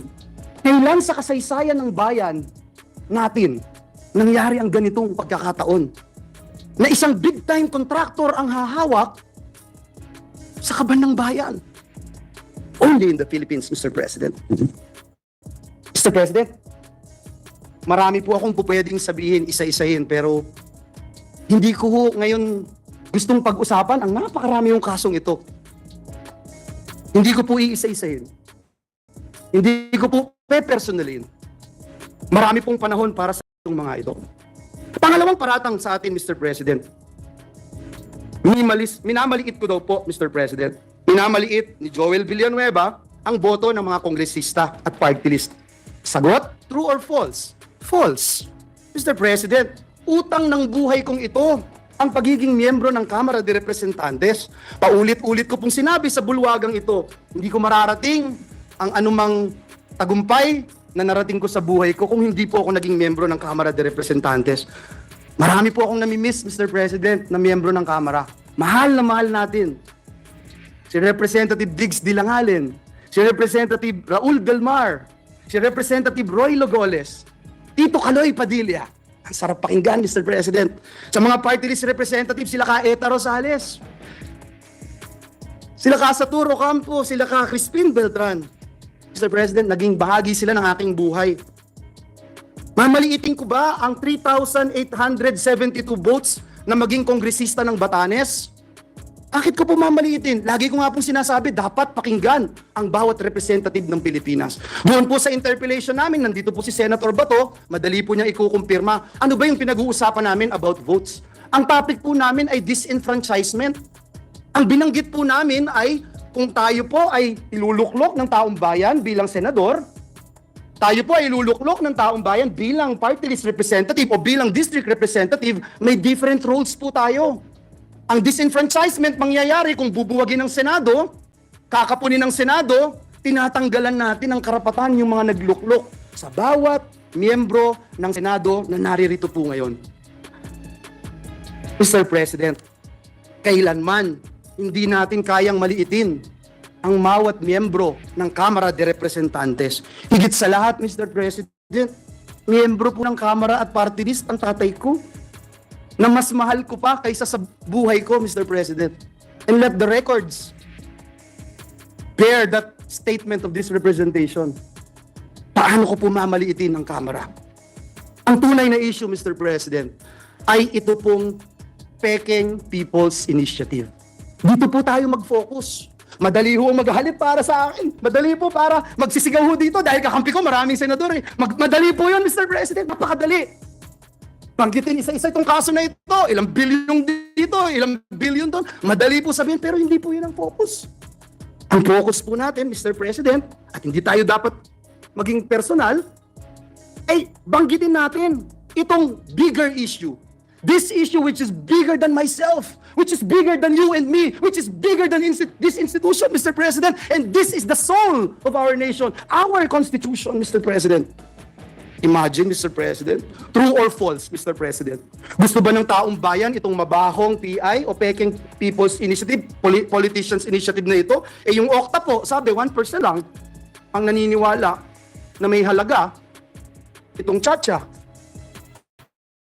Noong January 31, ang CBCP nagbigay po ng pahayag na sabi po nila, hindi tayo basta lalagda o papayag sa kahit anong petisyon sa COMELEC. Ayan po ang sinabi ng CBCP. Can we show the CBCP resolution, Your Honors? Ayan po. Laban sa Peking People's Initiative. Mr. President, maliwanag pa po sa sikat ng araw. Hindi ito ang prioridad ng taong bayan. Lalo na't maraming Pilipino ang nagugutom at nahihirapan. Hindi na po nakakayanan ng ating mga kababayan yung presyo, taas ng presyo ng bigas, sardinas, kape, gatas, instant noodles, maging asin. At iba pa. Nagluluksa pa rin hanggang ngayon ang maraming kababayan natin. Biktima ng baha at landslide doon po sa Davao. Nagsimula na ang El Nino, Mr. President. Ano magagawa nitong peking PI sa El Nino? May haharapin tayong tagtuyot. May haharapin tagtuyot ang ating mga magsasaka, Mr. President. Mga kababayan natin na hanggang sa buwan ng Mayo haharapin ang El Nino. Bagsak pa rin ang kalidad ng edukasyon. Andyan po ang mga commissioners ng EDCOM sa pamumuno ni Senator Gatchalian. Kulelat pa rin ang mga estudyante natin sa PISA. Mga bagong graduates, below minimum wage. Below minimum wage ang tinatanggap. Mr. President, napakatindi ng traffic, tinitiis ng mga manggagawa na ng araw-araw na kalbaryo. Mga OFWs natin na di-displace, Mr. President. Mga kababayan po natin na nagtatrabaho katulad ng nangyari sa New Zealand, doon po sa Saudi Arabia. Mr. President, hirap na yung taong bayan. Pero, mabaho at peking PI pa rin ang gustong asikasuhin ng mga taong nagtutulak nito. At nung mahuli, mayabang lang kayo. Senado, papogi lang kayo. Senado, gawin nyo to, gawin nyo yan. Mr. President, ano ba talagang layunin ng mga taong nagsusulong ng peking PI? Tanggalin ang Senado sa napakahalaga at napakasagradong proseso ng pag-amyenda o pagrebisa ng ating konstitusyon. Is this true or false? True, Mr. President, ang sagot. Yan po ang nakalagay sa pinapipirmahan nila. Mr. President, may nanununog ng bahay natin, nahuli natin, may dalang sulo, sinusunog ang ating mga poste ng bahay natin, at nung mahuli natin sila, sa halip na magpakumbaba, sa halip na aminin na sila'y nagkamali, sila pa po ang galit, Mr. President. Sila pa po yung nambubuli. Nung mahuli po natin, ayaw pa rin pong umamin sa kanilang kasalanan. Sa halip po, minumura tayo, tinitira tayo ng below the belt, kesyo pangit tayo, mayabang tayo, etc. Sila pa ang galit at sabi pa sa atin, hoy, pagluto mo pa ako. Hoy, next week, ipasa mo to. Mr. President, hindi ko punching bag ang Senado. Naniniwala akong hindi tayo papayag maging punching bag, Mr. President. Sa mga kababayan po nating nanonood ngayon, sa mga kababayan po nating sumusubaybay, kapag nangyari po ang gusto nilang pagbabago sa konstitusyon, mababaliwala po ang inyong Senado. Magiging madali nang magpalit ng konstitusyon kaysa magpalit ng pangalan ng kalye. Ito po ba ang gusto natin dito sa Pilipinas? Uulitin po. Gusto nilang buwagin at tanggalin ang boses ng Senado samantalang hindi mabilang ng mga landmark legislations na tinrabaho ng mga miyembro ng Senado. Unahin ko na po kayo, Senate President, yung Bangsamoro Organic Law. Kung wala po kayo, hindi ko kayo nagsulong nito. Yung magiging batas ito. Si Senator Loren Legarda, kung hindi pinangunahan itong Clean Air Act, Clean Water Act, Ecological Solid Waste Act, ano nangyayari po kaya? Si Senator JB, kung wala, may Universal Healthcare Act kaya? Si Senator Risa, kung wala, may Expanded Maternity Leave Law kaya? Mr. President, si Senator Angara, meron kayang Tatak Pinoy, may Regional Specialty Centers. Si Senator Binay, meron kayang Expanded NIPAS Act, Anti-Child Sexual Abuse or Exploitation Materials Act. Si Senator Alan Cayetano, meron kayang Good Manners and the Values Education Act. Meron kayang Bayanihan to Heal as One Act. Meron kayang Bayanihan to Recover as One Act na isinulong ni Senator Alan Cayetano. Si Senator Pia Cayetano, meron kayang Reproductive Health Act, may Cheaper Medicines Act. Meron kayang Syntax Reform Law, etc. Si Senator Bato, meron kayang BFP Modernization Act. At just recently, itong PNP Reorganization Act. Si Senator Jinggoy, kung wala, meron ho kaya itong strengthening professionalism and promoting the continuity of policies and modernization initiatives in the AFP? Higit sa lahat, mamaya itatakil na natin yung pagtaas ng sweldo ng mga manggagawa. Kung wala si Senator Win, meron kayang Excellence in Teacher Education Act. Kung wala si Senator Bongo, meron kayang mga malasakit center sa Pilipinas. Kung wala si Senator Grace po, meron kayang amendments to the Public Services Act. Kung wala po si Senator Bong Revilla, meron kayang Teaching Supplies Allowance Act. Wala si Senator Tolentino, meron kayang resetting itong mga nangyaring kailangang eleksyon, paglilitis at pag-iimbestiga ng Senado sa mga anomalya na nangyayari sa ating bayan. Kung wala si Senator Jaime Marcos, meron kayang amendments to the Foreign Investments Act. Mr. President, I can go on and on and on, Mr. President. Kung gaano karami ang tinrabaho ng inyong Senado, hindi para sa personal na interes, hindi para lumawig ang aming mga termino, hindi para lumaki ang pondo na aming kailangang hawakan. Mr. President, Ginoong Pangulo, patuloy po akong nagdadasal. Patuloy kong ipinagdadasal ang ating mga kasamahan sa Kamara de Representantes, lalo na po si Ginoong Zaldico. Mr. President, kung akin, i-quote ko na lang po yung sinabi ni Speaker Martin Romualdez, "Don't throw stones if you live." Yan po ang sinabi ni Speaker. Sana po marinig po ng ating mga kasamahan. Pinapanalangin ko po na bigyan tayo nawa ng Panginoong Diyos ng lakas, talino, maging kakayahan para magpatawad, Ginoong Pangulo, at pagtuunan ng pansin higit sa lahat. Ano po ba ang tunay na kailangan ng bayan ngayon? At ipanalo natin ang taong bayan. Sa halip na pagtuunan natin ng pansin kung sinong mas magaling, kung sinong mas magandang lalaki o kung sino man ang mas mayabang. Hindi po ang mabaho at pekeng People's Politicians Initiative ang kailangan ni Juan de la Cruz. Sa tindi po ng kahirapan, sa tindi ng traffic, sa tindi ng gutom, hindi po PI ang kailangan.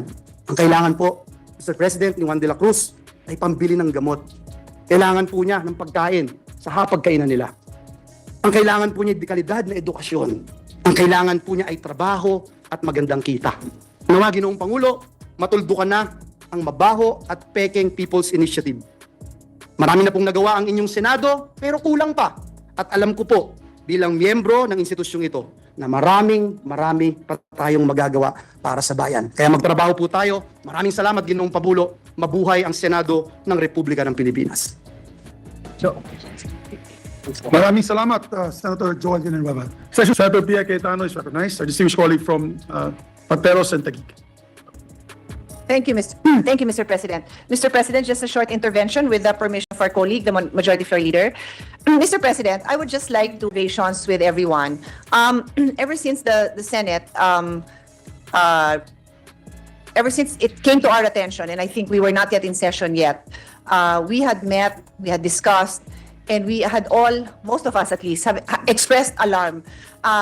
Nagpahayag tayo ng shock, ng kaba, ng takot na yung umiiral at yung umiiral na ang pagkakalat ng papirma ng PI parang panloloko sa tao. And si Majority Floor Leader Joel Villanueva was one of the most outspoken and vocal. Number one kasi magaling naman talaga ang communication skills si Senator Joel. So ginagamit niya yung presence niya sa social media at masipag ho siya magpa-interview para ipaliwanag yung issue. Sa akin pong natatandaan, issue-based parate ang mga statements niya. Tinatanong niya na ano bang laman ng PI na pinipirmahan ng mga kababayan natin na kapos na nga sa pera, hindi mapakain ng mga anak nila. Tapos kung talagang gusto nilang pagbabago, okay. Pero ano ba yung pinipirmahan nila na PI na yan? So dahil sa mga ipinakita niya, pati tayong mga internal na discussion natin, kasama mga ibang kasamahan natin dito sa Senado, including Senator Amy, Senator Loren, marami ho sa atin. Nag-usap-usap tayo, yun nga, wala pa hong session noon, and nakita natin, nakakuha tayo ng mga kopya nung pinapapirmahan na People's Initiative, walang nakasulat po doon na provision ng batas na kunyari tungkol sa pagandahin ng livelihood o pamurahin ang gamot o yung bigas at yung mga magsasaka at mangingisda mabigyan ng suporta. Walang ganun eh. Tungkol ho yun dun sa voting jointly at voting separately. Ang effect po nung pinapapirmahan na voting jointly, mawawalan ng boses ang Senado na since time immemorial, bumoboto separately, pati nga ho para sa isang paggawa ng bagong kalye. So yun lang naman yung mga paliwanag ni Senator Joel. So nagtataka ako na ang response na nakuha niya, hindi lang pambabatikos, kasi kayang-kaya naman ng balat ni Senator Joel. Senator Amy, wag mo munang kausapin si Senator Joel kasi gusto ko naman, hindi kasi meron akong sasabihin tungkol sa balat niya eh. Kaya gusto ko full attention kayong lahat. Ang alam ko kasi yung balat ni Senator Joel, hindi malipis. Nagbabasketball po yun sa ilalim ng araw. Testigo po dyan si Senator Angara. I'm sure kahit kalmut-kalmutin ko yan, hindi malapang sila na yung balat niyan. Makapal po yung balat niyan, balat kalabaw po yan. Hindi ho yan maarte, hindi po yan maselan. Kung makipagbiruan nga yun dito, last ho yan na mapipikon, hindi ko pa nga ho nakitang pikon yan eh. Pero, pag naman yung nagbigay siya ng pahayag o kaya yun nga, yung mga statement niya sa media kung saan inilalabas lang niya yung kailangan maintindihan ng tao na epekto nung pinipirmahan nila, na may ebidensya na may mga grupong nagpapapirma, bakit hindi siya sagutin ng maayos tungkol doon? Kung yung mga taong natatamaan, bakit hindi sila magpaliwanag na hindi ganito ho yun, yung pinapapirma namin, ganito. Bakit ang balik, kung ano-anong kasinungalingan na iniimbento para, dungisan ang mabuting pangalan ni Senator Joel Villanueva?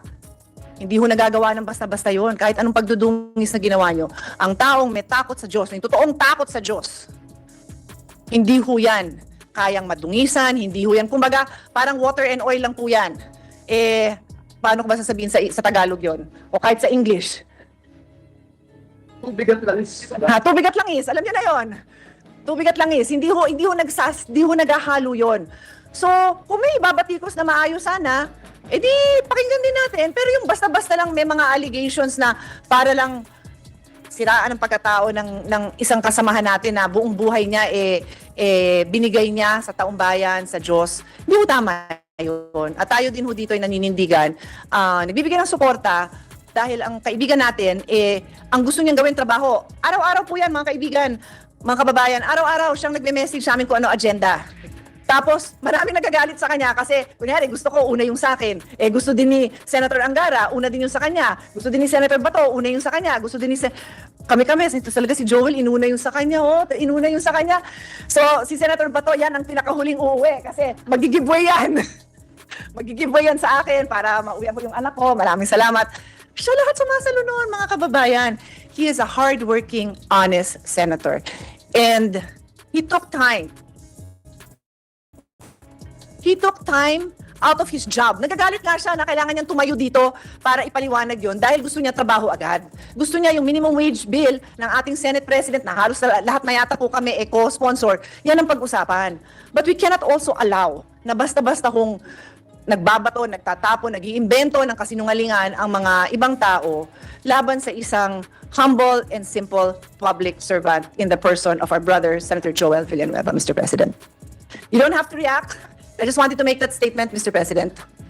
Thank you, Mr. President. Let me just put on the records, Mr. President, my sincerest thanks and appreciation to our dear colleagues. Hindi ko nabanggit dun sa speech yung unang-unang nagtanggol ho sa akin, sila Senator Nancy at si Senator Chis, para sagutin yung mga below the belt na panira sa atin. Appreciate it, Mr. President. Thank you. Yes. Also for the record, bilang Senate President ng institusyon na ito, I have to give my hats off at saludo po ako sa iyo, sa ating Majority Floor Leader, dahil sa sipag at tiyaga mo na harapin ang lahat ng mga problema ng ating mga kasamahan dito sa institusyon ng ito. Yung institusyon na to. Bilang Majority Floor Leader, nakaranas po ako 3 beses na maging Majority Floor Leader. Napakahirap ng trabaho yan. Balansehin ang iba't ibang interes ng ating mga senador, lalo na sa pagsulat ng mga batas. Kaya I know you're under extreme pressure. But on a personal note, alam na alam ko kayang-kaya mo yan. Galing nitong Majority Floor Leader, nag-aaral, yan ang pinakamaganda, at napaka-honest. Sa totoo lang, napaka-honest. Kaya nga si Bak yan di ba? Citizens Against Crime and Corruption, yan ang away niya. That is his advocacy, anti-corruption advocacy niya. He's anti-corruption fighter.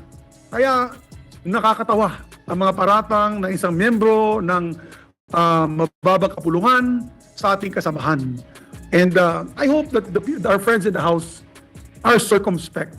Hindi magandang mga paratang na ganyan. It is not good for interparliamentary courtesy. Tayo dito po ay nagtatrabaho na po.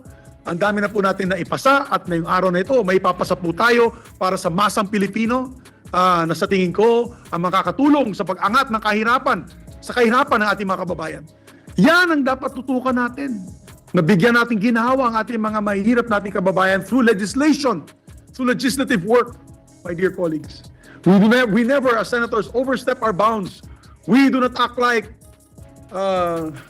presidents here. We are all legislators. We do not overstep our powers. We do not overstep our bounds and boundaries. We just do our job well. That's why saludo ako sa iyo, Majority Leader Joel Villanueva. Mabuhay po kayo. Thank you, Mr. President. Thank you very much. Yes, Mr. President, next, Senator Sani Angara is seeking the floor. I move that he be recognized. Our distinguished colleague from the province of Aurora and the Republic of the Philippines, Senator Sani Angara is recognized. Mr. President, I just want to, hindi ko rin papalipasin po yung itong moment na ito. I'd like to second what you said, what Senator Pia said, what our majority leader said, that the focus should be on the issue, the public issue, which is the Peking People's Initiative, Mr. President. And I admire our distinguished majority leader, our dear friend, like a brother to us, always working hard for our interests. In fact, he singled out our pet advocacies. Ganun ho siya. He took the time out to single out. And he was a very part in passing many, if not all, of these measures, and we thank him for that. I know many times he feels underappreciated, but we truly appreciate the work he and his team. I think it's worth mentioning. It's not just one person. To pass a bill into law, it takes effort. All our staff nagpupuyat po yan, and kumbaga, ang namumuno dyan is you, Mr. President, our Senate President Pro Tem, and of course, our Majority Leader, along with the chairpersons of the respective committees, Mr. President. Hindi biro yung proseso ng pagsasabatas ng isang panukala. It's no joke. That's why akala iba it's like just checking off a box, di ba? Hindi po ganun yun. Marami pong konsultasyon yun. Kaya natawa ako nung sabi, maglatag na daw tayo ng posisyon. Paano tayo maglalatag ng posisyon? Kakaumpisa lang ng mga hearing. Di ba? Parang pinakita na parang hindi kailangan yung hearing. Kumbaga seremonya na lang ho siya. No, it's an actual honest to goodness public consultation. Ginawa ba nila yon sa PI? Parang wala akong narinig na public consultation, Mr. President. Di ba? Parang ginawa nila nung nagse-celebrate tayo ng Christmas at New Year. Parang fast break, kumbaga. Di ba? Kung fast break lang, wala nang mas gagaling sa majority leader natin. Tsaka Senator Bongo, magaling din sa fast break. Sa basketball. Sa basketball. Hindi sa pagsasabatas. Sa pagsasabatas, wala dapat fast break dahil parang mababa ang tingin natin sa kababayan natin, Mr. President, kapag finast break natin yung pagsasabatas. At saka hindi pangkaraniwang batas ito, Mr. President. Saligang batas ang pinag-uusapan ito. I paraphrase our distinguished majority leader. It's the soul of our nation. Di ba? Hindi tayo pwede magpasa ng batas sa Kongreso na taliwas sa ating saligang batas. Ganun po kataas, ganun po kadakila ang ating saligang batas. So it's not something to trifle with. Hindi po biro, hindi po hindi seryosong usapan ito. Parang minamaliit nga natin yung taong bayan kung minamadali natin ito, Mr. President. At dinadaan natin sa salapi at sa iba-ibang pamamaraan na kumbinsihin po sila. So I'd like to pay tribute to our majority leader for fighting for our institution, but more than that, Mr. President, for fighting for the Filipino people, Mr. President. Saludo po ako sa kanya at sa inyo na nakipaglaban itong nakarang mga linggo, Mr. President. At also on the issue of interparliamentary courtesy, ang focus talaga yung PI, Mr. President. Kung may natamaan dyan, hindi namin sinasadya yan. And in fact, I think Senator Amy was clear. She respected interparliamentary courtesy by not summoning or inviting the members of the House. She did not even send subpoenas to the chiefs of staff of the congressmen because nga she was conscious about the possible violation of interparliamentary courtesy. Ang nagsabi na nakipag-meeting po sila, hindi mga senador, kundi yung mga testigo na nag-oath na sasabihin nila yung totoo. Kaya muntik na nga makalimutan ng isang resource person, di ba sabi niya, it skipped my mind.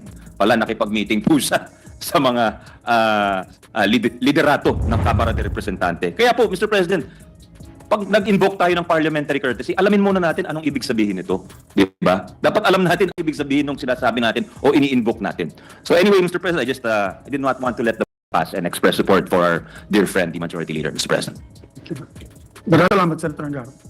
Mr. President, likewise, before I move to refer the privileged speech of our Majority Leader, of course, as his Deputy Majority Leader, I'd like to, I'm a witness on how hard our Majority Leader works Mr. President, we are the first and the last to leave the floor. Even during the budget season, we are here from 9 a.m. sometimes to the wee hours in the morning. Kami-kami lang nandito, Mr. President. Ilan po lang tayo. Unlike the other house, there are a lot. Pero dito, ilan lang po tayo. And even, I would say that I'm very proud to be part of this leadership, to be a deputy majority leader. No, none better than our majority leader. And even during our light moments, Mr. President, we are talking about how we can do something to improve the lives of our people. Yan po ang hindi alam na ating mga kababayan. Hindi tayo nagtatanong kung ano magandang relo, ano magandang kotse, ano ang uso. Mr. President, even during our light moments, pinag-uusapan natin anong pwede natin gawin. Paano natin matutulungan ang ating Defense Department pagdating sa West Philippine Sea, how we can improve agriculture. Kung ano-ano pinag-uusapan natin, siguro yan ang hindi alam ng ating makabayan na kahit po. Pati paano natin ibaba yung sobrang grabing talamak na korupsyon sa ating bansa. Opo. Oh, That's why, Mr. President, I'm proud to serve under your leadership, our Senate President, Mig Subiri, Majority Floor Leader, Joel Villanueva. I'm proud of this institution. Pero kailanman, Mr. President, I will not also look down on our counterparts because we all came from there. We know how it functions. We are also concerned for our districts. Magkaibang functions natin eh. But I will always cherish the years that I spent in the House of Representatives. Kailanman hindi naman natin. So with that, Mr. President, again, to our majority leader. There's still two other members who just Senator Cayetano. Senator Cayetano. I just, Mr. President, with the indulgence of the Deputy Majority Floor Leader, meron ba siyang gustong ipahiwatig na may ibang grupo na usapan, puro ibang bagay? You don't have to answer. Wala naman po. Kasi parang isang ano lang naman, parang isang grupo, isang barkada, on like moments, pinag-uusapan natin kung ano yung mga bagay-bagay. Pero I'm proud, kahit nasa lounge tayo, di ba? Dapat like moments pero pinag-uusapan pa rin natin yung ating trabaho. And even yesterday, doon po sa farm ni Senator Villanueva, pinag-uusapan pa rin natin kung ano ang ating pwedeng gawin. And again, Mr. President, hindi naman dahil ako'y, but I am very proud to have made this comeback in the Senate and serve under your leadership. And my majority leader, ay ako'y proud na proud bilang kanyang deputy. That's why I don't complain. Kahit na ako'y first in, last out dito sa Senado, I will always be here because I'm proud of what we are doing here in the Senate. And also, I want to take note that without you, wala tayong Department of Housing, Senator JV, ha? And also for Senator Joel, yung ating napakaraming batas on higher education, training, DMW, yung Department of Migrant Workers is your baby. And many others that was adopted, by the way, by the House. Talagang trabaho para sa bayan, yung doktor para sa bayan, and also the work from home na bill natin na ginawa mong batas. So we'd like to recognize a distinguished colleague from Bohol and from Davao region, no other than Senator Bato de la Rosa, another fighter. Your honors. Thank you, Mr. President. Mr. President, I don't want to violate my self-declared ceasefire. Per your advice. But hindi ko palalampasin itong pagkakataon na ito. Hindi para tirahin yung ating mga kasamahan sa kabilang kapulungan. Kundi para magbigay suporta sa ating very passionate, very honest at ewan ko bakit siya ang paboritong tirahin personally ng mga kasamahan natin sa kabilang kapulungan. I would like to express my interest to be identified with the privileged speech delivered by our majority leader. Sabi ko nga sa kanya, Mr. President, kung ako man ay tutungtong sa boxing ring or sa wrestling ring at ako'y lalaban ng tag team, yung tag team na wrestling, Mr. President, wala ko ibang pipili talaga na katag team ko, si Majority Leader Senator Joel Villanueva. Yan. Dahil sa kanya prinsipyo, Mr. President, dahil sa aking paniniwala na siya ay talagang tao na malinis, siya ay tao na honest, siya ay tao na nagsasalita ng totoo at walang tinatago. Kung gusto niya ipaglaban yung institusyon, gusto niya ipaglaban ang konstitusyon, ipaglaban niya yung mga tao na naiisahan, ay talagang very passionate siya na ipaglaban, Mr. President. Kaya sana po, unsolicited advice to those who want to attack Senator Joel Villanueva, please attack him on the issues that we are tackling. Do not attack him personally. Because kung personal na atakan ito, you will be attacking the 23 senators are solidly behind Senator Joel Villanueva. So if you attack Senator Joel Villanueva, you are attacking the whole 24 senators, Mr. President. That's how we do it here in the Senate. And I would like to follow up on the statement of Senator Angara na dito po sa Senado, wala pong pasbrikan dito, Mr. President. Wala pong blind pass dito, Mr. President. Kung sa mag-schedule, walang dahil dito, Mr. President. Puro deliberate ang trabaho dito. Dinidribble ng mabuti ang bula, pinapasa ng mabuti, hinahanapan ng magandang pwesto kung sinong pwedeng mag-jump shot, Mr. President. Wala pong dunk dito. Kaya huwag sana tayo madaliin ang ating mga kasamahan sa pag-amend ng ating konstitusyon dahil sabi nga ni Senator Angara, we are not amending just a simple law, Mr. President. We are amending the very heart and soul of the nation, which is the Constitution.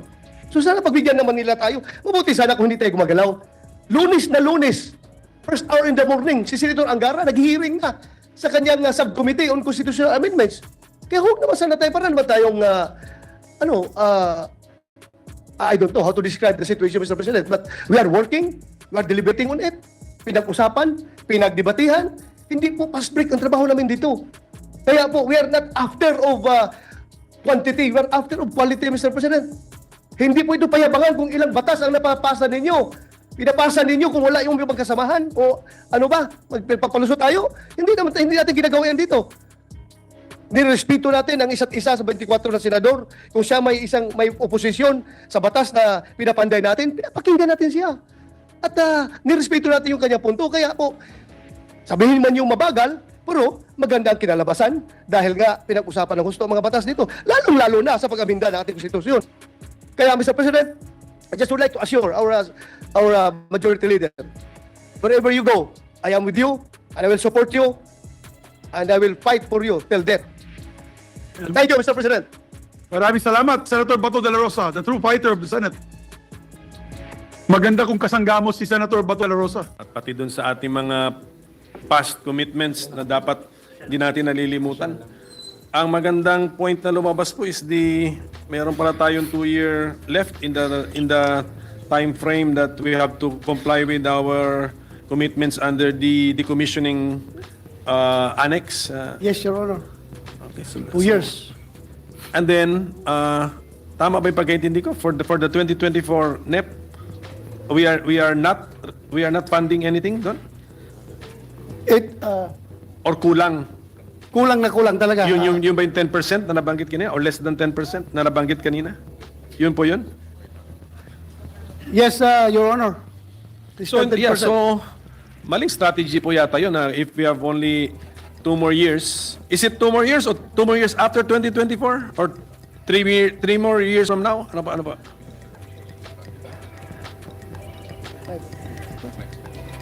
Your Honor, supposed to be the decommissioning is only up to year 2022, but it was extended up to 2025. So more or less 2 years remaining, Your Honor.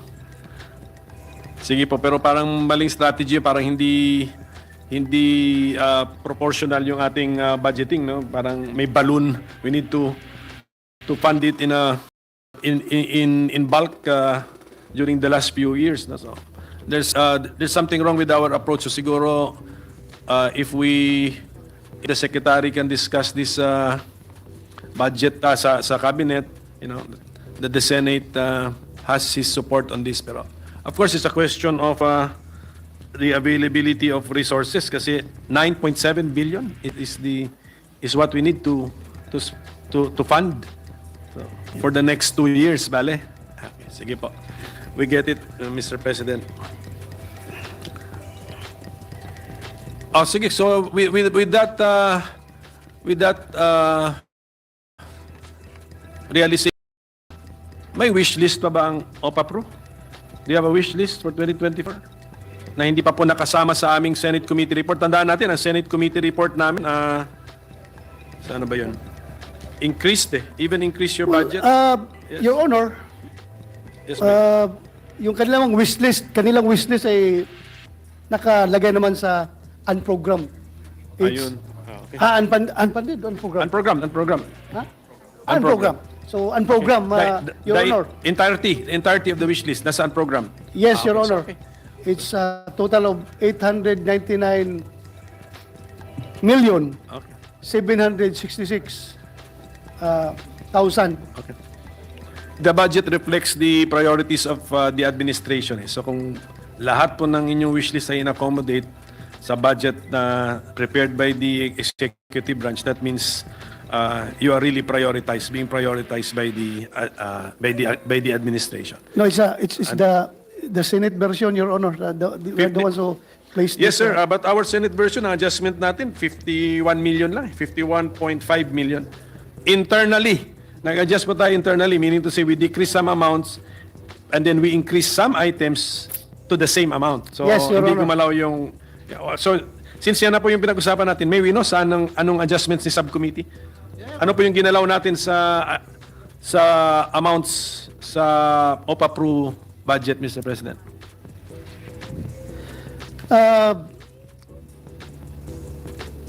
We have realigned the 51 million from the capital outlay to MOOA to fund the coordination, monitoring, and evaluation activities of the Pamana program, Your Honor.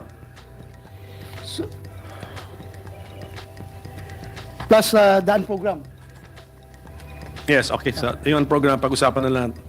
Well, anyway, basta it reflects the priorities of the administration, pero better still sana kung nasa program. But at least nandyan po tayo sa budget in the program. Anyway, we have a chance may chance pa rin ma-fund po yan, Mr. President.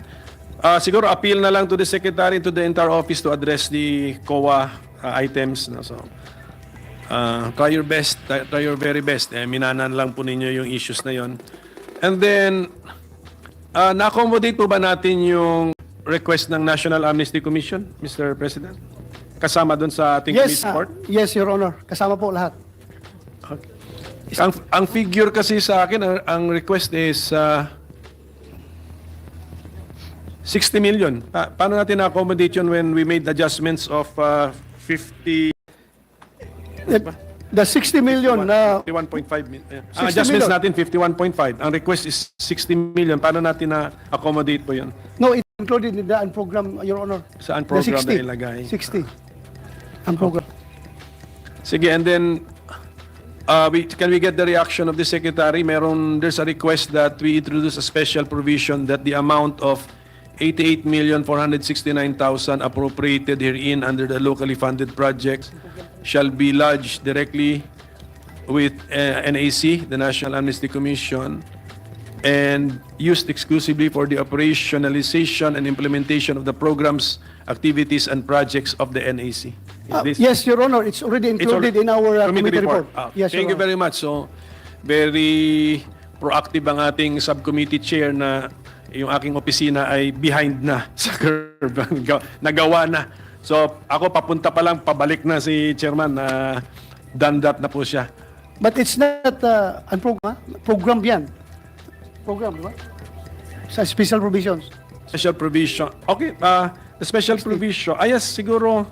No. So do we have to be clear that we are referring to an appropriation in the program?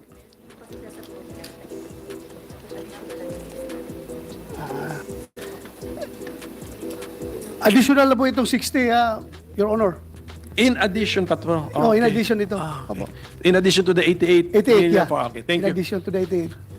Thank you very much, Mr. President.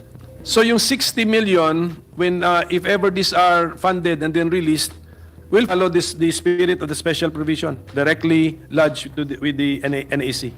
Yes, Your Honor. Ganun na mangyayari. Okay. For as long as that's clear, Mr. President, okay na po, Mr. President. May we get, siguro last topic na lang po ito, no? May we get the inputs from the office and from the Secretary on what measures are being taken to address the killings and disappearances associated with the communist insurgency, Mr. President? Yes, Mr. President, Your Honor, OPA-PRU differs to the law enforcement agencies on the measures to address killings and disappearance associated with communist groups. So, tulungan na lang sa law enforcement agencies, Your Honor. Wala ba tayong parang filosofiya na gusto natin i-share sa kanila o panawagan na, Mr. President? Do we want to be that detached, Mr. President? And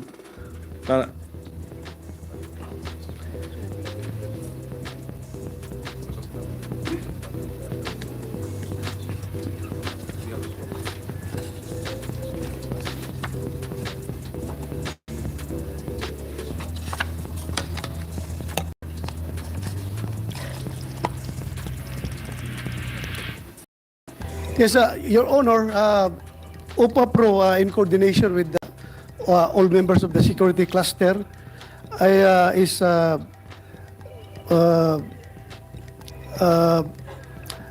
advocating for the observance of the rule of law. Yung kanilang rules of engagement na minimaintain ngayon ng Armed Forces of the Philippines ay emphasis noon ay talagang observance of the rule of law. Yung rules of engagement na observed by the Armed Forces of the Philippines. And it is being monitored by the whole security cluster, not only the Department of National Defense, but kasama na dyan lahat, pati na yung DOJ, yung National Security Council, OPAPRO, they are always saying to it that the rules of engagement with emphasis on the observance of the rule of law ay talagang ma-observe in all undertakings by the operating units, Your Honor. yeah, and the rule of law puts high value to human life, Mr. President. Yes, Basta't implicit, implied na po yan. Titapusin ko. After the same, Mr. President, Senator Tolentino wants to interject something. Say, pare, go ahead. Sorry. Yes, Senator. And if I may add, Mr. President, Your Honor, the Armed Forces of the Philippines is very consistent every year, topping the list of most trusted government agency, national government agency. So palagi po yan, every year, number one palagi ang Armed Forces of the Philippines, most trusted. So siguro, that's quite an indicator that the rule of law is really being observed as far as the rules of engagement of the armed forces is concerned. The chair recognizes Senator Tolentino. The permission of the two gentlemen, just a minor interjection which I think is germane to the topic at hand. Maybe know from the good sponsor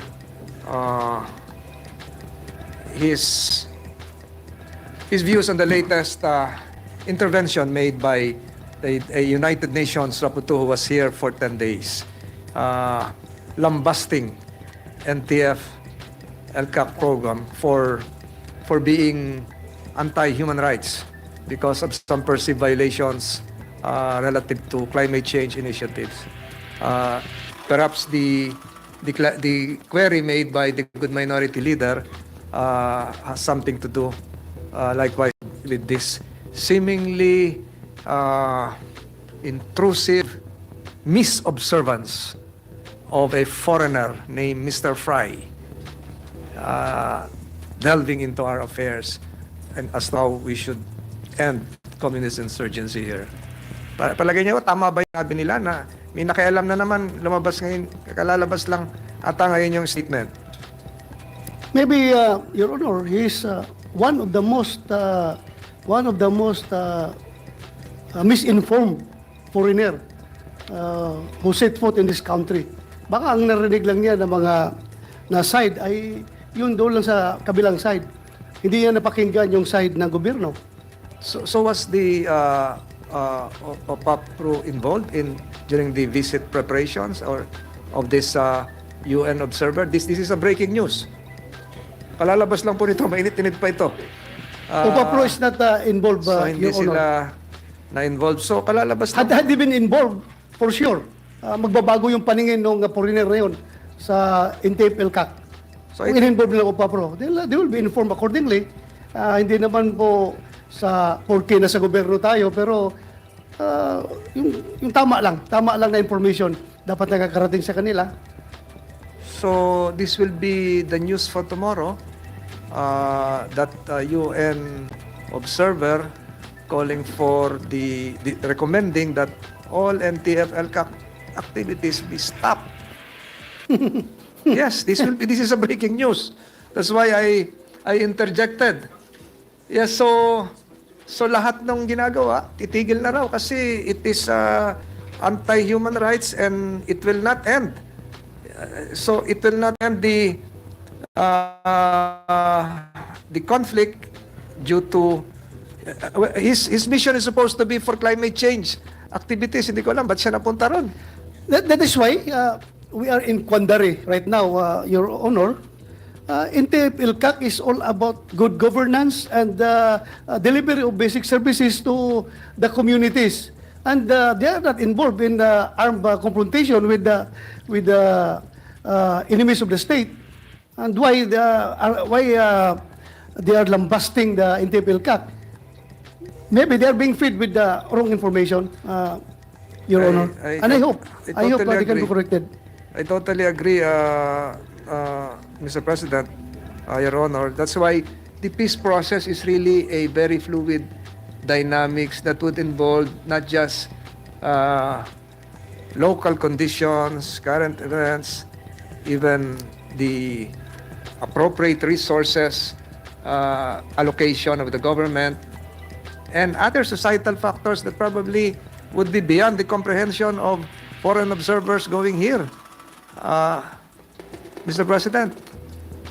Yes, Your Honor. It's very clear. So Day. that will be the news for tomorrow.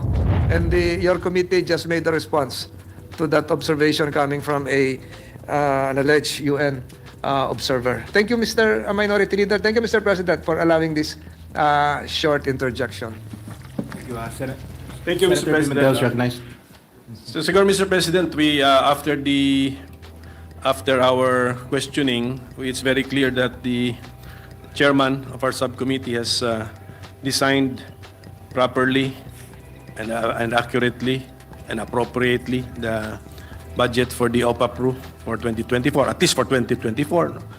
Lahat ng issues na raise ko, lahat ng proposed amendments ko, tapos na, nagawa na po niya. So I commend our subcommittee chairman for being an expert on the subject matter and for having anticipated all of the issues and accommodated all of the requests. So, congratulations, Mr. Sponsor, and we wish the OPAPRU, led by Secretary Galvez, all the best. Sir, request na lang, medyo complex kasi itong topics nito. You're implementing or executing a couple of agreements, peace agreements, and other agreements with annexes. So always keep us informed, not only of the latest developments, but remind us of what is there, what are the contents of all of these agreements, parati, if possible, para we will appreciate the situation, and then pagdating ng budget process talaga, although the executive has prioritized all of the commitments, we will appreciate it and maybe even suggest some augmentation or support. Pero syempre, we have to know where to get it. So ganun talaga yung prioritization yan eh. So if this is the priority, that means some other PAPs will have to wait because this is the more urgent and prioritized PAPs. So once again, we thank the OPAPRU family, wish them all the best, and congratulate our sponsor, Mr. President. He is very well prepared with the budget that he is defending. Thank you very much. Actually, Mr. President, Minority Leader, kahit naitanong mo pa yung mga questions mo about the COA observations, I am very ready to give you the answers. But you said already that you're no longer going to ask those questions. So we're okay. Thank you, Mr. President, Minority Leader. Pero by next year, Mr. President, sana kung maminosa na o kung pwedeng totally ma-eliminate na. Pero pag mag-reappear sa next year, then we talk about it. Yes. Okay. Yes, Mr. President, for the record, your Senate Committee on Finance recommended budget for the Dangerous Drugs Board is 334 million pesos in new appropriations, and for Philippine Drug Enforcement Agency is 4.07 billion pesos in new appropriations, Mr. President. Thank you, Mr. President. With the permission of our sponsor, if I may proceed, Mr. President. Yes, Your Honor. We will try our visits. It's already 7 p.m. and susunod pa yung DAR and DA. This is also very important. We'll try to keep our interpellation short and sweet and not hallucinating, Mr. President. Saka ako magsisegue ngayon sa dangerous drugs board, Mr. President. Mr. President, Yes.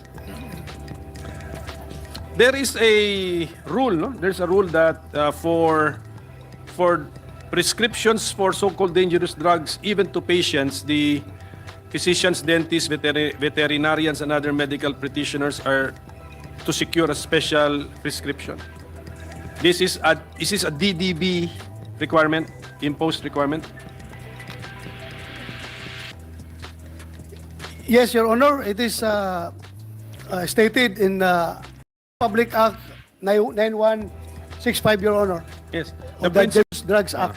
The principle is there, pero the identification of what these dangerous drugs are, nasa kamay ng DDB. Apa. Yes, Your Honor. And so that means the DDB issues the special prescription form or authority, special license yata to.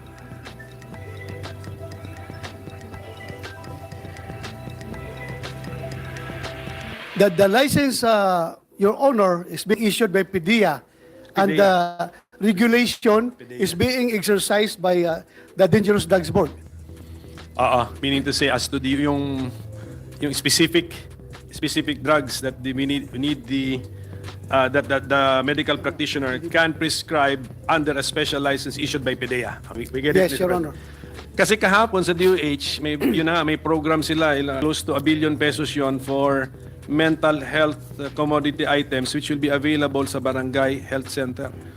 Are those medicines, mga 30 medicines daw yun, to be made available to the barangay health centers for mental health condition? Are those 30 medicines already known to the PDEA? And do this need special license for dispensing, Mr. President? According to the DDB, Your Honor, not yet. Please coordinate with Not the yet. DOH para...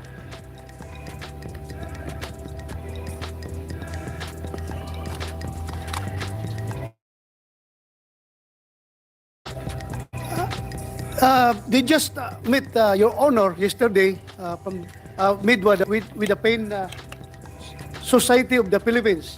Pain. Because some of these drugs are not dangerous. Okay. So Not, okay. no need for license and Correct. special prescription from the DDB. Most likely, since Barangay Health Center ang availability nitong 30 meds na to, these are not in the list. Ano bang tawag doon sa list? Parang may A, B at AB ba yan, Mr. President? It's called the Controlled Medicines Dangerous Drugs Schedule, Your Honor. And then how many schedules are there?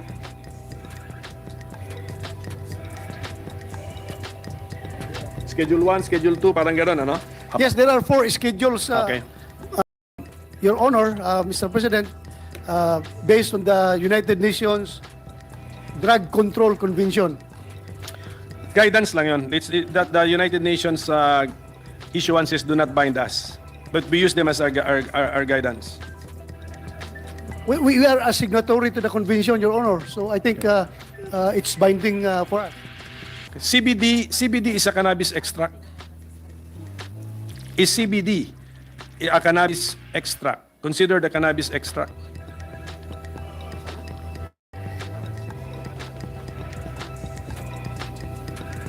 Yes, Your Honor. Diba? Yes.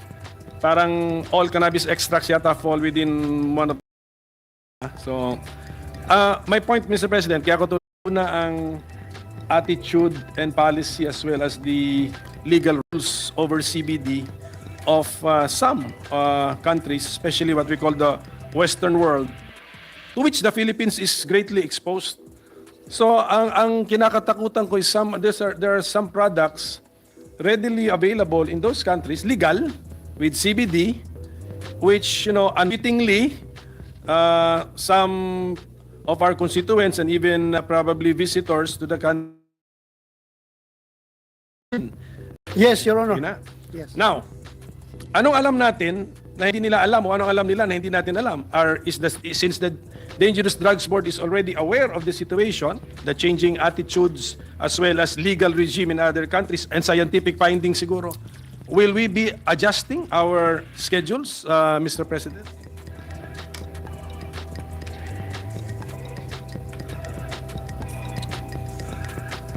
Your Honor, as far as the DDB and PDI is concerned, we still follow our domestic law pertaining to drugs, and that is the Dangerous Drugs Act. Yeah.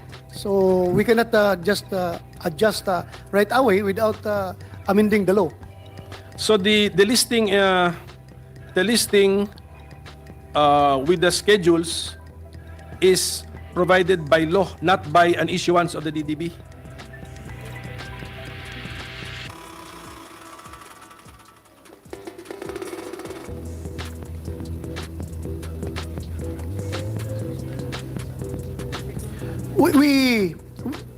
We just we follow the schedule given to us by the United Nations Drug Control Convention, Your Honor, and as far as illegal drugs is concerned, it is very clear in our 9165.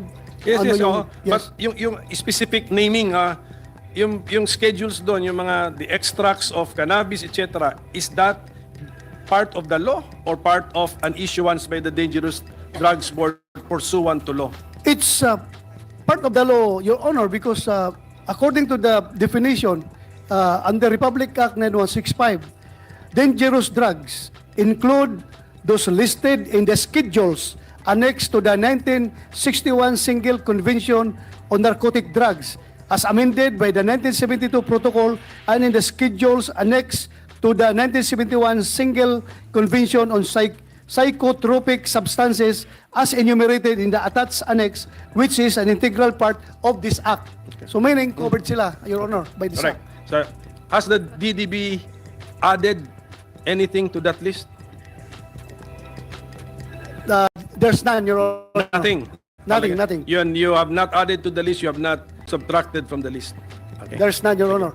Are those Western countries also a member of the treaty that we have mentioned or the agreement we have mentioned?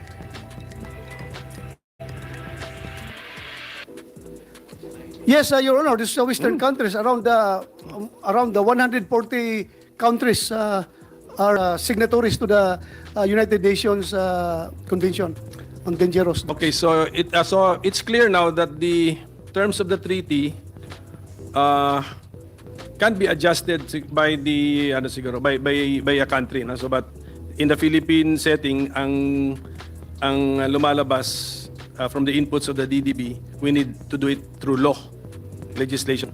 Okay. Yes, Your Sige, Honor. we'll take a look at that, Mr. President, kasi yung cannabis yata, correct me if I'm wrong, the science behind this, dalawa yatang elements yan, the THC and the CBD. And then ang scientific studies yata, the addictive element is the THC. Okay. Yung isa, CBD, may claimed, pero claim pa lang yan. I mean, that's not scientifically proven medicinal or health beneficial health effect. That's the claim, but di natin ini-endorse po yung finding na yon. So that is the case, yun lang yung ayokong mangyari. But has there been a case to the knowledge of the DDB na naging issue ang possession of a product with the CBD here in the Philippines?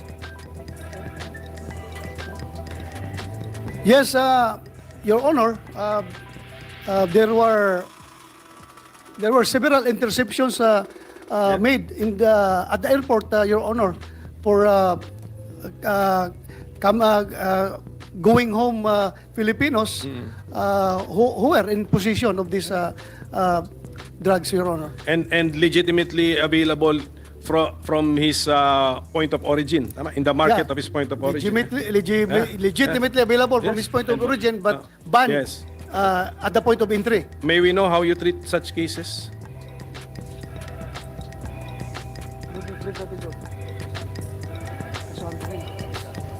So, the same, Your Honor, we treat them as violations of law. So, confiscated ang item, then cases will be filed against these people. So, maybe kawawa rin yun. No? I get your point. Kawawa talaga yung mga Pilipino na akala nila okay na kasi okay sa Thailand. Bakit hindi okay sa Pilipinas? Ngayon, dinala na dito. Nahuli sila sa airport.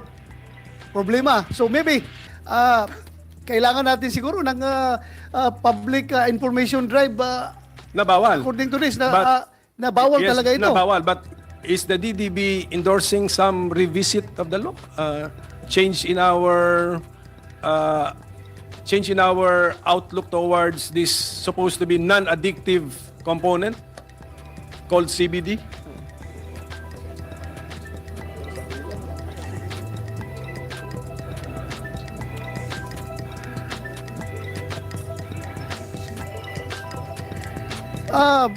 Mr. President, according to DDB, yung ina-allow nila is yung meron lang 0.02% THC content. Medical preparation. Medical? Medical preparation. THC, medical preparation. 0.02. What's THC? Tetrahydrocannabidiol. That's the THC. Yes. That is supposed to be the addictive component. So, okay. How about yung hindi addictive component? Bawal. I mean, ako, bawal yun. Kasi I think scientific data tells us that that is the addictive component of cannabis. So, wala tayong dapat baguhin doon, Mr. President. The other component na available na ngayon sa other markets, doon lang ako nag-alala. In good faith, binili doon, akala niya legal. Siyempre, ignorance of the law excuses no one. But the point is, this is a very complicated law found in an annex pa. Annex.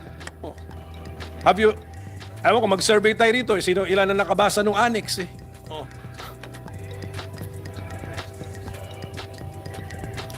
Well, as long as it is in a medical form that is registered in the country of origin, walang problema, Your Honor, pero iba talaga yung sinasabi mo. Iba yung gusto mong sabihin. Pero yung nga lang, we are constrained by law about our treatment. Hindi man pwede natin sabihin na hindi namin kakasuhan ito dahil naawa kami. Clearly, it's a violation of law. But as you have said, ignorance of the law excuses no one. So yan ang dilema ngayon ng Padilla at DDB. Kung ano treatment talaga, kawawa talaga. Yes, if it's a dilemma, kaya nga nagtatanong ako, wala kayong mga recommendation sa amin eh. So apparently you don't find it as a dilemma eh. Kaya kung nga rin-raise ito, kung meron ba kayong mga, yung ano ba nangyayari sa ground, ini-intercept ninyo, kinakasuhan ba ninyo? Anong penalty? Non-bailable ba? Pero bailable naman. Sige, pasagutin mo muna.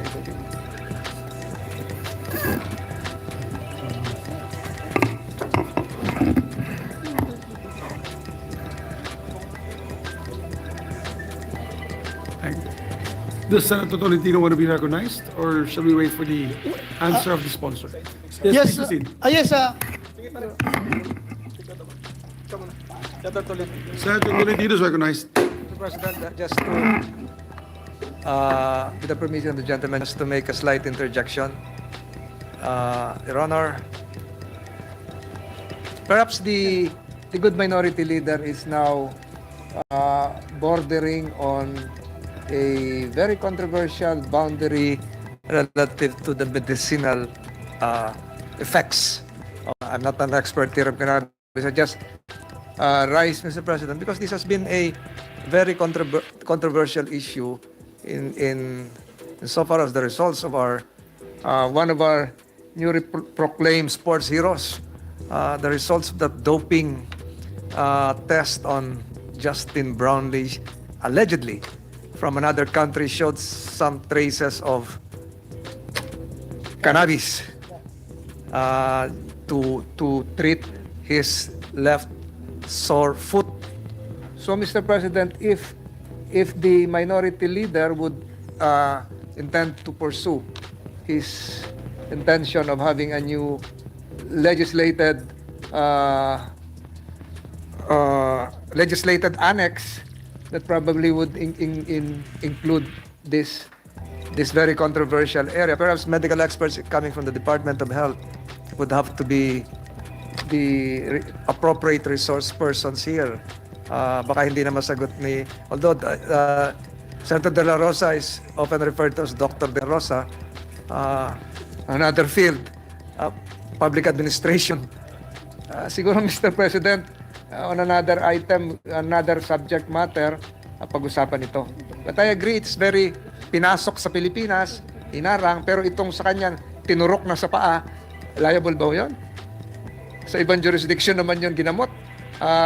Considering that if it is correct, wala pa hong ruling yung Switzerland dito, if it is a correct diagnosis, o kadinaya lang tayo sa Asian Games. So, I think, Mr. President, is very timely. Pag-aralan po siguro na magkaroon ng bagong batas tungkol dito. Thank you, Mr. President. Yes, does the sponsor want to say anything? Well, I just would like to point out, Your Honor, that during our talks with some, I just don't want to reveal these people, the names of these people, but high government officials of Thailand. Baka mamaya we will have a knee-jerk reaction sa situation, no? Na hanapan talaga natin ng paraan na legal na makapasok yan since legal doon sa ibang bansa, like for example Thailand. Nakausap po natin yung mga opisyal ng ibang bansa like Thailand. Sabi nila, yes, yung legalizing all those things ay good for their tourism. Maraming tourists pumapasok doon to avail of the legal status of that particular substance. But they have problem as far as their children are concerned. Kasi itong mga tindahan na ito ay walang limit kahit saan nilalagay. Kahit sa gilid ng eskwelahan, merong ganitong mga vending machine na anytime they can avail of that, then ang mga bata can easily access to this. So problema rin nila yan ngayon. Sinabi nila sa akin, pero hindi lang nila alam kung talagang yan ay official statement ng kanilang gobyerno, kaya ayaw lang, hindi ko lang muna silang i-quote officially. But that's not beyond what we're talking about. Yes. I am just moving forward. I'm just moving forward, Your Honor. Malayong-layo na po yan because that includes I'm just moving forward. planting, growing, and even recreational use of, that's not our topic, Mr. President. Yun lang ako, there's a phenomenon happening that an extract of cannabis which is found to be non-addictive is already legally available in markets of other countries where Filipinos are exposed to. We visit those countries and siguro unwittingly, in good faith, nabibili, nadadala rito. Tinatanong ko, nararamdaman nyo na ba yan? Nangyayari ba yan? How do you treat such a situation? Okay, sabi nyo, you cannot change the annex or any, you need the law. Okay, klaro. So how do you treat them? You file cases against them? Are the cases non-bailable? Para maramdaman namin ang urgency kung gano'n because may konting unfairness na doon. Pero tama yun, you're implementing the law. Ignorance of the law excuses no one, but the legislators must react to situations on the ground, Mr. President. Well, depende, Your Honor, kung non-billable or not, depende sa threshold. Or the nature of the position, that's trafficking. Then, pinapasok mo dito. Non-billable yun. So, non-billable, Your Honor. Non-bailable. Non-billable. Okay, so, I don't know, that's, Importation. That's why tinatanong ko yung what is happening on the ground and it's from the knowledge of the DDB. So, okay, so siguro nga we need to urgently revisit this kasi baka in good faith binibili dun eh. So, but we're limiting it to that extract which scientific data is telling are telling us that it is non-addictive, di ba? Di ba? Yun naman yata yung and even non-addictive and non-mind altering. Yun yata ang importante sa lahat Mr. President. Yes, Mr. President, according to DDB, until now, WHO is still in the process of research as far as that is concerned. particular, Sige pa. yeah. Sige, may Going pa daw. yung may alam siguro yung ibang countries, pero di naman tayo rin siyempre gaya-gaya lamang. I'm just worried about those who will be facing criminal cases na wala namang criminal intent. Although this is a special law, so criminal intent is not necessary for the commission of the crime. So Mr. President, so thank you. No, wala kasi ako ibang mapagtanungan except PDEA and DDB for the actual situation on the ground. Ngayon, ito siguro last topic. Ito po, I cannot let this go kasi malaki yung halaga doon sa ating there's a COA finding of lack of periodic monitoring and control procedures resulting in unliquidated fund transfers totaling 315 million pesos as of December 31, 2022.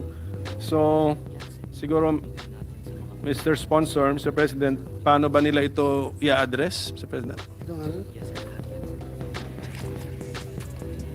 The DDB Secretariat, Your Honor, has proposed to the board stringent measures to better facilitate the fund transfer, monitoring and liquidation of the funds provided to drug abuse treatment and rehabilitation facilities, including community-based drug rehabilitation facilities.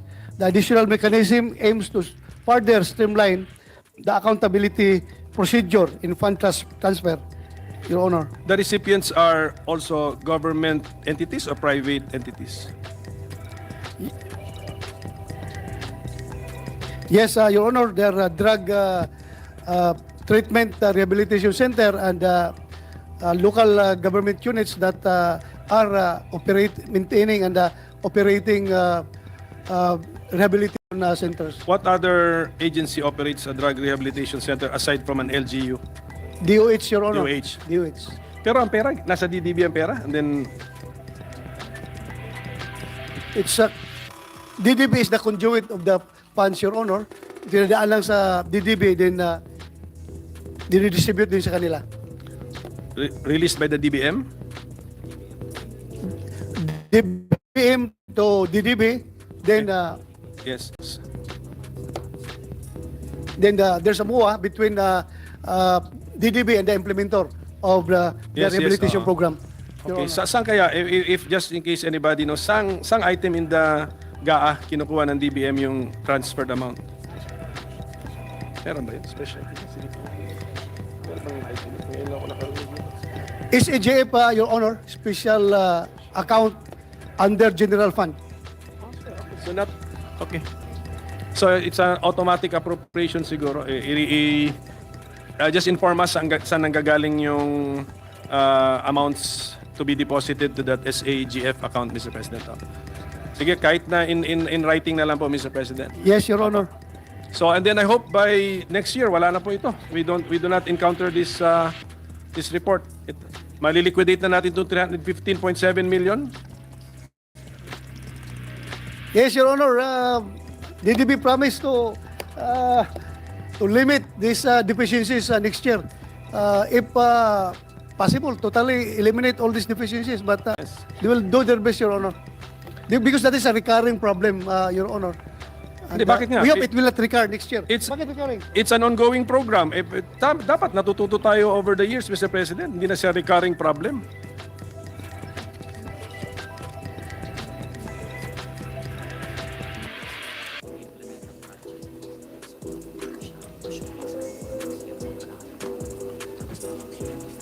Your Honor, every year they're released with that 77 million, and if the projects are implemented in 2 years, so naturally the following year hindi pa tapos itong project na ito. So talaga recurring talaga kasi yung ibang project maybe aabot ng 3 years, So at the end of the year, magkakaroon talaga ng COA findings na gano'n, Your Honor. Okay. But So siguro- kaya nga, maganda na rin at binibigyan sila ng avenue to explain themselves. dapat nalilesen din. At talaga, Your Honor, Apo. dapat malilisen. So, is the DDB a recipient of any confidential or intelligence fund? Nothing, Your Honor. Congratulations. And then, last topic, Mr. President, have you heard of dangerous drugs being given as a reward? Your Honor. Nababasa natin yan. Gusto ko ba i-confirm kung totoo? Yes, that has been taken up in almost all our committee hearings, no? But PDEA and DDB and even the PNP always deny that policy. Talagang non-existent yan na policy, Your Honor. Kung meron mang gumagawa niyan, maybe yung mga it is not sanctioned or talagang it's downright prohibited by the leadership of this agency, Your Honor. But anyway, the Director General PDEA gave stern warning to the operatives to never do this kind of reward system. PDEA strictly implements the Operation Private Eye, which was institutionalized through Dangerous Drugs Board regulation as a reward system for our private informants, which is anchored on Section 22 of Republic Act number 916. Meaning cash ang reward ng mga informants, Your Honor, hindi talaga drugs.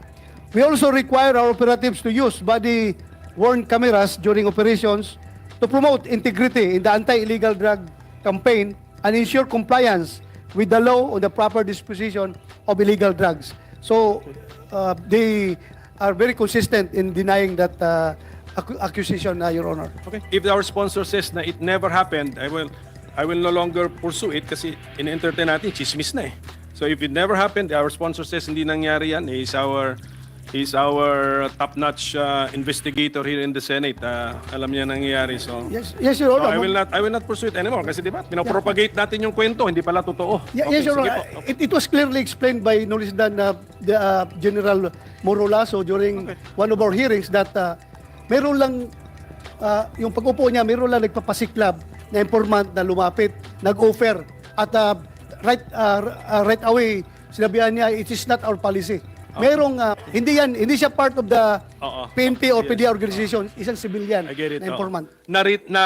Nakwento lang niya yung offer. And the offer involved, sabi niya na, I'll give you information on this. Ito yung hall ninyo, but basta ibalik nyo sa akin na ganito. So nakwento.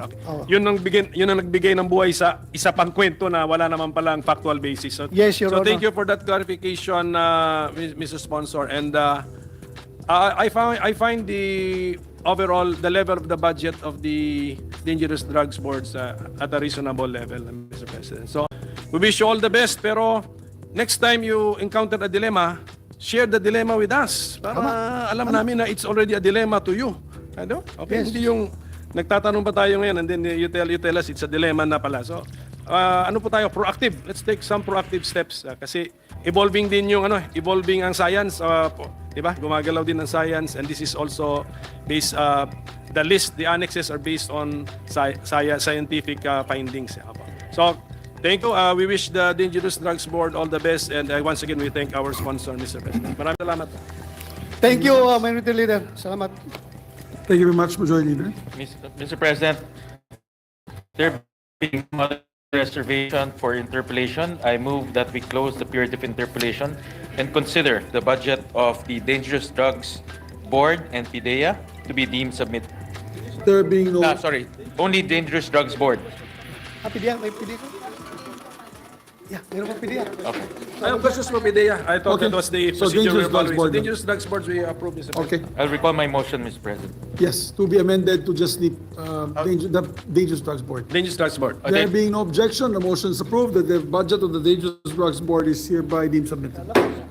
We'll ask now the PDEA to remain. PDEA is already seated there with us. Okay. So let's continue, Mr. President. Please proceed. Okay. PDEA is a recipient of CIF. Yes, Your Honor. Is it CF or IF?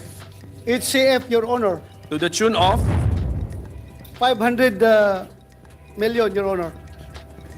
Is this has PDEA been getting this amount year after year, Mr. President?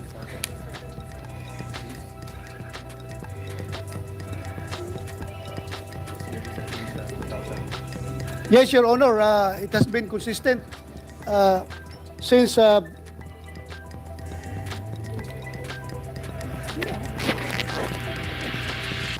For how many years na siguro? At since 2019, Your Honor. Okay. It's 500. Yes. But before 2019, mababa lang, Your Honor. Mababa, 400 plus, 200 plus the year before. Then it was 2016 nga, 73 lang. if I remember correctly, ang PNP magkano? Ang PNP yata, CF ng PNP nasa 800, yes, tama, parehas kami naalala ni Senator Tolentino, around 800 million. And that the PNP is enforcing the revised penal code and many other laws, Mr. President. I mean, but in ratio and proportion, is the amount we are giving the PDEA unreasonably high, Mr. President? Well, Mr. President, pag sinabi ng PNP, kulang sila, sabi rin ng PDEA, kulang na kulang pa rin talaga yan. Siyempre, kasi, pero we have to measure it sa standards po natin as legislators, Mr. President. 500 for PDEA, drugs laws ang ano niya. 800 for PNP, revised penal code and many other special laws. Ang point ko, hindi sa kulang sa PNP. Are we giving too much to PDEA, Mr. President? Maybe, Your Honor, because PDEA is combating transnational crimes, Your Honor. Malalaking sindikato ito at medyo mas mahirap kumuha ng informasyon pagdating dito sa drug syndicates, Your Honor. Pinalista ko, pina-enumerate ko sa PNP ang mga achievements nila eh. Kasama sa mga achievements nila are drug-related operations eh. So may nag-overlapping na po tayo sa PNP. And pag tinanong ko po ang PDEA, what are your achievements? Tapos ikukumpara ko ngayon sa sagot dun sa PNP, I'm sure I will find some overlapping dun eh, sa dalawa. Well, it happens, Your Honor, because they conduct joint operations, Your Honor, the PNP and PDEA. So some accomplishments are joint and some accomplishments are... but all operations were being sanctioned by PDEA. Whether it's being undertaken by PDEA operatives or PNP operatives. Lahat po yan ay under the supervision of PDEA, being the lead agency in the anti-drug operations. Sige, can we hear from PDEA, Mr. President, through our sponsor? Ano po yung, let us say, for the past 2 years, what would be your greatest achievements, Mr. President? Sana yung... Kahit na hanggang 5 po, the top 5 or the top 3, Mr. President?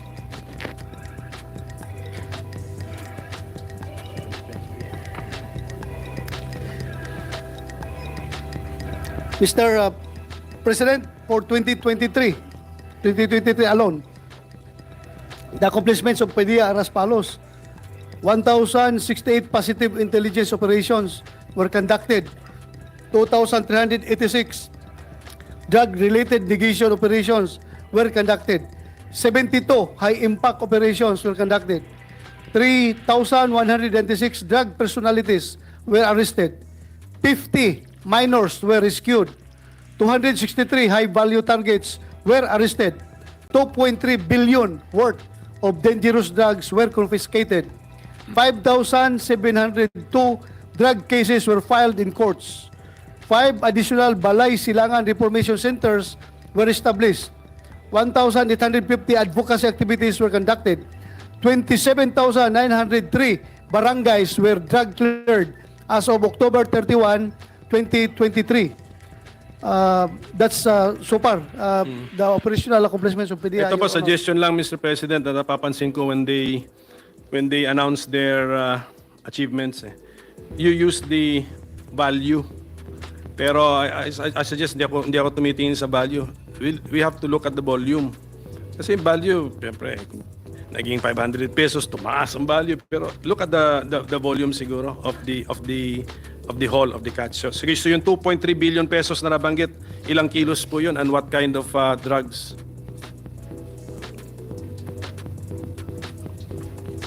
Pag nagbabasa nga ako ng mga reports, nakikita ko yung mga amount, billions na. Pero I'm not impressed. Dapat na doon tayo sa ilang kilos po yun, ano pong volume yun. Yes, Mr. President, as far as volume is concerned, 28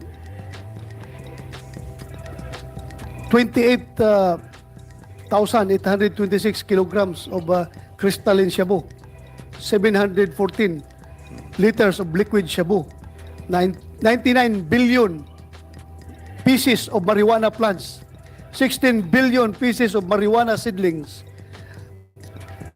Ano, may counting machine sila, Mr. President. You have a counting machine, you counted the seeds. Well, individually, yung seedlings, Mr. President, hindi seeds. Seedlings. Seedlings talagang. Seedlings.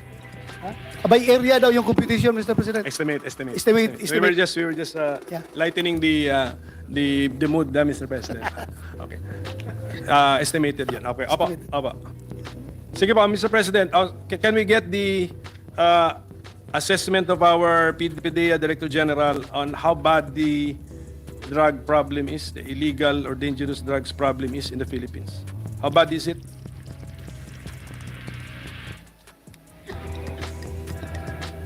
So, Mr. President, the drug situation in the Philippines is still under control. Very much manageable, Mr. President.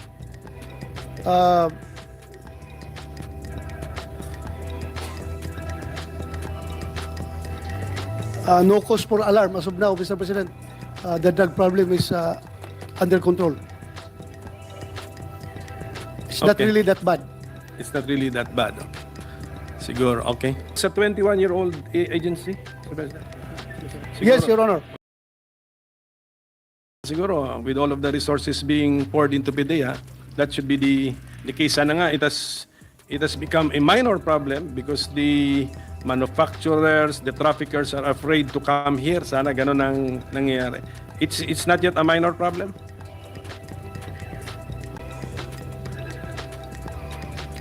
Yeah, not yet a minor problem, Mr. President. Ano pang kailangan gawin natin, Mr. President? To make the Philippines unattractive for drug traffickers, importers, and even manufacturers, Mr. President. Ano pa kaya ang kailangan natin gawin? Kasi 21 years old na po ito. Ang laki ng resources na binubuhos natin sa PDEA. Specialized Agency for Drugs. Dapat nararamdaman na natin ang resulta ng devotion of great resources to this to the fight against drugs, illegal drugs, Mr. President. Again, Mr. President, we will go back again to the reimposition of death penalty against those high-profile or high-level drug traffickers, Mr. President, because if you have observed countries that have that are imposing death penalty, particularly on illegal drugs, they are not encountering big problem as far as drug is concerned, like China, Indonesia, Singapore. When you talk to the drug lords in Bilibid, they will say that they will not dare traffic drugs to Malaysia, Indonesia, Singapore, or China, because for sure they will be killed by because the law is very strict. They will Killed by the state. Killed by the state. By the state, legal. What does the sponsor have in mind? Ano yung mga levels natin na which should warrant the death penalty in his mind? When we say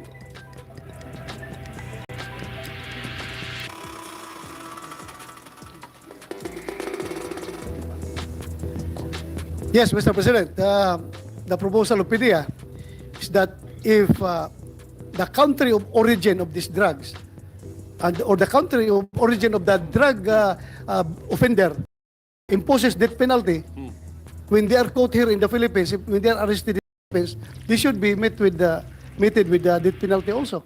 Following the same quantities in the country of origin. Kasi I'm sure may quantities din sila. Yes, yes, Your Honor.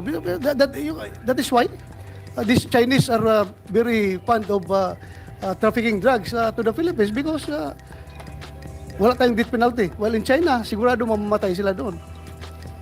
Sige po, yung mga nahuhuli natin sa drug cases natin, where are they detained, Mr. President? Those who are convicted, Mr. President, are serving their sentences at the New Bilibid prisons, while those pending decision sentence They are still with the BGMP. BGMP jails. And, Okay. yeah. Normal The procedure. normal, Okay. Hindi ba yung ating mga jails and prisons ay hell on earth? Hindi ba sufficient deterrent na yan to involve in drug trafficking in the Philippines? Maybe not, Mr. President, because they're enjoying inside, like the drug lords in the Bilibid, they enjoy while they are inside. Okay. So they don't find it to be hell on earth pala. Okay, Mr. President. Maybe they're under the influence of drugs, Mr. President. Maybe they're still under the influence of drugs. That's why they don't feel the hell on earth being held in jails and prisons here in the Philippines, Mr. President. Maybe, Mr. President, and others become even more richer while they are incarcerated.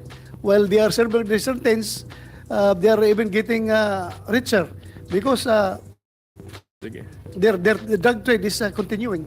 So that's Bucor and BJMP issues. Anyway, nakalusot na po sila sa process natin. Approve na yung budgets nila. So let me just siguro appeal to the Director General. Sir, there have been past scandals involving PDEA, putting the agency in a bad light. Huwag na natin ulitin siguro para na alam na siguro ng taong bayan yun. So siguro, sir, I do not know how you can instill better discipline among your men. No? Kasi their internal cleansing program, Your Honor, is still ongoing. pero yung nabasa ba namin, totoo ba yun? Like for example, ayoko na sana i-remind, pero I just need to confirm na yung PDEA personnel or chief trading involved in drug trade, illegal drugs trading in Taguig. Tama ba yan? Ang nabasa namin. Totoo yun?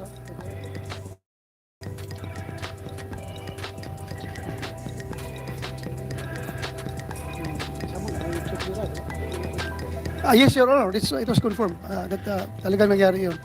Your CIF can be used for counterintelligence, and counterintelligence means monitoring your own men, di ba? Yes. Why did we fail in that instance, Mr. President? Counterintelligence.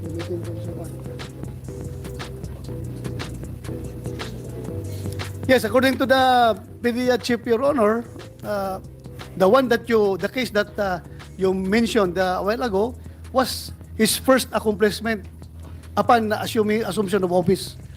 That was the result of your counterintelligence work, Pale.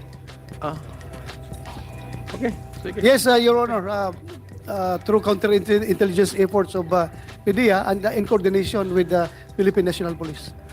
Okay, so you put it to good use in that case, Mr. President. Kasi ayun, ano yung about Caesar's wife, ano yung kasabihan? Dapat si PDEA ganun. I mean, I don't know, I need assistance from Senator Tolentino. Ano yun? You should be above suspicion, like Caesar's wife, ganun ba yung ano? So PDEA should be you should be above suspicion that your own people are trading in or involved in illegal drugs. Malinis dapat kayo kasi otherwise, hopeless talaga ang drug situation, Mr. President. So I hope that you have more achievements to come. You're a 21-year-old agency. Sana by the time you're 25 years old, 30 years old, I mean, minor problem na siya. As minor as, nag-iisip ako anong crime in the RPC which is already a minor problem, Mr. President. Snatching, Your Honor.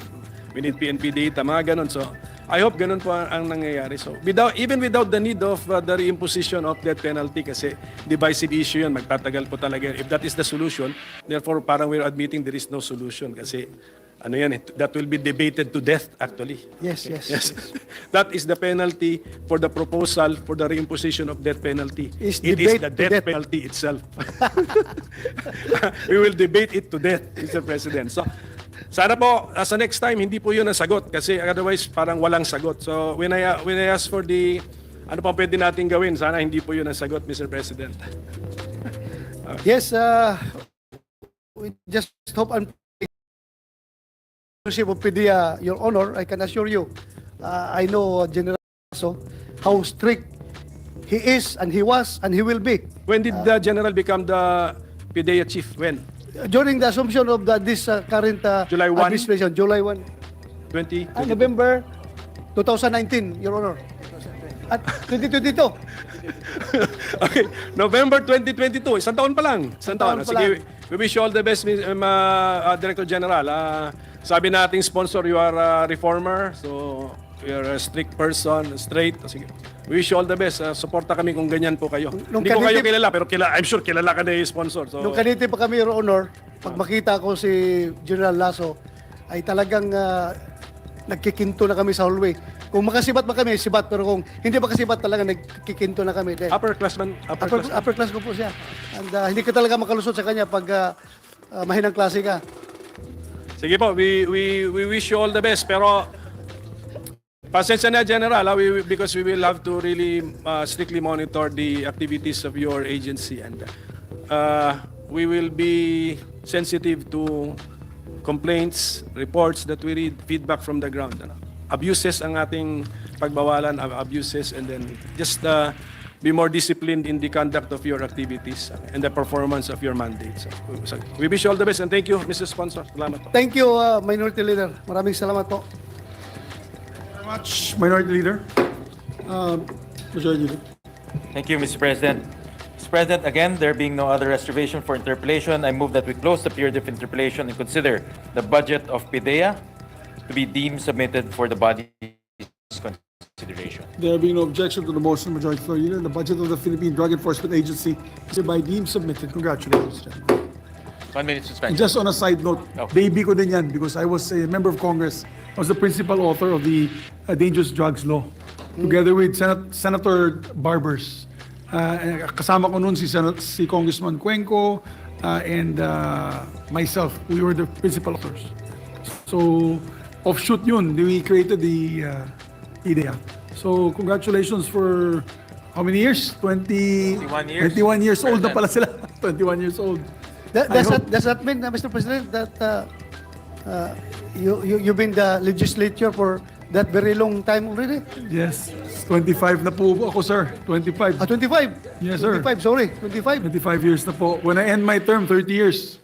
Kaya pahinga na. 30 years. Time to fade away like a good soldier, like Sergeant General Angkan here. Who's, So hanggang dito lang tayo mga tol. Maraming salamat sa panonood at patuloy na suporta. God bless you sa inyo lahat at hanggang sa muli. Paalam.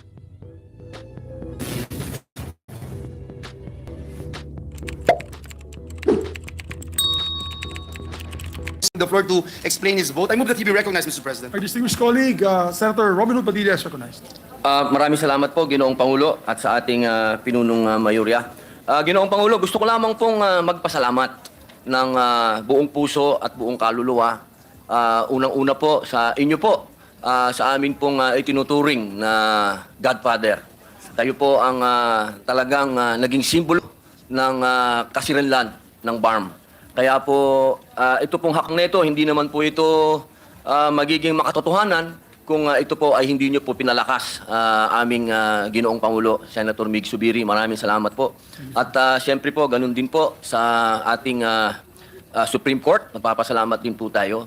At siyempre po, special mention dito ang ating pong hinahangaang senador, Senator Francis Tolentino, sapagkat bigyan niya po ito ng sapat na panahon, sapat na oras, atensyon, at siyempre po, isa pong napakalaking kaligayahan para sa mga kamusliman kapag ka napag-uusapan po ang Sharia. Sapagkat ang Sharia po, yaan po ang maituturing naming 100% ng aming faith.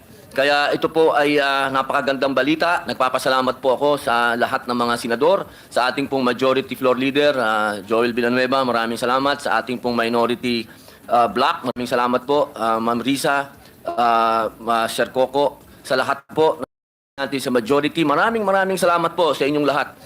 Ito po ay napakalampay para po sa mga kamusliman. At ito pong bagay na ito ay hindi makakalimutan, Senator Bato, Senator Go, Senator Tolentino, sa lahat po ng matatawag po namin tagapagtanggol namin dito. Sa lahat po, siyempre, lahat po ng senador, maraming salamat po. Mabuhay po. Maraming salamat, mabuhay. Maraming salamat, Senator Robin Hood Padilla. Mr. President, at this juncture, Mr. President, I was about to move for minute suspension to allow our colleagues to greet our birthday celebrants, Mr. President. If It's all right. Tapos na naman yung birthday natin, so we can proceed with the business of the day. Senator Estrada is asking to be recognized. Shall we recognize him, Majority Leader, with your permission? Thank you, Mr. President. With the permission of our colleagues, Mr. President, Majority Leader, Minority Leader, I would like to stand on a matter of personal collective privilege, Mr. President. Yes, If I may please, be allowed. please state your personal collective privilege, Your Honor. Please proceed. Thank you, Mr. President. Mr. President, esteemed colleagues, and ladies and gentlemen, today I rise before you with a heavy heart and a sense of moral obligation to shed light on a matter of grave concern within the medical community. It saddens me to say that a significant conflict of interest and unethical behaviors have seeped into the medical profession, compromising their commitment to prioritize the well-being of their patients above all else. Reports have come out that certain doctors have become entangled in the web of a pharmaceutical company that shamelessly peddles its products through a deplorable multi-level marketing scheme. Mr. President, my dear colleagues, an all-Filipino-owned pharmaceutical company engaged in distributing anti-hypertensive, anti-diabetic, antibiotic products, and health supplements nationwide, called Belkens Pharma Incorporated, is at the center of this issue. Maliban sa ilan sa kanila, napag-alaman ko na ang kumpanyang ito ay binubuo halos ng mga doktor, mga espesyalistang doktor. Sa datos mula sa Securities and Exchange Commission, ang mga tumatayong direktor o officers ay sina Luis Raymond Go bilang presidente, Alina Fatima Huhilla bilang vice-presidente, Joseph Vincent Go, corporate secretary, Jaime Cayetano Jr., treasurer, at 58 iba pa na stockholders na pawang mga doktor mula sa iba't ibang panig ng ating bansa. Karaniwan na nating narinig ang mga insentibo binibigay sa mga doktor at nakasaad naman sa Philippine Medical Association Code of Ethics na maaari silang tumanggap ng mga regalo. Nakasaad din sa Article 6 na only gifts of reasonable value that primarily entail benefit to patient care or related to physician's work may be accepted by a physician from a health product company.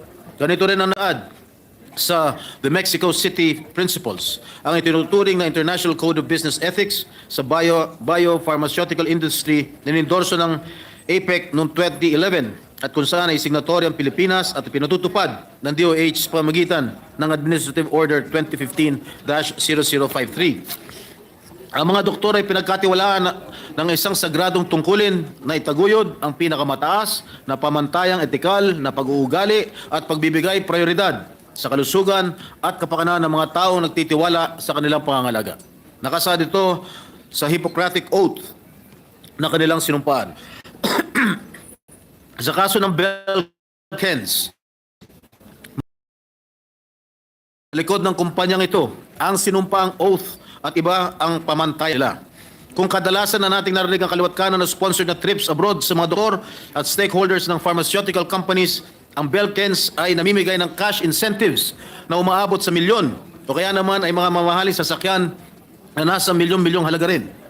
This company, which has been in operation since 2006, shamelessly recruits doctors, not medical representatives, into its fold, enticing them with promises of exorbitant commissions and lavish incentives in exchange for prescribing their medicines. A blatant violation of their ethical principles, betrayal of trust bestowed upon them by their patients, and a flagrant disregard for the sacredness of their profession.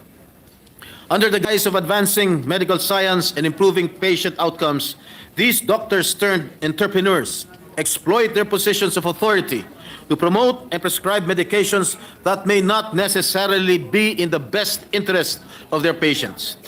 They prioritize profits over patients, prioritize their financial gains over the well-being of those they have sworn to serve and protect. Mr. President, my dear colleagues, allow me to walk you through their business scheme. Ang mga nirecruit nilang mga doktor na bubuo ng core group ay tinatawag na Jedis. Dahil mahilig sa Star Wars, ang mga may-ari ng kumpanya na sila Dr. Luis Go, Berwin Flores at James Cayetano. Not everybody can be part of this group. Only doctors who are recommended by a Jedi and all other Jedis will be accepted. If there's one Jedi who disapproves of a particular doctor for whatever reason, that doctor cannot be a Jedi. They do this approval process via the Jedi labor group. The reason why a Jedi recommends a doctor is mostly based on friendship, practice, and influence. Belkens started predominantly with a group of cardiologists. Gradually, they tapped endocrinologists, diabetologists, pulmonologists, neurologists, internists, and family physicians. The recommended JEDIs go through the nurturing lecture conducted by Dr. Luis Go. The objective of this lecture is to teach doctors financial freedom and that Belkens is the company that can make it possible. Their productivity is regularly monitored, and once they reach the target productivity, they level up to Jedihood. Once already a Jedi, they can enjoy all the benefits of a Jedi, and these are the following. Number one, 8% rebates based on monthly productivity, usually around 2 million pesos. Milestone point. Under the milestone program point system, 1 point is earned from the minimum 2,700 worth of prescribed brand sales. Earned points can be used for redemption of items such as gadgets, household items, or foreign travel. 1 point is equivalent to 100 pesos. Yearly performance bonus based on the percentage of the total contribution sales of Jedis against all of the Jedis. Number 4, dividends and growth of sales, which is based on the total number of shares the doctor holds. Number 5, and on top of that is what they call as the annual Jedi Star Tour. Depende kung na-hit ng doktor ang kanyang 3.5% productivity target, maaari silang bigyan ng Asian, European, o US tour package. At panghuli, nanggagaling naman si rebate sa mga cash luxury items tulad ng dream car nila.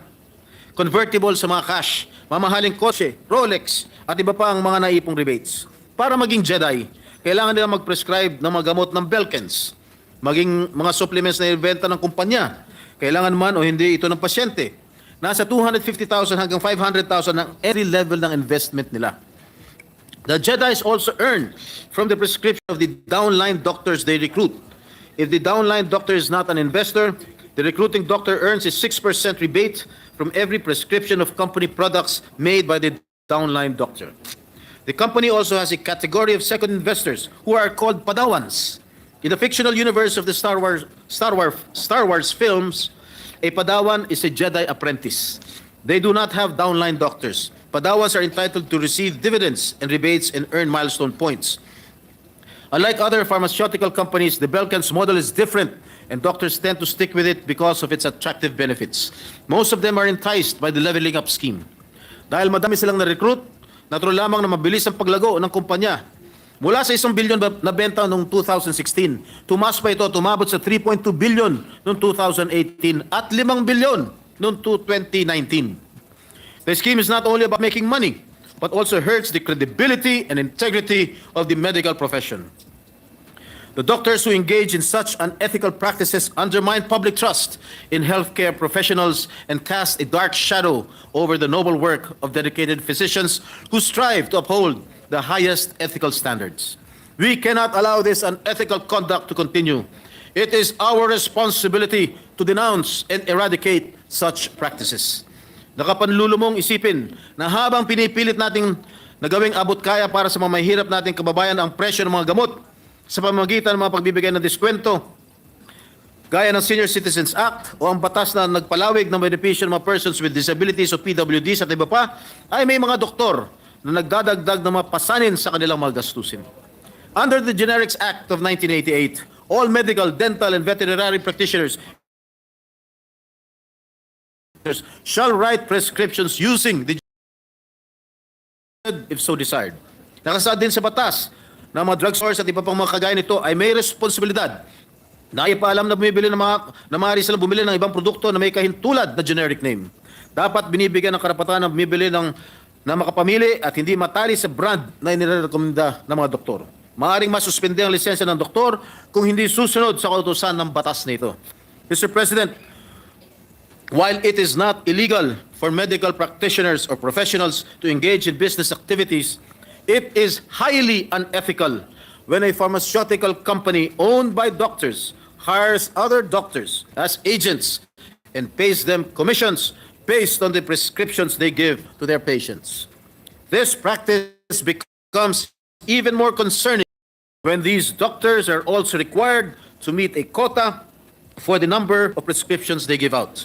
This type of behavior is not only unethical, but also prejudicial to the well-being of Filipino patients. To prescribe drugs to doctors who are agents or distributors of Belkens is a clear conflict of interest under the Mexico City Principles and the Code of Ethics for Doctors. The trust and confidence that patients place in their physicians are paramount. To preserve this trust, medical practitioners must adhere to the highest ethical standards. This includes the strict prohibition on physicians benefiting financially from the medications they prescribe, as established by various international protocols. Such a measure ensures that patients' welfare remains the top priority in all medical decisions, free from any financial bias. In bringing to your attention this matter, I implore you, Mr. President, my dear colleagues, to condemn this reprehensible exploitation of some medical practitioners for personal gain. May I emphasize, Mr. President, that those allegedly involved represent only a fraction of our country's more than 28,000 practicing doctors. Hindi ko po sila nilalahat. Naniniwala ako na mas nakakarami pa rin ang mga kababayan natin doktor ang nananatiling tapat sa kanilang sinumpang tungkulin alinsunod sa kanilang code of ethics. I move to have this issue investigated by the appropriate committee to enable us to craft the needed legislation.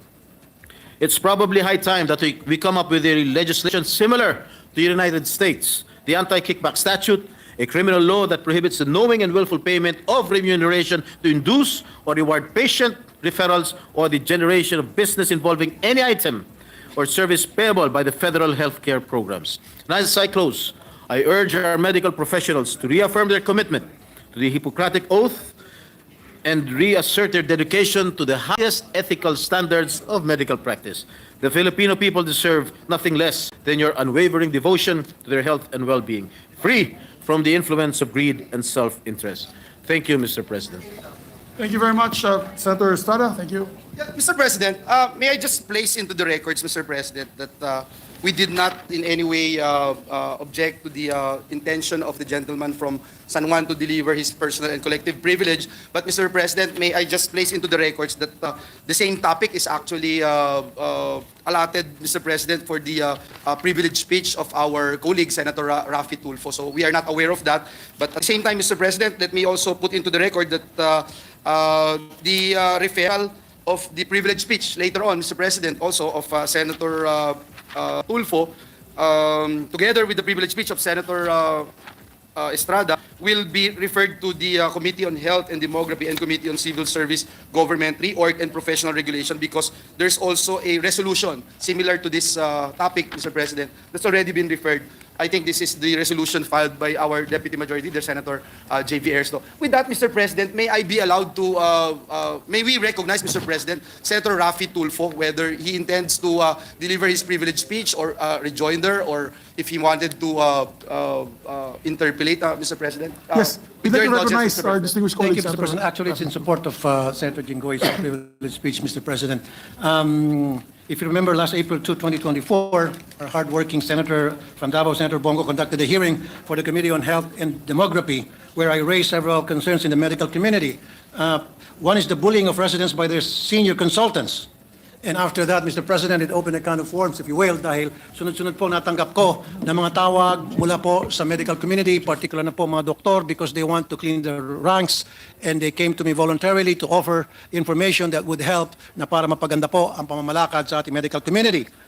Now, I also raised a question about the violation of the Generics Act of 1988. I mentioned to Health Secretary Ted Herbosa that there are instances when patients and hospitals are forced to purchase expensive branded medicines from the hospital pharmacy.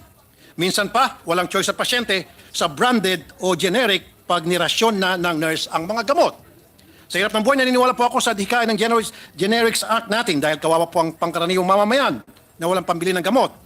I was surprised when Secretary Herbosa said that there are instances where doctors really prescribe branded medicines because sometimes it is more effective and more potent.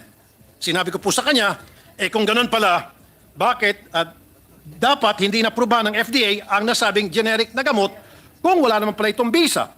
Mas lalong mapapamahal si Juan de la Cruz. Kung ang murang gamot ay hindi naman pala gumagana, dapat dumadaan talaga sa masusing pagsisiyasat ng FDA mga ito. Nung nasabing hearing na yon, ko na inilatag kay Secretary Herbosa ang issue tungkol sa mga junket trips ng mga doktor sa iba't ibang bansa kung saan sponsor ang mga pharmaceutical companies. Medyo nagtalo kami ni Secretary Herbosa dahil dito sabi niya bawal na daw ito dahil tayo ay signatory ng Mexico Protocol kung saan bawal ang mga medical professionals na tumanggap ng mga benefits or gifts from pharma companies. Sabi niya, sinusunod daw ito ng mga medical organizations. Ang hindi ko po maintindihan, bakit ayaw aminin ni Secretary Herbosa ang rampant na practice na ito? Wala daw po siyang knowledge na rampant ito. Sabi niya, ang junket ay nung araw nangyayari bago na pirmahan ang Mexico Protocol. Pero kung meron daw may mga regulations na pwede namang kasuhan ng mga pharmaceutical companies na lumabag dito, paulit-ulit siya niyang sinasabi na kasuhan ng mga pharma companies. Ang pinagtataka ko po, hindi pa it takes two to tango. Dapat may liability din ang mga doktor. Medyo marami pong hindi natuwa sa akin sa medical community. Gusto ko po linawin, malaki pong respeto ko sa medical practitioners. Sabi po, sila po ang ating mga frontliners and they have proven time and time again na sila ay mga bayani. But this lukewarm reception of my concerns is what bothers me. Bakit parang hindi bothered ang DOH? Talaga bang walang dapat ikabahala? Hindi po. After the hearing, ang daming nag-confirm ng mga sinabi ko. Mga doktor po mismo ang lumapit sa akin after that hearing. Apparently, I opened a can of worms in the medical and pharmaceutical industry. Mr. President, a well-respected doctor approached me regarding a multi-level marketing scheme involving doctors and a certain pharmaceutical company, the Belkens Pharmaceutical Incorporated, in existence for 17 years. Under the scheme, doctors are given gifts, watches, cars, cash, etc. for them to meet their quota. They also earn from doctors in their downline. Under the scheme, ang mga doktor ay pinipilit ang mga gamot sa mga pasyente kahit hindi po kailangan ng pasyente. They even have coaches who monitor and supervise them in pushing the products. The pharma companies are able to track the activities of these doctors and determine who are indeed delivering and performing well. Ibig sabihin, nakamonitor po ang aktibidad ng mga doktor base po sa kanilang mga pagreseta. While it is not illegal per se, on the part of doctors, it is unethical and immoral. Mr. President, our people are barely making ends meet and rarely do they have medical expenses counted on their monthly budget. Kaya po, pag may nagkakasakit, bawat sentimo ay mahalaga. This MLM scheme is troubling for the medical community for several reasons. Una, malamang hindi nag-iisa itong kumpanyang ito.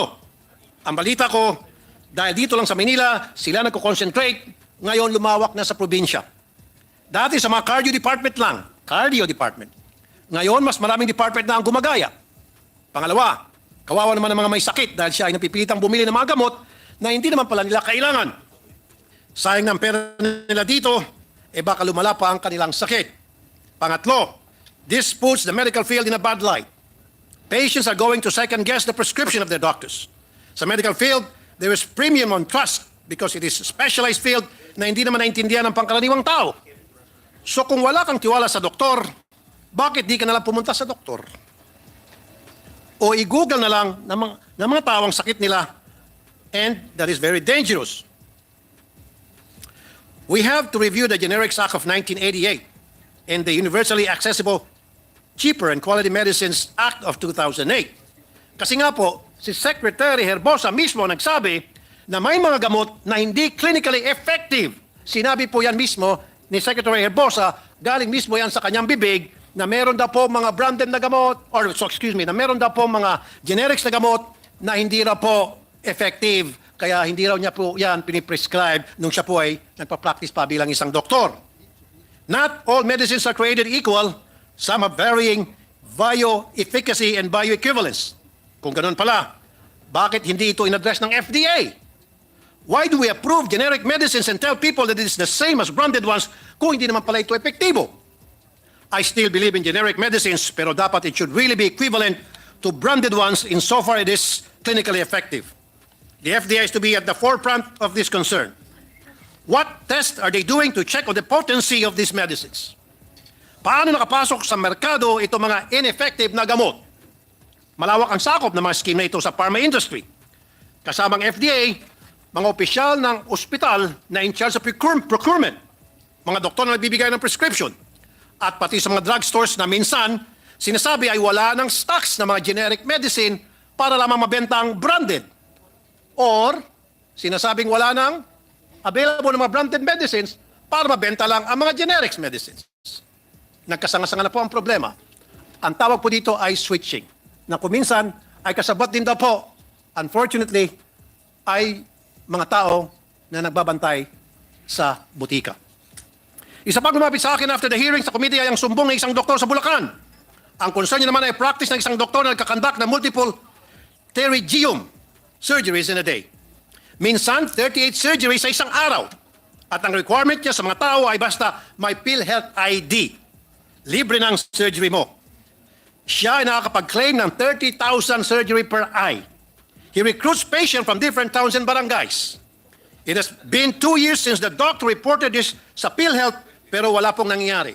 Ibig sabihin, matagal na pong nireport po sa PhilHealth itong modus ng isang doktor sa Bulacan pero ang PhilHealth nagbulag-bulagan at nagbingi-bingihan o marahil merong kasabot ang doktor na ito sa loob ng PhilHealth.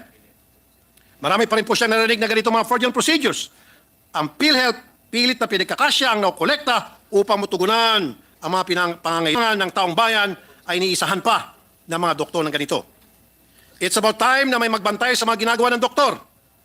Opo, Mr. President, nandiyan nga yung Professional Regulations Commission sa tulong ng Board of Medical Examinees. Pero mawalang galang na po sa mga taga-PRC. Dahil nyo pa po ang pagong kapag kayo po'y kumilos dyan. Ang dami ko na po natanggap ng mga sumbong na kapag kayo po ay nagpalabas ng inyong resolusyon sa isang reklamo, that after 5 years, kuminsan after 10 years, kuminsan patay na ang pasyenteng nagreklamo. Bakit napakabagal umaksyon ng PRC sa mga reklamo ng medical malpractice? Sa magkanong kadahilanan? The Board of Medical Examiners have to police their ranks. They have to protect industry from these unscrupulous and greedy doctors who put their financial interests ahead of their duty to providing healthcare to the people. Mr. President, our doctors should be put at a higher standard compared to other professions. According to the Supreme Court, the medical profession directly affects the very lives of the people, unlike other careers which, for this reason, do not require more vigilant regulation. I hope that to the Committee on Health and Demography, we can end the schemes that harm the medical field and our people. I believe there is a need to put stiffer penalties for these unethical and immoral acts. They must be declared illegal. Finally, it will be useless if these laws could not be implemented by a competent disciplinary board. The PRC must go to the bottom of why administrative cases filed against doctors are not resolved. Finally, FDA must review its procedure in regulating the pharma industry to ensure only quality medicines are given to patients. It is the policy of the state to protect public health, and when public interest or circumstances of extreme emergency so require, it shall adopt appropriate measures to promote and ensure access to affordable quality drugs and medicines for all. That ensure that these are not just words, but a reality for our people. Thank you, Mr. President. Salamat po. Maraming salamat, Senator Raffy Tulfo. Majority Leader. Mr. President, may I just appeal, Mr. President, to our distinguished colleagues because Senator Ligarda wanted to deliver a we wanted to tackle and adopt a resolution celebrating the accomplishments of our kababayans, especially our guests in the gallery who are here today, Mr. President. But of course, we will entertain, Mr. President, any manifestations, but perhaps we can continue with, if someone would like to interpolate, we can suspend afterwards. To support the Majority Floor Leader, we can suspend these two topics, well, they're the same topic of Senator Estrada and Senator Tulfo, and continue the discussion after we approve the resolutions. But if it's right now, Mr. President, because there's also two behind you that also raised there are 2 or 3 more, Mr. President, who wanted to. I hope, Mr. President, would just be a manifestation instead of interpellation. If there will be an interpellation, Mr. President, I will suspend for first, Mr. later President, hour. for a later hour. So at this juncture, Mr. President, Senator Pia Cayetano actually was the first one who approached this representation. But if with the indulgence of the gentleman from San Juan is saying ladies first. Thank you, sir. yes, Senator Senator Deputy Pia Majority Cayetano Leader. is recognized, then Senator J.V. Ercito, then Senator Risa Hontiveros, and Senator Bong. Go, Mr. President. Yes, thank you, Mr. President. Thank you, Mr. President. As I committed to the Majority Leader, this is very short. It really just is a matter of jurisdiction. I chaired the Committee on Health for many years, and Similar issues were brought up, but at the end of the day, Mr. President, if this involves government agencies who are not doing their jobs, faithfully, then it would be a matter for the Blue Ribbon. So I will leave that decision, the discussion for that decision till after all the interpellations are done and after conferring with the chairman, of course, of the Committee on Health and the sponsors of the two privileged speeches. But I do want to bring up that in both speeches that were delivered today, both gentlemen referred to the DOH and the FDA and then the PRC and asked the questions, what are these agencies doing about it? So on that note, and if they are failing to do their job, then that becomes a Blue Ribbon issue, Mr. President. Thank you. Yes, thank you very much. Thank you, Mr. President. We got some very important information coming from the chair of the Committee on Health. But Mr. President, may we recognize our Deputy Majority Leader, Senator J.V. Ercito? Yes, our Deputy Majority Floor Leader, Senator J.V. Ercito, who brought this up to TV the other day. I was watching him on TV the other day.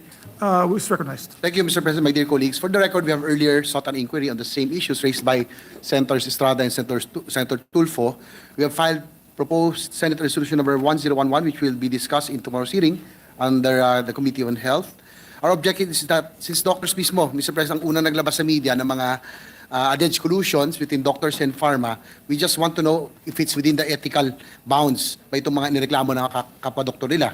We also want to know if nakaka-apekto kaya ito, no, itong multi-level marketing scheme being employed to the prices o sa presyo ng gamot because we passed Universal Healthcare Act, Generics Act, specifically to lower down the cost of medical expenses. And Mr. President, considering that more than 50% of the out-of-pocket expense of health, medicine, and pharma. We want also to emphasize, Mr. President, that hindi natin nilalahat ang lahat ng doktor. Marami sa kanila ay mga mabubuting tao. They are all good people and good servants. Kaya we need to probe this issue so that the people trust in our doctors will remain solid. But issues raise several ethical, legal, and policy questions. First, it contravenes many regulations and protocols meant to insulate doctors from undue influence. Second, ano ang epekto nito sa ating cost of healthcare? We passed the UHC, as I mentioned, para babaan ang out-of-pocket expenses. For the record, that's been lowered to 44.7% in 2022 compared to more than 60% before UHC was passed. Pero para saan po ito?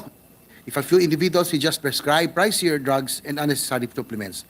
That's all, Mr. President. I look forward to a clear and comprehensive discussion of these issues in tomorrow's hearing under Senator Bongo. Maraming salamat po. Maraming salamat, Senator Estrada. Senator Ercito, sorry, Senator J.V. Ercito. Thank you. Mr. President, our Deputy Minority Leader is also seeking the floor. May I move that she be recognized, Senator Risa Hontiveros. Our Deputy Minority Floor Leader, Senator Risa Hontiveros, is recognized. Salamat kaayo, Mr. President. A brief manifestation tungkol sa kaugnay pero importante ring issue na nabanggit ng good gentleman from Isabela sa kanilang privileged speech. Sinalaysay po nila sa atin na sinabi ni Health Secretary Erbosa na may mga generic medicines na hindi effective, kaya hindi niya masyadong pineprescribe. At merong ding binanggit, ayon sa good gentleman mula sa Isabela, si Sec Erbosa, tungkol sa bioequivalence, na hindi lahat ng generic medicines ay may bioequivalence sa mga branded na gamot. Humihingi po ako, Mr. President, ng importanteng paglilinaw mula sa Health Secretary dahil yung mga issue na binanggit nila ay ilan sa importanteng kasama sa ipinasa nating matagal ng Quality Affordable Medicines Law o Cheaper Medicines Law na mula sa House of Representatives noon, magkasama kami ni dating Representative Juni Cua. At dito naman sa Senado, naalala ko po ang aming counterparts noon ay si dating Senador Mar Rojas at ang gentle lady mula sa Taguig and Pateros. At itong mga kaugnay na issue na binanggit din ni Sec Erbosa ay nasa heart and soul ng generics law. For the record lang and briefly, Mr. President, a generic drug is a pharmaceutical drug that contains the same chemical substance as a drug that was originally protected by chemical patents. Kaya't importanteng bahagi ng cheaper medicines law. Generic drug has the same active pharmaceutical ingredient or API as the original, but it may differ in some characteristics such as the manufacturing process, formulation, excipients, color, taste, and packaging. At huli, Mr. President, for the record, tungkol sa bioequivalence, Bioequivalence is the biochemical similarity of two or more drugs that share the same active ingredient or ingredients and desired outcome or outcomes for patients. Hanggang ngayon, Mr. President, napakahirap ngang i-implementa ng kompleto at maayos yung generics law at yung bahaging iyon sa cheaper medicines law. Para lahat po ng ating mga butihing doktor ay isulat talaga ang generic equivalent sa reseta, or yun ang unang isusulat, at kasunod lamang kung meron silang recommended na branded medicine, at na lahat ng ating mga pharmacists sa mga butika ay dapat sinasabi din sa customer kung may i-order silang branded medicine, kailangan sabihin, ma'am, sir, merong pong generic equivalent. May bioequivalent, kasing bisa, at di hamak na mas mura para i-encourage yung sinasabing rational drug use na hindi tingi-tingi mapipilitang bumili yung ating mga kababayan dahil hindi nila afford yung buong reseta. Ma-afford sana kung generic talaga ang isusulat ng ating mga doktor at generic talaga yung ipapayo ng ating mga pharmacist para ma-discourage na di nila makompleto yung buong treatment plan na nireseta ng doktor. Pag nagkasakit sila ulit, meron ng resistensya yung katawan nila sa gamot na yan dahil hindi nila nakumpleto. So, pahingi lamang po, Mr. President, mula sa pamamagitan ng Senado, kay Sec. Erbosa ng klaro at napaka-importanting paglilinaw para ma-encourage, hindi ma-discourage yung ating mga kababayan tangkilikin ang generic medicine. Salamat kayo, Mr. President. At salamat sa good gentleman mula sa Isabela. Mr. President, last but not the least to make a manifestation is the chairperson of the Senate Committee on Health, no other than Senator Christopher Bongo. I move that he be recognized, Mr. President. Our distinguished colleague from Davao and Batangas, Senator Christopher Bongo is recognized. Mr. President, I join the gentleman from San Juan and Zambales in his call to look into the issue and uphold patients' rights. This issue was briefly raised by Senator Rafi Tulfo during our April 2 hearing of the Committee on Health.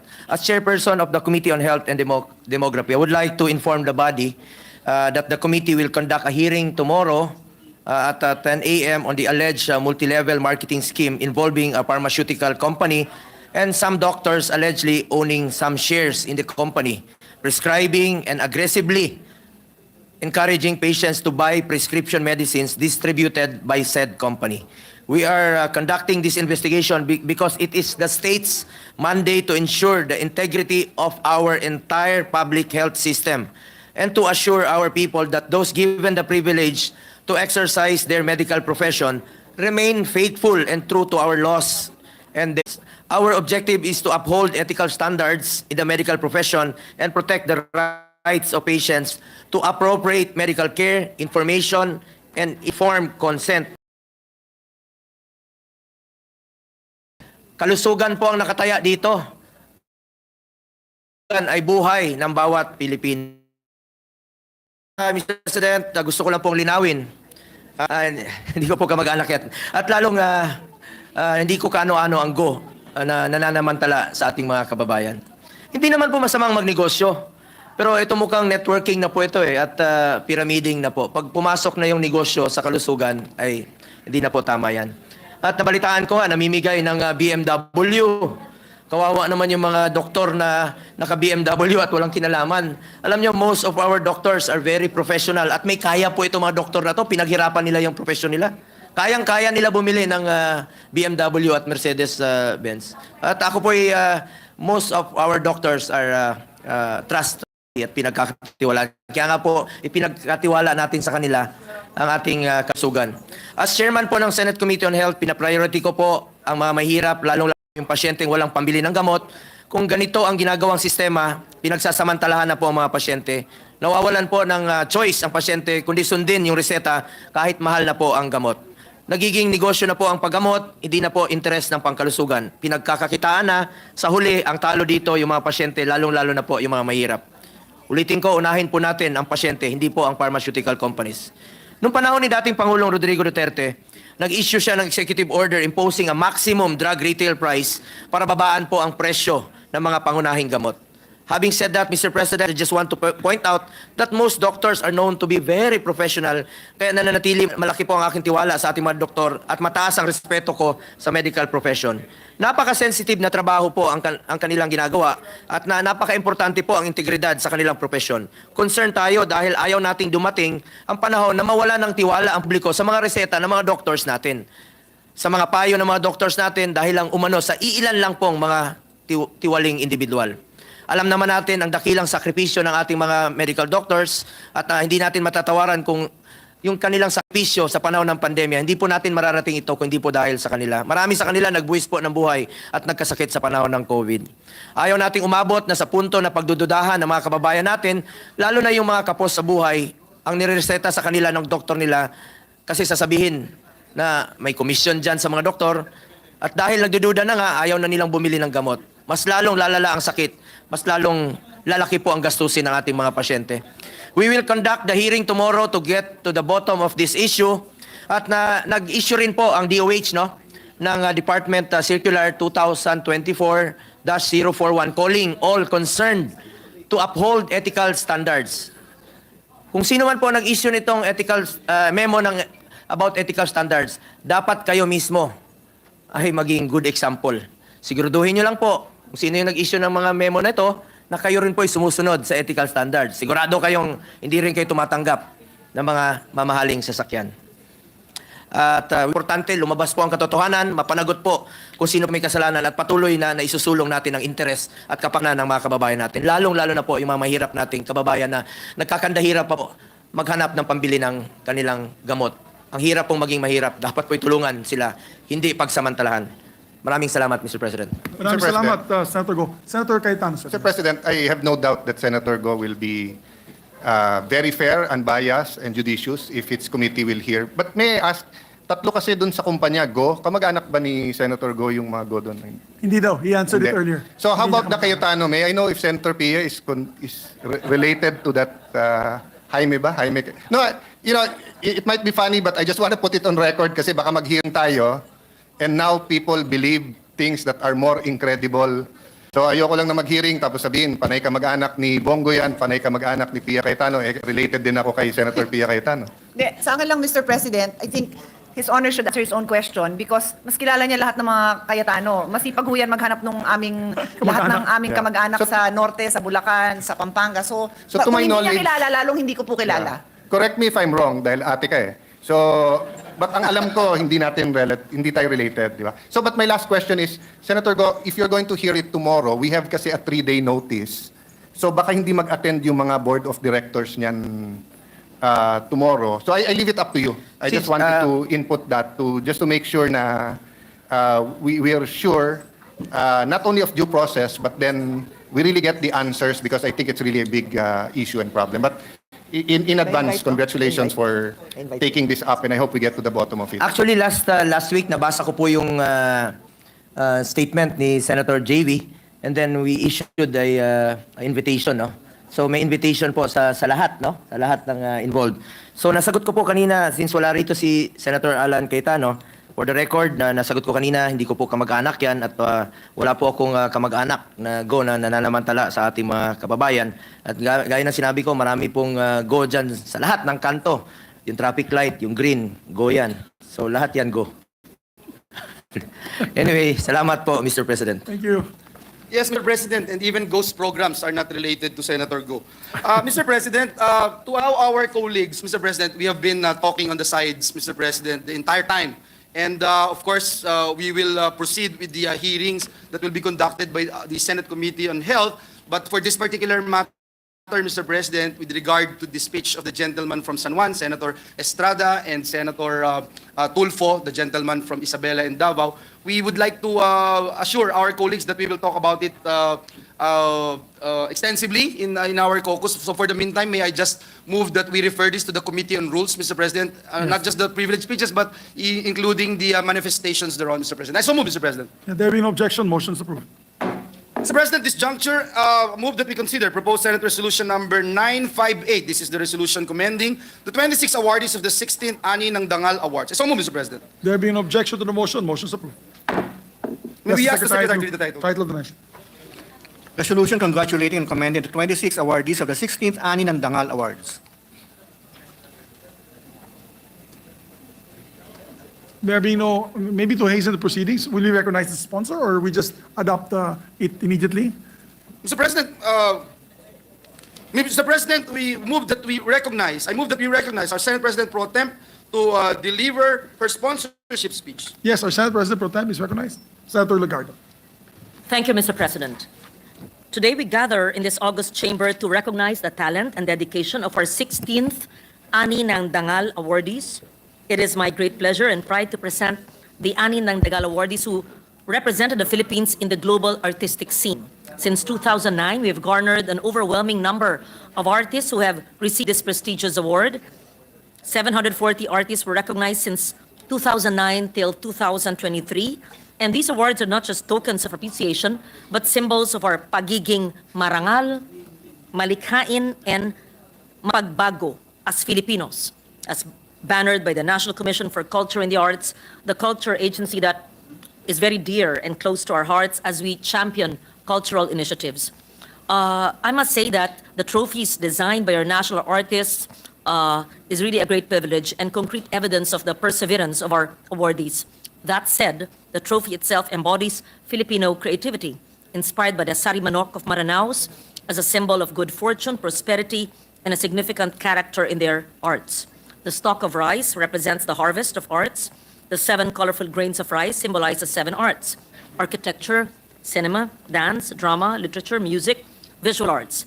Each awardee present here today deserves the award and the trophy that went through careful consideration and meticulous artistry. To our artists, performers, writers, filmmakers, cultural advocates who have been honored in the Metropolitan Theater last February 20 in the presence of His Excellency Ferdinand Romualdez Marcos Jr. and are honored again today, your work transcends our vast archipelago, delivering our cultural and artistic landscape throughout the world. And your work knows no boundaries, overcoming language barriers and touching the hearts and souls of people across our country.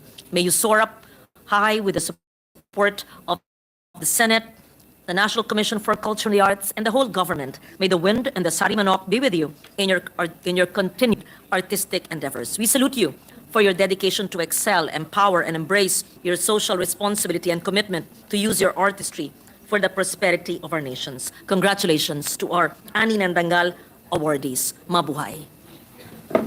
Thank you very much, our distinguished sponsor, Chairman of the Committee on Arts and Culture, Senator Rene, for the sponsorship. Mr. President, yes. I have a sponsorship speech, but I'm happy to just insert it into the record to honor, just like our sponsor has done. Thank you. Thank you very much. We take note of that. Thank you, Maraming Mr. salamat. President. This representation, and I think most, if not all of us here, joined the statements made by our distinguished Senate President Pro Tem and Senator Pia Cayetano. And Mr. President, no member wishes to interpolate or propose any amendments to the measure. I now move that we adopt proposed Senate Resolution number 958, subject to style. So move, Mr. President. There being no objection, proposed Senate Resolution number 958 is approved and adopted by the Senate. Congratulations, the sponsor. And if we can be made all... Yes, I was about to move, Mr. President, and with the permission of the body, that all members of the Senate be made co-authors of this resolution. Yes, we take note of the measure as an approval by the sponsor. May I ask for a minute suspension to allow our guests? Do you want to approve both yes. already, and then we can just suspend and ask them one by one to come up? Yeah, thank you. We will submit to the wisdom of our Senate President, as always. Mr. President, I move that we consider proposed Senate Resolution number 959. This is the resolution commending the recipients of the Gawad sa Manlilikha ng Bayan, Gamaba Award. So move, Mr. President. Yes, there being no objection, motion is approved. We ask the Secretary to read the title of the measure. Resolution congratulating and commending the 9 recipients of the Gawad sa Manlilikha ng Bayan, Gamaba Award, or the National Living Treasures Award for 2023 for their exemplary contributions to the promotion and safeguarding of our Philippine cultural heritage. Mr. President, sponsored the measure. Move that we recognize our Senate President Pro Tem, Senator Loren Legarda. So move, Mr. President. The champion of arts and culture in the Senate, no other than our Senate President Pro Tempore, Senator Legarda. Thank you once again, Mr. President. I stand with great delight and honor before you today as we formally adopt Senate Resolution 959. I will no longer read the heart of the resolution, but this is our commitment in supporting the refinement of our country's culture and the arts. This resolution is really a testament that culture is indeed a part of nation building and policy making here in the hallowed halls of the Senate. Last year has been an enriching journey in the line of culture because of our long list of achievements. There was Presidential Proclamation 427, Series 2023, declaring 9 new Manlilikha ng Bayan, which is a great event to conclude 2023. Several factors are causing setbacks in the safeguarding of our traditional arts, and we know that modernization, digitization affect the interests of our youth, making them less drawn to the practice of traditional arts. So we value this Gamaba Award, and we know that our culture is vulnerable to countless influences, and we shall strive to preserve and revitalize it. So we have committed to cultural initiatives and engage our betters, our cultural betters and masters across the country. So I am so happy that we have our Gamabas here, the Gawad ng Malilikanang Bayan Award, the National Living Treasures, prime and highly effective effort to safeguard and transmit traditional arts to our youth. It is institutionalized through Republic Act 7355. Gamaba recognizes the finest traditional artists of our country, especially those outside of Metro Manila. It's a complex, long process that decentralizes our arts, ensures the skills will be practiced and carried on until the next generation. So I would like to encourage every Filipino to champion our cultural programs, advocacies, and I assure you that cultural work is both honorable and fulfilling as you will experience and embrace our vast and diverse heritage. So I look forward to this day because we are graced with the presence of our 9 Gamabas, and 2 of them have already blessed us here at the plenary in the past months with their chants. Adelita Romualdo Bagcal, an Ilocano master of oral traditions from Bana, Ilocos Norte, and Rosie Godwino Sula, a Tiboli chanter from Lake Cebu, South Cotabato. They are joined by Abina Tawide Cogwit from La Paz, Agusan del Sur, and Agusan Manobo, embroiderer. A Sama master of traditional dance from Bongao, Tawi-Tawi. Sakinur Ain Mugong de Lasas, Tiboli brass caster from Lake Cebu, South Cotabato, Bundos, Bansil, Farah. Marifera Vidas Ganahon, a Higaunon mat weaver from Malaybalay, Bukidnon, Mr. President. Amparo Balansi Mabanag, a Gadang embroiderer from Paraceles Mountain Province. Samporonia Pagsak Mandalo, a Mandayak ikat weaver from Caraga Town, Davao Oriental. Tiboli ikat weaver from Lake Cebu, South Cotabato, Barbara, Kibed, Ofong. Alam ninyo, tuwan-tuwa po ako. Sobrang nakakataba ng puso kapag personal kong nakakasalamuha ang ating mga malilika ng bayan. Sila ang nagbibigay buhay sa ating sining at kultura. Ang kanilang mga kwento ay puno karanasan at kasanayan. Ang kanilang mga kamay, talento, ang nagpanday at nagpapatuloy ng kultura ng kanilang mga komunidad. Ang kanilang buhay at kagalingan ay hindi natin matatawaran. Ito ay mga haligi ng ating pagkakakilanlan, mga paalala ng mga pamana at daluyan ng ating pagkamalikhain at pagka-Filipino. As we celebrate this momentous occasion, let us express our gratitude, recognition to our 2023 Gamaba awardees. Patuloy natin silang pagpugayan, pasalamatan, suportahan. Isang makasining na araw at lunti ang Pilipinas sa ating lahat. Nandito po sila ngayon sa ating bulwagan. Congratulations sa mga Gamaba. Yes, maraming salamat Senator Lauren Legarda for championing their cause. Alam nyo kami sa Bukidnon, we value there's one from Bukidnon from I believe it's Talandig or Higaonon tribe that is represented here today. We just celebrated the Kamulan Festival. That's a celebration of all the 7 tribes of Bukidnon.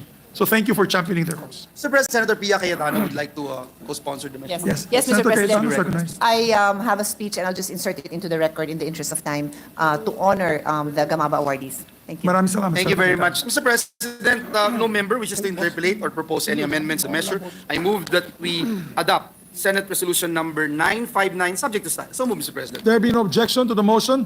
Proposed Senate Resolution number 959 is approved and adopted by the Senate. Thank you, Mr. President. Mr. President, also Senator Bato de la Rosa would like his speech, his co-sponsorship speech to just be inserted into the records. Thank you. And We with take the note. permission of the body, I move all members of the Senate be made co-authors of this resolution. Yes, there be no objection. The motion is approved. Thank you very much, Mr. President. Mr. President, I move that we consider proposed Senate Resolution number 1003, taking into consideration proposed Senate Resolution number 1015, and proposed Senate Resolution number 988, taking into consideration proposed Senate Resolution number 992 and 1004.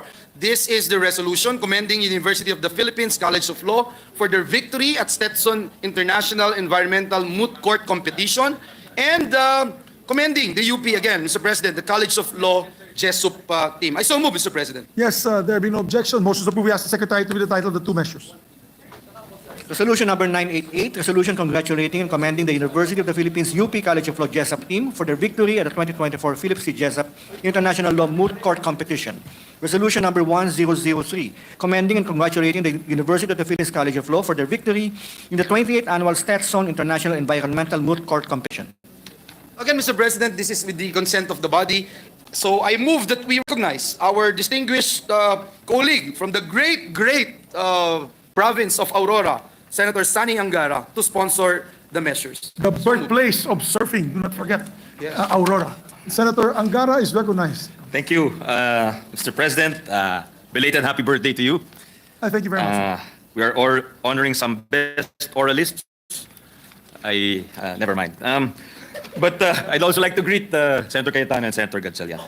If I may be allowed a note of pride, Mr. President, two of the laws that were discussed by our colleagues were Angara laws by my father. The Gamaba law, the National Living Treasures law, which passed in 1992, and the Generics law, which passed in 1988. Just pasensya na po, hindi ko mapalipas. Thank you for the indulgence of our colleagues. Mr. President, I'd like to greet the Dean of the UP College of Law, the alma mater of our minority leader, and our chairperson of the Blue Ribbon Committee, Senator Pia, the birthday celebrant, Dean Darlene Marie Berberabe, who is with us today. Yan. She's not the honoree, Mr. President. I'm just greeting her. She's the Dean of the UP College of Law, and she's the salutatorian of our batch. Except I did not graduate with that batch because I was delayed by 1 year, Mr. President. But anyway, I'll go to my speech because I know we want to caucus, Mr. President. Tayo po ay tumatayo ngayong araw para malaman ng taong bayan ang mga tagumpay ng mga magagaling na mag-aaral mula sa University of the Philippines College of Law nitong mga nakaraang buwan. Sa pamamagitan ng proposed Senate Resolution number 992 at 1003, nais nating magbigay pugay sa UP Law Jesup Team at UP Law Stetson Team. Itong UP Law Jesup Team, kasama po dyan sila Mary Regine Dadole, Pauline De Leon, Pauline Samantha Sagayo, Chinzen Viernes, at Ignacio Lorenzo Villarreal. Nandito po sila sa gallery. Maybe you would like to stand up to be noticed, ladies and gentlemen, future officers of the court. Yan po, andun po sila. Sila po ay naging world champion. Hindi po lang ito Philippine. May championship dito po sa Philippines, pero that is only alam po ni Minority Leader at saka ni Senator Pia ito, that is a prelude. At saka nila Senator Amy, who's also from the UP College of Law, na this is only a prelude to the World Championship, where it's a very rigorous competition. The best law schools from several countries in the world. Itong 2024 Philip C. Jesup International Moot Court Competition, kung saan ang international rounds ay ginanap sa Washington, D.C. mula March 30 hanggang April 6. Ito naman po sa Resolution number 1003, pinapakita natin ang ating paghanga sa UP Law Stetson Team na binubuo ni Noel Francis Galinato, Miriam Celine Misiano, at Alia Dominic Yao, dahil sila ay naging world champions sa 28th Annual Stetson International Environmental Moot Court Competition itong April 10 to 13 nitong taong 2024. Ano po ang moot court? Mr. President, ito ay kompetisyon na sinasalihan ng mga law schools sa buong mundo kung saan sinisimulate ang mga oral arguments ng abogado kapag may mga kasong hinaharap sa International Court of Justice o ICJ. At tulad sa ICJ, nananalo ang panig na may pinakamalinaw at pinakamatimbang na argumento. Kasama rin po natin ang kanilang coaches, si Professor Romel H.N. Casis, and classmate ko po yan, magaling po talaga magdebate yan. Kaya natutuwa po ako na he is the coach. Professor Marian Criel Garcia Vitug, nandito din po. Hindi ko po kaklase dahil bata pa po yan. Mr. President, para magtagumpay sa mga moot court na ito, hindi lang dapat magaling magsalita at magsulat ang mga sumasali. Dapat may malalim na pag-unawa sila sa mga batas, polisiya at isyong kinakaharap ng daigdig at ng iba't ibang mga bansa. Sa madaling salita, Mr. President, hindi po biro ang magtagumpay sa mga moot court na ito. Kahanga-hanga na nagbibigay pugay tayo sa hindi isa kundi dalawang koponan ng ating mga kababayan ngayong araw. Kilala ang Stetson International Environmental Moot Court Competition sa buong mundo bilang isa sa pinakatanyag na pagalingan ng mga nag-aaral ng pag-aabogasiya. Ginaganap sa Gulfport, Florida campus ng Stetson University. Partikular na nakatuon ang moot court na ito sa pagdidebate ng mga pinakamahihirap na environmental challenges na kinahaharap ng daigdig. Very timely, Mr. President. Para makaabot sa international finals, dumaan po sa regional competitions ang Law Stetson Team. kung saan 27 or 27 na koponan ang lumahok mula sa iba't ibang bansa tulad ng Singapore, Indonesia, Vietnam, Thailand. At pagdating naman sa international finals kung saan lumahok ang lahat ng kampiyon mula sa iba't ibang rehiyon ng mundo, 19 na law school ang tinalo na huling kalaban nila ang Singapore Management University o SMU. Ang panalo ng UP Law Stetson team ay ang pangalawa na ng UP College of Law at bukod dito namukod tangi sina Miriam Celine Misiano at na kinilala bilang overall best oralist sa mga preliminary rounds at si Alia Dominic Yao na nanalo bilang third best oralist sa mga preliminary rounds at best oralist nung championship round. Meanwhile, the Jessup competition is considered the oldest and the biggest international moot court competition in the world. Here, roughly 600 law schools from over 100 countries compete each year in global multi-round events administered by the International Law Students Association.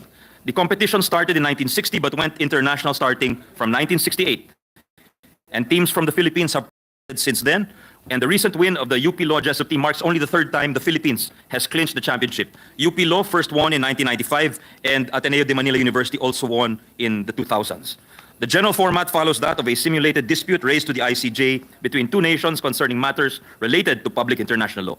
Teams prepare what are called written memorials and make 45-minute oral presentations, very much like how they would have argued if they were actually handling a case in the International Court of Justice or ICJ. The task is harrowing. Not only did UP Law Jessup emerge at the top, after it won over Argentina's Universidad Torquato de Tella, our very own Ignacio Lorenzo Villarreal was cited as the best oralist of the championship round.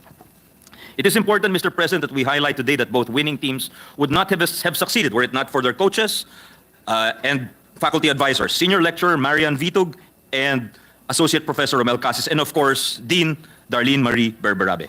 It was with their guidance and constant support that the respective UP College of Law teams had succeeded so spectacularly in the global scene. That is a hallmark of the kind of educators that the UP College of Law is blessed with. The people who frequent Malcolm Hall at UP Diliman know very well the words attributed to the US Supreme Court Justice Oliver Wendell Holmes, nandun po sa Marmol, pagka-entry po dun sa UP, sa Malcolm Hall, where it says, the business of a law school is not sufficiently described when you say it is to teach law or to make lawyers. It is to teach law in the grand manner and to make great lawyers. Araw-araw ito nakikita sa mga pumapasok sa lobby ng Malcolm Hall. Marahil taglay ang diwa nito, ginabay at hinanda ni na Professor Vitug at Casis at ni Dean Berberabe at ang kanyang mga kasamang profesor ang ating mga koponan para maabot nila ang mga pandaigdigang panalo na ating hinahangaan ngayong araw. Mr. President, naglalaan po tayo ng panahon para kilalanin ang mga panalo ng ating mga kababayan dahil pinapaalala nila sa atin ang angking galing at talino na taglay ng Tatak Pinoy. Iba po ang Tatak Pinoy. Mabuhay po ang UP College of Law, ang UP Law Jessup team, ang UP Law Stetson team. Congratulations po sa inyo. Thank you, Mr. President. Thank you very much, Senator Angara. Mabuhay din po si Sani Angara, Mr. President. Yes, a product of UP Law. Yes, Mr. President. Together with several here. Maraming UP Law dito. Thank you, Mr. President. Mr. President, our Deputy Minority Leader, Senator Risa Hontiveros, would like to co-sponsor the measure, Mr. President, on Senate Resolution number 988, taking into consideration proposed Senate Resolution number 992 and 1004, Mr. President. Yes, so we'd like to recognize Senator Risa Hontiveros.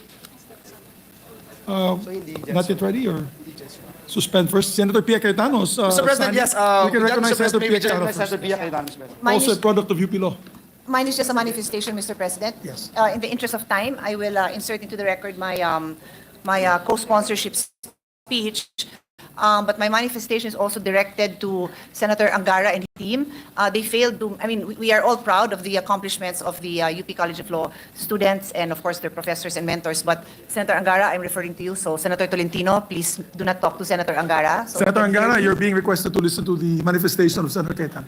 I know, that's why Senator Tolentino, just 30 seconds. So Senator Angara failed to mention one small but very important fact in the delivery of his speech. 3 of the Jessup Moot Court participants are our sorority sisters. And we have to mention it because, of course, I am a proud Deltan and Senator Angara is a proud Sigma Rhoan. So we'd like to mention that Shinjen Viernes, batch 18, Pauline Samantha Sagayo, batch 20, and Mary Regine Dadole, batch 21. A few years ago, when the late Senator Angara, former Senate President Drilon, Senator Angara, who else? There were a couple of Sigma Rhoans here, much more senior than me. But sadly, I shouldn't say sadly, but now I think I'm the most senior among the Deltans and the Sigmans here. So it is my duty to call out the younger generation of Deltans who we are very proud of. So congratulations. And I single them out, kindly indulge me, because we have a bond that transcends time. But I'm proud of each and every one of you, not just the Deltans. Thank you very much, Mr. President. Thank you very much. May I just ask if Senator Tolentino is a product of UP Law? Ateneo, but maybe has a master's in UP because he has 4 masters. No, wala pa sa From UP. Michigan and Columbia, Mr. I'm President. sorry, imported pala yung kanyang masters. Our Yes. resident legal expert, Mr. President. Senator Tolentino. All right, our Majority idol. Leader. Yes, Mr. President, I move for the previous motion to recognize our distinguished Deputy Minority Leader, Senator Risa Hontiveros. Yes, Senator Risa Hontiveros recognized. Salamat kaayo, Mr. President. Mr. President, pinagmamalaki ko pong i-co-sponsor itong mga resolusyon. The Philip C. Jessup International Law Moot Court Competition is the largest and most prestigious competition of its kind, in which law students from all over the world compete in their mastery of public international law in the context of disputes between nations. This year, the UP Law Jessup team emerged as world champions, besting over 642 teams from more than 100 countries and made our country proud. As an aside po, I'd like to mention that all the lawyers in my staff hail from the UP College of Law. Also, so I share in their pride kahit ako po'y loyal na Blue Eagle. In the midst of increasing international tensions caused by intrusions into the West Philippine Sea, contrary to the United Nations Convention on the Law of the Sea and the landmark decision of the Permanent Court of Arbitration, as well as the frustratingly inconsistent and diffident response of our own government officials, the UP Law, Jessup, and Stetson teams serve as proof that Filipinos truly possess strength of mind and spirit, and that the Philippines is truly capable of standing our ground and holding our own in the field of international law. These exceptional students give me hope that future law practitioners will continue to defend the interests of our country and staunchly advocate for the rule of law, both within and beyond our borders. In this regard, and in celebration of these historic triumphs, the Senate should rightly be united. Mabuhay sa UP Law Jessup at Stetson team. Salamat kaayo, Mr. Yes, President. congratulations to them. And I'd like to say, for the record, that I wish we had more lawyers in the Senate. I hope the next batch of senators would have also distinguished lawyers.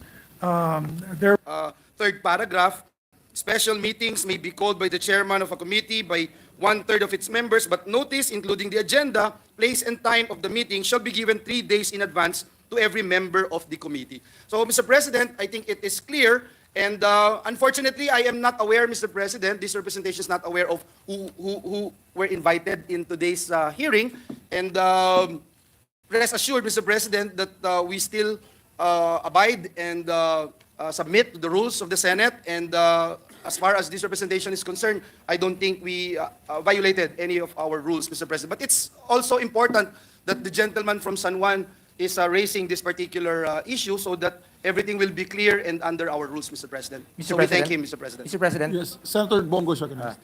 we clarified during the hearing that the privileged speeches were referred to the Committee on Rules.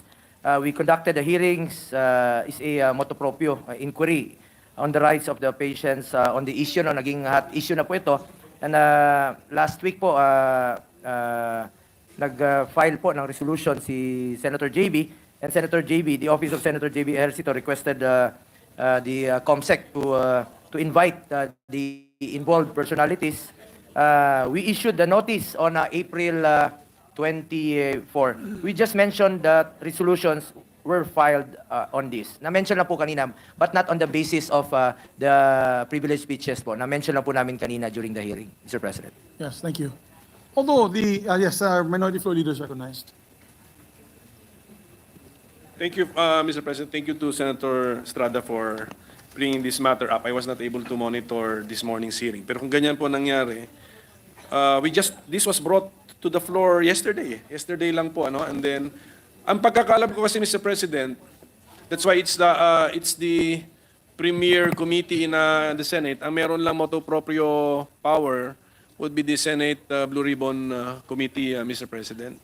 So, ano ngayon, what would now be the status of the privileged speeches if they were heard this morning, and yet what if they get referred to a different committee? Ano po mangyayari? So what did we gain this morning? Did we get a preview of the answer of the Bell-Ken's company? Although, may I just answer quickly for the Majority Floor Leader? all committees can motu proprio do hearings. It is under our rules. Yes, Mr. under President. Section 2. Yes. And it's happened in the past. There's precedents for this because I remember during one of the breaks, si Senator Villar, when it was an issue on agricultural smuggling, nag-hearing din po siya kaagad after the 3-day rule, of course, inviting resource persons and several others. No? I believe even Senator Gatchalian, when he was chairman of the Committee on Energy, pag may power crisis during the break, he has hearings conducted on issues on, of course, the power sector when he was chairman of the Committee on Energy. So it's been a precedent already for the Senate to do so. I guess the inquiry now is only about the issue of the speeches yesterday that have been delivered to or have been referred to the Committee on Rules on how it will be adopted to this hearing of Senator Bongo. So I think the question whether or not the committee are allowed, it is allowed under our rules because I do not want to hamper the committee system in the Senate. The Senate's committees are, I think, the most powerful part of the Senate, or it's a part of the system of the Senate. And so we should allow motu proprio investigations concerning the jurisdictions of each and every committee. Yes, our Senate President Pro Temp is recognized. It's important that the Committee on Rules discusses this because I've been here since 1998 and I know that we would stick to the agenda and the guests who were invited. But I'm reading now Resolution number 5, Section 2, and the interpretation that the chair, the Senate President is saying, and the Majority Leader is saying that this is important that we decide on that. Even if a subject matter is not in the agenda and guests who are not invited, the chair can then motu proprio discuss everything and anything within his or her jurisdiction. Let's be certain about that so that the rules are clear, because it says here, inquiries may be initiated by the Senate or any of its committees if the matter is within its competence or upon petition filed. When you say petition filed, it could be a resolution or a bill filed, or upon information given by any senator. In this case, it was an information given by a senator on the floor, or by any person not a member thereof. Meaning, even if the information was given midnight the night before and no was filed or privileged speech, even if any information was slipped to the senator presiding, he or she may discuss it even if it's not part of the agenda. Can we clarify that? That is important. No, because in this case, there is no 3-day notice. So we may not be able to decide it here. Again, I am not for it or against it, just so that the rules are very clear. I want it made clear that everything and all topics within the jurisdiction of a chair may be discussed in a committee hearing, even if it is not discussed on the floor by a resolution or a privileged speech. Is that the interpretation? Let's ask Senate Legislation, Committee on Rules, Legal Counsel to check. Kasi ang ibig sabihin yan, maski walang 3-day rule, ay pwedeng pag-usapan basta ayon sa jurisdiction. The 3-day rule would refer perhaps to the advice to the senators, the staff, and the guests, right? After you've filed it. So we're not rushing to decide on it now because we have to decide on it with real clarity.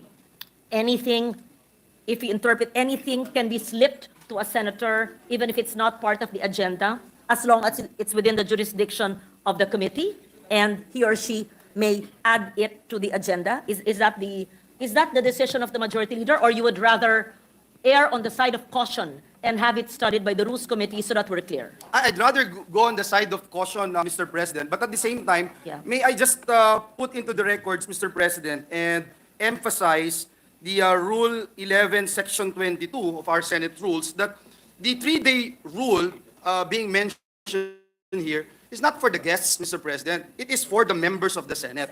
So, again, Mr. President, if the notice, for example, in today's hearing of the Committee on Health and Demography was given to the members 3 days in advance, then I don't see any irregularity, Mr. President. No violation. Yes, as long as... No, maybe we can ask the committee through the chairperson, was there an invitation sent to the senators last week for today's hearing? Yes, Mr. President, April 24. Nabanggit kasi itong issue na ito, April 2. It was brought up by Senator Raffy Tulfo about this practice, no? So kaya ginawa natin, motu proprio inquiry in aid of legislation on the rights of patients to appropriate medical care information and informed consent, focusing on the prescription of medicines. Napag-usapan na po itong issue na ito noong April 2. It was brought up by Senator Tulfo. At naging lumaki lang siya. Last week, it was mentioned sa interview yata ni Senator JB. That's why nag-issue po ang komite ng invitation, April 24. At 20? 24. 24 ang notice, and then yung mga Duly received naman ng mga senators' offices, Comsec? Yes. Mr. President, with due respect, what was the notice for? Because from my understanding, the notice that was posted is regarding bullying in the, was it hospital setting? That was the notice we received.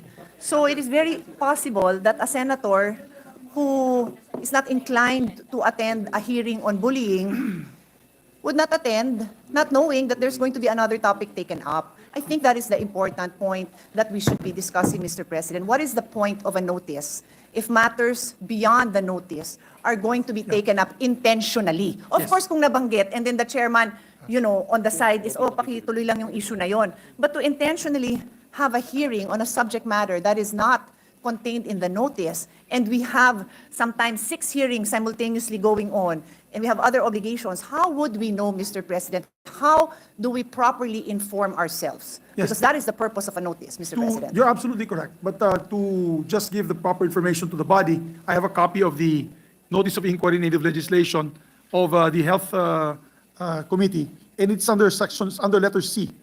Under letter C of its notice, motu proprio Inquiry Native Legislation on the rights of patients to appropriate medical care, etc., etc. So it's one long paragraph. So nabanggit naman doon sa kanyang notice. In other words, proper naman yung procedure. So, pasok po siya, Mr. President. Pasok po siya. Pasok siya sa rules natin. Yes. Salamat, Mr. President. Yeah, very clear. As far as I'm concerned, of course, I will not debate with my majority leader, but as a former majority leader myself, 3 times, I can see that the rules in this particular case were followed. I think, Mr. President, it's also important to note that if it is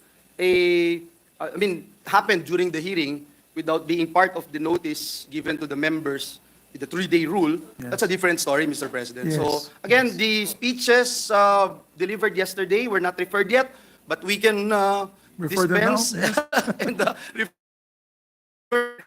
You can make the motion, Your Honor. we can Majority Leader. do it now if... No, if Mr. if- President, I understand, no?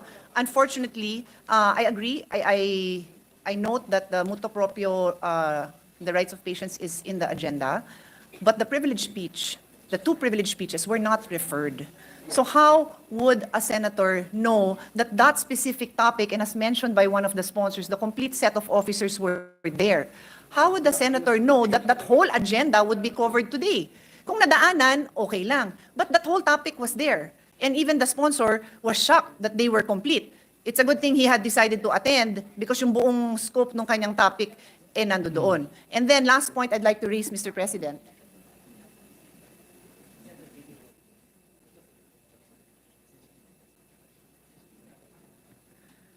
Under Rule 10, sorry, Sorry. would you like to? No, go ahead. I'm sorry. Under Rule 10, Section 13, which is the enumeration of the powers of the different committees, subsection 2 says, on accountability of public officers and investigations. It says here, investigation of any matter of public interest on its own initiative or brought to its attention by any member of the Senate. So it is only the Blue Ribbon Committee, Mr. President, that has that phrase under its own initiatives. And for the 17 years that I've been a senator, I file resolutions in my own committee following these rules because my understanding is it's only the Blue Ribbon Committee on its own initiative. Of course, in a time of emergency, we are on break. Of course, we will not stop the Committee on Energy to have a hearing. Of course not. But what is the purpose of this on its own initiative under the Blue Ribbon Committee powers if everybody else can do it? hindi ko po sinaswapang yun. Eh di palitan natin, let's amend. What is your intention? Because we just have to be clear about the rules. We are a institution governed by rules so that we can do our job properly. So I humbly submit that we submit these queries to the Committee on Rules so that they can discuss it with our legal, our luminaries, our experienced heads, and then properly guide us, Mr. President. Thank you. But just for the record, Dekadang bumalot ng takot, pangamba, at huwad na pag-asa. Minsan nang nagkaroon ng karumal-dumal na ganap sa organisasyon ng armadong pakikibaka ng CCP-NPA. Sa likod ng mga kaganapang ito, meron pong isang tao na gumamit ng kanyang lakas, enerhiya at kasangkapan upang manindigan at magpakalat ng impormasyon kung bakit hindi nararapat na maligaw ng landas ang ating mga kababayan. Gamit ang network ng SMNI, siya lamang din po ang kaisa-isang pumayag na mag-ere ng pelikulang Memoirs of a Teenage Rebel upang makapaghatid ng mensahe sa mga kabataang tinatarget po upang maging bahagi ng armadong pakikibaka. At ang manifestasyon pong ito ay pagbanggit lamang uli sa ano ang status sa ngayon ng proseso ng pagdinig ng resolusyon sa ibinanggit na komite. 2 beses pong inimbita yung resource person. Inisyuhan din po ng sabina ng Senado, pinirmahan ng Senate President.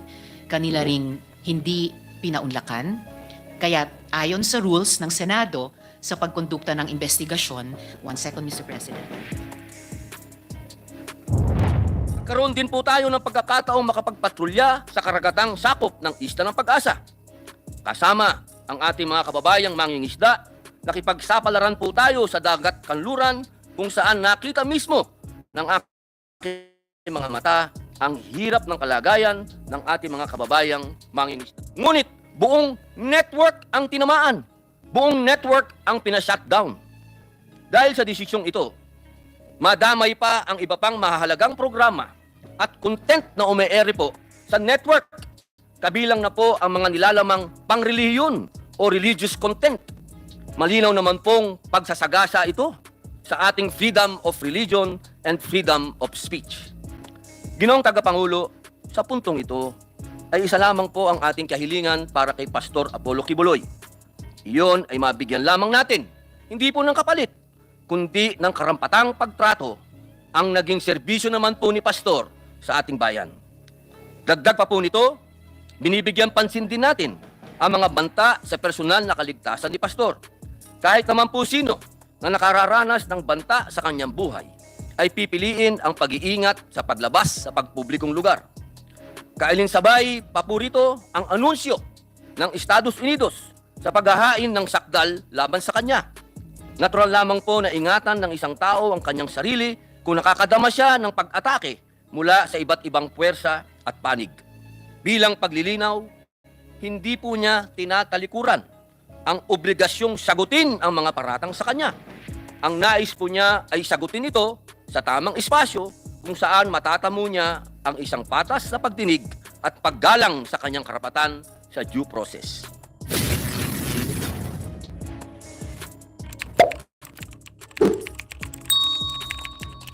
Colleague Senator Robin Hood Padilla is recognized to deliver his civil speech. Maraming salamat po, Ginoong Pangulo, at sa ating pinunong mayorya. A'udhu billahi minasyaitanirrajim. Bismillahirrahmanirrahim. Alhamdulillahi rabbil alamin.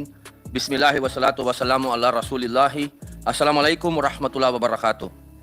Ginoong Tagapangulo, at sa ating pinunong mayorya, at sa lahat po ng namumuno at lahat po ng kabilang sa bulwagang ito na bumubuo sa Senado ng Republika ng Pilipinas. Mabuhay po tayong lahat. Mga kasama, kaibigan, kapatid, at kalaban. Sa init ng usapin na ito, natural lamang po na meron tayong makalaban sa paninindigan.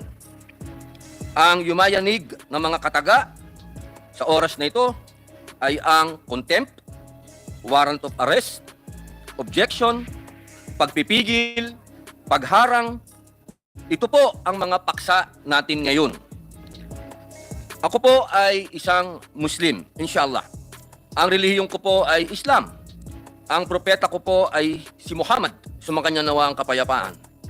Ang karamihan po sa atin na narito ay Katoliko at Kristiyano at meron ding ibang denominasyon. Iba't iba ang pananampalataya natin. Ngunit sama-sama tayo ngayon dito sa bulwagang ito dahil tayo ay magkakasama sa gobyerno. Hinalal tayo ng taong bayan upang pagtibayin ang saligang batas na nagbibigay sa kanila ng proteksyon sa mga kalaban ng inang bayan.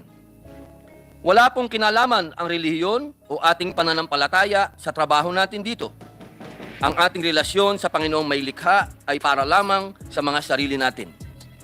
Ang posisyon na ating sinumpaang gagampanan ay nahubog sa kapayapaang inaasam ng taong bayan. Ang natatanging daan upang makamit ang katahimikan patungo sa pag-unlad ng kanilang mga buhay at kinabukasan. Ang kapayapaan sa ating inang bayan ay lagpas 50 taon nang binahiran ng karahasan, hindi lamang sa malalayong lugar, kundi sa ating mga syudad. 5 dekadang bumalot ng takot, pangamba at huwad na pag-asa. Minsan nang nagkaroon ng karumal-dumal na ganap sa organisasyon ng armadong pakikibaka ng CPP-NPA. Libo-libo ang pinaniwalaang pinaslang dahil sa paghihiwalay ng doktrina ng Maoist at Leninist. Hindi ito nagkaroon ng formal na pagdinig dito sa sangay ng legislatura at hudikatura. Naging matahimik ang gobyerno sa kasaysayan na ito. Ngayon po na muling nagkaroon ng panibagong yugto ang armadong pakikibaka, libo-libo ang nagbalik loob kasama ang tinatawag na teenage rebels, masa, pasabilis, magsasaka, maglulupa at manggagawa dahil sa pangako ng pangalawang pagkakataon na igagawad ng NTF-ELCAC. Noon pa man, kasama po tayo ng gobyerno na umiikot sa mga malalayong lugar upang hikayatin ang mga nailigaw ng landas at lumaban sa ating gobyerno. Nagtagumpay po tayo sa ating bisyon at bilang pagpapalaganap ng magandang naratibong ito, nakagawa pa tayo ng pelikula upang magamit ito laban sa mga nagpapakalat ng propaganda na hanggang ngayon ay bumibiktima pa rin ng mga estudyante, mga bata. Isa na po rito ang pumanaw na si Hannah J. Cesista, isang abogado na kasama po sa mga napaslang sa engkwentro sa pagitan ng pamahalaan at mga rebelde sa Bohol. Itinampok po natin sa pelikulang pinamagatang Memoirs of a Teenage Rebel sina Ivy Lynn Corpin at Ira, anak ng isang commander, mga kababaihang naging biktima ng pamumolestya, pang-aabuso, panghahalay ng kanilang mga kasamahan sa kanilang Makailang beses na pong umalingaw-ngaw ang tinig ng mga babaeng biktima na ito dito sa loob ng bulwagan ng Senado sa mga isinagawang pagdinig po noong nakaraang Kongreso at maging sa kasalukuyan sa komite ni Senador De La Rosa ukol sa nagiging recruitment sa mga kabataan ng mga komunistang grupo. Sa likod ng mga kaganapang ito, mayroon pong isang tao na gumamit ng kanyang lakas, enerhiya at kasangkapan upang manindigan at magpakalat ng impormasyon kung bakit hindi nararapat na maligaw ng landas ang ating mga kababayan. Siya po ay si Pastor Apollo Kibuloy. Gamit ang network ng SMNI, siya lamang din po ang kaisa-isang pumayag na mag-ere ng pelikulang Memoirs of a Teenage Rebel upang makapaghatid ng mensahe sa mga kabataang tinatarget po upang maging bahagi ng armadong pakikibaka. Gayun din ang idinulot po nitong hudyat para sa NTF-ELCAC sapagkat nagkaroon po sila ng plataforma upang maihayag ang kanilang tagumpay sa inaatang na misyon sa kanila ng pamahalaan sapagkat hindi lamang military operations ang nais ng NTF-ELCAC kundi makuha ang puso at isipan ng mga biktima ng armadong pakikibaka.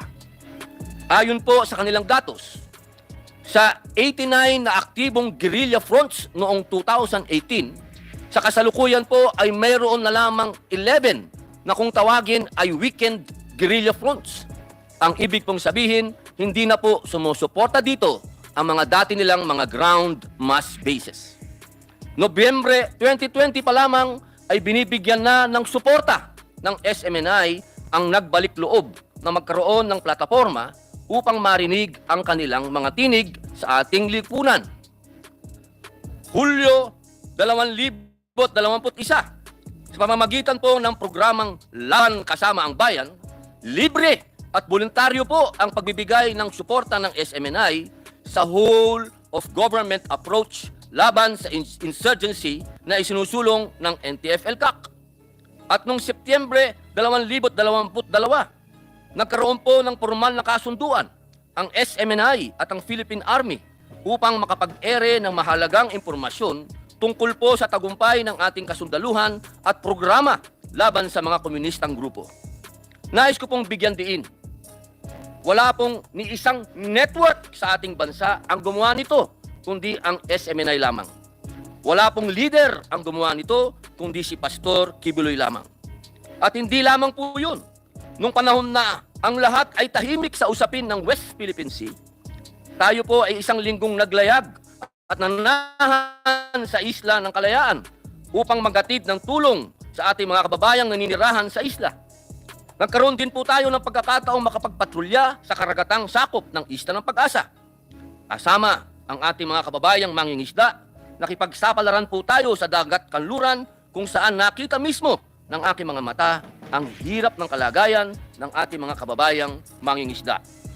Tinawag ko po ang dokumentaryong ito na isang linggong pag-ibig na aking inialok upang maiere sa mainstream media, maging sa mga government networks.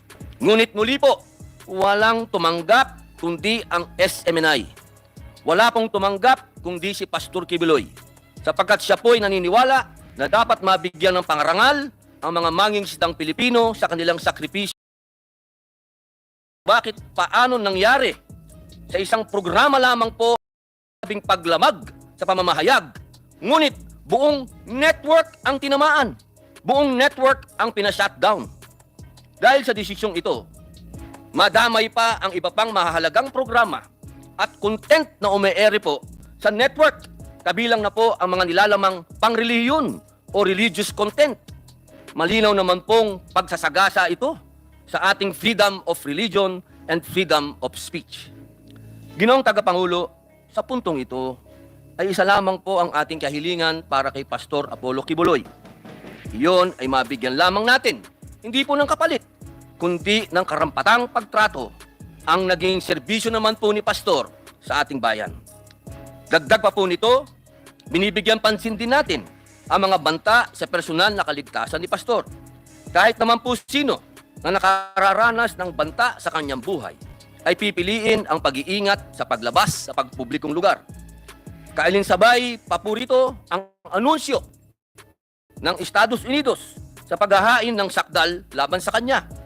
Natural lamang po na ingatan ng isang tao ang kanyang sarili kung nakakadama siya ng pag-atake mula sa iba't ibang puwersa at panig. Bilang paglilinaw, hindi po niya tinatalikuran ang obligasyong sagutin ang mga paratang sa kanya. Ang nais po niya ay sagutin ito sa tamang espasyo kung saan matatamo niya ang isang patas sa pagdinig at paggalang sa kanyang karapatan sa due process. Higit sa lahat po, Ginoong Tagapangulo, ang akusasyon po laban kay Pastor ay nasa bakuran na ng kagawaran ng hustisya na kanilang isilasampa sa naaayong korte. Hindi na po magkakaroon ng saysay ang ating pagdinig sapagkat nasa kamay na po ito ng hudikatura. Nasa kanila po ang kapangyarihan upang magpataw ng desisyon at kung sino po ang inosente at kung sino po ang nagkasala. Hindi na rin po siguro kakailanganin pa na magkaroon ng hiwalay pang pag-uusisa ang dalawang sangay ng lehislatura sa mataas at malaking kapulungan na dagdag na isinasagawa ng ehekutibo sa pamamagitan ng kagawaran ng hustisya. Masyado na pong sa palagay ko ay magastos ito. Bilang pangwakas po, nais ko pong ihayag sa opisyal na record ang ating kahilingan. Ang mabigyan po ng konsiderasyon ang hiling ni Pastor laban sa contempt order ng Committee on Women, Children, Family Relations and Gender Equality at mabigyan ng daan ang pagpapalabas po ng show cause order kay Pastor sa susunod na pagdinig. Maraming salamat po, Ginoong Tagapangulo. Majority Leader. Mr. President, our Senate Deputy Minority Leader, Senator Risa Hontiveros, is seeking the floor. I move that she be recognized, Mr. President. Our Deputy Minority Leader, Senator Risa Hontiveros, is recognized.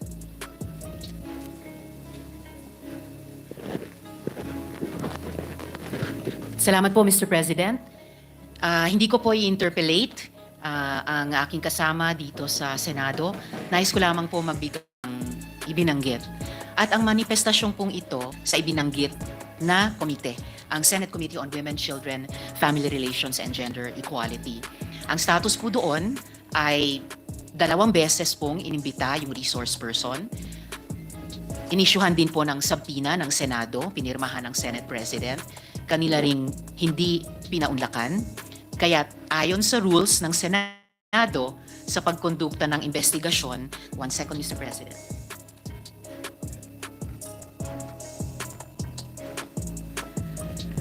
Ayon sa rules ng Senado sa pagkondukta ng investigasyon in aid of legislation, ay nirule ng chair para i-cite in contempt yung resource person at ipinahayag na hihilingin sa Senate President iparesto yung resource person para sa wakas ipaharap na sa komite para makasagot sa mga seryosong tanong sa kanya.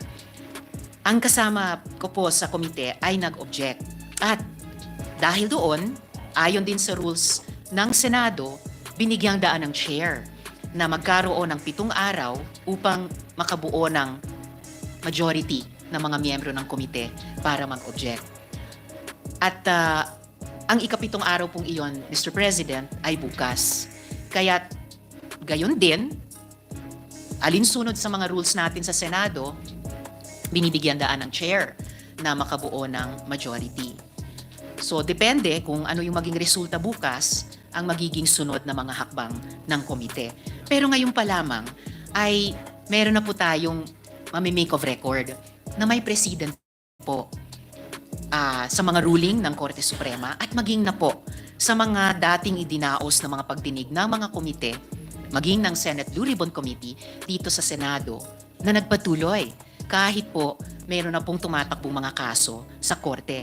Isang halimbawa po, Mr. President, ang Catherine Camilon case. Yan po ay kasulukuyan pa ring dinidinig dito po sa Senado, sa Senate Committee on Public Order, kahit nakafile na po ang mga charges sa Korte. So ito lamang po ay pinaka-recent sa mga maisa-cite po ng chair ng Committee on Women na kahit po mayroon ng mga kasong tumatakbo sa Korte, yung iba dito final mismo ng executive, pero nagpatuloy at nagpapatuloy pa rin ang pagdinig dito sa lehislatura. Dahil wala pong proseso sa isang sangay ng gobyerno ay mas importante o hindi kasing importante sa prosesong tumatakbo sa ibang sangay ng gobyerno. Yan po yung isang esensya ng ating sistema ng checks and balances. At sa sistemang iyon ng checks and balances, well within its rights at may rules na ating pong sinusunod, well within its rights ang Senado, ipagpatuloy ang kanyang mga proseso ayon sa kanyang mandato, ayon sa kanyang tungkulin, at ayon sa kanyang sariling rules. For the record, Mr. President. Salamat po, Mr. President. Majority Leader. Thank you. Pulo at sa ating pinunong mayorya. Gusto ko lamang pong sundan yung sinabi ni Senator Jinggoy Estrada patungkol po sa relasyon natin sa Korea sapagkat tunay po yun, hindi po natin makakalimutan na ang ating mga kababayan, ang ating pong kasundaluhan ay nag-alay po ng buhay dyan sa Korea at pinaglaban po nila ang kalayaan ng South Korea. Ito po ay hindi natin malilimutan na pagsasama ng dalawang bansa na ito. Kaya po kanina, mahal na Pangulo, lumapit ako sa kanilang representative dito. Sinabi ko po sa kanila, sana give us a little of your magic because the world loves the Korean very much. Maybe just a small one. Sabi ko po sa kanila, sapagkat may tuturing naman na tayo'y magkamag-anak. Sapagkat yung ating pinagmulan, Austronesian race, at yung ating pinagsamahan ay isang matibay na pagsasaksi. Na isang araw, sabi ko sa kanya, maybe one day we can make a movie about the Filipinos who went to Korea and fight there. So maraming salamat po at tunay po ang ating pong relasyon sa South Korea ay malakas, matindi at talagang masasabi ko po, kailangan daw po ang batas na ito upang mapigilan ang paglaganap ng riding in tandem. Gusto po natin maliwanagan talaga kung meron po bang tunay na datos patungkol dito na talagang itong doble plaka law nito ay nakatulong po ba ito? Totoo po ba ito na talagang laganap ang riding in tandem ay Meron po ito kasi, po ang sapat meron sapat po na kasi- dahilan po ito para baguhin natin. yes. Baguhin natin ang doble plaka law o ang RA 11235. Opo, Mr. President. Meron po kasi yung datos dito, yung motorsiklo ay na-involve sa crime. Meron po kasi mga motorsiklo na ninakaw. Meron po mga motorsiklo na hiniram na hindi na sinuli. Yung direct participation po na riding in tandem, Yung right ilan lang po? tandem ay 57 lang po, Mr. President. 57? Opo, 50. Sa 1 million, 1.4 million, 57 lang ang na-involve, Opo. pero nagkaroon po tayo ng mapaniil na batas. Yun na nga po. Naku.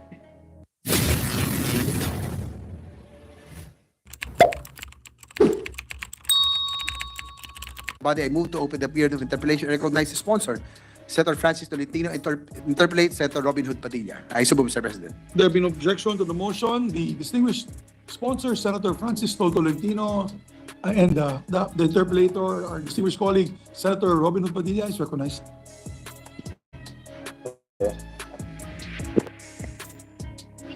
Ready, Mr. President? Maraming salamat po, Ginoong Pangulo, at sa ating pinunong mayorya.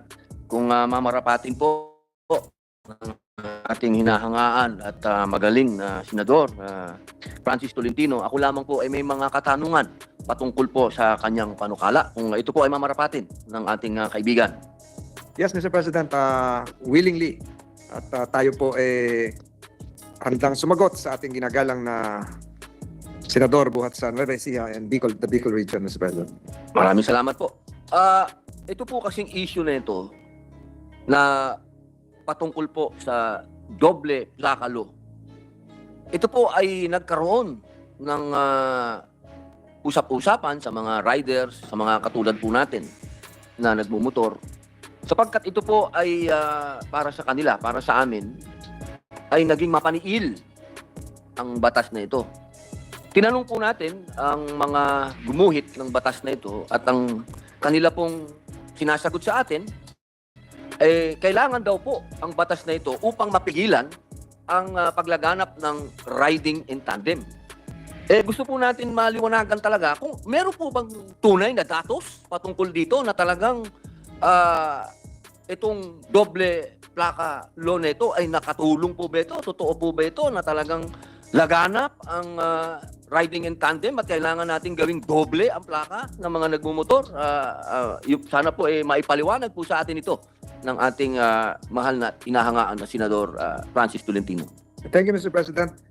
Indeed, Mr. President, one of the reasons why Republic Act 11235 or the doble plaka law was conceptualized and eventually passed was because of the then apparently continuous utilization of motorcycles by riding in tandem or perpetrators of crimes. But Mr. President, data coming from the Philippine National Police and even the Highway Patrol Group would show, and I have records to show Mr. President, that Mr. President, meron po tayong, ang atin pong total, if the good gentleman can see, the total registered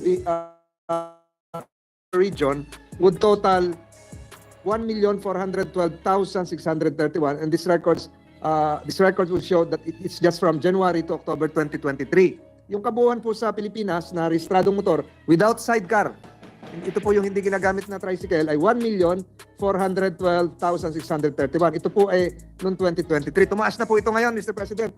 Subalit, Mr. President, out of the 1.4 million registered motorcycles, Mr. President, you will notice that from the data gathered by the Highway Patrol Group and the Philippine National Police, 132 lang po, Mr. President, ang na-involve sa riding in tandem, allegedly. Yung may naka-back ride, 134.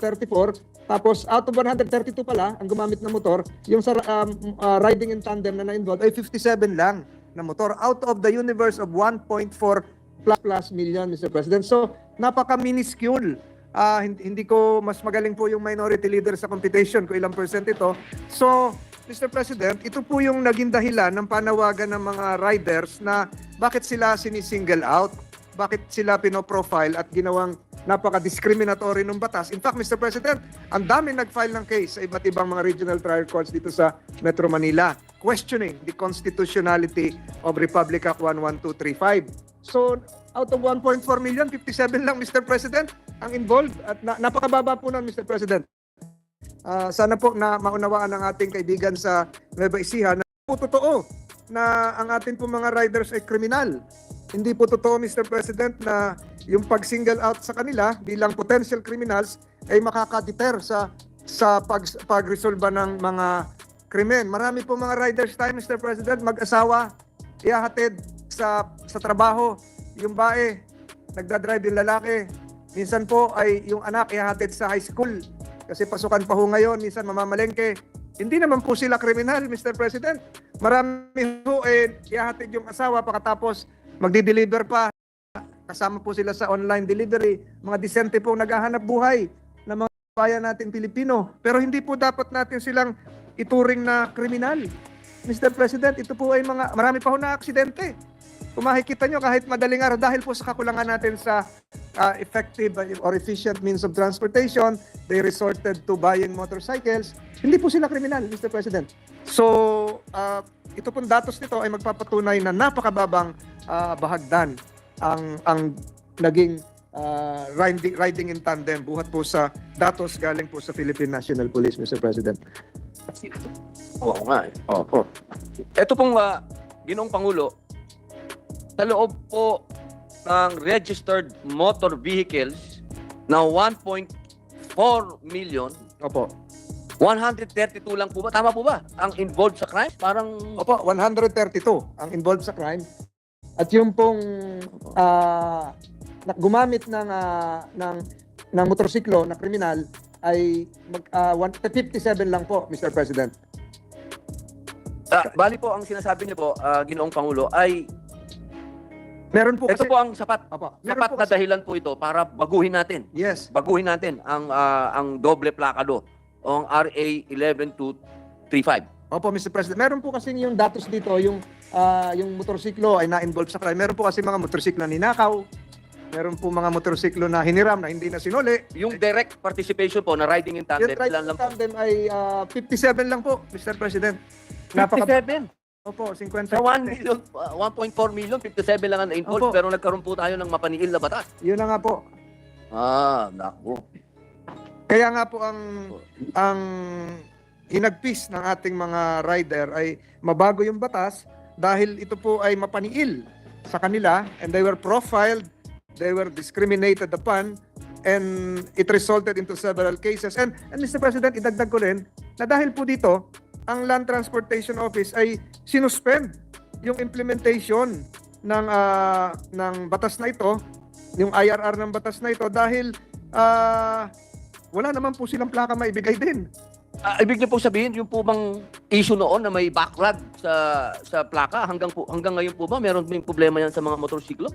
Yes, Mr. President, the records would show na millions po yung backlog, Mr. President, ng plaka. Ang backlog po as of last week, February 29, 2024 is 10,530,580. I repeat. Ilan po doon, Mr. President, ang motorsiklo? Diyan po sa 10 million. Lahat po yun motorsiklo. Lahat po yun motorsiklo. 10 million plates po ito. 10,530,580 plaka. With the indulgence of the sponsor, Senator, recognized. Senator recognized. Yeah, I'd like to confirm that the current backlog of motorcycle plates currently is about 10.4 million, as mentioned by the sponsor, and motor vehicle plates is about 2 million.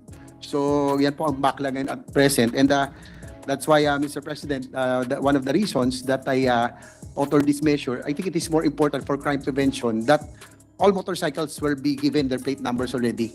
Ang problema nga ngayon ay yung 10 million na po ang backlog at pataas na pataas taon-taon, kung dodoblehin pa natin, mas tatagal pa before we can give all motorcycles motorcycles plate numbers. At sa tingin ko, when we talk about crime prevention, it is more important to or plate numbers for all motorcycles kasi wala naman sigurong gagamit ng sariling motor sa krimen. So that is one of the rationale why we want this amendment, because we want to have most of the motorcycles the plate numbers already. Kasi nga kung dodoble pa natin, mas tatagal pa.